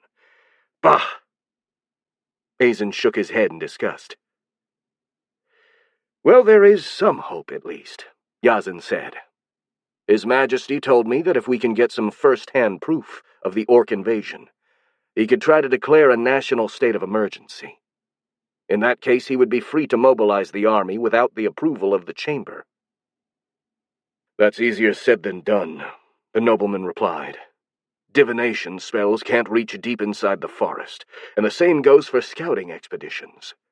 At best, we would be able to find the orcs when they're a week of march from here, and we wouldn't have the time to mobilize the army by then." "I know," the captain said, taking another sip of his drink. "And I already thought of a possible solution. If we make a few outposts in the forest and keep watch from there, we should be able to find out if any orc hosts are coming to the north sooner. And as for the place where we could make such outposts, well, the goblins and the Vex had each secured a base for themselves in the forest, and now that they're coming here, we could make use of those places." "I see," Azen nodded, looking noticeably more optimistic. "I'll think about it. Thanks for your suggestion, Yazen." "You're welcome," the knight replied with a bright smile. "Very well, then. Now that this is out of the way, what brings you here, Hogs?" The Marquis turned toward the telemancer. "Last time I saw you, you were escorting Lady Marcus out of the dining hall. Is she all right? And also, I've received word of an accident involving that boy, Felix, on the 3rd floor. An explosion or something. The servants haven't been clear on that, but they told me you took care of it, and that Lady Marcus and her friends are going to need a new room." "I did take care of it," the old man confirmed. "For the moment, at least. But it's better to keep an eye on that young man for a while." "Why?" Azen asked. "What happened to him?" "I think he has awakened his fire djinni nature. With rather explosive consequences, I might add, which are the reason why Lady Marcus's room is currently in dire need of repairs," Oggs explained, causing Yazen to raise an eyebrow in surprise. The Marquis, however, didn't know what the telemancer was talking about, and he just tilted his head in confusion. "What do you mean by saying that he has awakened his fire djinni nature?" "He means to say that the boy is basically a djinni now," Yazen answered. "It's something that can happen to those that have djinni blood. Sometimes they just awaken their full heritage with all the associated powers, if they can survive the shock." He turned to Hoggs and asked, "Is the boy still alive? Those with fire djinni heritage tend to literally burn themselves to death upon their awakening." "He's still alive," Hoggs confirmed. "He was unstable when I found him, though, so I used a spell to put him to sleep." "That probably saved him." The captain nodded. "The awakening of fire djinni heritage is the most dangerous." Hoggs gave the captain a surprised look. "You seem pretty knowledgeable about this matter, Captain." "That's no surprise," Yazen laughed. "I went through an awakening of my own. That's how I got my wind powers." The telemancer blinked in surprise and then nodded. "I see. Well, in that case, what do you suggest we do with the young man? I offered to keep an eye on him myself, but maybe you would be more qualified." "No, it's better if you do that," Yazin replied with a shake of his head. "You are certainly skilled enough to take care of him, and besides, I have too many duties to actually look after him." The Marquis, who so far had silently followed the conversation, intervened. "That's nice of you to offer to help young Felix Hoggs, but what about your own duties? Weren't you supposed to keep watch on Lady Marcus?" "Yes, and in fact, I shall do so even more effectively now, under the pretense of teaching both her and the young man how to control their aura." "Control their aura?" the Marquis asked, raising an eyebrow. "What do you mean?" "Lady Marcus has requested my help in learning how to control her aura, because her own telepathic powers are becoming a burden for her," Hoggs explained. "Wait, so you confirmed that she has telepathic powers?" "I did, though she herself didn't know. She seems to have been using her power subconsciously, and she didn't actually notice until this evening, when the psychic presence of all the people in the dining hall overloaded her mind, making her feel unwell." "Oh, so that's what happened." Azen nodded. "What do we do then? Do you have any suggestions on how to deal with this?" "Well, she asked me to teach her how to control her aura, and with your permission, I'm inclined to accept." "Wait a second," the Marquis said. "You're saying that you want to teach her how to control her powers?" "Essentially, yes. But you were the one who advised me to be careful because her powers could be dangerous. Did anything change?" "I still think that being careful is a good idea," the telemancer replied. "But right now, leaving Lady Marcus's powers unchecked would be more dangerous than teaching her how to control them. And besides, she has proven herself to be trustworthy so far." Hoggs smiled a little. "Moreover, as her aura teacher, I'd be in the perfect position to keep watch on her." "Fine," the Marquis said. "I'll trust your judgment on this. For now, consider tutoring both Lady Marcus and her Jinny friend as part of your duties, and report to me if you notice anything suspicious." "I will, my lord." "Good." Azen turned to Yazin. "And what do you think about this, Yazin? I'd like to hear your opinion as well." "Lady Marcus seems like a good girl to me." The captain shrugged. "I think we can trust her. I talked with her today, and I couldn't notice any ill intention coming from her." He did nothing to hide a mischievous smile. "If anything, I think she fancies me. She acted all shy, but I could clearly see she was into me." "Keep it in your pants, Yazin," the Marquis said in an adamant tone. "I'm seriously trying to form an alliance with Lady Marcus, and I don't want you to ruin it with one of your escapades." "Well, I wouldn't really be ruining it, would I?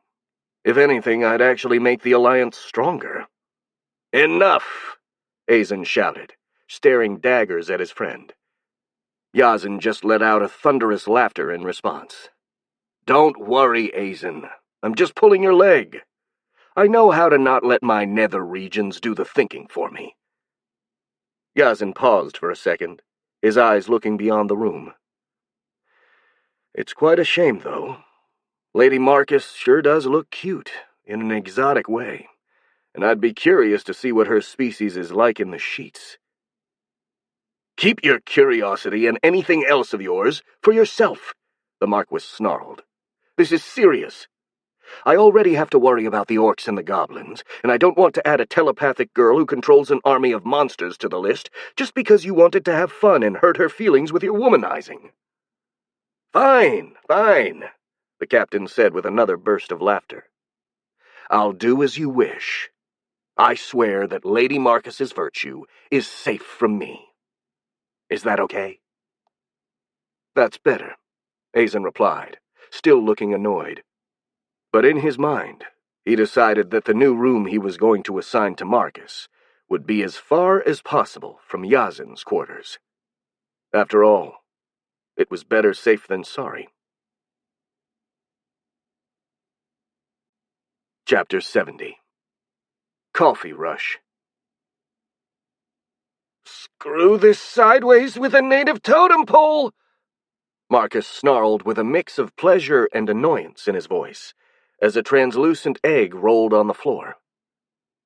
He was alone in his new room with Cooper, as Clara had preferred to stay with Felix in the infirmary, something for which he was incredibly grateful, because in the middle of breakfast he had been assailed by the overwhelming urge to lay eggs, accompanied by painful cramps in his belly. He barely managed to get back into his new room before the urge became too strong to resist, and once there, he simply squatted and started laying worker eggs to relieve himself. Also, much to his chagrin, this time it felt much more intense than usual. Maybe it was because he hadn't laid any eggs in the last week, but whatever the reason was, he had a hard time trying not to scream in pleasure. Even keeping his moans low was basically impossible, so he just had to hope that no one was nearby, because they would definitely hear him. Luckily, his new room was in a rather isolated wing of the palace, so there were a lot less servants passing by. After a few minutes, Marcus let himself fall on the ground, panting and wheezing, with 15 worker eggs right beside him. "God freaking damn it," he thought while lying motionless. "I feel like a conga line just danced out of my vagina. I've never laid so many eggs at the same time before. What the hell happened?" Since there was no one to answer that question for him, the Vex Queen tried to piece it together by himself. The urge to lay eggs was nothing new, as he had it quite often in the past, whenever he reached the limit of his egg-laying nutrient reserves, but for some reason he hadn't felt it at all for more than a week. While the most probable reason for his sudden egg-laying spree was that he had accumulated a surplus of nutrients, that left the question of how he had been able to go for so long without emptying it. Marcus did a quick self-inspection, turning his attention to his internal body parts, and with surprise, he felt that he still had a lot of nutrients to spare, despite having just laid 15 eggs. Why is that? Did the capacity of my nutrient reserves grow? Marcus looked at Cooper, who was sitting in a corner of the room, and was hit by a sudden realization. Well, of course it did. When I made Cooper, I barely had enough energy for one egg, but later on I was able to lay multiple. He grimaced as he slowly processed the consequences of this situation. I guess that once I reach the upper limit of my reserves, I get the urge to lay eggs, pretty much like how shitting or pissing works. But that means I will never be free from laying eggs. For some reason this discovery didn't bother him as much as it once would have. Sure, it was a literal pain in the ass to lay eggs, but if he treated it like a normal bodily function, he could live with it. Besides, despite how much he complained about it, he had to admit that it wasn't a completely unpleasant experience, if done in moderation. It wasn't as if he needed to lay eggs like crazy like he did back in the forest. He could just live his life normally and lay an egg from time to time. The real question is what to do with the drones. I could rent them as cheap labor. After all, they are good at building things, and I think a lot of people would request their services. While he was thinking this, someone knocked at the door, making him literally jump from the surprise. "Lady Marcus? Are you there?" "A moment," Marcus cried, getting up and frantically searching for a place to hide the eggs. Picking them all up would take too much time, so he just resorted to pushing them under the bed before going to open the door, finding himself in front of a puzzled-looking maid. "What is it?" he asked, still sounding a bit panicked. "The Marquis has requested your presence for a meeting in the tea room on the second floor," the girl said in a neutral voice. "Oh." The Vex Queen tilted his head with curiosity. "Why is that? Has something happened?" "I'm sorry, I don't know," the girl replied. "I was just instructed to inform you and guide you to the tea room in case you accept to come." "Fine, I will come, Marcus said. Just give me a minute to prepare. A few minutes later, Marcus and the maid arrived at the tea room. The Vex Queen had decided to come alone, leaving Cooper to guard the room and keep any eventual visitor away from the eggs. He wore a simple white tunic, which was the most unisex piece of clothing he had found in his wardrobe. The maid knocked at the door, and after receiving a response, she let Marcus in. The room was the same one where the Marquis had first received him, Clara, and Felix the day they arrived, and the number of people in the room was also the same. Azen was there, of course, as well as Yazin Harp, much to Marcus's chagrin and embarrassment. The final person was the old woman that Marcus had seen the previous day during the banquet, Belinda, the leader of the released female knights. "Lady Marcus," Azen welcomed him. "Thank you for joining us. Please, have a seat." "Thank you, Marquis," the Vex Queen replied, sitting on one of the sofas, as far as possible from Yazin Harp. "If it is not a bother, can I ask why you have called me? Do you have something to tell me?" "Straight to the point as always," the nobleman chuckled. "But yes, I have a few questions for you about your permanence in the forest, since we need every scrap of information to prepare our defenses against the orcs. And also I think that Lady Belinda has some questions regarding her missing comrade, Sarah. I hope you don't mind." "It is not a problem," Marcus replied. "I will answer everything I can." "Very good," Azen nodded, smiling cheerfully. "Thank you, Lady Marcus. First of all, could you tell us how well you know the forest?" The Vex Queen thought about the question for a moment before giving an answer. "I know the area called the Ashwood Hills pretty well, but I do not know the rest of the forest at all." That's surprising," the Marquis mumbled. "Have you never traveled through the forest before? You told me you came from a place called Amarinka, right? How did you get to the Ashwood Hills from there?" Ooh boy, would that require a long explanation, Marcus thought. And I don't know if they'd believe me if I told them that I was reborn here from another world. Let's go with the events of just this world first. Well, it is complicated. I do not know where I was born in this world, because I only saw the inside of a big room, and after that, I was brought to the Ashwood Hills while unconscious. The Marquis and the others exchanged a rather confused glance after hearing these words. "Could you please elaborate?" Azen asked. "Not really much to say," Marcus replied.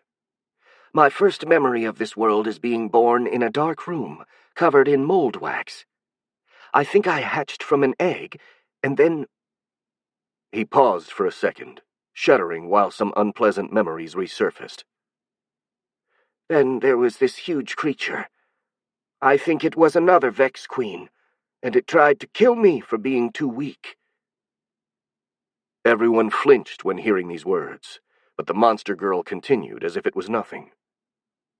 "Luckily for me, that Vex Queen decided to spare me and instead put me to sleep. Then she had her warriors take me to the Ashwood Hills while I was sleeping.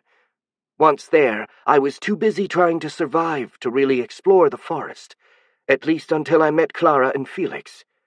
And after that, you already know the story." No one replied, as they just stared at the monster girl while processing what she'd told them. Only after a few moments, the old woman, Belinda, finally spoke. "You were just born one day in a dark room, and then you spent the rest of your life in the Ashwood Hills," she summarized. "Then you have never met a human girl named Sarah, have you?" "No, sorry," Marcus replied. "I have never met her before. I have not met any human at all, before Clara and Felix." The woman stared at him intensely for one moment, but then she closed her eyes and let out a resigned sigh. "Fine. I believe you," she said. "I gave her up for dead a long time ago, to be honest. Getting lost in the Caligare forest is pretty much a death sentence for anyone, or a warrior or not. It's just that you look so similar to her in some ways that I wondered if you two could have a connection. But I guess it could be a coincidence.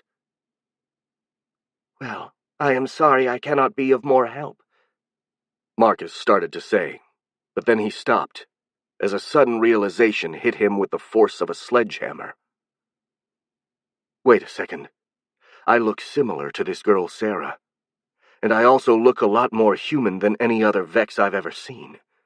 And the Vex Queens can produce offspring with the genetic characteristics of the creatures they've eaten. But then... Marcus grimaced. Then the original Vex Queen must have eaten a human in order to make me. And since I look similar to this Sarah, this means that the original Vex Queen must have eaten her. For a moment, Marcus wondered whether or not to tell this to Belinda, but then decided against it. After all, the old woman seemed to have already accepted Sarah's death, and knowing that her friend had been eaten by a giant monster would probably just upset her. Not to mention there could be some misunderstandings if he said that he was made out of Sarah's DNA, so he decided to keep this information for himself. Lady Marcus, Yazin Harp called him, interrupting his thoughts. Are you all right? You look a bit shaken. Yes, he replied. I was just thinking about some things. The knight gave him a look full of sympathy, while the Marquis said, in a gentle tone, Do you mind if I ask you some other questions? If you don't feel like it, we could always talk another time. No, do not worry, Marcus replied. I am fine. Ask away. Good. The nobleman nodded. So you said that you haven't seen the rest of the Caligare forest, but do you at least know the Ashwood Hills well? I do. And do you know of a place where we could prepare an outpost, where we could safely station a few soldiers? I can think of a few places, Marcus replied, remembering his past hideouts. Why do you need to know? Because we need to prepare a few outposts from which we can keep watch on the forest. For political reasons, we can't mobilize the Medilanian army until we have more solid proof of the Orc invasion. So we need to deploy a few scouts deep enough in the forest to find the invaders and still have enough time left to prepare our army. But since staying in the forest is dangerous, we need a safe, defensible, and possibly well-hidden spot where our men could stay. Well, you can use my old house, if you want, the Vex Queen proposed. It is an abandoned temple on top of a hill, and there should be a few of my minions that I left there. For the first time since his departure, he thought about the hive he'd left behind. He didn't know what had happened to it, since he was too far to actually feel the presence of his drones in his mind. But now that he thought about it, he felt a very weak sensation at the back of his head, which was probably a sign that the hive was still active.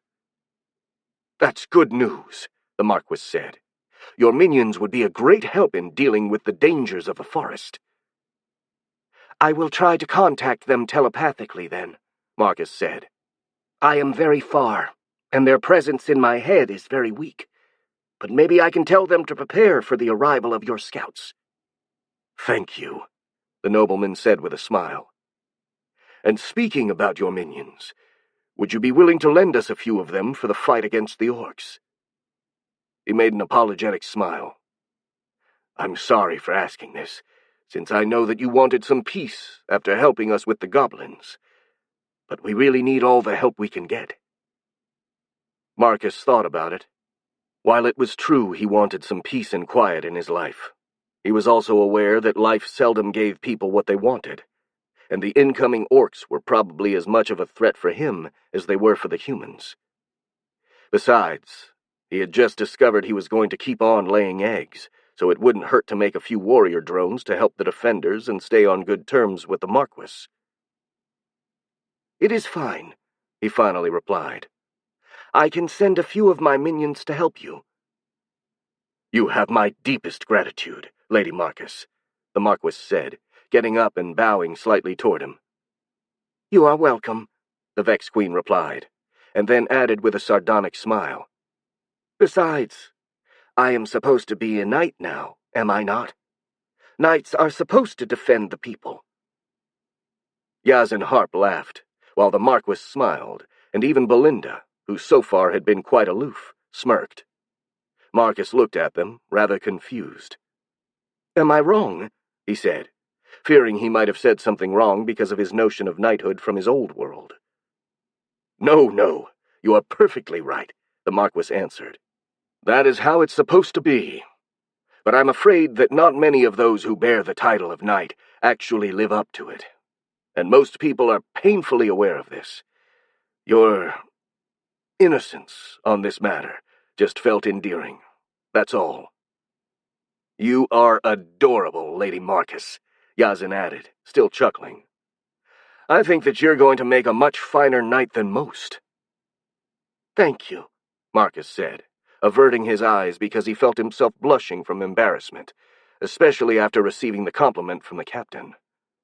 He was desperately searching for a way to change the subject when someone knocked at the door, and a few maids entered the room carrying a few trays. "Ah, the refreshments have arrived," the Marquis said, and he turned to the Vex Queen. "I think you will be quite pleased to know that our kitchens just received a new supply of coffee, Lady Marcus. I've had some prepared for you, since I remembered that you asked for it the first time we met." "Really? You have coffee?" Marcus asked, immediately forgetting about everything else that had just happened. "See for yourself," the nobleman said with a smile, taking a pot from one of the trays and putting it on the table in front of the monster girl. The Vex Queen leaned forward to examine the contents of the pot. It did indeed look like coffee, black and steaming hot, and he could smell the powerful, fragrant aroma rising from it. Feeling his mouth water, he had to restrain himself from just drinking it directly from the pot. Do you mind if I take a cup?" he asked. "Feel free," the Marquis replied. "I'd rather have some tea myself." "Same for me," Belinda said. "I don't really drink coffee." "And I'll stay faithful to beer," Yazan said with a laugh. "No other beverage can compare, in my opinion." Without further ado, Marcus grabbed a mug and poured himself a generous quantity of coffee, but when it came time to bring it to his lips, he hesitated. What if, like it had happened for other foods, coffee also tasted less good or, God forbid, downright bad? "Come on, Marcus. You've come too far in your search for coffee to let a bit of insecurity stop you. Now drink it down like a man." And so, he raised the cup and took a small sip. The effects were unexpected, to say the least. "Good heavens, this is bloody glorious!" the Hive Queen screamed in his mind, drinking the rest of the coffee in a single gulp. The flavor wasn't just as good as he remembered. It was actually much, much better. The aroma completely filled his head, making him feel all warm, tingly, and cheerfully energetic, while the actual taste lingered in his mouth like a cloud of deliciousness. "Thank God coffee is still good," he thought while pouring himself another cup. "No, it's not just good. It's the best. This is the best thing that has happened to me ever since I was born into this world. All the suffering, all the struggles. This moment makes it all worth it." He quickly drank the other cup and proceeded to pour himself yet another, and another one after that. Yazan, who noticed the Vex Queen's drinking spree, raised an eyebrow. Lady Marcus," he said in a worried voice. "I'm happy that you are enjoying yourself, but you might want to take it down a notch, otherwise you won't be able to sleep tonight." "I do not care. This is too good," Marcus replied, emptying yet another cup directly into his gullet. Then he let out a little hiccup and added, "Also, I do not mind not sleeping, especially if you want to keep me company during the night." "I beg your pardon?" Yazan said in a very confused voice. Not listening, the Vex Queen tried to pour himself another cup, but his hands had started shaking so much that he dropped the pot, spilling coffee all over himself. "Ouch!" he cried. "Hot, hot, hot, hot, hot!" "Are you all right, Lady Marcus?" Azen asked, getting up from his seat and approaching the monster girl. "Hands off," Marcus said, with an unsteady, unfocused voice. "I am fine. Fine. The coffee was hot, but now it's just warm. It feels good now. But my tunic, it is dirty now. Got coffee on me, that is bad. And it is getting cold. It doesn't feel good anymore. I am taking this off." And without hesitation, he stood up and started taking his tunic off. "Whoa!" the Marquis cried, jumping back and averting his eyes in embarrassment. "Lady Marcus, what are you doing?" "I do not feel good, with dirty clothes on," he slurred in response, throwing the tunic to the side, standing in front of the others with just his underwear on. "And I have nothing to hide either. Look at my chest." He pointed at it. "It is so smooth. Nothing on it." He looked down and added with an even more slurred voice. "But my panties are dirty now, too. Coffee got on them. I have to take them away, too. But then I would be naked." He gave a mischievous look toward Yazen, who was looking at him with a dumbfounded expression. "Do you want to help me, Captain? I do not mind if you see me naked." He started reaching to get his panties off, when Belinda jumped off her seat and blocked his hands. "That's quite enough, young lady," she said in a stern voice. "I think that you need to rest a bit." She turned to the two men. "Gentlemen, please leave the room. I'll take care of this." "I do not need to rest," Marcus mumbled angrily. "I feel amazing, and I'm not a lady. I am a man. A manly man." He chuckled. "Even if right now I do not have... how is it called? The thing that men have between their legs? Well, even if I do not have that, I am still a man. I have that thing in my spirit. I have a spiritual thing between my legs." The Vex Queen started swaying, losing balance, and Belinda held him carefully, slowly putting him down on the sofa. "I feel good," Marcus said. "I feel good, but it is hard to speak right now. I think I will lie down for a bit." And then his big, glowing eyes slowly closed, and he started snoring loudly. Belinda looked around, searching for something to cover the sleeping monster girl, but the only thing she found was the tablecloth on the table. Nonetheless, she pulled it off and put it over the naked body of the Vex Queen. Meanwhile, the Marquis and the captain remained silent, exchanging confused and awkward looks between each other. "What in the seven hells happened?" Yazen asked. "Well, I'm not sure how it happened, but it's clear that she got drunk," Belinda said, with the tone of someone stating the obvious. "But she only drank coffee," the knight said, and then he turned to Azen. "Did the servant put something in it?" "Not to my knowledge," the Marquis replied, still trying his best to not look in the direction of Marcus. "But I'll check it out. However, I don't think this is the case." "Then why was she drunk?" "Probably because it was the coffee itself that made her drunk," the nobleman explained. "I've heard that coffee can make spiders drunk, and it probably had the same effect on her."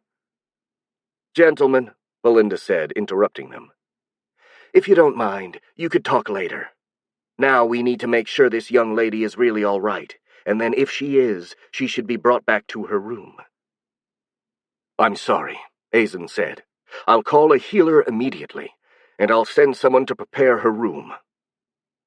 And without another word, both men exited the room in a hurry, eager to avoid any further awkwardness. Chapter 71. The Queen's New Clothes. Marcus woke up in his bed, his head painfully pulsating. He tried to turn around and bury his face in the pillows, but this proved to be difficult, as his horn got in the way. Stupid bloody horn. He mumbled and tried to go back to sleep, but he was feeling too sick to relax, so he just let out a resigned sigh and sat up. Ow! My head! He moaned, grabbing his forehead between his hands. What the hell happened? Why do I feel like this?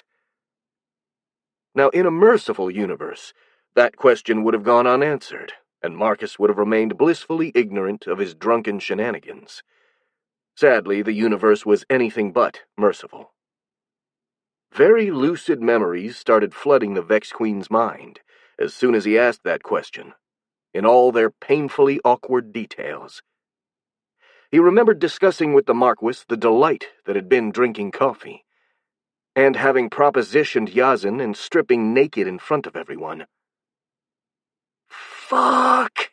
He hissed, as his eyes widened in horror. No, that can't have happened. His whole body tensed in panic, and he felt his cheeks blushing so hard he thought they would catch fire. Unluckily, this didn't go well with his headache, and his head started pulsating even more painfully. Ouch! He cried, clawing even harder at his forehead. Goddamn headache! He remained motionless for a minute, trying to calm himself down and collect his thoughts. At the same time, he also tried to understand what exactly happened. Okay, I think I got drunk. This is definitely a hangover headache, though it lacks the associated nausea. Not that I'm complaining. But what did I get drunk from? Also, if I got so pissed drunk, shouldn't I have a hole in my memories? Heaven knows that I couldn't remember anything when I got drunk back on Earth. For a moment, he hoped that the memories of his embarrassing actions could be incorrect, that maybe they were a bad dream or something. But that wishful possibility lost most of its plausibility when he noticed he was naked, and that he smelled of coffee, indicating that he had indeed spilled coffee all over himself. Besides, his memories were surprisingly clear, to the point he remembered exactly how confused and clouded his thoughts had been, almost as if he had been watching his own mind from someone else's perspective. This struck him as weird. For a moment, he forgot about his embarrassment. After all, if he had been intoxicated enough to lose all inhibitions, then he should also have no recollection of it. But for some reason he still did. Why was that? It took him but a moment to realize that, in a way, his mind wasn't really restricted to just his body. All of his minions shared his thoughts, so it kind of made sense that they would also share his memories. And since they hadn't gotten drunk themselves, their memories were pretty clear. This hive mind thing is getting even more complex. Who knows what other surprises the Vex have in store for me? Maybe I'll get to know more during my training with hogs. He nodded, happy that things seemed to make sense, and then he immediately went back to feeling awkward. Holy moly freaking smiley poo, I actually propositioned Yazin. Why did I do that? I definitely don't want to have sex with him. Following this line of thought, a mental picture started to form in his mind, but he abruptly canceled it. Nope. I don't want to even think about it. Get out of my head! Out! Feeling incredibly uncomfortable, Marcus hugged himself and started rocking back and forth on the bed, but that only worsened his headache. Ow! Forgot about the goddamn headache. Damn, I hate being hungover. But how did I get drunk to begin with? Was it the coffee? I've heard that spiders can get drunk off it. But I'm not a fucking spider. Still, I'm not human either, so that's a possibility. Considering my luck, that's exactly the kind of ironic bullshit that would happen to me. Coffee tastes 1,000 times better than it did before, but it makes me piss drunk. He sighed and clicked his tongue in annoyance. The universe must really like toying with me. He looked around the room to distract himself from his dark thoughts.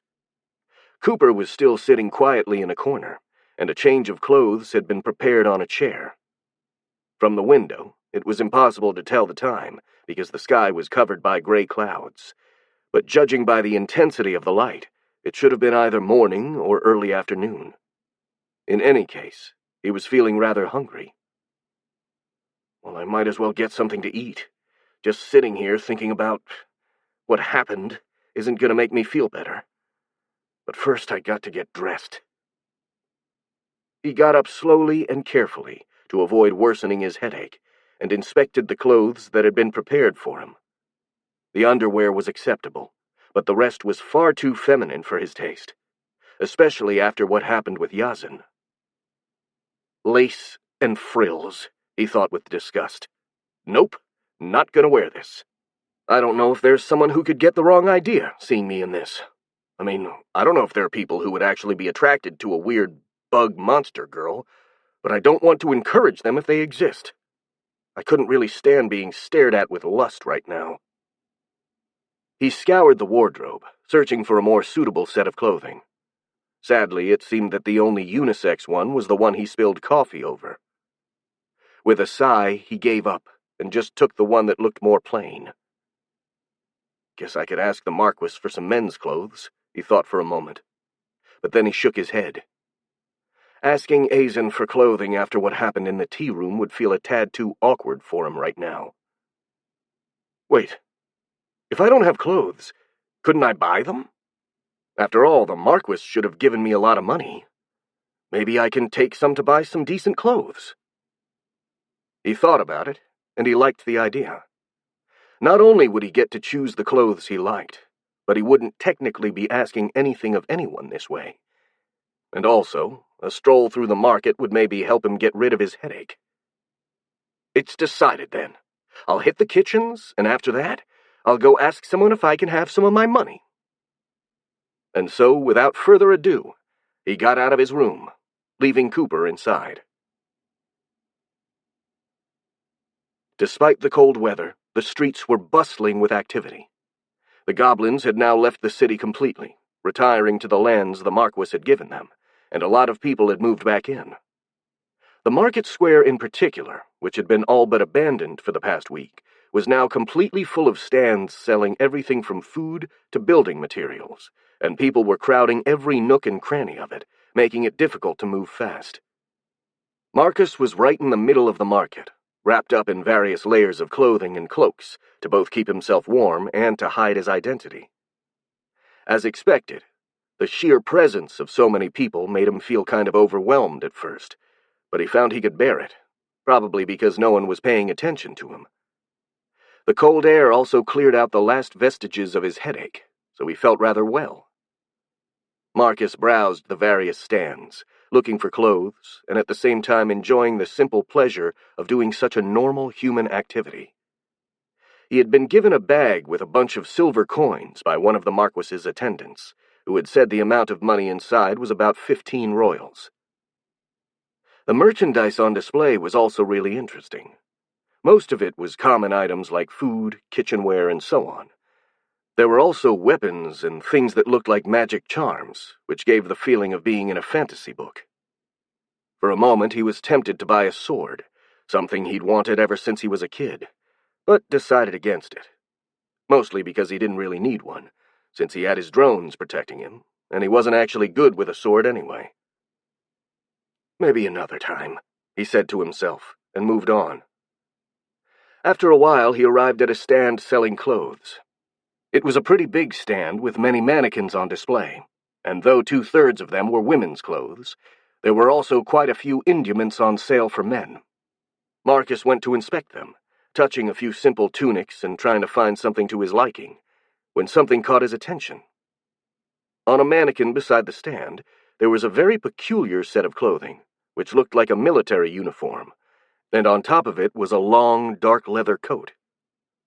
"Wow," Marcus murmured in his native language. "That's so cool. It looks like something that belongs to a World War II officer." In his previous life, Marcus was something of a fan of World War II aesthetic and history. Not surprisingly, considering his Italian ancestry. Heck, while attending high school in the U.S., he even made friends with 2 kids, one German and the other Japanese, so that he could make jokes about it. Later on, they did become genuine friends, and kept in touch even after going to separate universities. I wonder how Victor and Lee are doing with their lives. A pang of nostalgia for his old life tugged at him. We were supposed to visit Volgograd this summer. Though I probably couldn't have made it because I was fired. I wouldn't have had enough money. Also, I died. "Can I help you, ma'am?" someone asked, interrupting his thoughts. Marcus turned to see a middle-aged woman, probably the owner of the stand, staring at him with a warm smile. As soon as she noticed the Vex Queen's glowing eyes, however, her own eyes widened in surprise and she jumped back, fear showing on her face. "Do not worry," Marcus said, lifting his hands to show he had no aggressive intentions. "I am not dangerous. Please do not make a scene." "By the light of the Lord!" the woman cried. "What are you?" "Please do not raise your voice," Marcus pleaded. "I am the—" He stopped, as he didn't want to introduce himself as a queen. "I am the leader of the Vex.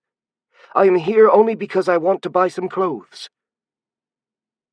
The woman may have been a bit intimidated, but those words immediately triggered her merchant instincts.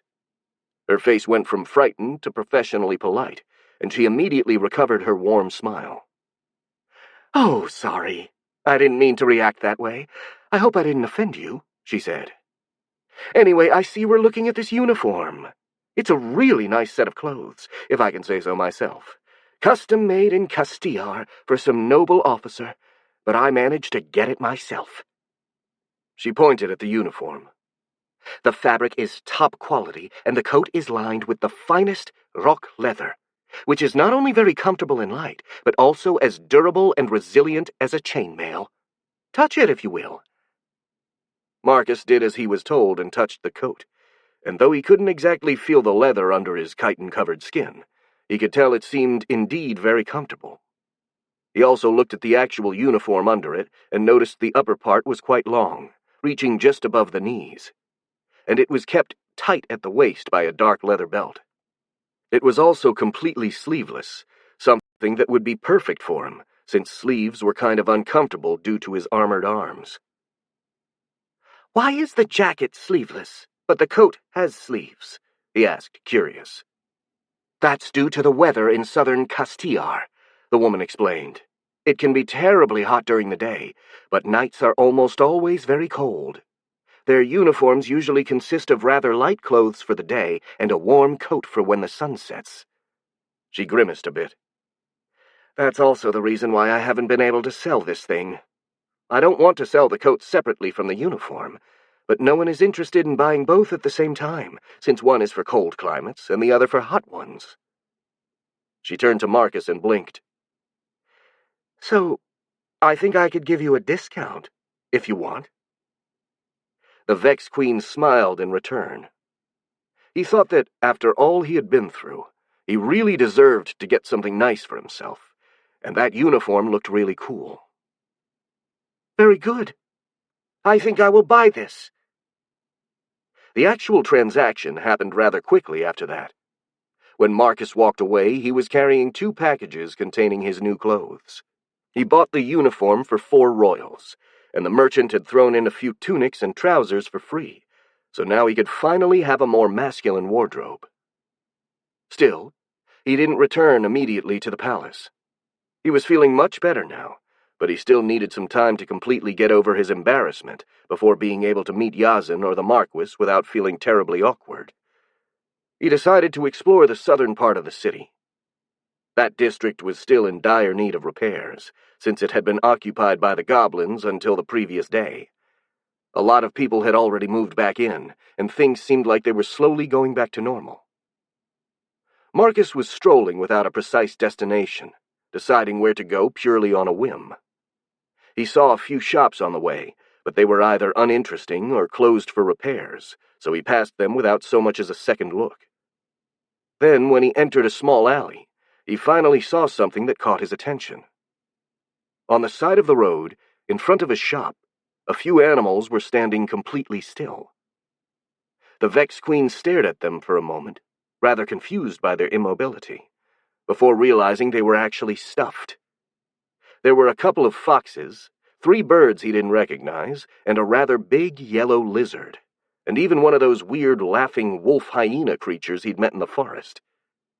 Even when dead and stuffed, The wolf thing was still creepy as hell with its vicious maw forever frozen in a sadistic grin, and its little glass eyes glinting weakly. Remembering his encounter with those monsters, Marcus shuddered, but at the same time an idea suddenly flashed in his mind. Wait a second. A sudden excitement ran through his body.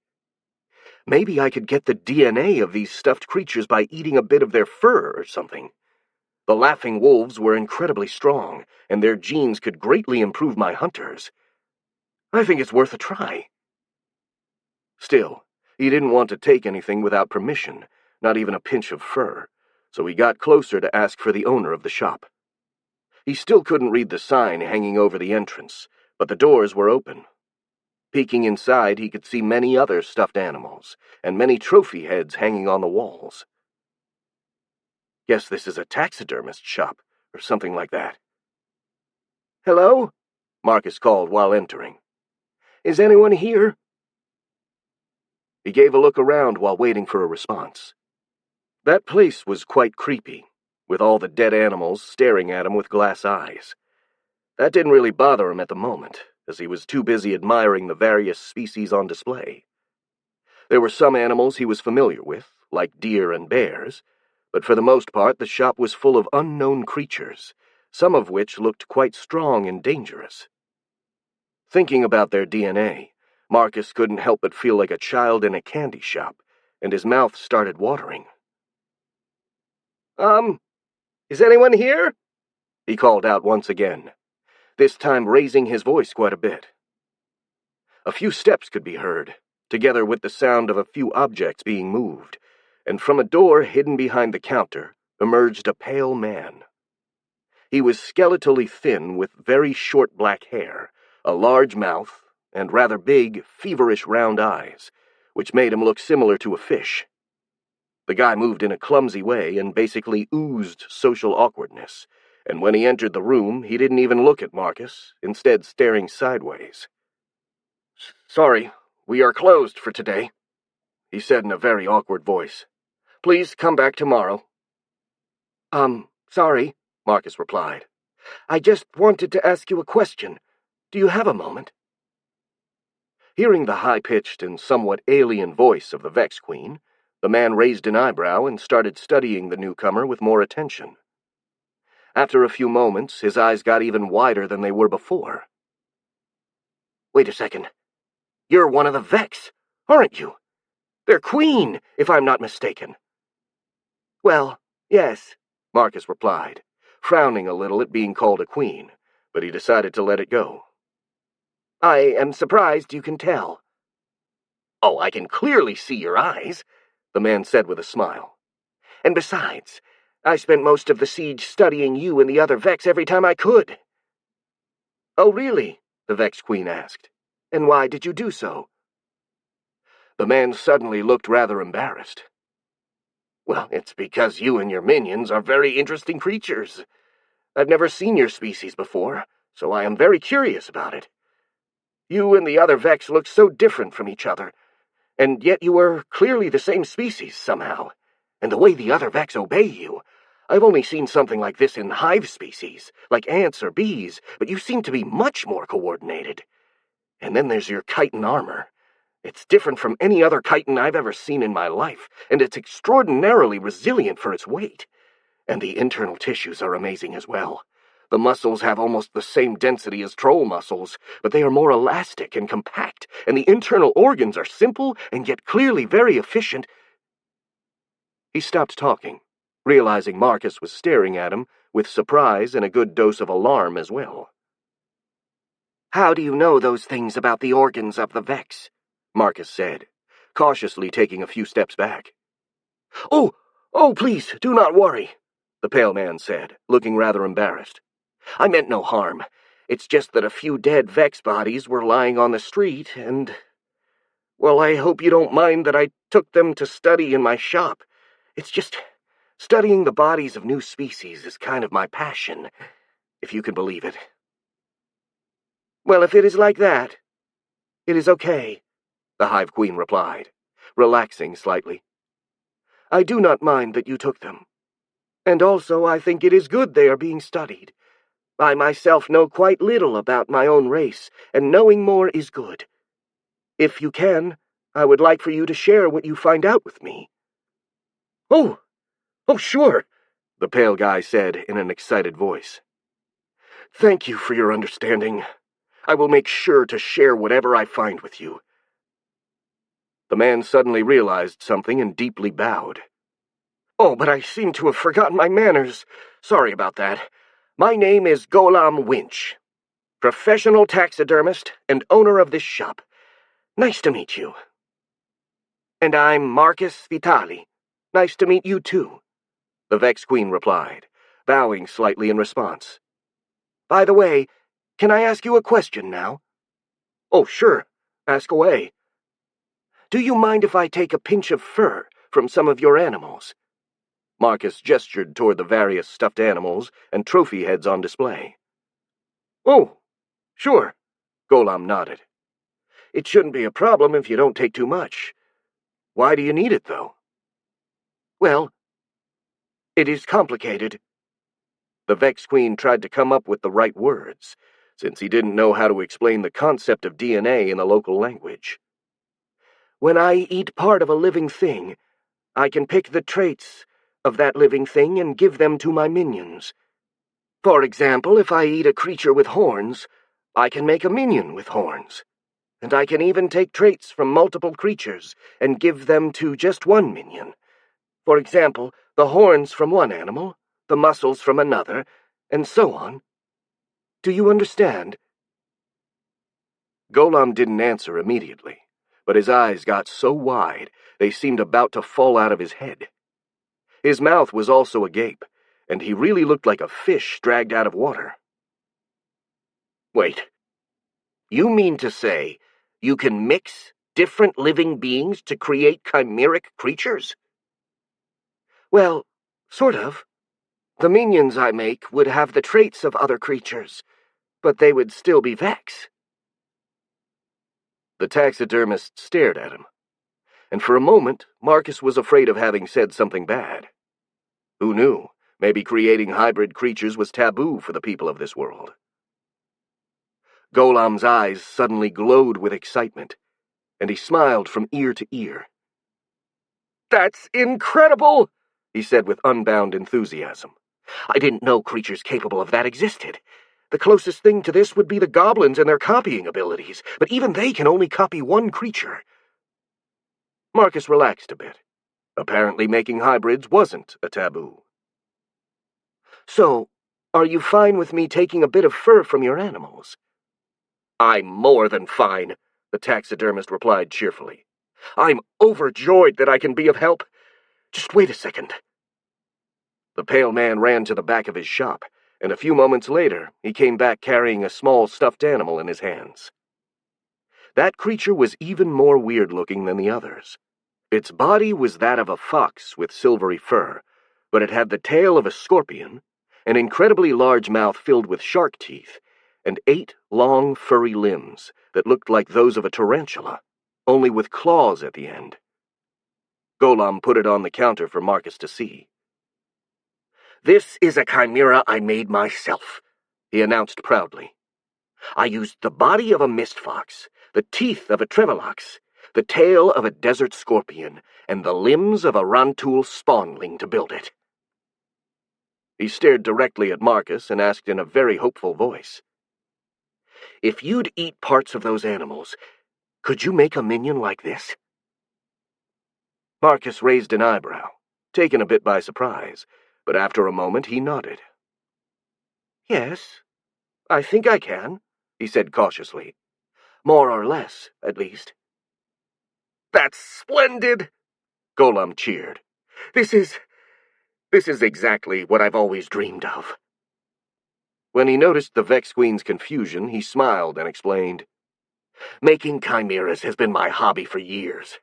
I even made entirely new names for them, as well as imagining how they would behave in nature." He pointed at the spider-fox thing on the counter. "For example, this is a lesser gratamot. It's a nocturnal ambush predator that climbs over trees and waits carefully to drop on the back of unsuspecting prey and stab them with its stinger. With this tactic, it can take out prey many times its size. Or at least it would, if it was real. He became rather dejected for a moment. For all my daydreaming, they are just stuffed animals made out of leftovers. They're not alive, and as much as I wished to see them move, they are just objects. Weird trinkets I made to keep myself occupied. Even if I wish with every fiber of my being to see them move and live. He turned to Marcus, his eyes glowing with excitement. If it isn't too much of a bother, could you make a few minions based on the chimeras I made? It would mean the world for me, and in return I'll make sure to give you a body part of any animal that passes through my shop. Sometimes big game hunters bring very dangerous and rare species, so you could get some very good traits for your minions. Marcus considered the offer. Golem was definitely a weirdo, but he didn't seem like a bad guy, so he saw no harm in humoring him. Besides, since he had to lay a few eggs now and then, making a few drones based on the man's chimeras wouldn't be too much of a bother. And above everything else, he really wanted the DNA of the creatures he'd seen in that shop. I can do it, the Vex Queen finally replied. But keep in mind that any creature I make will still be a Vex under my command. That's fine with me, Golem said with a huge smile. Just watching them move and, well, live will be enough for me. Very well, then, Marcus nodded. In exchange for pieces of your stuffed animals, I will try to make you some of your hybrids. The taxidermist looked as if he was going to explode from joy at those words. Thank you so very much. You can't imagine what this means for me. I'll give you some of the fur and other pieces that you can eat right now. He grabbed a pair of scissors and moved around the counter. For starters, you said you wanted stronger minions, didn't you? Well then, I think your working minions could benefit from the grip strength of a gulala. Those monkeys can crush rocks with their hands. He moved toward a rather scary-looking monkey with giant hands and took a pinch of its fur. Also, the venom of a dart snake would be great for your warriors. That stuff could eat through armor. He indicated a giant snake with bright pink scales. No fur on it, though. Can you take information from their scales? I think it's worth a try. The pale man spent the next few minutes clipping parts from various stuffed animals, all while describing their characteristics and their strengths to Marcus, who just listened silently, internally impressed at the knowledge Golem possessed. After a while, the taxidermist put all of the fur, scales, and other body parts into a small pouch and handed it to the Vex Queen. Here, with this many samples, you should be able to really improve your minions. Well, thank you, Marcus replied with a smile. That will be of great help. About my part of the bargain, is there any creature you want to see alive first? Well, if you could make something like the Lesser Gratamot, it would be a great start, Golem said, brimming with excitement. I've already given you all the parts from the animals that make it up. Okay, then. I will try to make it. Still, it is going to take a while. A few days, I think. I hope you do not mind. No, the pale man shook his head. By all means, take your time. I admit I feel a tad impatient, but I'll deal with it. If you can really make a Lesser Gratamot, it'll be worth the wait. Very well. I will go now, then. It is getting late, and it is almost dinner time. I will come back as soon as the drone is ready. Thank you very much again, Golem said, and have a great evening. You too, the Vex Queen replied, finally stepping out of the shop. As he walked back to the palace, he silently mused about how much appearances could be deceiving.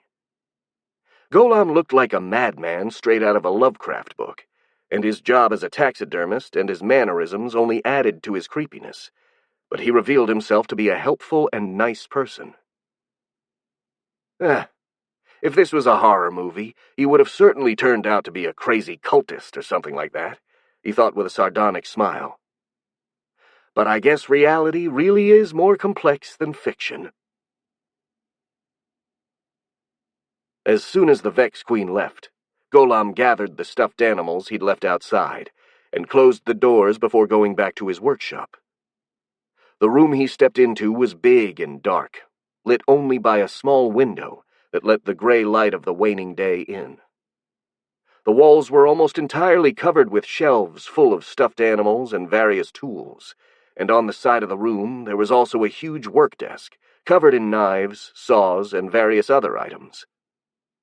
All of the above was a fairly standard view in a taxidermist workshop, but in the middle of the room was something far more unusual. A circle had been drawn in the middle with some strange white powder, and various blue candles surrounding it. In the middle of that drawing was lying a weird figure, which looked as if it had been cobbled together out of various goblin and Vex parts. The head and torso were that of a hobgoblin, while the furry legs belonged to a feral goblin, and the arms were the scythe-like limbs of a Vex warrior. That figure lay motionless, clearly dead, but unlike the animals on the shelves, it wasn't stuffed. All the body parts still had meat on them, and had been simply sewn together. Golem walked toward one of the shelves and took out a book he had hidden there. The book was clearly very old, with a rotting leather cover barely holding it together. It faintly glowed with a malicious-looking green light. The taxidermist held the book in his hands, looking pensive. Just as he had said to the Vex Queen, his greatest dream was to give life to his creations. What he didn't tell her was that he had been searching for a method to do so for a long time. Sadly, while there were technically a few magical ways for him to realize his ambitions, they were incredibly costly, difficult, and dangerous, requiring the aid of either a master sorcerer or a high priest, and many rare materials. Only a very rich noble or a king could afford all that, and Golem was neither. Still, the pale man hadn't given up, and kept searching for a more affordable way, and just a few months prior, it seemed as if his patience had been rewarded when he managed to acquire the book he now held. That book was about necromancy, and it explained in detail how to imbue the power of the dead moon into corpses in order to create an undead creature, a revenant that would obey its creator. Provided all the rituals were done correctly and that luck was on his side, of course. Otherwise, the newly created revenant could turn on Golem and drain him of all his life, leaving him as a dead husk of himself. Perhaps the necrotic energies he summoned would get out of control and turn him into a ravenous undead. Or the whole building would explode. There were no absolute certainties in necromancy, which was an inherently fickle, dangerous, and unpredictable kind of magic. That was probably the reason why it was forbidden. Just owning and reading a necromancy book was a serious crime, and if someone saw him trying to raise the undead, Golem would be immediately burnt at the stake. Still, he was too fixated on realizing his dream to really care about the possible consequences. He really wanted to give life, or some semblance of it at least, to his constructs, and necromancy seemed like the only possible way. He'd decided to try and create his first undead that evening. It was then that Marcus appeared, interrupting his ritual before it could really begin, and providing a safer and better alternative to necromancy. Because why bother raising the undead, when he could simply give the Vex Queen some pieces of his stuffed animals and let her make the chimeras for him? That would also have the added bonus to make the chimeras actual living beings, rather than animated corpses. And besides, talking with the monster girl had really shaken his motivation. Until that moment, he was ready to throw away his life, mostly because he felt that no one would have really cared if he died, or even realized he was missing to begin with. Golem wasn't really good with other people. He'd managed to speak with Marcus mostly because she wasn't human, and his excitement for being in the presence of a new species got the best of his social awkwardness. Usually he was barely able to speak in front of others. Because of this, he didn't have any real friends, and the people of Bretholtz considered him weird and generally avoided him. But speaking with the Vex Queen, It had given him a pleasure he hadn't experienced in years. She had been the first person in a very long time to really pay attention to his ideas. Not only hadn't she derided his ambitions, but she actually seemed genuinely interested in them. Thinking about their conversation made Golam smile, and he lowered his eyes on the book he was still holding. "Not today," he said, and hid the book back on the shelf before starting to clean the floor of the workshop, dragging the corpse away to his cellars. Chapter 72. Breakfast of the Champions. It was a bright morning outside. After the cold and cloudy weather of the previous week, it almost felt as if the summer had made a comeback. The air was still rather chilly, but the sunlight was intense and pleasantly warm, and the birds were singing cheerfully. All in all, it was a really nice day. Whistling a merry tune, or at least trying to, as his jagged mouth clearly wasn't designed for such an activity, Marcus was trying to choose which clothes he would wear for the day. This was actually harder than it seemed, since he couldn't wear pants. Not only did the tail get in the way, the fabric often got caught in the chinks of his chitin armor, and would tear as a result. At least most of his tunics were long enough to cover part of his legs, so he could just wear one of them as some sort of short dress. Though that brought another sort of problem. For starters, he had bought these clothes to look more masculine, and wearing them as dresses kind of defeated that purpose. Then there was the matter of wearing something that barely covered his legs, which forced him to be mindful of how he sat and moved, lest he gifted the ones around him with a panoramic view of his undergarments.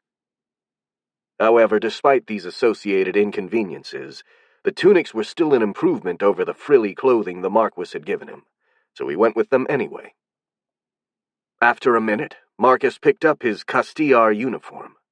It was his favorite set of clothes, as they looked very cool and gave him a martial and stern appearance that was as far from feminine as possible, at least in his opinion. He had to wear the coat over his shoulders, though, since his armored arms would ruin the sleeves, but that only added to the overall coolness, so he didn't mind. Finally, he grabbed a wicker basket from under his bed and headed out of his room, ready to face another day. The Marquis's palace was almost completely empty, save for a few servants. When the goblins had departed from the city for their new lands in the south, the knights and the guards had gone with the humanoids in order to keep an eye on them and make sure they wouldn't do anything fishy. Even Yazan and Belinda had gone with them. Since the Marquis was holed up in his study for most of the day, that meant Marcus could freely move around the palace without fear of any awkward meeting. Meanwhile, the refugees that had been hosted during the siege had either gone back to their homes, or in the case of those that inhabited the territory given to the Vex and the goblins, had been relocated into one of the new villages that were being built in the west.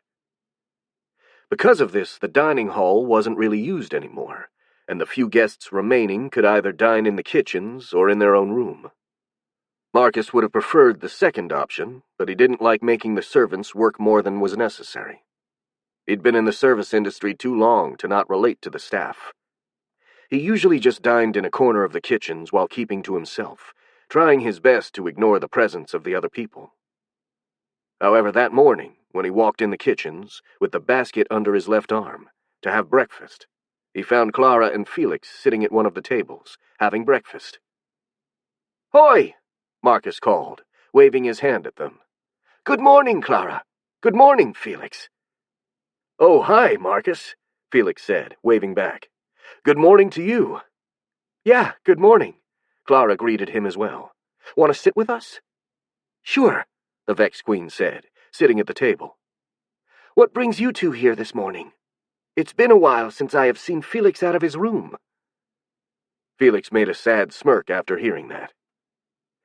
"Well, Hoggs said I'm getting better at controlling my temper, so now it's safe for me to leave my quarters." "That is good," Marcus said cheerfully. "I'm happy for you." After his Ginny awakening, Felix suffered from violent mood swings, which often resulted in him setting something on fire. He'd been relegated into isolated quarters in the basement of the palace in order to prevent accidents. Clara stayed with him, though, refusing to be separated from her friend, and Marcus had also visited from time to time. The biggest help, however, had come from Hoggs, who stayed with the boy day and night to keep an eye on him and to teach him how to control himself. Whatever training the Telemancer put Felix under had certainly been effective, because in the span of just a few days, Felix was almost back to normal. Marcus was really happy for his friend, but he was also encouraged by the fact that Hoggs seemed to be a very good teacher, as it made him hope well for his own training. He hadn't started yet, as the Telemancer was too busy taking care of Felix at the moment to teach him as well, but he didn't really mind. His friend needed the Telemancer's help more than he did. Besides, if Felix was really getting better, it wouldn't be long before he could start his lessons. "Are you going to have breakfast with us, Marcus?" Clara asked him, interrupting his thoughts. "Sure. Just give me a second. I'll take the food and I'll join you." He went to ask the kitchen staff for his usual breakfast, and after a minute, he returned carrying a tray filled with a mountain of raw, bloody meat. He sat down in front of his friends and started thoroughly devouring his meal.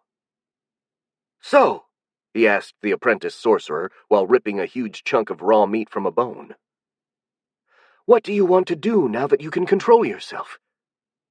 "Well, I still have much to learn," Felix replied.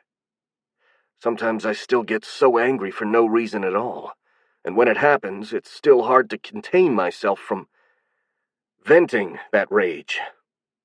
I plan on studying under Mr. Hoggs for a bit longer, until I can completely control my temper." "Well, good luck," Marcus said, before taking the now bare bone and eating it as well, crushing it with his shark-like teeth. "I guess you two won't go back to your village, then?" "No, at least for the time being," Clara replied with a shrug. "Oakfell is still basically deserted anyway. It's very close to the goblin territories, and most people feel as if it's too dangerous to stay there, for the time being." "Well, from what I know, my own lands are between the goblins and the rest of Bretholtz, so it's not like they are the closest," the Vex Queen said with a bitter smile, while picking a piece of meat from his teeth. "I understand them, though. I don't like being close to the goblins either."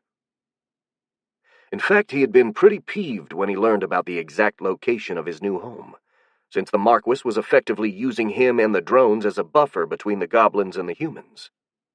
Marcus understood why the Marquis had done this, as the Vex were able to keep a more effective watch on their borders than human soldiers could.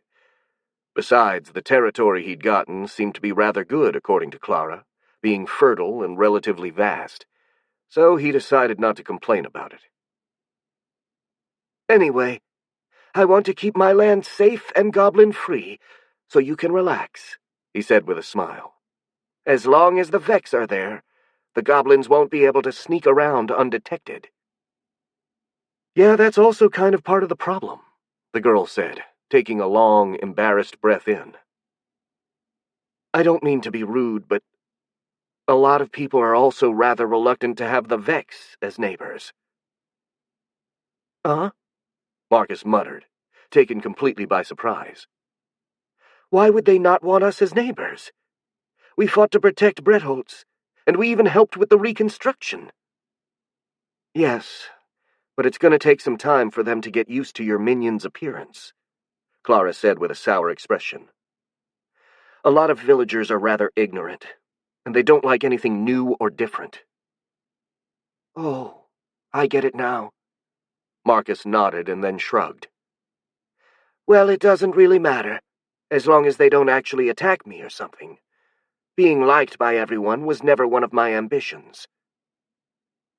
"I'm glad you think like that," Clara said, and she quickly changed the subject. "By the way, what are you up to today?" "Not much," the Vex Queen replied. "I have things to do in the city this morning, but after lunch I should be free." "In that case, do you want to have another reading lesson?" the girl proposed. "Felix is going to train with Hoggs in the afternoon, so I'm free as well." "Sure," he replied with a cheerful smile. "I will meet you in the library after lunch, then." Clara had started to give him reading lessons in the past days, mostly to pass the time since she had to leave Felix and Hoggs alone during their lessons, and she had proven to be a very competent teacher. Not only was Marcus learning fast, but he was also having fun while doing so, as the girl also talked with him and taught him about the world. "Man, I wish I could be with you two," Felix chimed in, looking a bit dejected. "But I can't skip Hoggs's lesson, and it's probably not a good idea for me to stand near easily flammable things like books." "Don't worry, Felix," Clara tried to console him.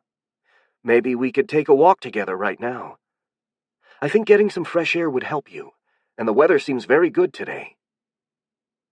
"Yeah, that's right," the young man said, looking a lot more cheerful. "You were going out, weren't you, Marcus? In that case, we can accompany you." Marcus stuttered, taken surprise by that offer. I hope you do not take it badly, but I'd prefer to go alone this morning. I have got some errands to do."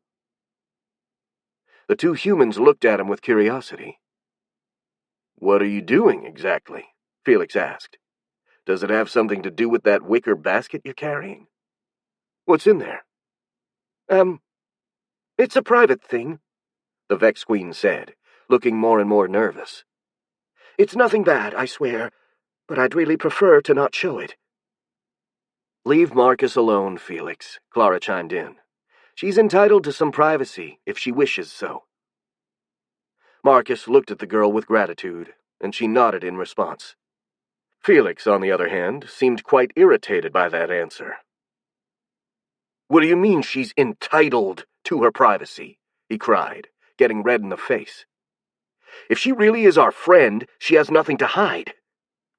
"Felix," Clara warned him, her expression suddenly becoming worried. "Do not Felix me!" the young man shouted, jumping up from his seat. "Do not treat me like a goddamn child. I'm an adult, and I want to be treated as such. I am a—" A small wisp of smoke raised from the wooden table, and Felix froze at that sight. He closed his eyes and sat back down, grabbing his temples with his hands and mumbling something. Marcus and Clara exchanged a worried look, but after a few seconds, the apprentice sorcerer opened his eyes again, looking incredibly mortified. I'm sorry," he muttered. I think I had another anger episode. Maybe it's better if I just get back to my room for now." "I'll accompany you," Clara offered. No, I don't want to keep you from getting out all the time," Felix said. "It's a beautiful day outside. You said it yourself. You should go and get some fresh air." "Nonsense. I'm not leaving you alone," Clara replied adamantly. "You're my friend, and you're not well right now. We'll get all the fresh air we want after you get better." Felix, apparently drained of all energy, just nodded in response, and the two got up from the table. "Do you want me to come with you as well?" Marcus offered. "Don't worry.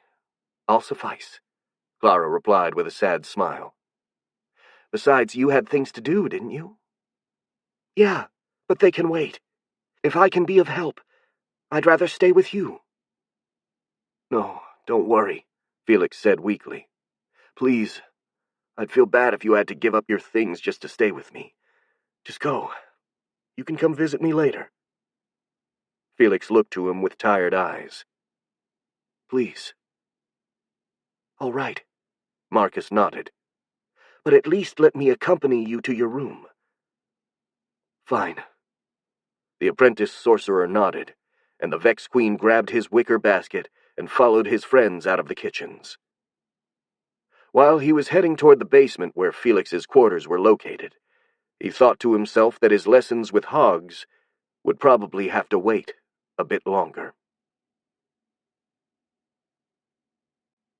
Chapter 73. Little Shop of Horrors. After accompanying Felix to his room, Marcus left the palace to take care of his business, carrying his wicker basket with him. He made Cooper join him at the entrance, and they walked out together, heading toward the southern part of the city. As he strolled through the streets, he basked in the pleasant warmth of the day, enjoying the sunlight and the fresh air. Such a change in weather, from an almost winter-like cold to a late summer warmth, would have been pretty weird in his old world. But Clara explained it was normal here. It was called the Fool's Summer, and it only lasted a few days before the winter came back in full force. Still, a lot of people used this small reprieve to prepare for the winter season, taking care of unfinished work, traveling before snowfall, or just simply enjoying the nice days. And Marcus found himself doing the latter. However, this beautiful weather also had a downside. It made it difficult for him to walk outside without attracting unwanted attention. Since it was so warm, most people had ditched their winter clothes, and wandering around with his cloak on would have made him stand out like a sore thumb. He didn't really have any other way to hide his appearance. This was quite the conundrum, but he had a solution. His drones were still in the city, providing him with a constant stream of information about the situation on the streets. Using them, and especially the flyers, he was able to create a real-time map of the city in his head, and use it to navigate the town without having to meet too many people. The path he had to take was quite tortuous, but he didn't really care. He wasn't in a hurry after all, and he enjoyed taking a stroll under the sunlight. He kept his mind open to the feedback from his minions, and together with the directions, he also received all sorts of information.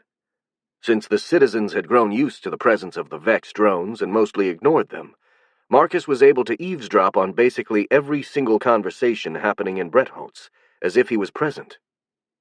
He did feel a tad guilty about it, but since they weren't private conversations, as they were held in public, and he couldn't really help it anyway, he decided to make the most out of it, keeping his attention on for anything useful he could overhear.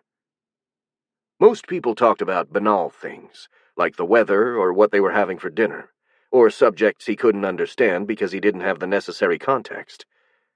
From time to time, he managed to collect some quite interesting tidbits. A lot of people were complaining about the increased prices, while the merchants justified themselves by saying there was a lot of trouble that made trading harder and more dangerous than it used to be. There were open wars in two places called the Federation and Castillar, while the north of the empire was plagued by barbarian raids. Also, for some reason, a lot of beasts and monsters were migrating en masse from their natural habitats, often passing through civilized lands and causing havoc. Even banditry was on the rise. The news from foreign lands gave Marcus a lot to think about. He imagined this world was less peaceful than his old one, but it seemed as if he arrived in a particularly bad moment to boot. Seems like I've been born in this world during some quite interesting times. Well, at least I won't get bored. After a while, he arrived at his destination, Golem's taxidermy shop.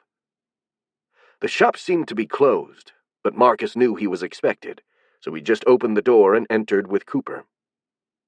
"Golem, it's me," he announced, closing the door behind him. There was some noise in response, and after a few seconds, the taxidermist emerged from the back of the shop, carrying a few boxes. A small creature followed him, scuttling quickly on the floor.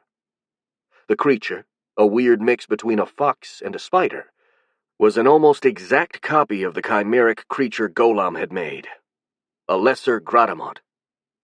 The only differences were that it was considerably smaller.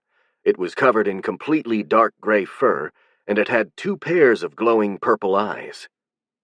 "Welcome, Marcus," the taxidermist greeted him, putting the boxes down. "You're finally here. I almost thought you couldn't come today." "I was just delayed," the Vex Queen said. He pointed at the weird spider thing on the floor. "I see the Gratamont drone is growing well. Are you happy with it?" "Of course," Golem replied. "It's almost exactly as I imagined it. I will never be able to thank you enough for making it." "Don't worry," Marcus said. "It is a pleasure to help you realize your dream. And besides, you are also helping me greatly. Speaking of which..." He headed to the counter and set the basket down. He then removed the cloth covering its contents, revealing 3 translucent eggs inside. "I brought you the specimen you asked for, and also a couple of new hunter drones. They should hatch in a day or 2. Very good. Golem smiled brightly. Follow me. Let's put them in the nursery. The pale man guided Marcus to the back of the shop, and even farther to a small and isolated courtyard with no windows facing it. There was a small door there, leading to a big and run-down building, and Golem opened it, letting the Vex Queen inside. A single huge room occupied the entire building, and it was dimly lit by a few small windows put very high on the wall, and a myriad of small holes in the wooden roof. The walls were made of stone, while the floor was covered by cracked and stained tiles, with a few metal drains placed at irregular intervals, while rusty hooks and chains hung down from the ceiling. The whole place looked like the setting of a horror movie, something which was made even worse by a dark substance that covered a corner of the warehouse, similar to an alien cancer growing on the building itself, where a few dark insectoid shapes scuttled around. However, those last two things felt rather reassuring for Marcus, since they were just a patch of mold wax and a few worker drones. After the Vex Queen made the Gratamot drone, Golem had been so overjoyed that he offered him the abandoned warehouse to use as a nursery, because he was really interested in watching the eggs grow and hatch. Since he didn't really have any other place to leave the eggs, and the taxidermist seemed really eager to help, Marcus had accepted, and the workers had been slowly turning that building into a small hive for the past few days. Marcus approached the patch of mold wax and inspected it. Many translucent eggs littered its surface, and judging by the size of the larvae inside, most of them were almost ready to hatch. They are growing well, and the mold wax has also grown a lot. I have been feeding trash to the mold wax, Golem said. You said it seems to absorb organic things, and I thought using some fertilizer would help it grow faster.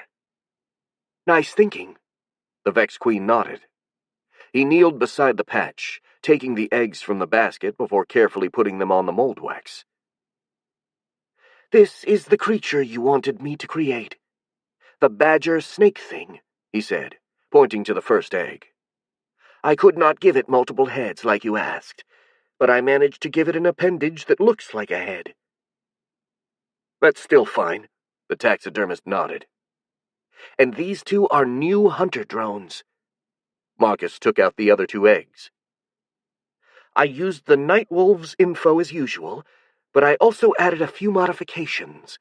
I gave them the hearing of a fellbat, so they can act as almost perfect scouts. That works. Fellbats are notoriously good at hearing anything from very far away. I'm happy that the old moth-eaten stuffed bat was of some use. Indeed it was, Marcus said, his voice full of satisfaction. And it is all thanks to your suggestions. His partnership with the taxidermist had brought much better results than he could have imagined. Not only did the pale man have a lot of samples from rare and exotic animals, but he also possessed enough knowledge of zoology that he could select animals with useful abilities for Marcus to absorb. Sadly, a lot of those animals had abilities that Marcus couldn't copy, since they were tied to nonsensical lines of DNA, like those of the laser deer's crystal antlers. The mist fox, for example, was famous for its ability to blend with its surroundings so that it became almost invisible, but that ability couldn't be copied by the Vex Queen. Since the mist fox fur was commonly used by sorcerers as a catalyst for invisibility spells, Marcus theorized the abilities he couldn't copy were magical in nature. However, he managed to acquire some very interesting DNA traits. For example, the Rantul, a species of giant furry spiders, had a very unique method of reproduction, which involved laying eggs inside other living beings. Said eggs could then either replicate at an incredible rate inside the host's body before hatching, giving birth to hundreds of Rantul spawnling, or they could turn parasitic and mutate the host into a Rantul thrall, a weird hybrid between a Rantul and the species of the host. Marcus had been impressed by that strange and frankly rather creepy ability, but for now he had no reason to implement it in his drones. His own method of creating hybrids was more versatile, and besides, the brood mothers were just plain better for increasing the number of drones. He did, however, make a bunch of modifications on his already existing drones. For example, he had given the warriors and the hunters the jaw strength of the night wolves, which allowed them to bite through almost anything. Also, with the help of Golam, he came up with the projects for a few new drone types. Using leather from a wyvern, he made a mental blueprint for a huge bat-like drone with a wingspan of over 10 meters that would theoretically be capable of carrying a person on its back. Sadly, due to its size, it would take a while for that drone to hatch and mature, but he was rather excited at the prospect of gaining a flying mount. Apart from that, he'd also made a lot of drone prototypes, and even the chimeras the taxidermist had requested of him, something which made the taxidermist incredibly happy. And while the pale man was a tad weird, Marcus had to admit he was incredibly friendly and even almost adorable in his own way. His passion for zoology was impressive, and he could spend hours talking about different species and theorizing how the Vex Queen could make use of their traits. As a testament to his weirdness, Golam had also taken the information that Marcus could see him through his minion's eyes very well. If anything, he seemed to have been even more interested in hosting the Vex in his house after that, and he started talking to the Gratamont drones as if he were speaking directly to Marcus. That had been a little unnerving, especially because the Hive Queen could indeed hear everything, but he decided to dismiss it since it was technically true that anyone could speak to him by talking to his drones. After all, it was a rather effective method of communication, as it was this way that Golam informed him about when he managed to find good samples of animals. "It's nothing," Golam replied, interrupting Marcus's musing. "I was just curious to see if you could make use of the Fellbat hearing. Oh, and by the way, I found another sample you might be interested in."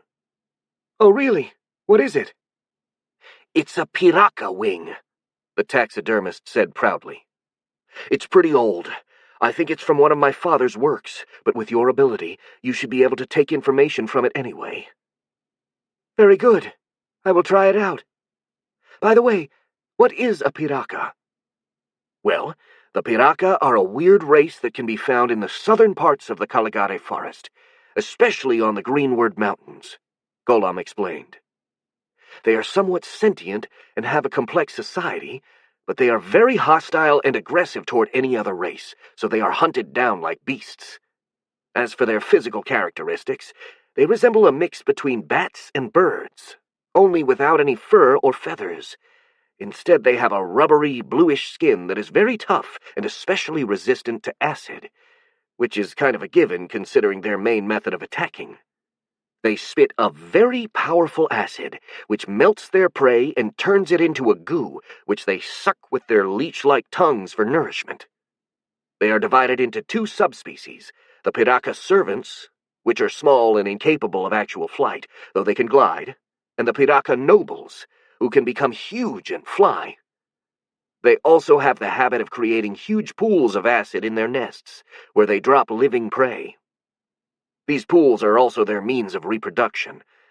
I don't know how, but young piraka emerge from them, and there are rumors that say they use those pools for some mystic rituals, as well as— "That does sound interesting," Marcus interrupted, knowing if he let the man talk, he'd spend the whole day listening to his ramblings. "If you give me that sample of a piraka, I'll see what I can make with it." "Very good," Golam nodded. "I left it in a box near the counter. Follow me." The man and the monster girl returned to the shop, where Golam rummaged through the box and retrieved what looked like an old piece of a light blue rubber sheet. "Here it is," he said, handing it to Marcus. The Vex Queen gave it a careful look before nibbling a corner of the weird thing. Like its appearance suggested, it was extremely rubbery and tough, and even with his sharp teeth, he had trouble chewing it. Nonetheless, the flow of information still came, albeit slower than usual, and Marcus started processing it in his mind. "Oomph. This may take a minute or two," he mumbled. "I've never had something so hard to digest." "That's normal for the piraka. They usually thrive without trouble because they have almost no predator. Not only are they almost completely inedible, but their acid can hurt those that try to eat them." "I can see why. Marcus nodded and smiled. But this is only going to make me want them more. Those traits would be perfect for some of my drones. Yeah, it's pretty ironic, the taxidermist laughed. I knew you'd like it. Oh, and if I may give you a suggestion, I think the Piraka traits would go very well with your acid-spitting minions. From what I've seen, the acidic poison of your spitter drone is quite strong, but it's not on the level of Piraka acid. And giving your drones the Piraka's resistance to acid would make friendly fire much less dangerous. Good suggestion, the Vex Queen said with a smile. I'm gonna do that if possible. Maybe I could improve my flying minions as well. Give them acid spit. Yeah, that's a good idea, Golem concurred. The ranged attacks of your current drones are somewhat lacking. Given that the orcs are almost exclusively focused on melee, having good ranged units would be a great advantage. You are right, Marcus said. Oh, by the way, do you happen to have any orc parts lying around? I could use the information that consuming their parts would give me to my advantage when they invade. I can look around, but I doubt I'll find orc lying around, Golem replied. Stuffing humanoid species is commonly frowned upon. It's quite stupid in my opinion, since I stuff sentient species like the Piraka and the Rantul all the time. But still, most people don't like seeing trophies of species that look too human. Got it. Well, it was worth a try. Marcus noticed through the eyes of his drones outside that it was almost noon, and most people were going home for lunch. He also realized he was getting hungry. Well, now that we're done here, I think I will get back to the palace. I'd like to have lunch with my friends there, and in the afternoon, I want to have some reading lessons. Oh, okay then, Golem nodded. Not that it makes much of a difference, am I right? If your drones are here, you can still hear anything they do, so it's not like you're actually leaving. Well, yes, the Vex Queen replied. I've never thought about it that way, but I think it is correct. I won't be able to reply, though. It doesn't matter, don't worry, Golem said with a laugh. In the end, I'm happy to have someone to talk to, even if you can't always reply. It's wonderful to not feel alone. Well, I'm happy for you, Marcus said, a bit taken aback by the taxidermist's enthusiasm. He told himself that the pale man was probably rather lonely due to his eccentricity, so he tried not to let that bother him. Oh, and before you leave, Golem said in a hopeful voice, are you really sure you can't tell me how the eggs are made? I'm really curious about that.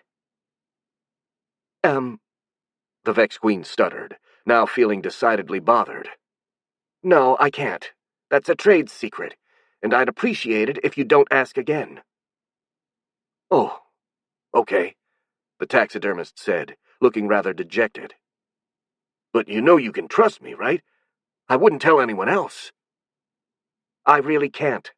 Sorry, Marcus replied, his tone adamant. And now, if you excuse me, I really have to go. It takes a while for me to get to the palace, and I don't want to miss lunch. Oh, fine then. Golem finally relented. I hope to see you soon. Don't worry, I'll come back as soon as I can. And as you said, even if I'm not here physically, I am still here through my drones, right? So just talk to the Gratamot, or any other drone if you have any news, or if you find some good samples for me to eat. I'll do that, the pale man said, looking more cheerful. Well, see ya, Marcus. See ya, Golem, Marcus said. And then he left the shop, closing the door behind him, and getting back to the palace together with Cooper. Chapter 74. A Study in Feeling Blue. The Marquis's library was located in a small and cramped room, with only one window, a small table at the center, and the walls covered in bookshelves filled with hundreds of books. There were only a couple of chairs, which at the moment were occupied by Marcus and Clara. There was an oil lamp on the table, though for now the light of day was more than enough. Marcus sat in front of the table, intent on staring at the pages of a book Clara selected for him. According to the girl, that book had a simple grammar that was very easy to understand, but for some reason it was still difficult for the Vex Queen, despite his recent improvements with the local language. Though maybe that was because he was helped by his telepathic powers when speaking directly to someone, and that didn't work with a book. Luckily, the local alphabet was pretty similar to his native one, down to the letters themselves, something which helped him greatly. "At the down of the third day?" he recited, stuttering a bit. "No, not down. Dawn," Clara corrected him. "Thanks. At the dawn of the third day, the Zaru... Mountain? No, that can't be right. It's mounted, not mountain. Oh, okay. At the dawn of the third day, the Zaru mounted an all-out... offensive?" He looked at the girl for confirmation. Since she nodded, he continued. "The soldiers were prepared and met their... charge? Yeah, they met their charge with bearless... blindless? No, wait, boundless. The soldiers were prepared and met their charge with boundless courage, repelling the first assault with few casualties and driving the vile Zaru away from the walls, securing the first victory of the day." He frowned a bit. The book he was reading was the Chronicles of the Zaru Wars. It was classified as a history book, but it was filled with too much painfully obvious propaganda to feel really reliable. Still, even if he had to take what was written with a pinch of salt, it was a nice source of information about the history of this world. And what a history it was! Compared to it, his old world's history was as boring as an accounting meeting. According to the book, 500 years prior, the Empire had been invaded by the Zaru, a race of sadomasochistic squid people that summoned tentacle monsters in battle. Marcus would have found that tale quite hard to believe, but Clara confirmed it. Besides, he himself had witnessed so many crazy things in this world that he really couldn't dismiss anything, no matter how improbable it seemed. One day, a huge army of Zaru, a species that had never been seen in the world before, emerged from the dark heart. Without any warning, and without any reason or attempt at parley, they started methodically laying waste to everything found in their way. The kingdoms of Medelan and Rodenheim were razed to the ground, their population either slaughtered, forced to flee, or captured by the Zaru to be tortured and sacrificed to their dark gods. The invaders had gained so much momentum, it seemed as if the Empire as a whole was in danger. However, the advance of the Squidmen was halted at the city of Corania, and the passage Marcus was now reading detailed the events of the siege. He was about to resume reading when he was interrupted by someone knocking at the door, and after a moment, a maid entered. "Sorry to bother you," she said, "but the Marquis has asked for Lady Marcus's presence in his study." The Vex Queen frowned for a moment after hearing this, and sighed with resignation. He had carefully avoided Azen for almost a week, due to the embarrassment from their previous meeting. It seemed like it was finally time to face him once again. At least he knew if the nobleman had summoned him like this, he almost certainly had something important to say, so hopefully he wouldn't bring up what happened in the tea room and make things intolerably awkward. "I'll go right away," Marcus said to the maid before turning to Clara. "I hope you do not mind if we interrupt our lesson here." "Don't worry," the girl reassured him. "We can resume later if you want, or even tomorrow. I've got nothing else to do right now, so I think I'll just stay here and read some books." "Suit yourself. I'll see you later, then." "Later, Marcus." A few minutes later, Marcus arrived in front of the Marquis's door, but he didn't enter right away. He took a deep breath, mentally preparing before facing the nobleman. "Come on, Marcus, you can do it. It's not the first time you got wasted and ended up doing embarrassing things. Get over it already. The Marquis is literally a gentleman. He won't bring that up. Or at least I hope so." After gathering his resolution, he raised his fist and knocked on the door. "Do come in," Azen's voice replied from the inside. The Vex Queen entered, and he immediately noticed just how chaotic it was, compared to the previous times he'd seen it.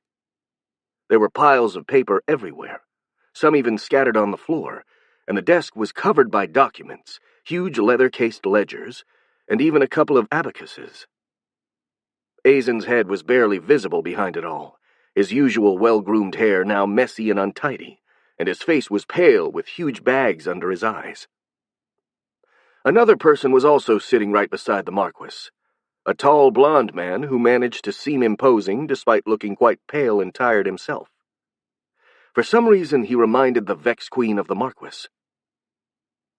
"Good day, Marquis," Marcus said. "Good day, Lady Marcus," the nobleman replied with a tired voice. "Thank you for coming." "It is not a problem." The Vex Queen shrugged before giving a look at the other person. I do not think we know each other, do we?" "Oh, where are my manners? I forgot to introduce you to each other," Azen said. "Sorry about that. I'm quite tired right now. Anyway, this is Dagobert Brett, my chief officer. He was taken prisoner by the goblins and has been released only recently. Dagobert, this is Lady Marcus. I have already told you about her." "You did," Dagobert confirmed, getting out of his chair and bowing toward Marcus. "It is an honor to meet you, my lady." "Well, the pleasure is all mine," the Vex Queen replied, returning the bow. "But please do not call me lady. Just Marcus will do." The man nodded, and Marcus looked at him more carefully, suddenly realizing something. Correct me if I'm wrong," he asked, "but are you related to the Marquis, by any chance? You look kind of similar, and you have the same last name." "Indeed," Dagobert nodded. "I'm Azen's second cousin." "It's quite common for the younger sons of aristocrats to become soldiers in service of their relatives," the Marquis chimed in absent-mindedly. "And it's even more common for their sons to inherit the job. And to be honest, I couldn't have wished for a better man for that position. Dagobert here is not only one of the best aura warriors in the kingdom, but also one of the best officers." "You flatter me, Azen," Dagobert replied with a sad smile. "I don't deserve such praises, especially after I got captured by goblins and spent months as their prisoner." "It's not your fault. Stop bashing yourself for it," Azen barked. "The goblins this time were better organized and more numerous than we could have ever imagined. They even threatened Bretholtz itself. I doubt even Yazan would have done better than you in the same circumstances." "Fine, my lord," the officer replied, but it was clear he didn't agree. Marcus muttered, feeling rather awkward. "Can I ask why did you call me here, Marquis?" "Oh, yes, Azen said. "Sorry I tend to ramble when I'm tired, and the Lord knows I feel tired right now." He gave Marcus an exhausted look. "Do you mind if I get straight to the point? I'm afraid I don't have the energy for diplomatic babble." "Of course I don't mind," the Vex Queen replied. "Actually, I would appreciate it." "Very well. Then let's cut to the chase. I need you and your minions to move to your lands as soon as possible. If I handle the preparations, could you depart from Bretholtz in a day or two?" Marcus thought about it for a second, and then nodded. "Well, I think I can do that," he confirmed. "Can I ask why you want me to leave?" "It's not really that I want you to leave. You are a welcome guest here, and it pains me to send you away. It's just that I need your drones to guard the borders with the goblins. And from what you said last time we talked..." He looked away for a moment, embarrassment flushing his face. "Well, you said you need to be within a dozen kilometers or so from the drones to control them properly. Is that right?" Yes, it is," Marcus replied, feeling rather awkward since Azen just brought up their previous meeting. "Then if your minions are going to guard those territories, you have to go with them," the nobleman continued, apparently not intending to discuss more about what happened in the tea room. "This is the reason I need you to go. Sorry if it's so sudden, but I'm kind of in a corner here. Do not worry, the Vex Queen reassured him. I already knew I had to go to my lands sooner or later, so it's no problem for me to go now. But can I ask, why are you in such a hurry? I thought I could stay here for the winter. Long story short, it's because those damned pencil pushers in Renhofen are a bunch of useless morons, Azen said bitterly. Yazen and his knights were supposed to stay here and guard the goblins for the winter, but some genius decided to recall them to the capital, since apparently the emergency is over in the province of Bretholz. The nobleman's face turned red with rage. Apparently for those fools in the capitals, the goblins suddenly became completely trustworthy from a legal point of view the very moment I declared them a client race. So without any official threat, there is no reason to keep the royal knights stationed here, never mind that I'm stuck with tens of thousands of goblins camped in a corner of my territory, ready to swarm over my lands. The nobleman was so furious he clenched his fists, breaking the pen he was holding. Marcus didn't know how to reply, as he had never seen Azen get so emotional before. Dagobert approached his cousin and tapped him on the shoulder. "Calm down, Azen," he said in a polite but firm voice. "Losing your temper won't help anyone." "Yes, sorry," the Marquis replied, relaxing a bit. "I beg your pardon, Lady Marcus. That was unbecoming of me." "Just call me Marcus," the Vex Queen corrected him automatically. "And also do not worry. I take no offense. You should get some rest, though. You look like you are about to fall apart." Azen smirked at that suggestion, but Dagobert shot the nobleman a cold glance. "That's what I've told him ever since I arrived," the captain grumbled. "He should take better care of himself." "Don't worry about me. I'll just take a nap later," the nobleman said in a bemused voice. "It's just that there are a lot of documents that require my signature, and I want to process them as soon as possible." His face turned grim once again. "I've got to prepare a suitable shelter for the winter, for those who inhabited the lands I've given to the goblins. Their new villages are not going to be ready before the first snow, and after that, the construction works will come to a halt. I'll have to buy a lot of tents to accommodate them all. And to make it all worse, since they can't harvest the fields in their home, since they now belong to the goblins, I'll also have to pay for their food. This little post-war here is eating through my savings like a devil rat. I'll be surprised if I have any penny left in the spring." Marcus felt a sudden sympathy for the nobleman's plight. He, too, had suffered from financial problems in his old world, what with paying for his student loans and his living expenses, and he remembered very well how powerless and angry he felt back then. "Is there any way I can help?" he offered. "I mean, maybe with my drone's help, we could manage to build those villages in time, or something." "I'm thankful for the offer, but I'm afraid that even with your help, we wouldn't make it in time." The Marquis shook his head, but he did sound somewhat cheered up. "And besides, if you and your minions keep watch over the goblins, that would be more than enough help. And to be honest, not having to feed your minions would be a great financial relief in itself. No offense, but you Vex sure eat a lot." "None taken," the Hive Queen shrugged. "It is true, after all." "And about that, are you sure your minions have enough food to survive in your new lands?" the nobleman asked. "I mean, there are a few unharvested cultivations there, but they won't be enough to last all winter with your numbers." "Do not worry," Marcus reassured him. "We Vex can eat almost anything. Probably even grass or wood, if there is nothing better. And besides, I will start growing mold wax as soon as I arrive there. Mold wax grows very fast and is very nutritious, so I'll be able to feed my minions once I have a big enough patch of it." "Very well. Then I guess it's in everyone's best interest that you depart as soon as you can. How long would you take to get ready?" "As I said, not long," the Vex Queen replied. "I do not own many things, after all. I would only need some food to feed my minions on the way there, but apart from that, I can leave any time."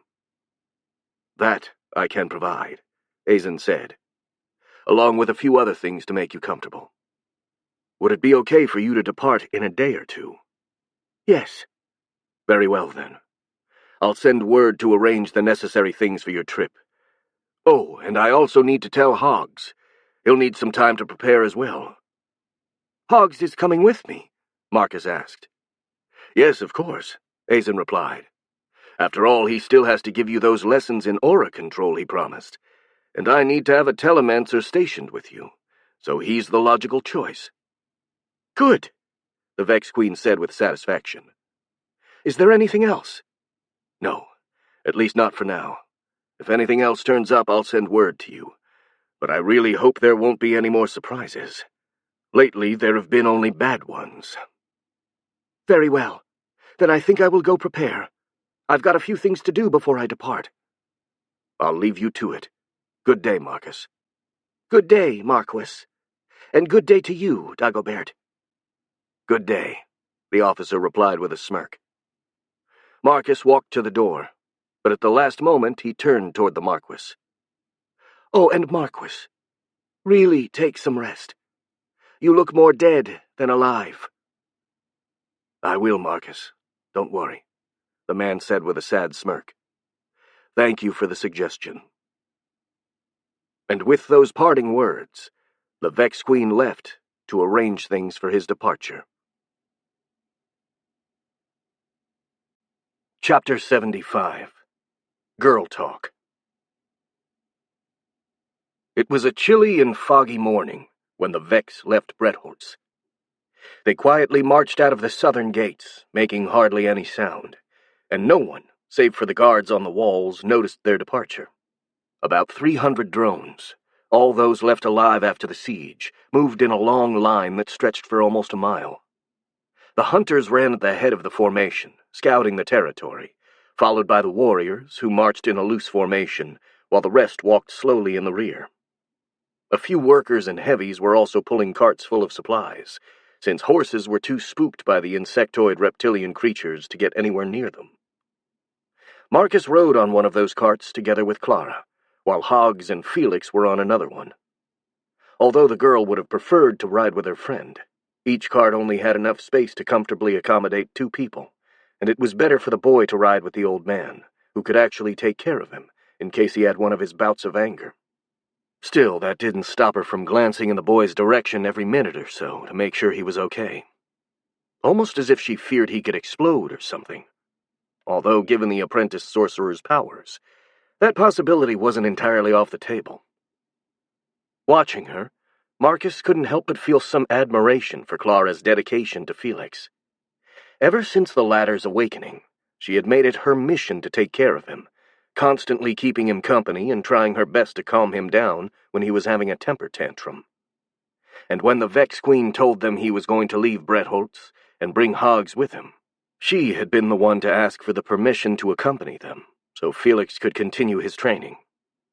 Heck, she even offered to work as a maid in Marcus's new home to repay this favor. Though he told her there was no need for that, and he was happy to have both her and Felix as permanent guests, she insisted, telling him she wanted to repay him somehow. So finally the Vex Queen budged, and now the 2 young humans were officially coming with him as part of his retinue. Truth be told, Marcus was actually very happy his friends were coming with him.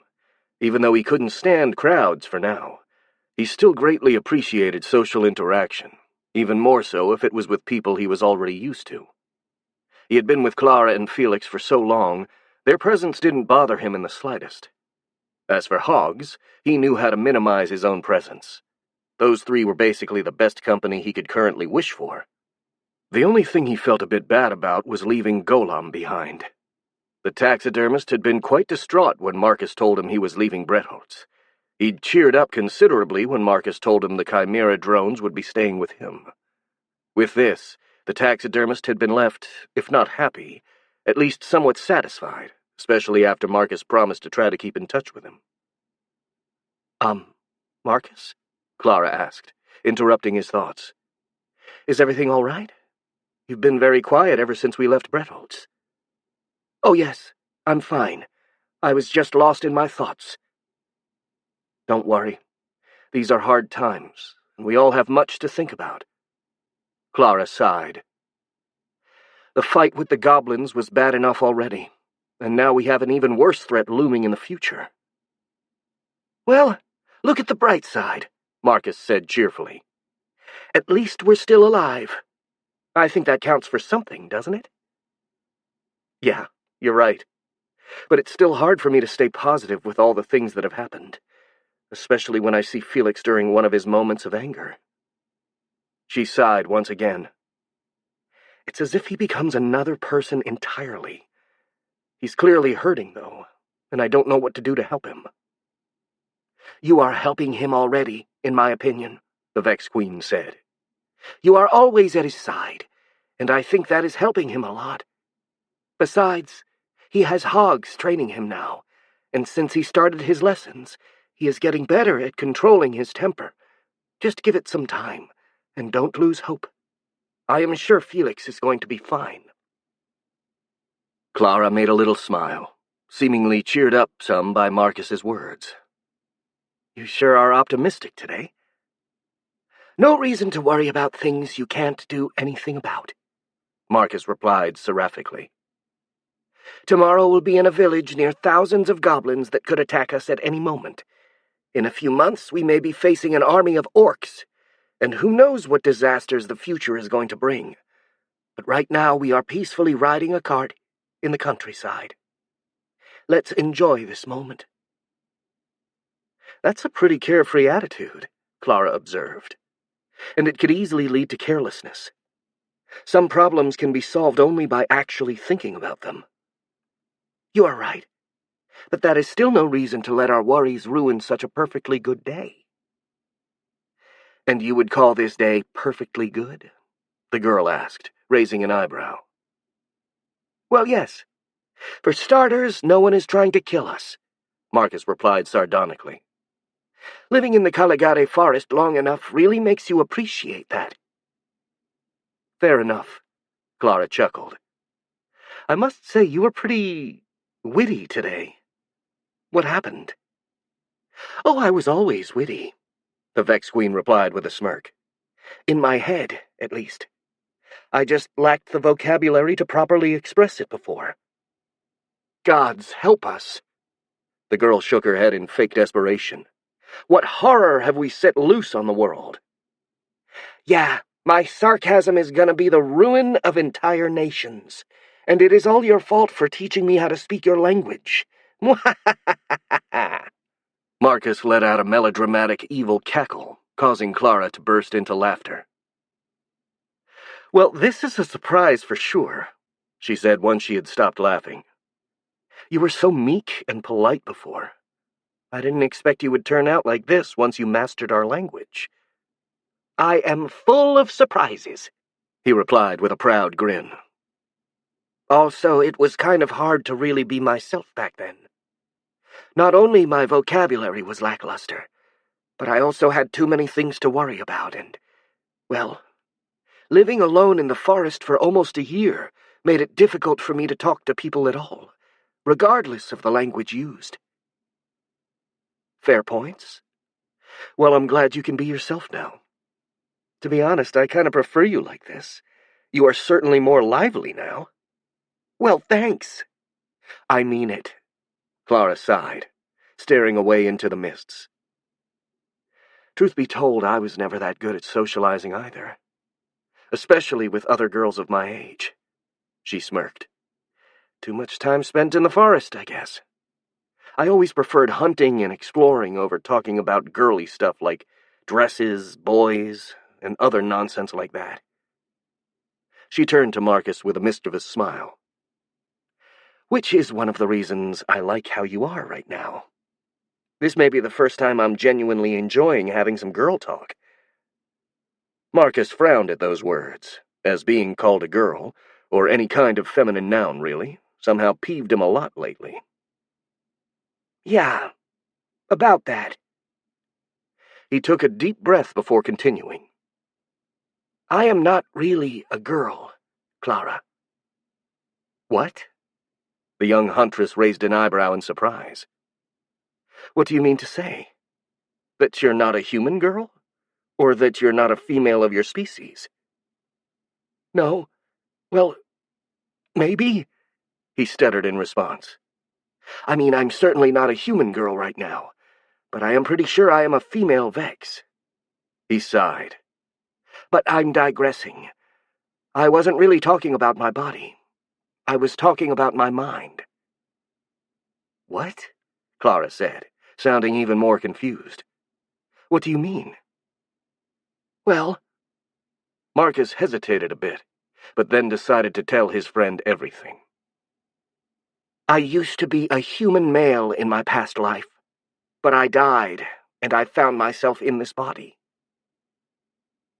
After hearing this, Clara remained silent for a while, just staring at him with wide eyes and an incredulous expression. She didn't look like she was going to believe him, and to be fair, Marcus couldn't really blame her. After all, the claim he just made did sound completely ridiculous.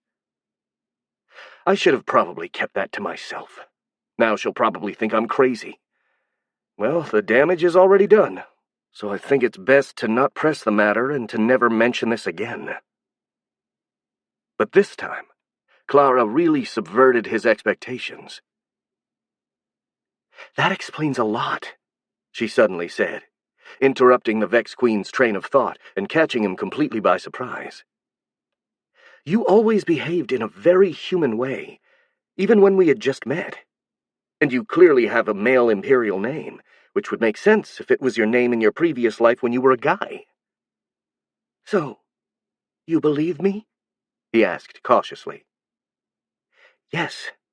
The girl nodded slowly. I can't think of any reason why you should be lying, and reincarnation is proved to exist after all. Wait, Marcus cried. You mean to say that reincarnation is common here? Well, it's not exactly common, or at least it's not common for people to retain clear memories of their previous lives.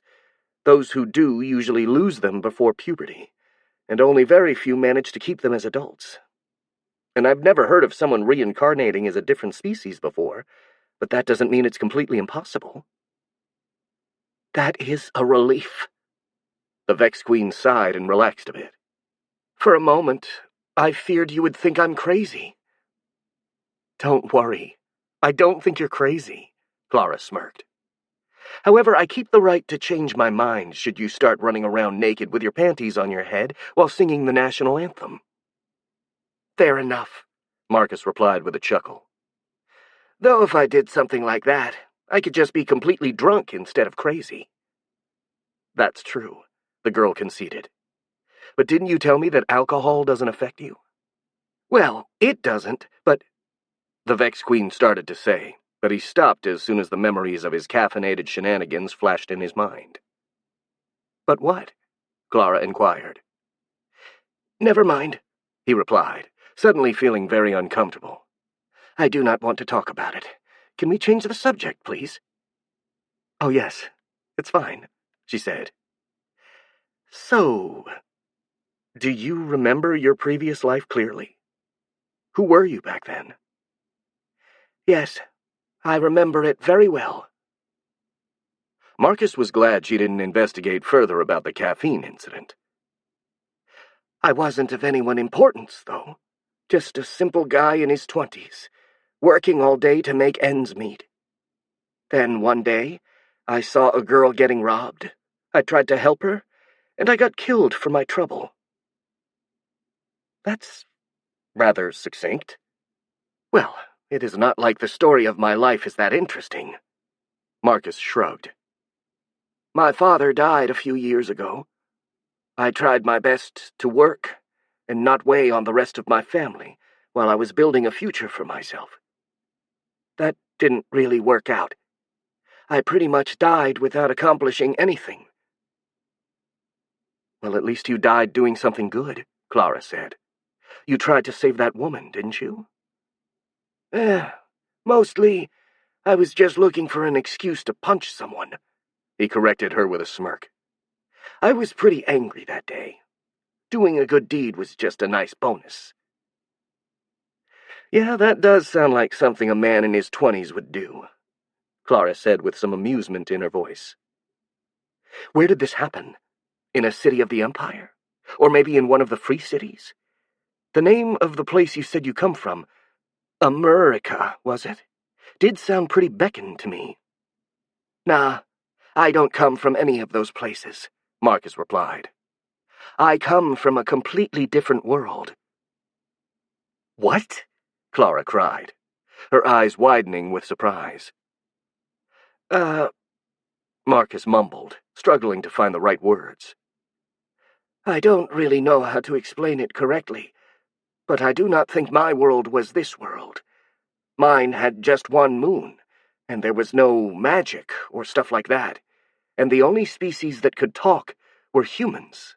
No goblins, or Tulians, or orcs, or anything like that, just humans. Oh, and I do not know how I got here.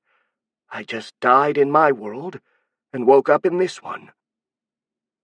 This time, after he was done talking, Clara was seriously looking at him as if he was crazy. She didn't say a word, and she just kept staring at him as if trying to decide whether or not he was pulling her leg. Are you serious? She finally asked. Do you really mean that you came from another world? Yes.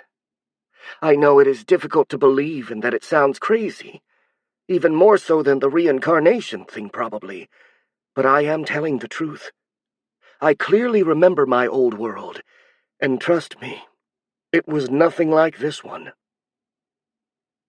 Another long, awkward silence ensued, as Clara was clearly busy processing what she had been told, and Marcus didn't want to interrupt her. After almost a minute, the girl spoke again, in a rather alarmingly neutral tone.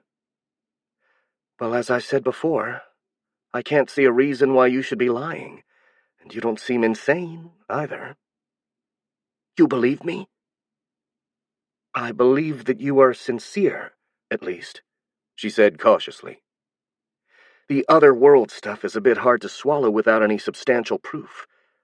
But I trust you, so I'll take what you say at face value. I wouldn't talk too much about it if I were you, especially with strangers. That stuff sounds really weird. She paused for a second, as if she had suddenly remembered something. Though, I think I've read some passages in one of my grandfather's books, talking about people and creatures arriving from different worlds. Really? Marcus said in a rather excited voice. What book is it? I don't remember the title. I only remember that it was a very big, old, and tattered book that my grandfather kept in his library. Clara tried to recollect her memories. It was hard to read, too. The writing style was archaic, and a few pages were missing here and there, but I clearly remember the passage about the other worlds. It theorized that the great invasions happen when rifts open in reality and connect our world with another one, allowing armies of alien creatures to invade our lands. She shook her head. But all of that was just speculation.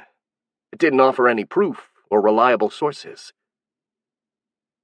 Well, if it is the only hint about different worlds, I would still like to read it, the Hive Queen replied.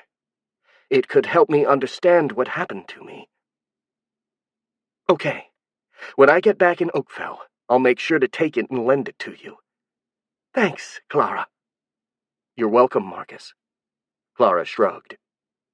After everything you did for me and Felix, this is nothing. Don't worry about that. I did not do anything special. You saved our lives, Clara said with amusement. That's special enough for me. It did not cost me anything to save you, and I gained a lot by doing that. It was not that heroic. You still could have left us to rot, Clara insisted. And no one forced you to fight for Bretholtz. You could have just walked away back then. But you didn't. You stood with us, despite risking your very life. And I'm not going to forget that. Well, he mumbled, unsure of how to reply.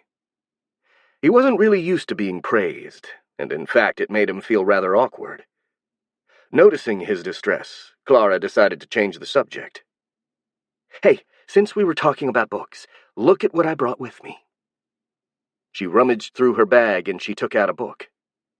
It was Chronicles of the Zaru Wars, the one he was using to learn how to read. "Want to have a reading lesson?" she offered. "That would help us relax a bit, I think." "What? Right now? While we're riding?" "Why not? It's your minions that are pulling the cart, not horses, so we don't have to guide them, and it'd be a great way to kill some time while we're traveling." She smiled. "Also, I think we both need to relax a bit right now. As you said, it's important that we enjoy this perfectly good day, and I sure need some time to process all the things you've told me." "Very good," Marcus grinned, taking the book from Clara. "Then it's better if I wait until tomorrow before I tell you the really shocking things, isn't it?" Clara gave him a worried look, and the Vex Queen just laughed. "Just kidding. I don't have any more shocking facts for now. Let's get to reading, shall we?" "Yeah, maybe that's better," Clara said. Her visible relief gave Marcus one final chuckle before he started focusing on the pages of the book. Chapter 76. Always expect the unexpected. It was almost noon when the caravan arrived in sight of the village. "Hey, Clara, is that our destination?" Marcus asked. "Yeah, that's Stone Barrow. We should get there in about half an hour." "Good. I can't wait to get down from this cart. Sure, it is better than walking, but now Marcus realized he lacked the Imperial translation for a word he was very fond of.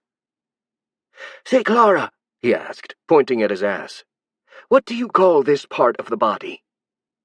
Clara blinked in surprise at that question and blushed a bit. Well, that's the butt?" she stuttered in response. "Yeah, I think that's the word. Thanks, Clara. Anyway, as I was saying, sitting for so long made my butt hurt." "That's hardly surprising. We've been riding for a day and a half. That's bound to hurt, especially if you're not used to it. Have you ever traveled on a cart before? In your old life, I mean." "No, we did not use carts in my old world. Well, actually, in some places, people still use carts, but for the most part, we ride cars." "What's a car?" "Oh, it is basically a cart, but much faster, and without horses or anything else that pulls it. It is also usually more comfortable than a cart, because the seats are padded and not just raw wood." "Well, carts with padded seats exist, and those are pretty comfortable. It's just that our carts are cheap ones. But you said that nothing pulls a car, right? Then how does it move?" "I don't think I can explain it right now." The Vex Queen shook his head. "I know how it works, but I still do not know the right words to tell you." "Don't sweat it, then. You'll tell me when you're able to, if you want."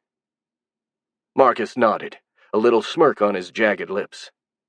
He and Clara had chatted a lot the previous day, and the girl asked him all sorts of things about his old world, and he answered to the best of his ability, happy to talk about his previous life with someone. Sure, some of the arguments brought up were rather painful for him, as they reminded him of what he lost, but for some reason he felt better after speaking about it. Clara proved to be a good listener, too, paying attention to whatever he said and only asking pertinent questions from time to time. She also suggested to wait a bit before sharing these revelations with Felix, since the boy was in a delicate mental state, and he could react poorly to unexpected news. Marcus didn't really like keeping secrets, but he could see her point. Marcus avoided speaking of his past when they made camp for the night, trying to keep the conversation as neutral as possible to avoid stressing Felix. Because of this, he didn't even speak about his plans for the future, since they would probably be even more stressful for the apprentice sorcerer. With the goblins within spitting distance of his new home, he felt justifiably worried about his security, and he was currently trying to develop all kinds of counter-plans against a possible attack. The previous night, during a moment when Felix was distracted, he asked Hoggs if it was possible for the goblin shamans to use their magic against him. The old man replied negatively, explaining that due to the nature of their magic, Shamans wouldn't be able to use their powers until they had bonded with the spirits of their new territory, a process that would take at least half a year. That was music to Marcus's ears, since apart from using magic, he couldn't think of any other way the goblins could stop him from escaping through an underground tunnel, should his life be in peril. And if everything went according to his plans, by the time the shamans had bonded with the spirits, he wouldn't need to run anymore. The main reason for his confidence was inside a bag in the back of the carts. There were 3 broodmother eggs, one for making workers, one for warriors, and the last one for heavies. He had laid them over the course of a few days, ever since Golam had given him use of that warehouse as a nursery. Now he was carrying them to his new hive, together with the prototype of the wyvern drone. Since he had laid the broodmother eggs normally, without the extended gestation, they would take at least a month to fully mature even after hatching. During that time, he planned to accumulate enough provisions to feed a sizable army. According to his calculations, he just needed 3 months to make a host of drones big enough to fight the goblins on equal ground, and that was with just those 3 broodmothers. He also planned on making more of them as soon as he reached his destination. The downside was that those would take even longer to mature and start producing drones. It all hinged on those first 3 months, during which the hive would be vulnerable. Since Hoggs had confirmed the goblins couldn't use magic to attack him, he had the option to simply run away if push came to shove, even though he loathed the idea of abandoning his hive. Again. For the time being, he would have to focus on expanding his hive while keeping his eyes open for any signs of danger. It wasn't exactly an idyllic situation by any means, though it was one he could live with. After all, sharing a hive mind with his drones made for a very efficient security network. He was confident that no goblin could enter his territories undetected. In the end, he would almost certainly be fine, unless something completely unexpected happened. "Hey, who's that?" Clara said, pointing at the village. Marcus looked in that direction and saw someone approaching, a lone figure riding a horse. "I don't know," he replied with a bitter sigh. "But knowing my luck, it is probably something unexpected." The rider got closer, until it was possible to recognize her features. It was that old female knight, Belinda. She approached the Vex and kept riding until she was right next to Marcus's cart. "Good day," she saluted. "Welcome to Stonebarrow, Lady Marcus." "Good day to you," the Vex Queen replied automatically, feeling his cheeks blushing. He still hadn't completely gotten over his embarrassment after the drunken incident. "Good day," Clara said as well, raising an eyebrow. "You're the leader of the Knights of the Rose, aren't you? Why are you here? Shouldn't you be watching the borders with the goblins?" "Yes, that's our current mission, but something rather unexpected happened that required our presence here." Bloody typical, Marcus thought. I should change my name to Cassandra, because I fucking called it. "What happened?" he asked. "Are the goblins up to something?" "Probably," Belinda shrugged, "but I don't know exactly what. All I know is that this morning, a group of goblins approached our outpost carrying a white flag. They told us they wanted to send an envoy to this village to talk with the Queen of the Vex." "What?" Marcus cried. "How did they know about me, and that I would be coming to this village?" "Well, it's not exactly a secret," Clara chimed in. "They could have just eavesdropped a few conversations in Bretholz." "Exactly," Belinda said. "Though that's worrying in and of itself, because it means they still have someone hidden in Bretholz who is passing information to them." She turned to Marcus. "Anyway, we've agreed to accompany a single goblin envoy to the village, but it's up to you to decide whether or not you want to meet him." "Me? Why me?" "Because technically you are the ruler of this territory," the female knight replied. "If you don't want to speak with the goblin, no one will force you. By the way, we've already informed the Marquis about this, and he has given the goblin his permission to speak with you under the condition that the conversation be relayed to him. But even he said that ultimately it depends on whether or not you agree to talk with the goblin. Marcus remained silent for a moment, thinking carefully about the situation. He didn't like the goblins, since the little gray buggers tried to kill him multiple times, and he certainly didn't wish to speak with them. He also couldn't imagine a reason why they would want to talk to him either, as his minions had killed scores of their numbers, thwarting their plans to conquer Bretholtz in the process. But at the same time, he was curious. He'd never spoken with a goblin before. They were always too busy trying to kill him to make conversation, and he didn't know what they were like when not fighting. And even if they proved to be the little conniving, murderous bastards he thought them to be, he could certainly benefit from some insight on their way of thinking. Knowledge was power, after all. The opposite was also true, however. The goblins could possibly see a weakness in him and use it to attack him. It was a big gamble, since those humanoids had proven to be far more skilled at scheming and deception than he was, though the potential benefits outweighed the risks, in his opinion. Marcus just needed to be careful and not reveal too much. Maybe he could even take advantage of his telepathy, even if he had no idea how to use it properly, to sense any possible danger or duplicity. Plus, with Belinda and all his drones protecting him, he would be relatively safe. Okay. I will meet this goblin. Where is he now? He's waiting in the middle of the village, surrounded by my subordinates, Belinda said. Wait, Clara interrupted. What about Felix? We can't have him see a goblin in his current state. He could literally blow up. That could be a problem, Marcus agreed. Is there a place where I could meet this goblin without being seen by my companion? There is an old quarry nearby, Belinda replied. It's right next to the village, but it can't be seen from it. Would that suffice? Yes, I think so. Very well, Belinda said. I'll take the goblin there and wait for your arrival. Is there anything else you need? No, I don't think so. What about you, Clara? No, I think that's all for now, Clara said. Thank you for coming to tell us in advance, Lady Belinda. Don't worry, it's my job. I'll see you later. Well, that was a surprise for sure, Clara said when Belinda was out of earshot. I hope that nothing bad will come from it. You and me both. And I hope that Felix won't find out about it, at least for the time being. I'll keep Felix occupied during the meeting, don't worry. Just focus on dealing with this envoy. I will. Any suggestion on what to say? I don't know. I'm not a diplomat.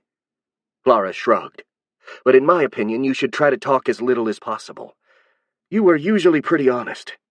Keep in mind that any information the goblins get, they can use against you. Noted. I'll try to keep my big mouth shut then.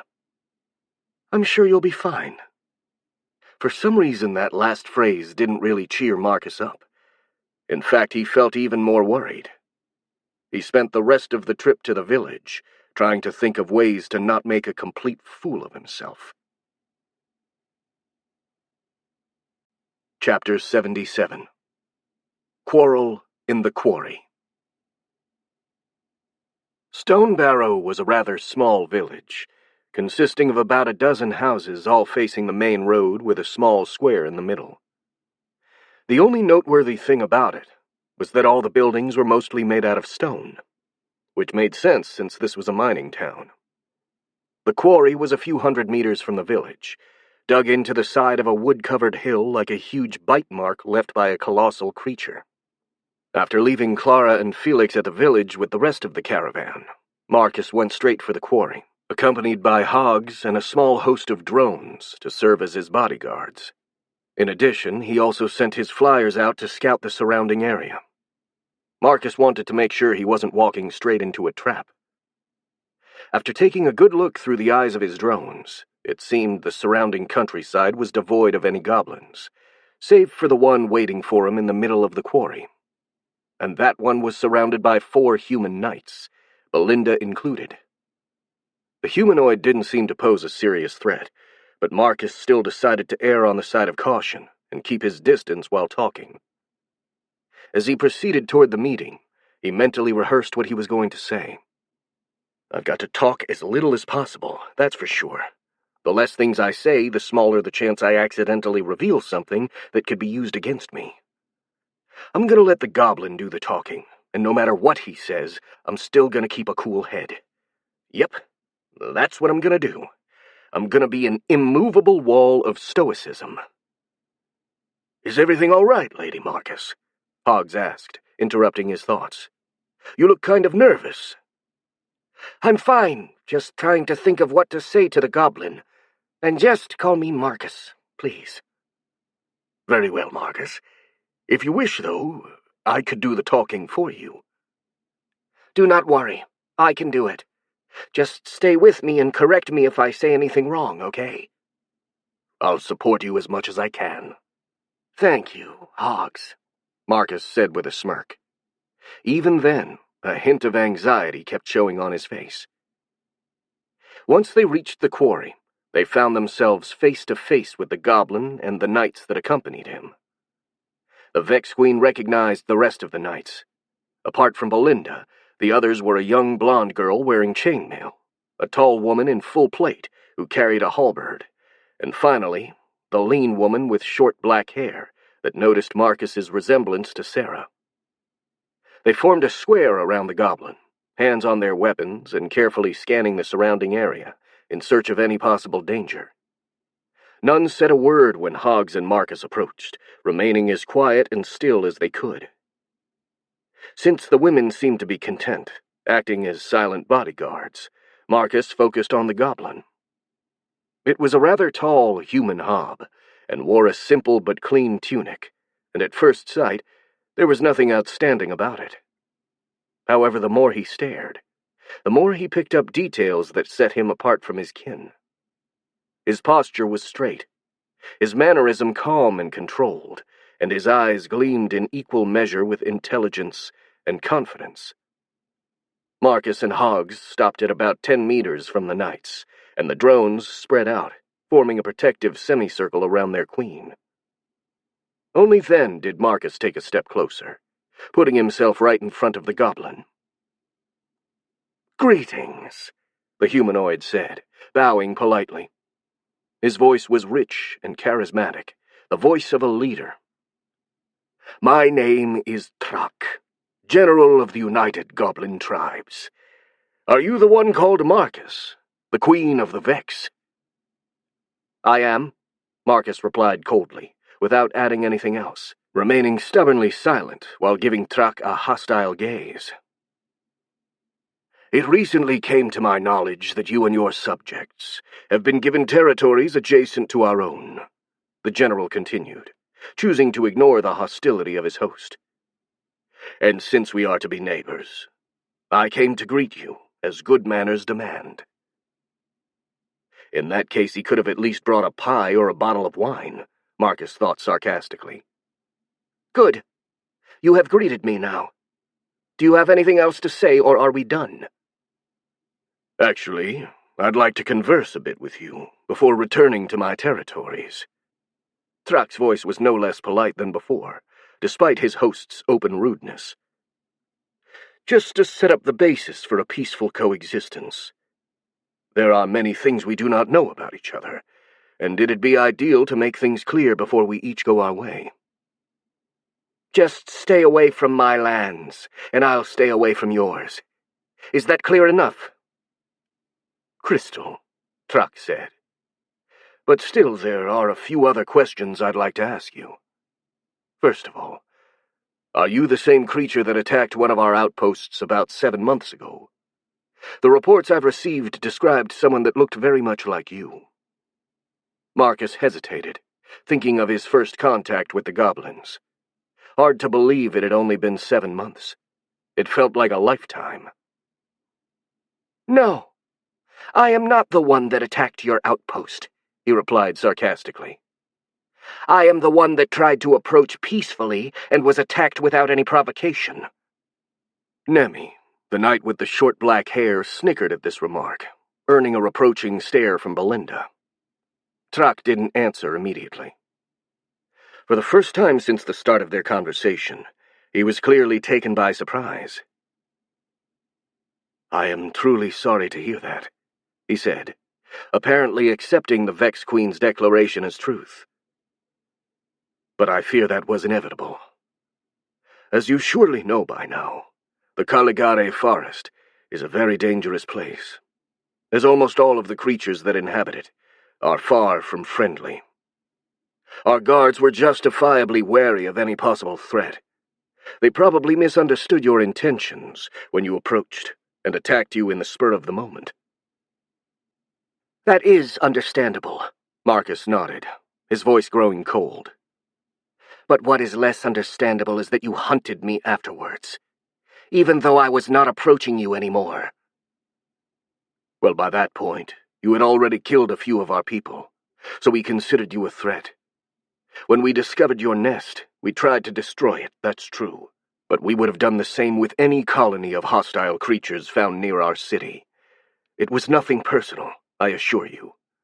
We were merely doing what we could to survive."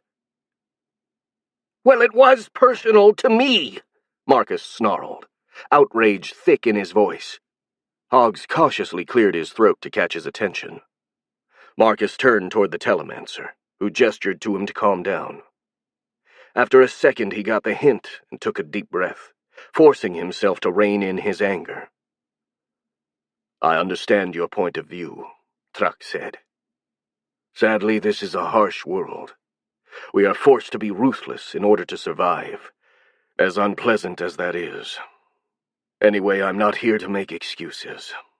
It's a shame that we got off on the wrong foot.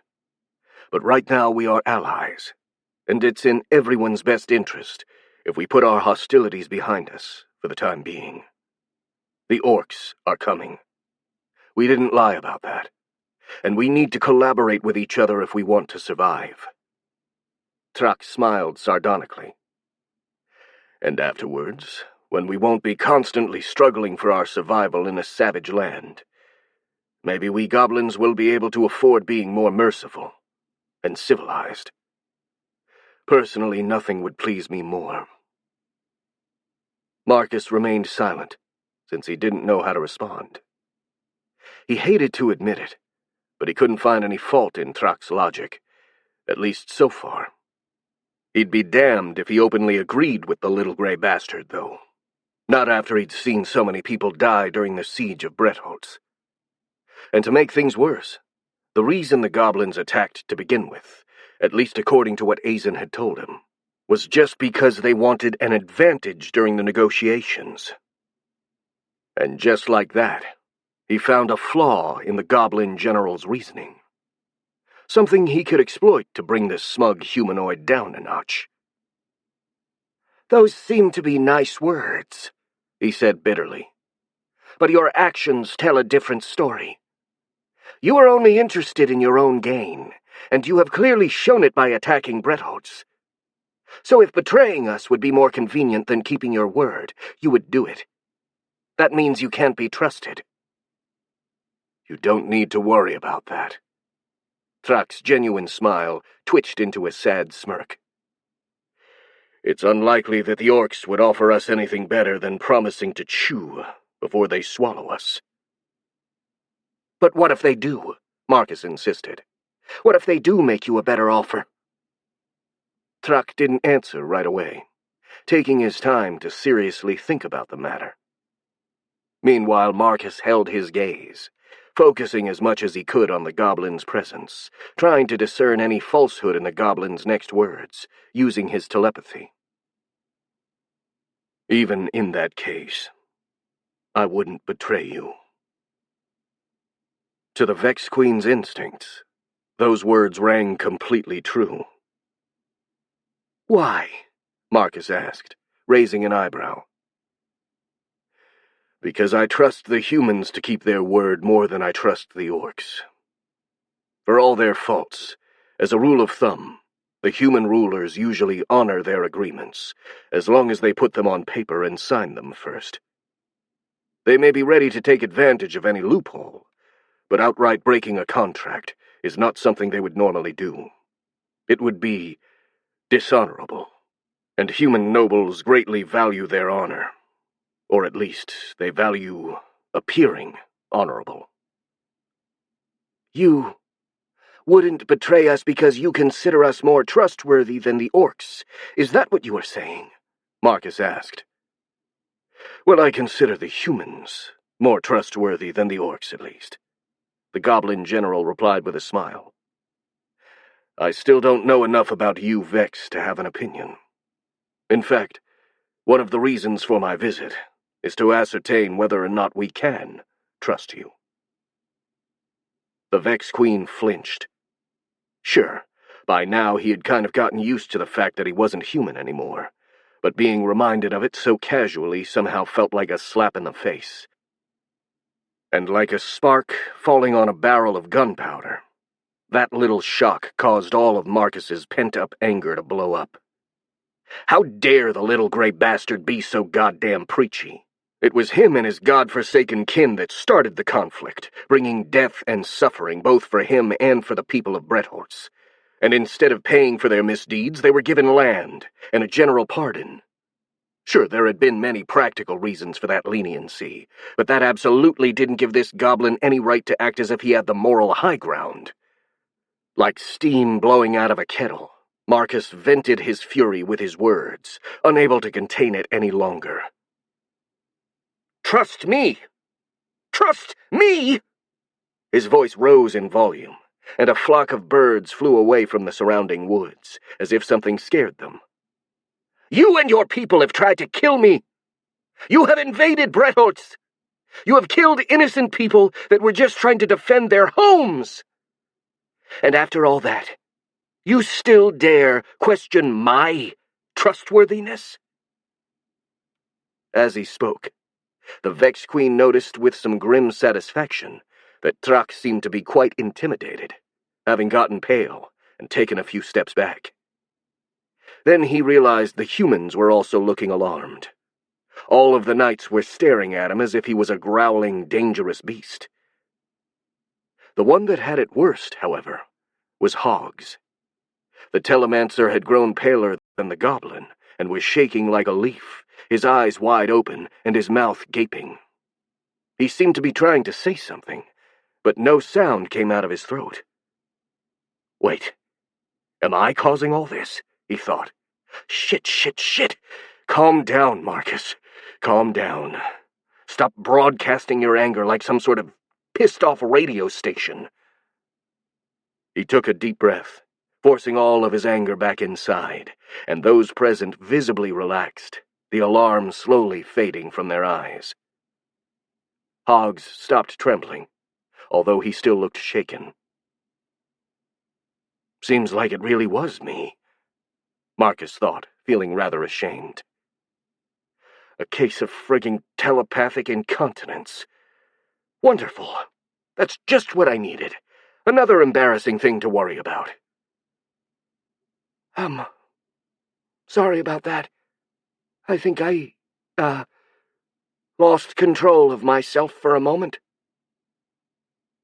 No one replied, and what followed were a few seconds of incredibly deep, awkward, and uncomfortable silence. Unsurprisingly, the first one to recover was the Goblin General. Well, to be fair, we didn't actually betray anyone's trust. After all, we didn't have any previous agreement with Medelon. When Trak noticed the Vex Queen growing angry again, he quickly added, "But I think I can understand how you feel.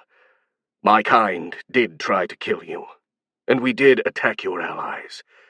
Your hostility toward us is completely justified, I won't deny it. I'm not asking you to like us. I'm merely asking you to collaborate with us to fight a common enemy. And as for trusting us, if you can't trust us personally, you can at least trust our self-interest. I've already listed all the reasons why we benefit more from honoring our alliance with the humans than betraying it." Marcus didn't reply right away, and he was feeling deeply conflicted.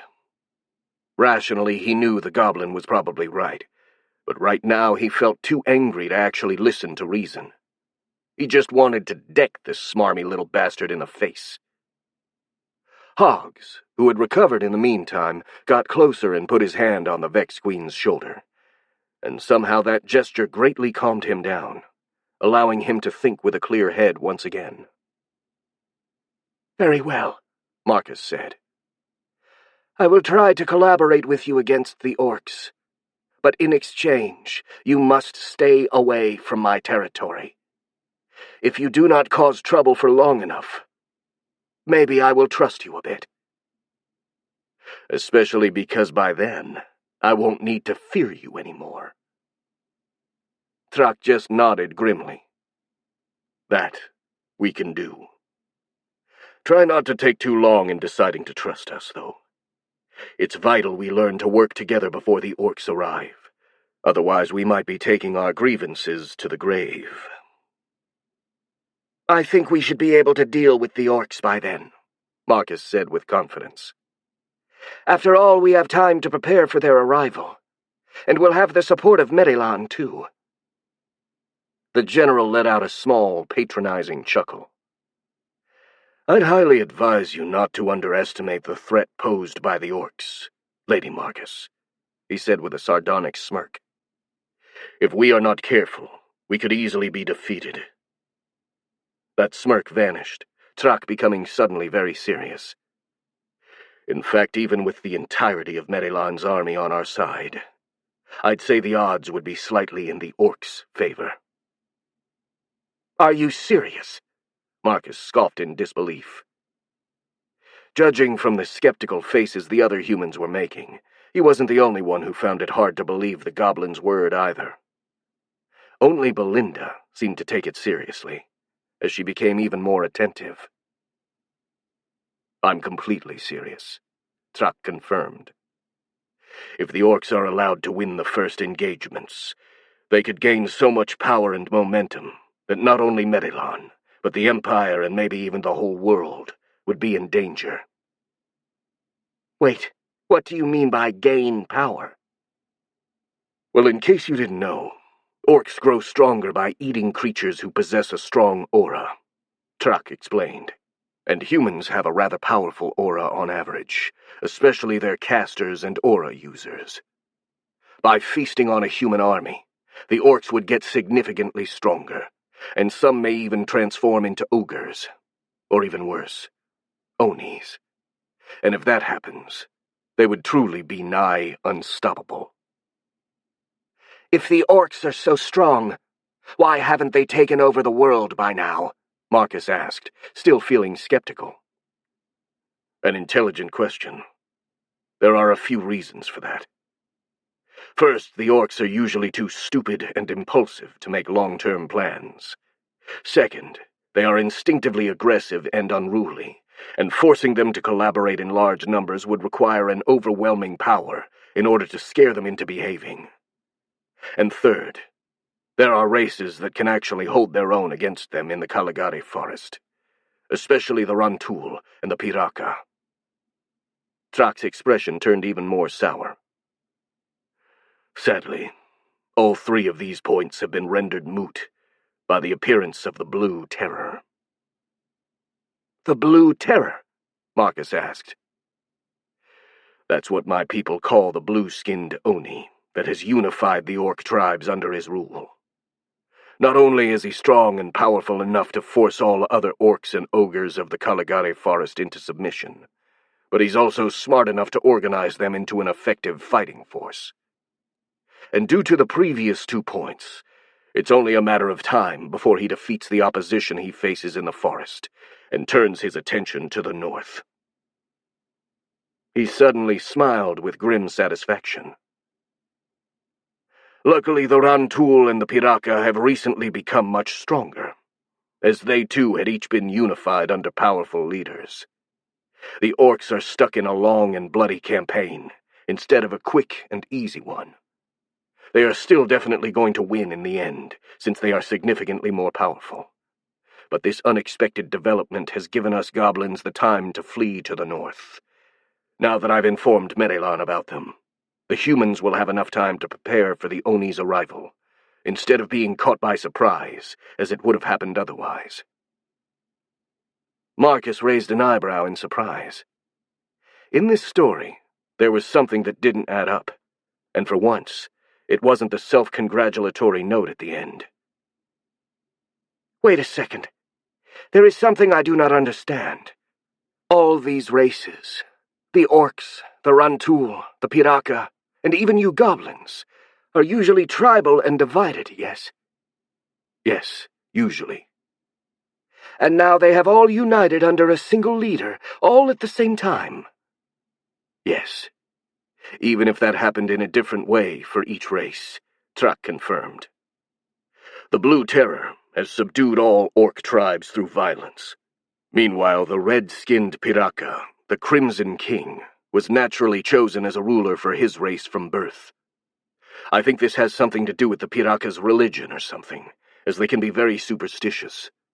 The Rantul seem to have instinctively flocked under the Pale Matriarch's rule.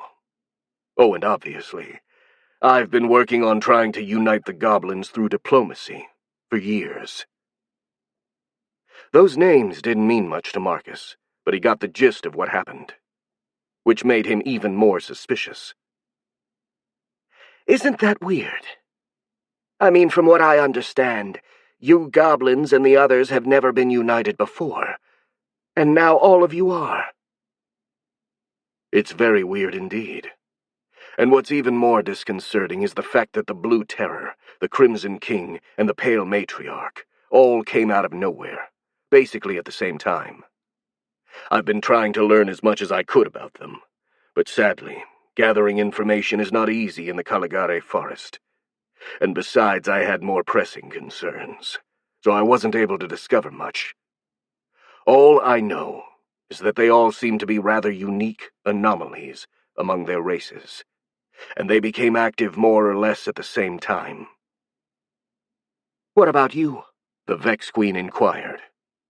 From what I know, you have also appeared out of nowhere, and you also seem different from the rest of the goblins. Truck let out an amused chuckle. Yes, it certainly seems that way. I've actually been around much longer than the others. I've only succeeded recently in unifying the goblins, mostly thanks to the threat of the orcs and the other races, quite ironically. You did not answer my question, though, Marcus insisted. Where did you come from? And why are you so different from the other goblins? Why, I come from the Caligare forest, of course, Truck replied with a sardonic Cheshire cat smile. I was born as a perfectly normal, average goblin whelp, about, I think about 30 or so years ago, in a tribe that lived on the Ashwood Hills. And as for why I'm so different from the others, that's probably because I was captured by humans when I was young, and spent most of my life in the Empire as a slave. Or rather, as a pet. This time it was Marcus's turn to be taken by surprise. He certainly hadn't expected such an answer, and slavery was almost completely unknown in his old world, or at least in the civilized countries where it was generally considered an unforgivable crime. Though some minimum-wage jobs weren't that far from slavery. It really said something that Marcus's last boss, old Hines, wasn't even in the top 5 of the worst employers he had in his life. He almost shuddered when memories of his most horrific workplaces surfaced. Despite himself, he felt a hint of sympathy for the goblin. I'm sorry to hear that. Don't be. The years I spent as a slave in the Empire were rather pleasant, all things considered. It was certainly an improvement over my life in the forest. I was well fed. I didn't have to struggle simply to survive another day, and I wasn't even abused too much. Besides, I learned many things in the Empire I wouldn't have even dreamt of otherwise, and it's probably thanks to it that I managed to become a goblin general to begin with. Again, this took Marcus by surprise. He wouldn't have expected a slave to enjoy being a slave. Then again, this was literally a whole different world, so things were probably different. Still, that didn't add up. If you were a slave in the Empire, how did you become the leader of the goblins? It's quite a long story, actually. Maybe I'll tell you another time. Possibly in a more comfortable place, rather than the middle of an abandoned quarry. Right now, I'm actually here to discuss business with you, starting with making sure to properly impress on you the magnitude of the threat we're facing. According to what info I managed to gather, there were about 15,000 orcs under the Blue Terror's command when my people left the depth of the Caligare forest, and both their numbers and individual strength will only increase by the time they get here. We can expect an invasion of at least 20,000 orcs, if not more. Those numbers didn't seem so threatening to Marcus. After all, the goblins themselves were more than that. But judging from the shocked and worried expressions everyone else was making, he had to assume the orcs were probably more of a threat than he thought. I have never met an orc before, so I do not know just how strong they are, Marcus admitted. Are they so strong that 20,000 of them are really such a threat? Yes. You have seen my orc hobs in action, haven't you? Well, the strongest and biggest ones among them still couldn't hold a candle to the average orc. As for the ogres, a single one of them could easily hold its own against 10 average aura users, and there will be at least a few dozen of them. Finally, the Oni himself is even stronger still, probably capable of taking on multiple ogres on his own, and winning. If all this were true, Marcus's initial estimate of the number of drones he needed to defeat the orcs needed some major adjustments. He thought he could just make do with about 10,000 drones. After hearing Trak's assessment, he would need 3 or 5 times that amount to defeat such an enemy. That was a major pain in the ass, quite literally, since he would have to personally lay a lot of eggs to meet that quota. He would also need at least a dozen brood mothers, which had to be laid as soon as possible, since they would take time to fully mature. Thinking of all the days of literal labor that awaited him, Marcus struggled to contain a groan of exasperation. At the same time, he'd just dodged a very nasty bullet. He didn't even want to think about what would have happened if he had been caught by surprise by the orc's strength. Now that he knew, he could prepare accordingly. He hated to admit it, but Trak had done him a huge favor by making him realize just how inadequate his previous plans were. And now that he thought about it, he wondered if that hadn't been the goblin's true motivation, at least one of his true motivations, behind this visit. After all, he was aware of the fact that the Marquis had given him his current land in order to use him and his drones as a literal meat shield against the goblins. It made sense that Trak would want to use him in the same way against the orcs. And what was worse, Marcus couldn't blame either of them for doing so.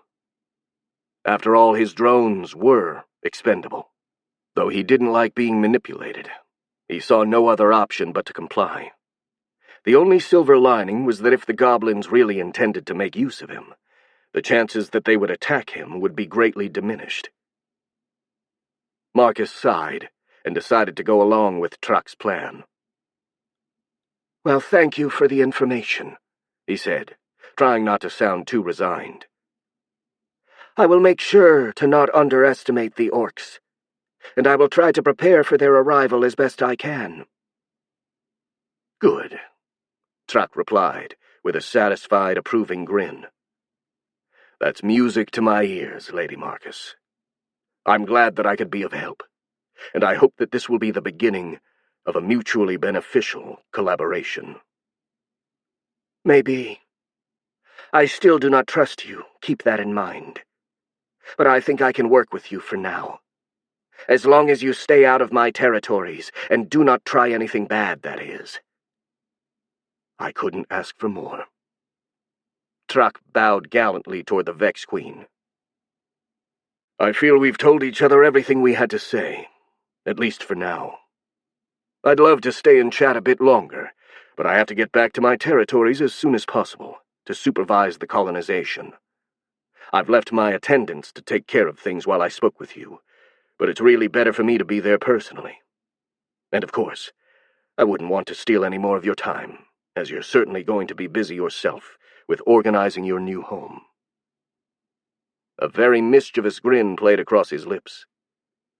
"Of course, you're always welcome in my own lands, should you want to drop by for a visit." That's highly unlikely, Marcus thought. "We will see," Marcus said. "Do not expect me too soon, though." "I won't." Thrak mounted Belinda's horse, while the squad of knights prepared to depart. "Goodbye, Lady Marcus." "Goodbye." The Vex Queen stood still, watching the knights ride away. Only after they disappeared behind the hill did he finally move, returning to the village together with Hogs and the drones that accompanied him. "Hogs?" "Yes, Marcus," the old telemancer replied. "Sorry for my outburst earlier, and thanks for helping me to calm down." "Don't worry about that, Marcus, and you're welcome." "So, how do you think I did? I hope my outburst didn't completely ruin everything." "Well, you certainly let your emotions slip a couple of times. Violently so. But that's to be expected. After all, you're not a trained diplomat. All things considered, I think you did pretty well. At least you didn't reveal anything about your powers. Besides, I believe that goblin was telling the truth, or at least part of it. So I don't think they are planning to attack you, at least for the time being. Still, it'd be better to not lower our guard with them. As you pointed out, they are only out for themselves, and our own well-being couldn't be further away from the top of their priorities."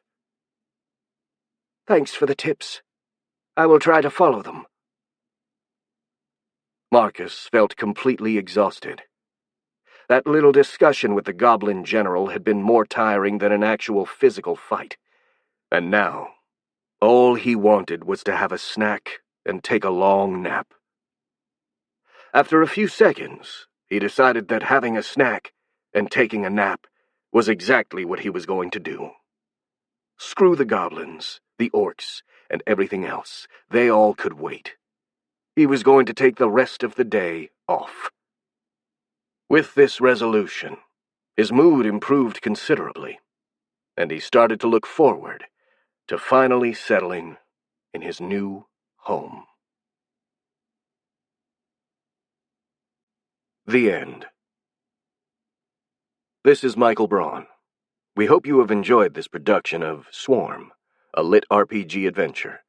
I Don't Want to Be the Hive Queen, Book 1, by Valethehowl. Recorded books are available wherever audiobooks are sold. Thank you for listening to Recorded Books.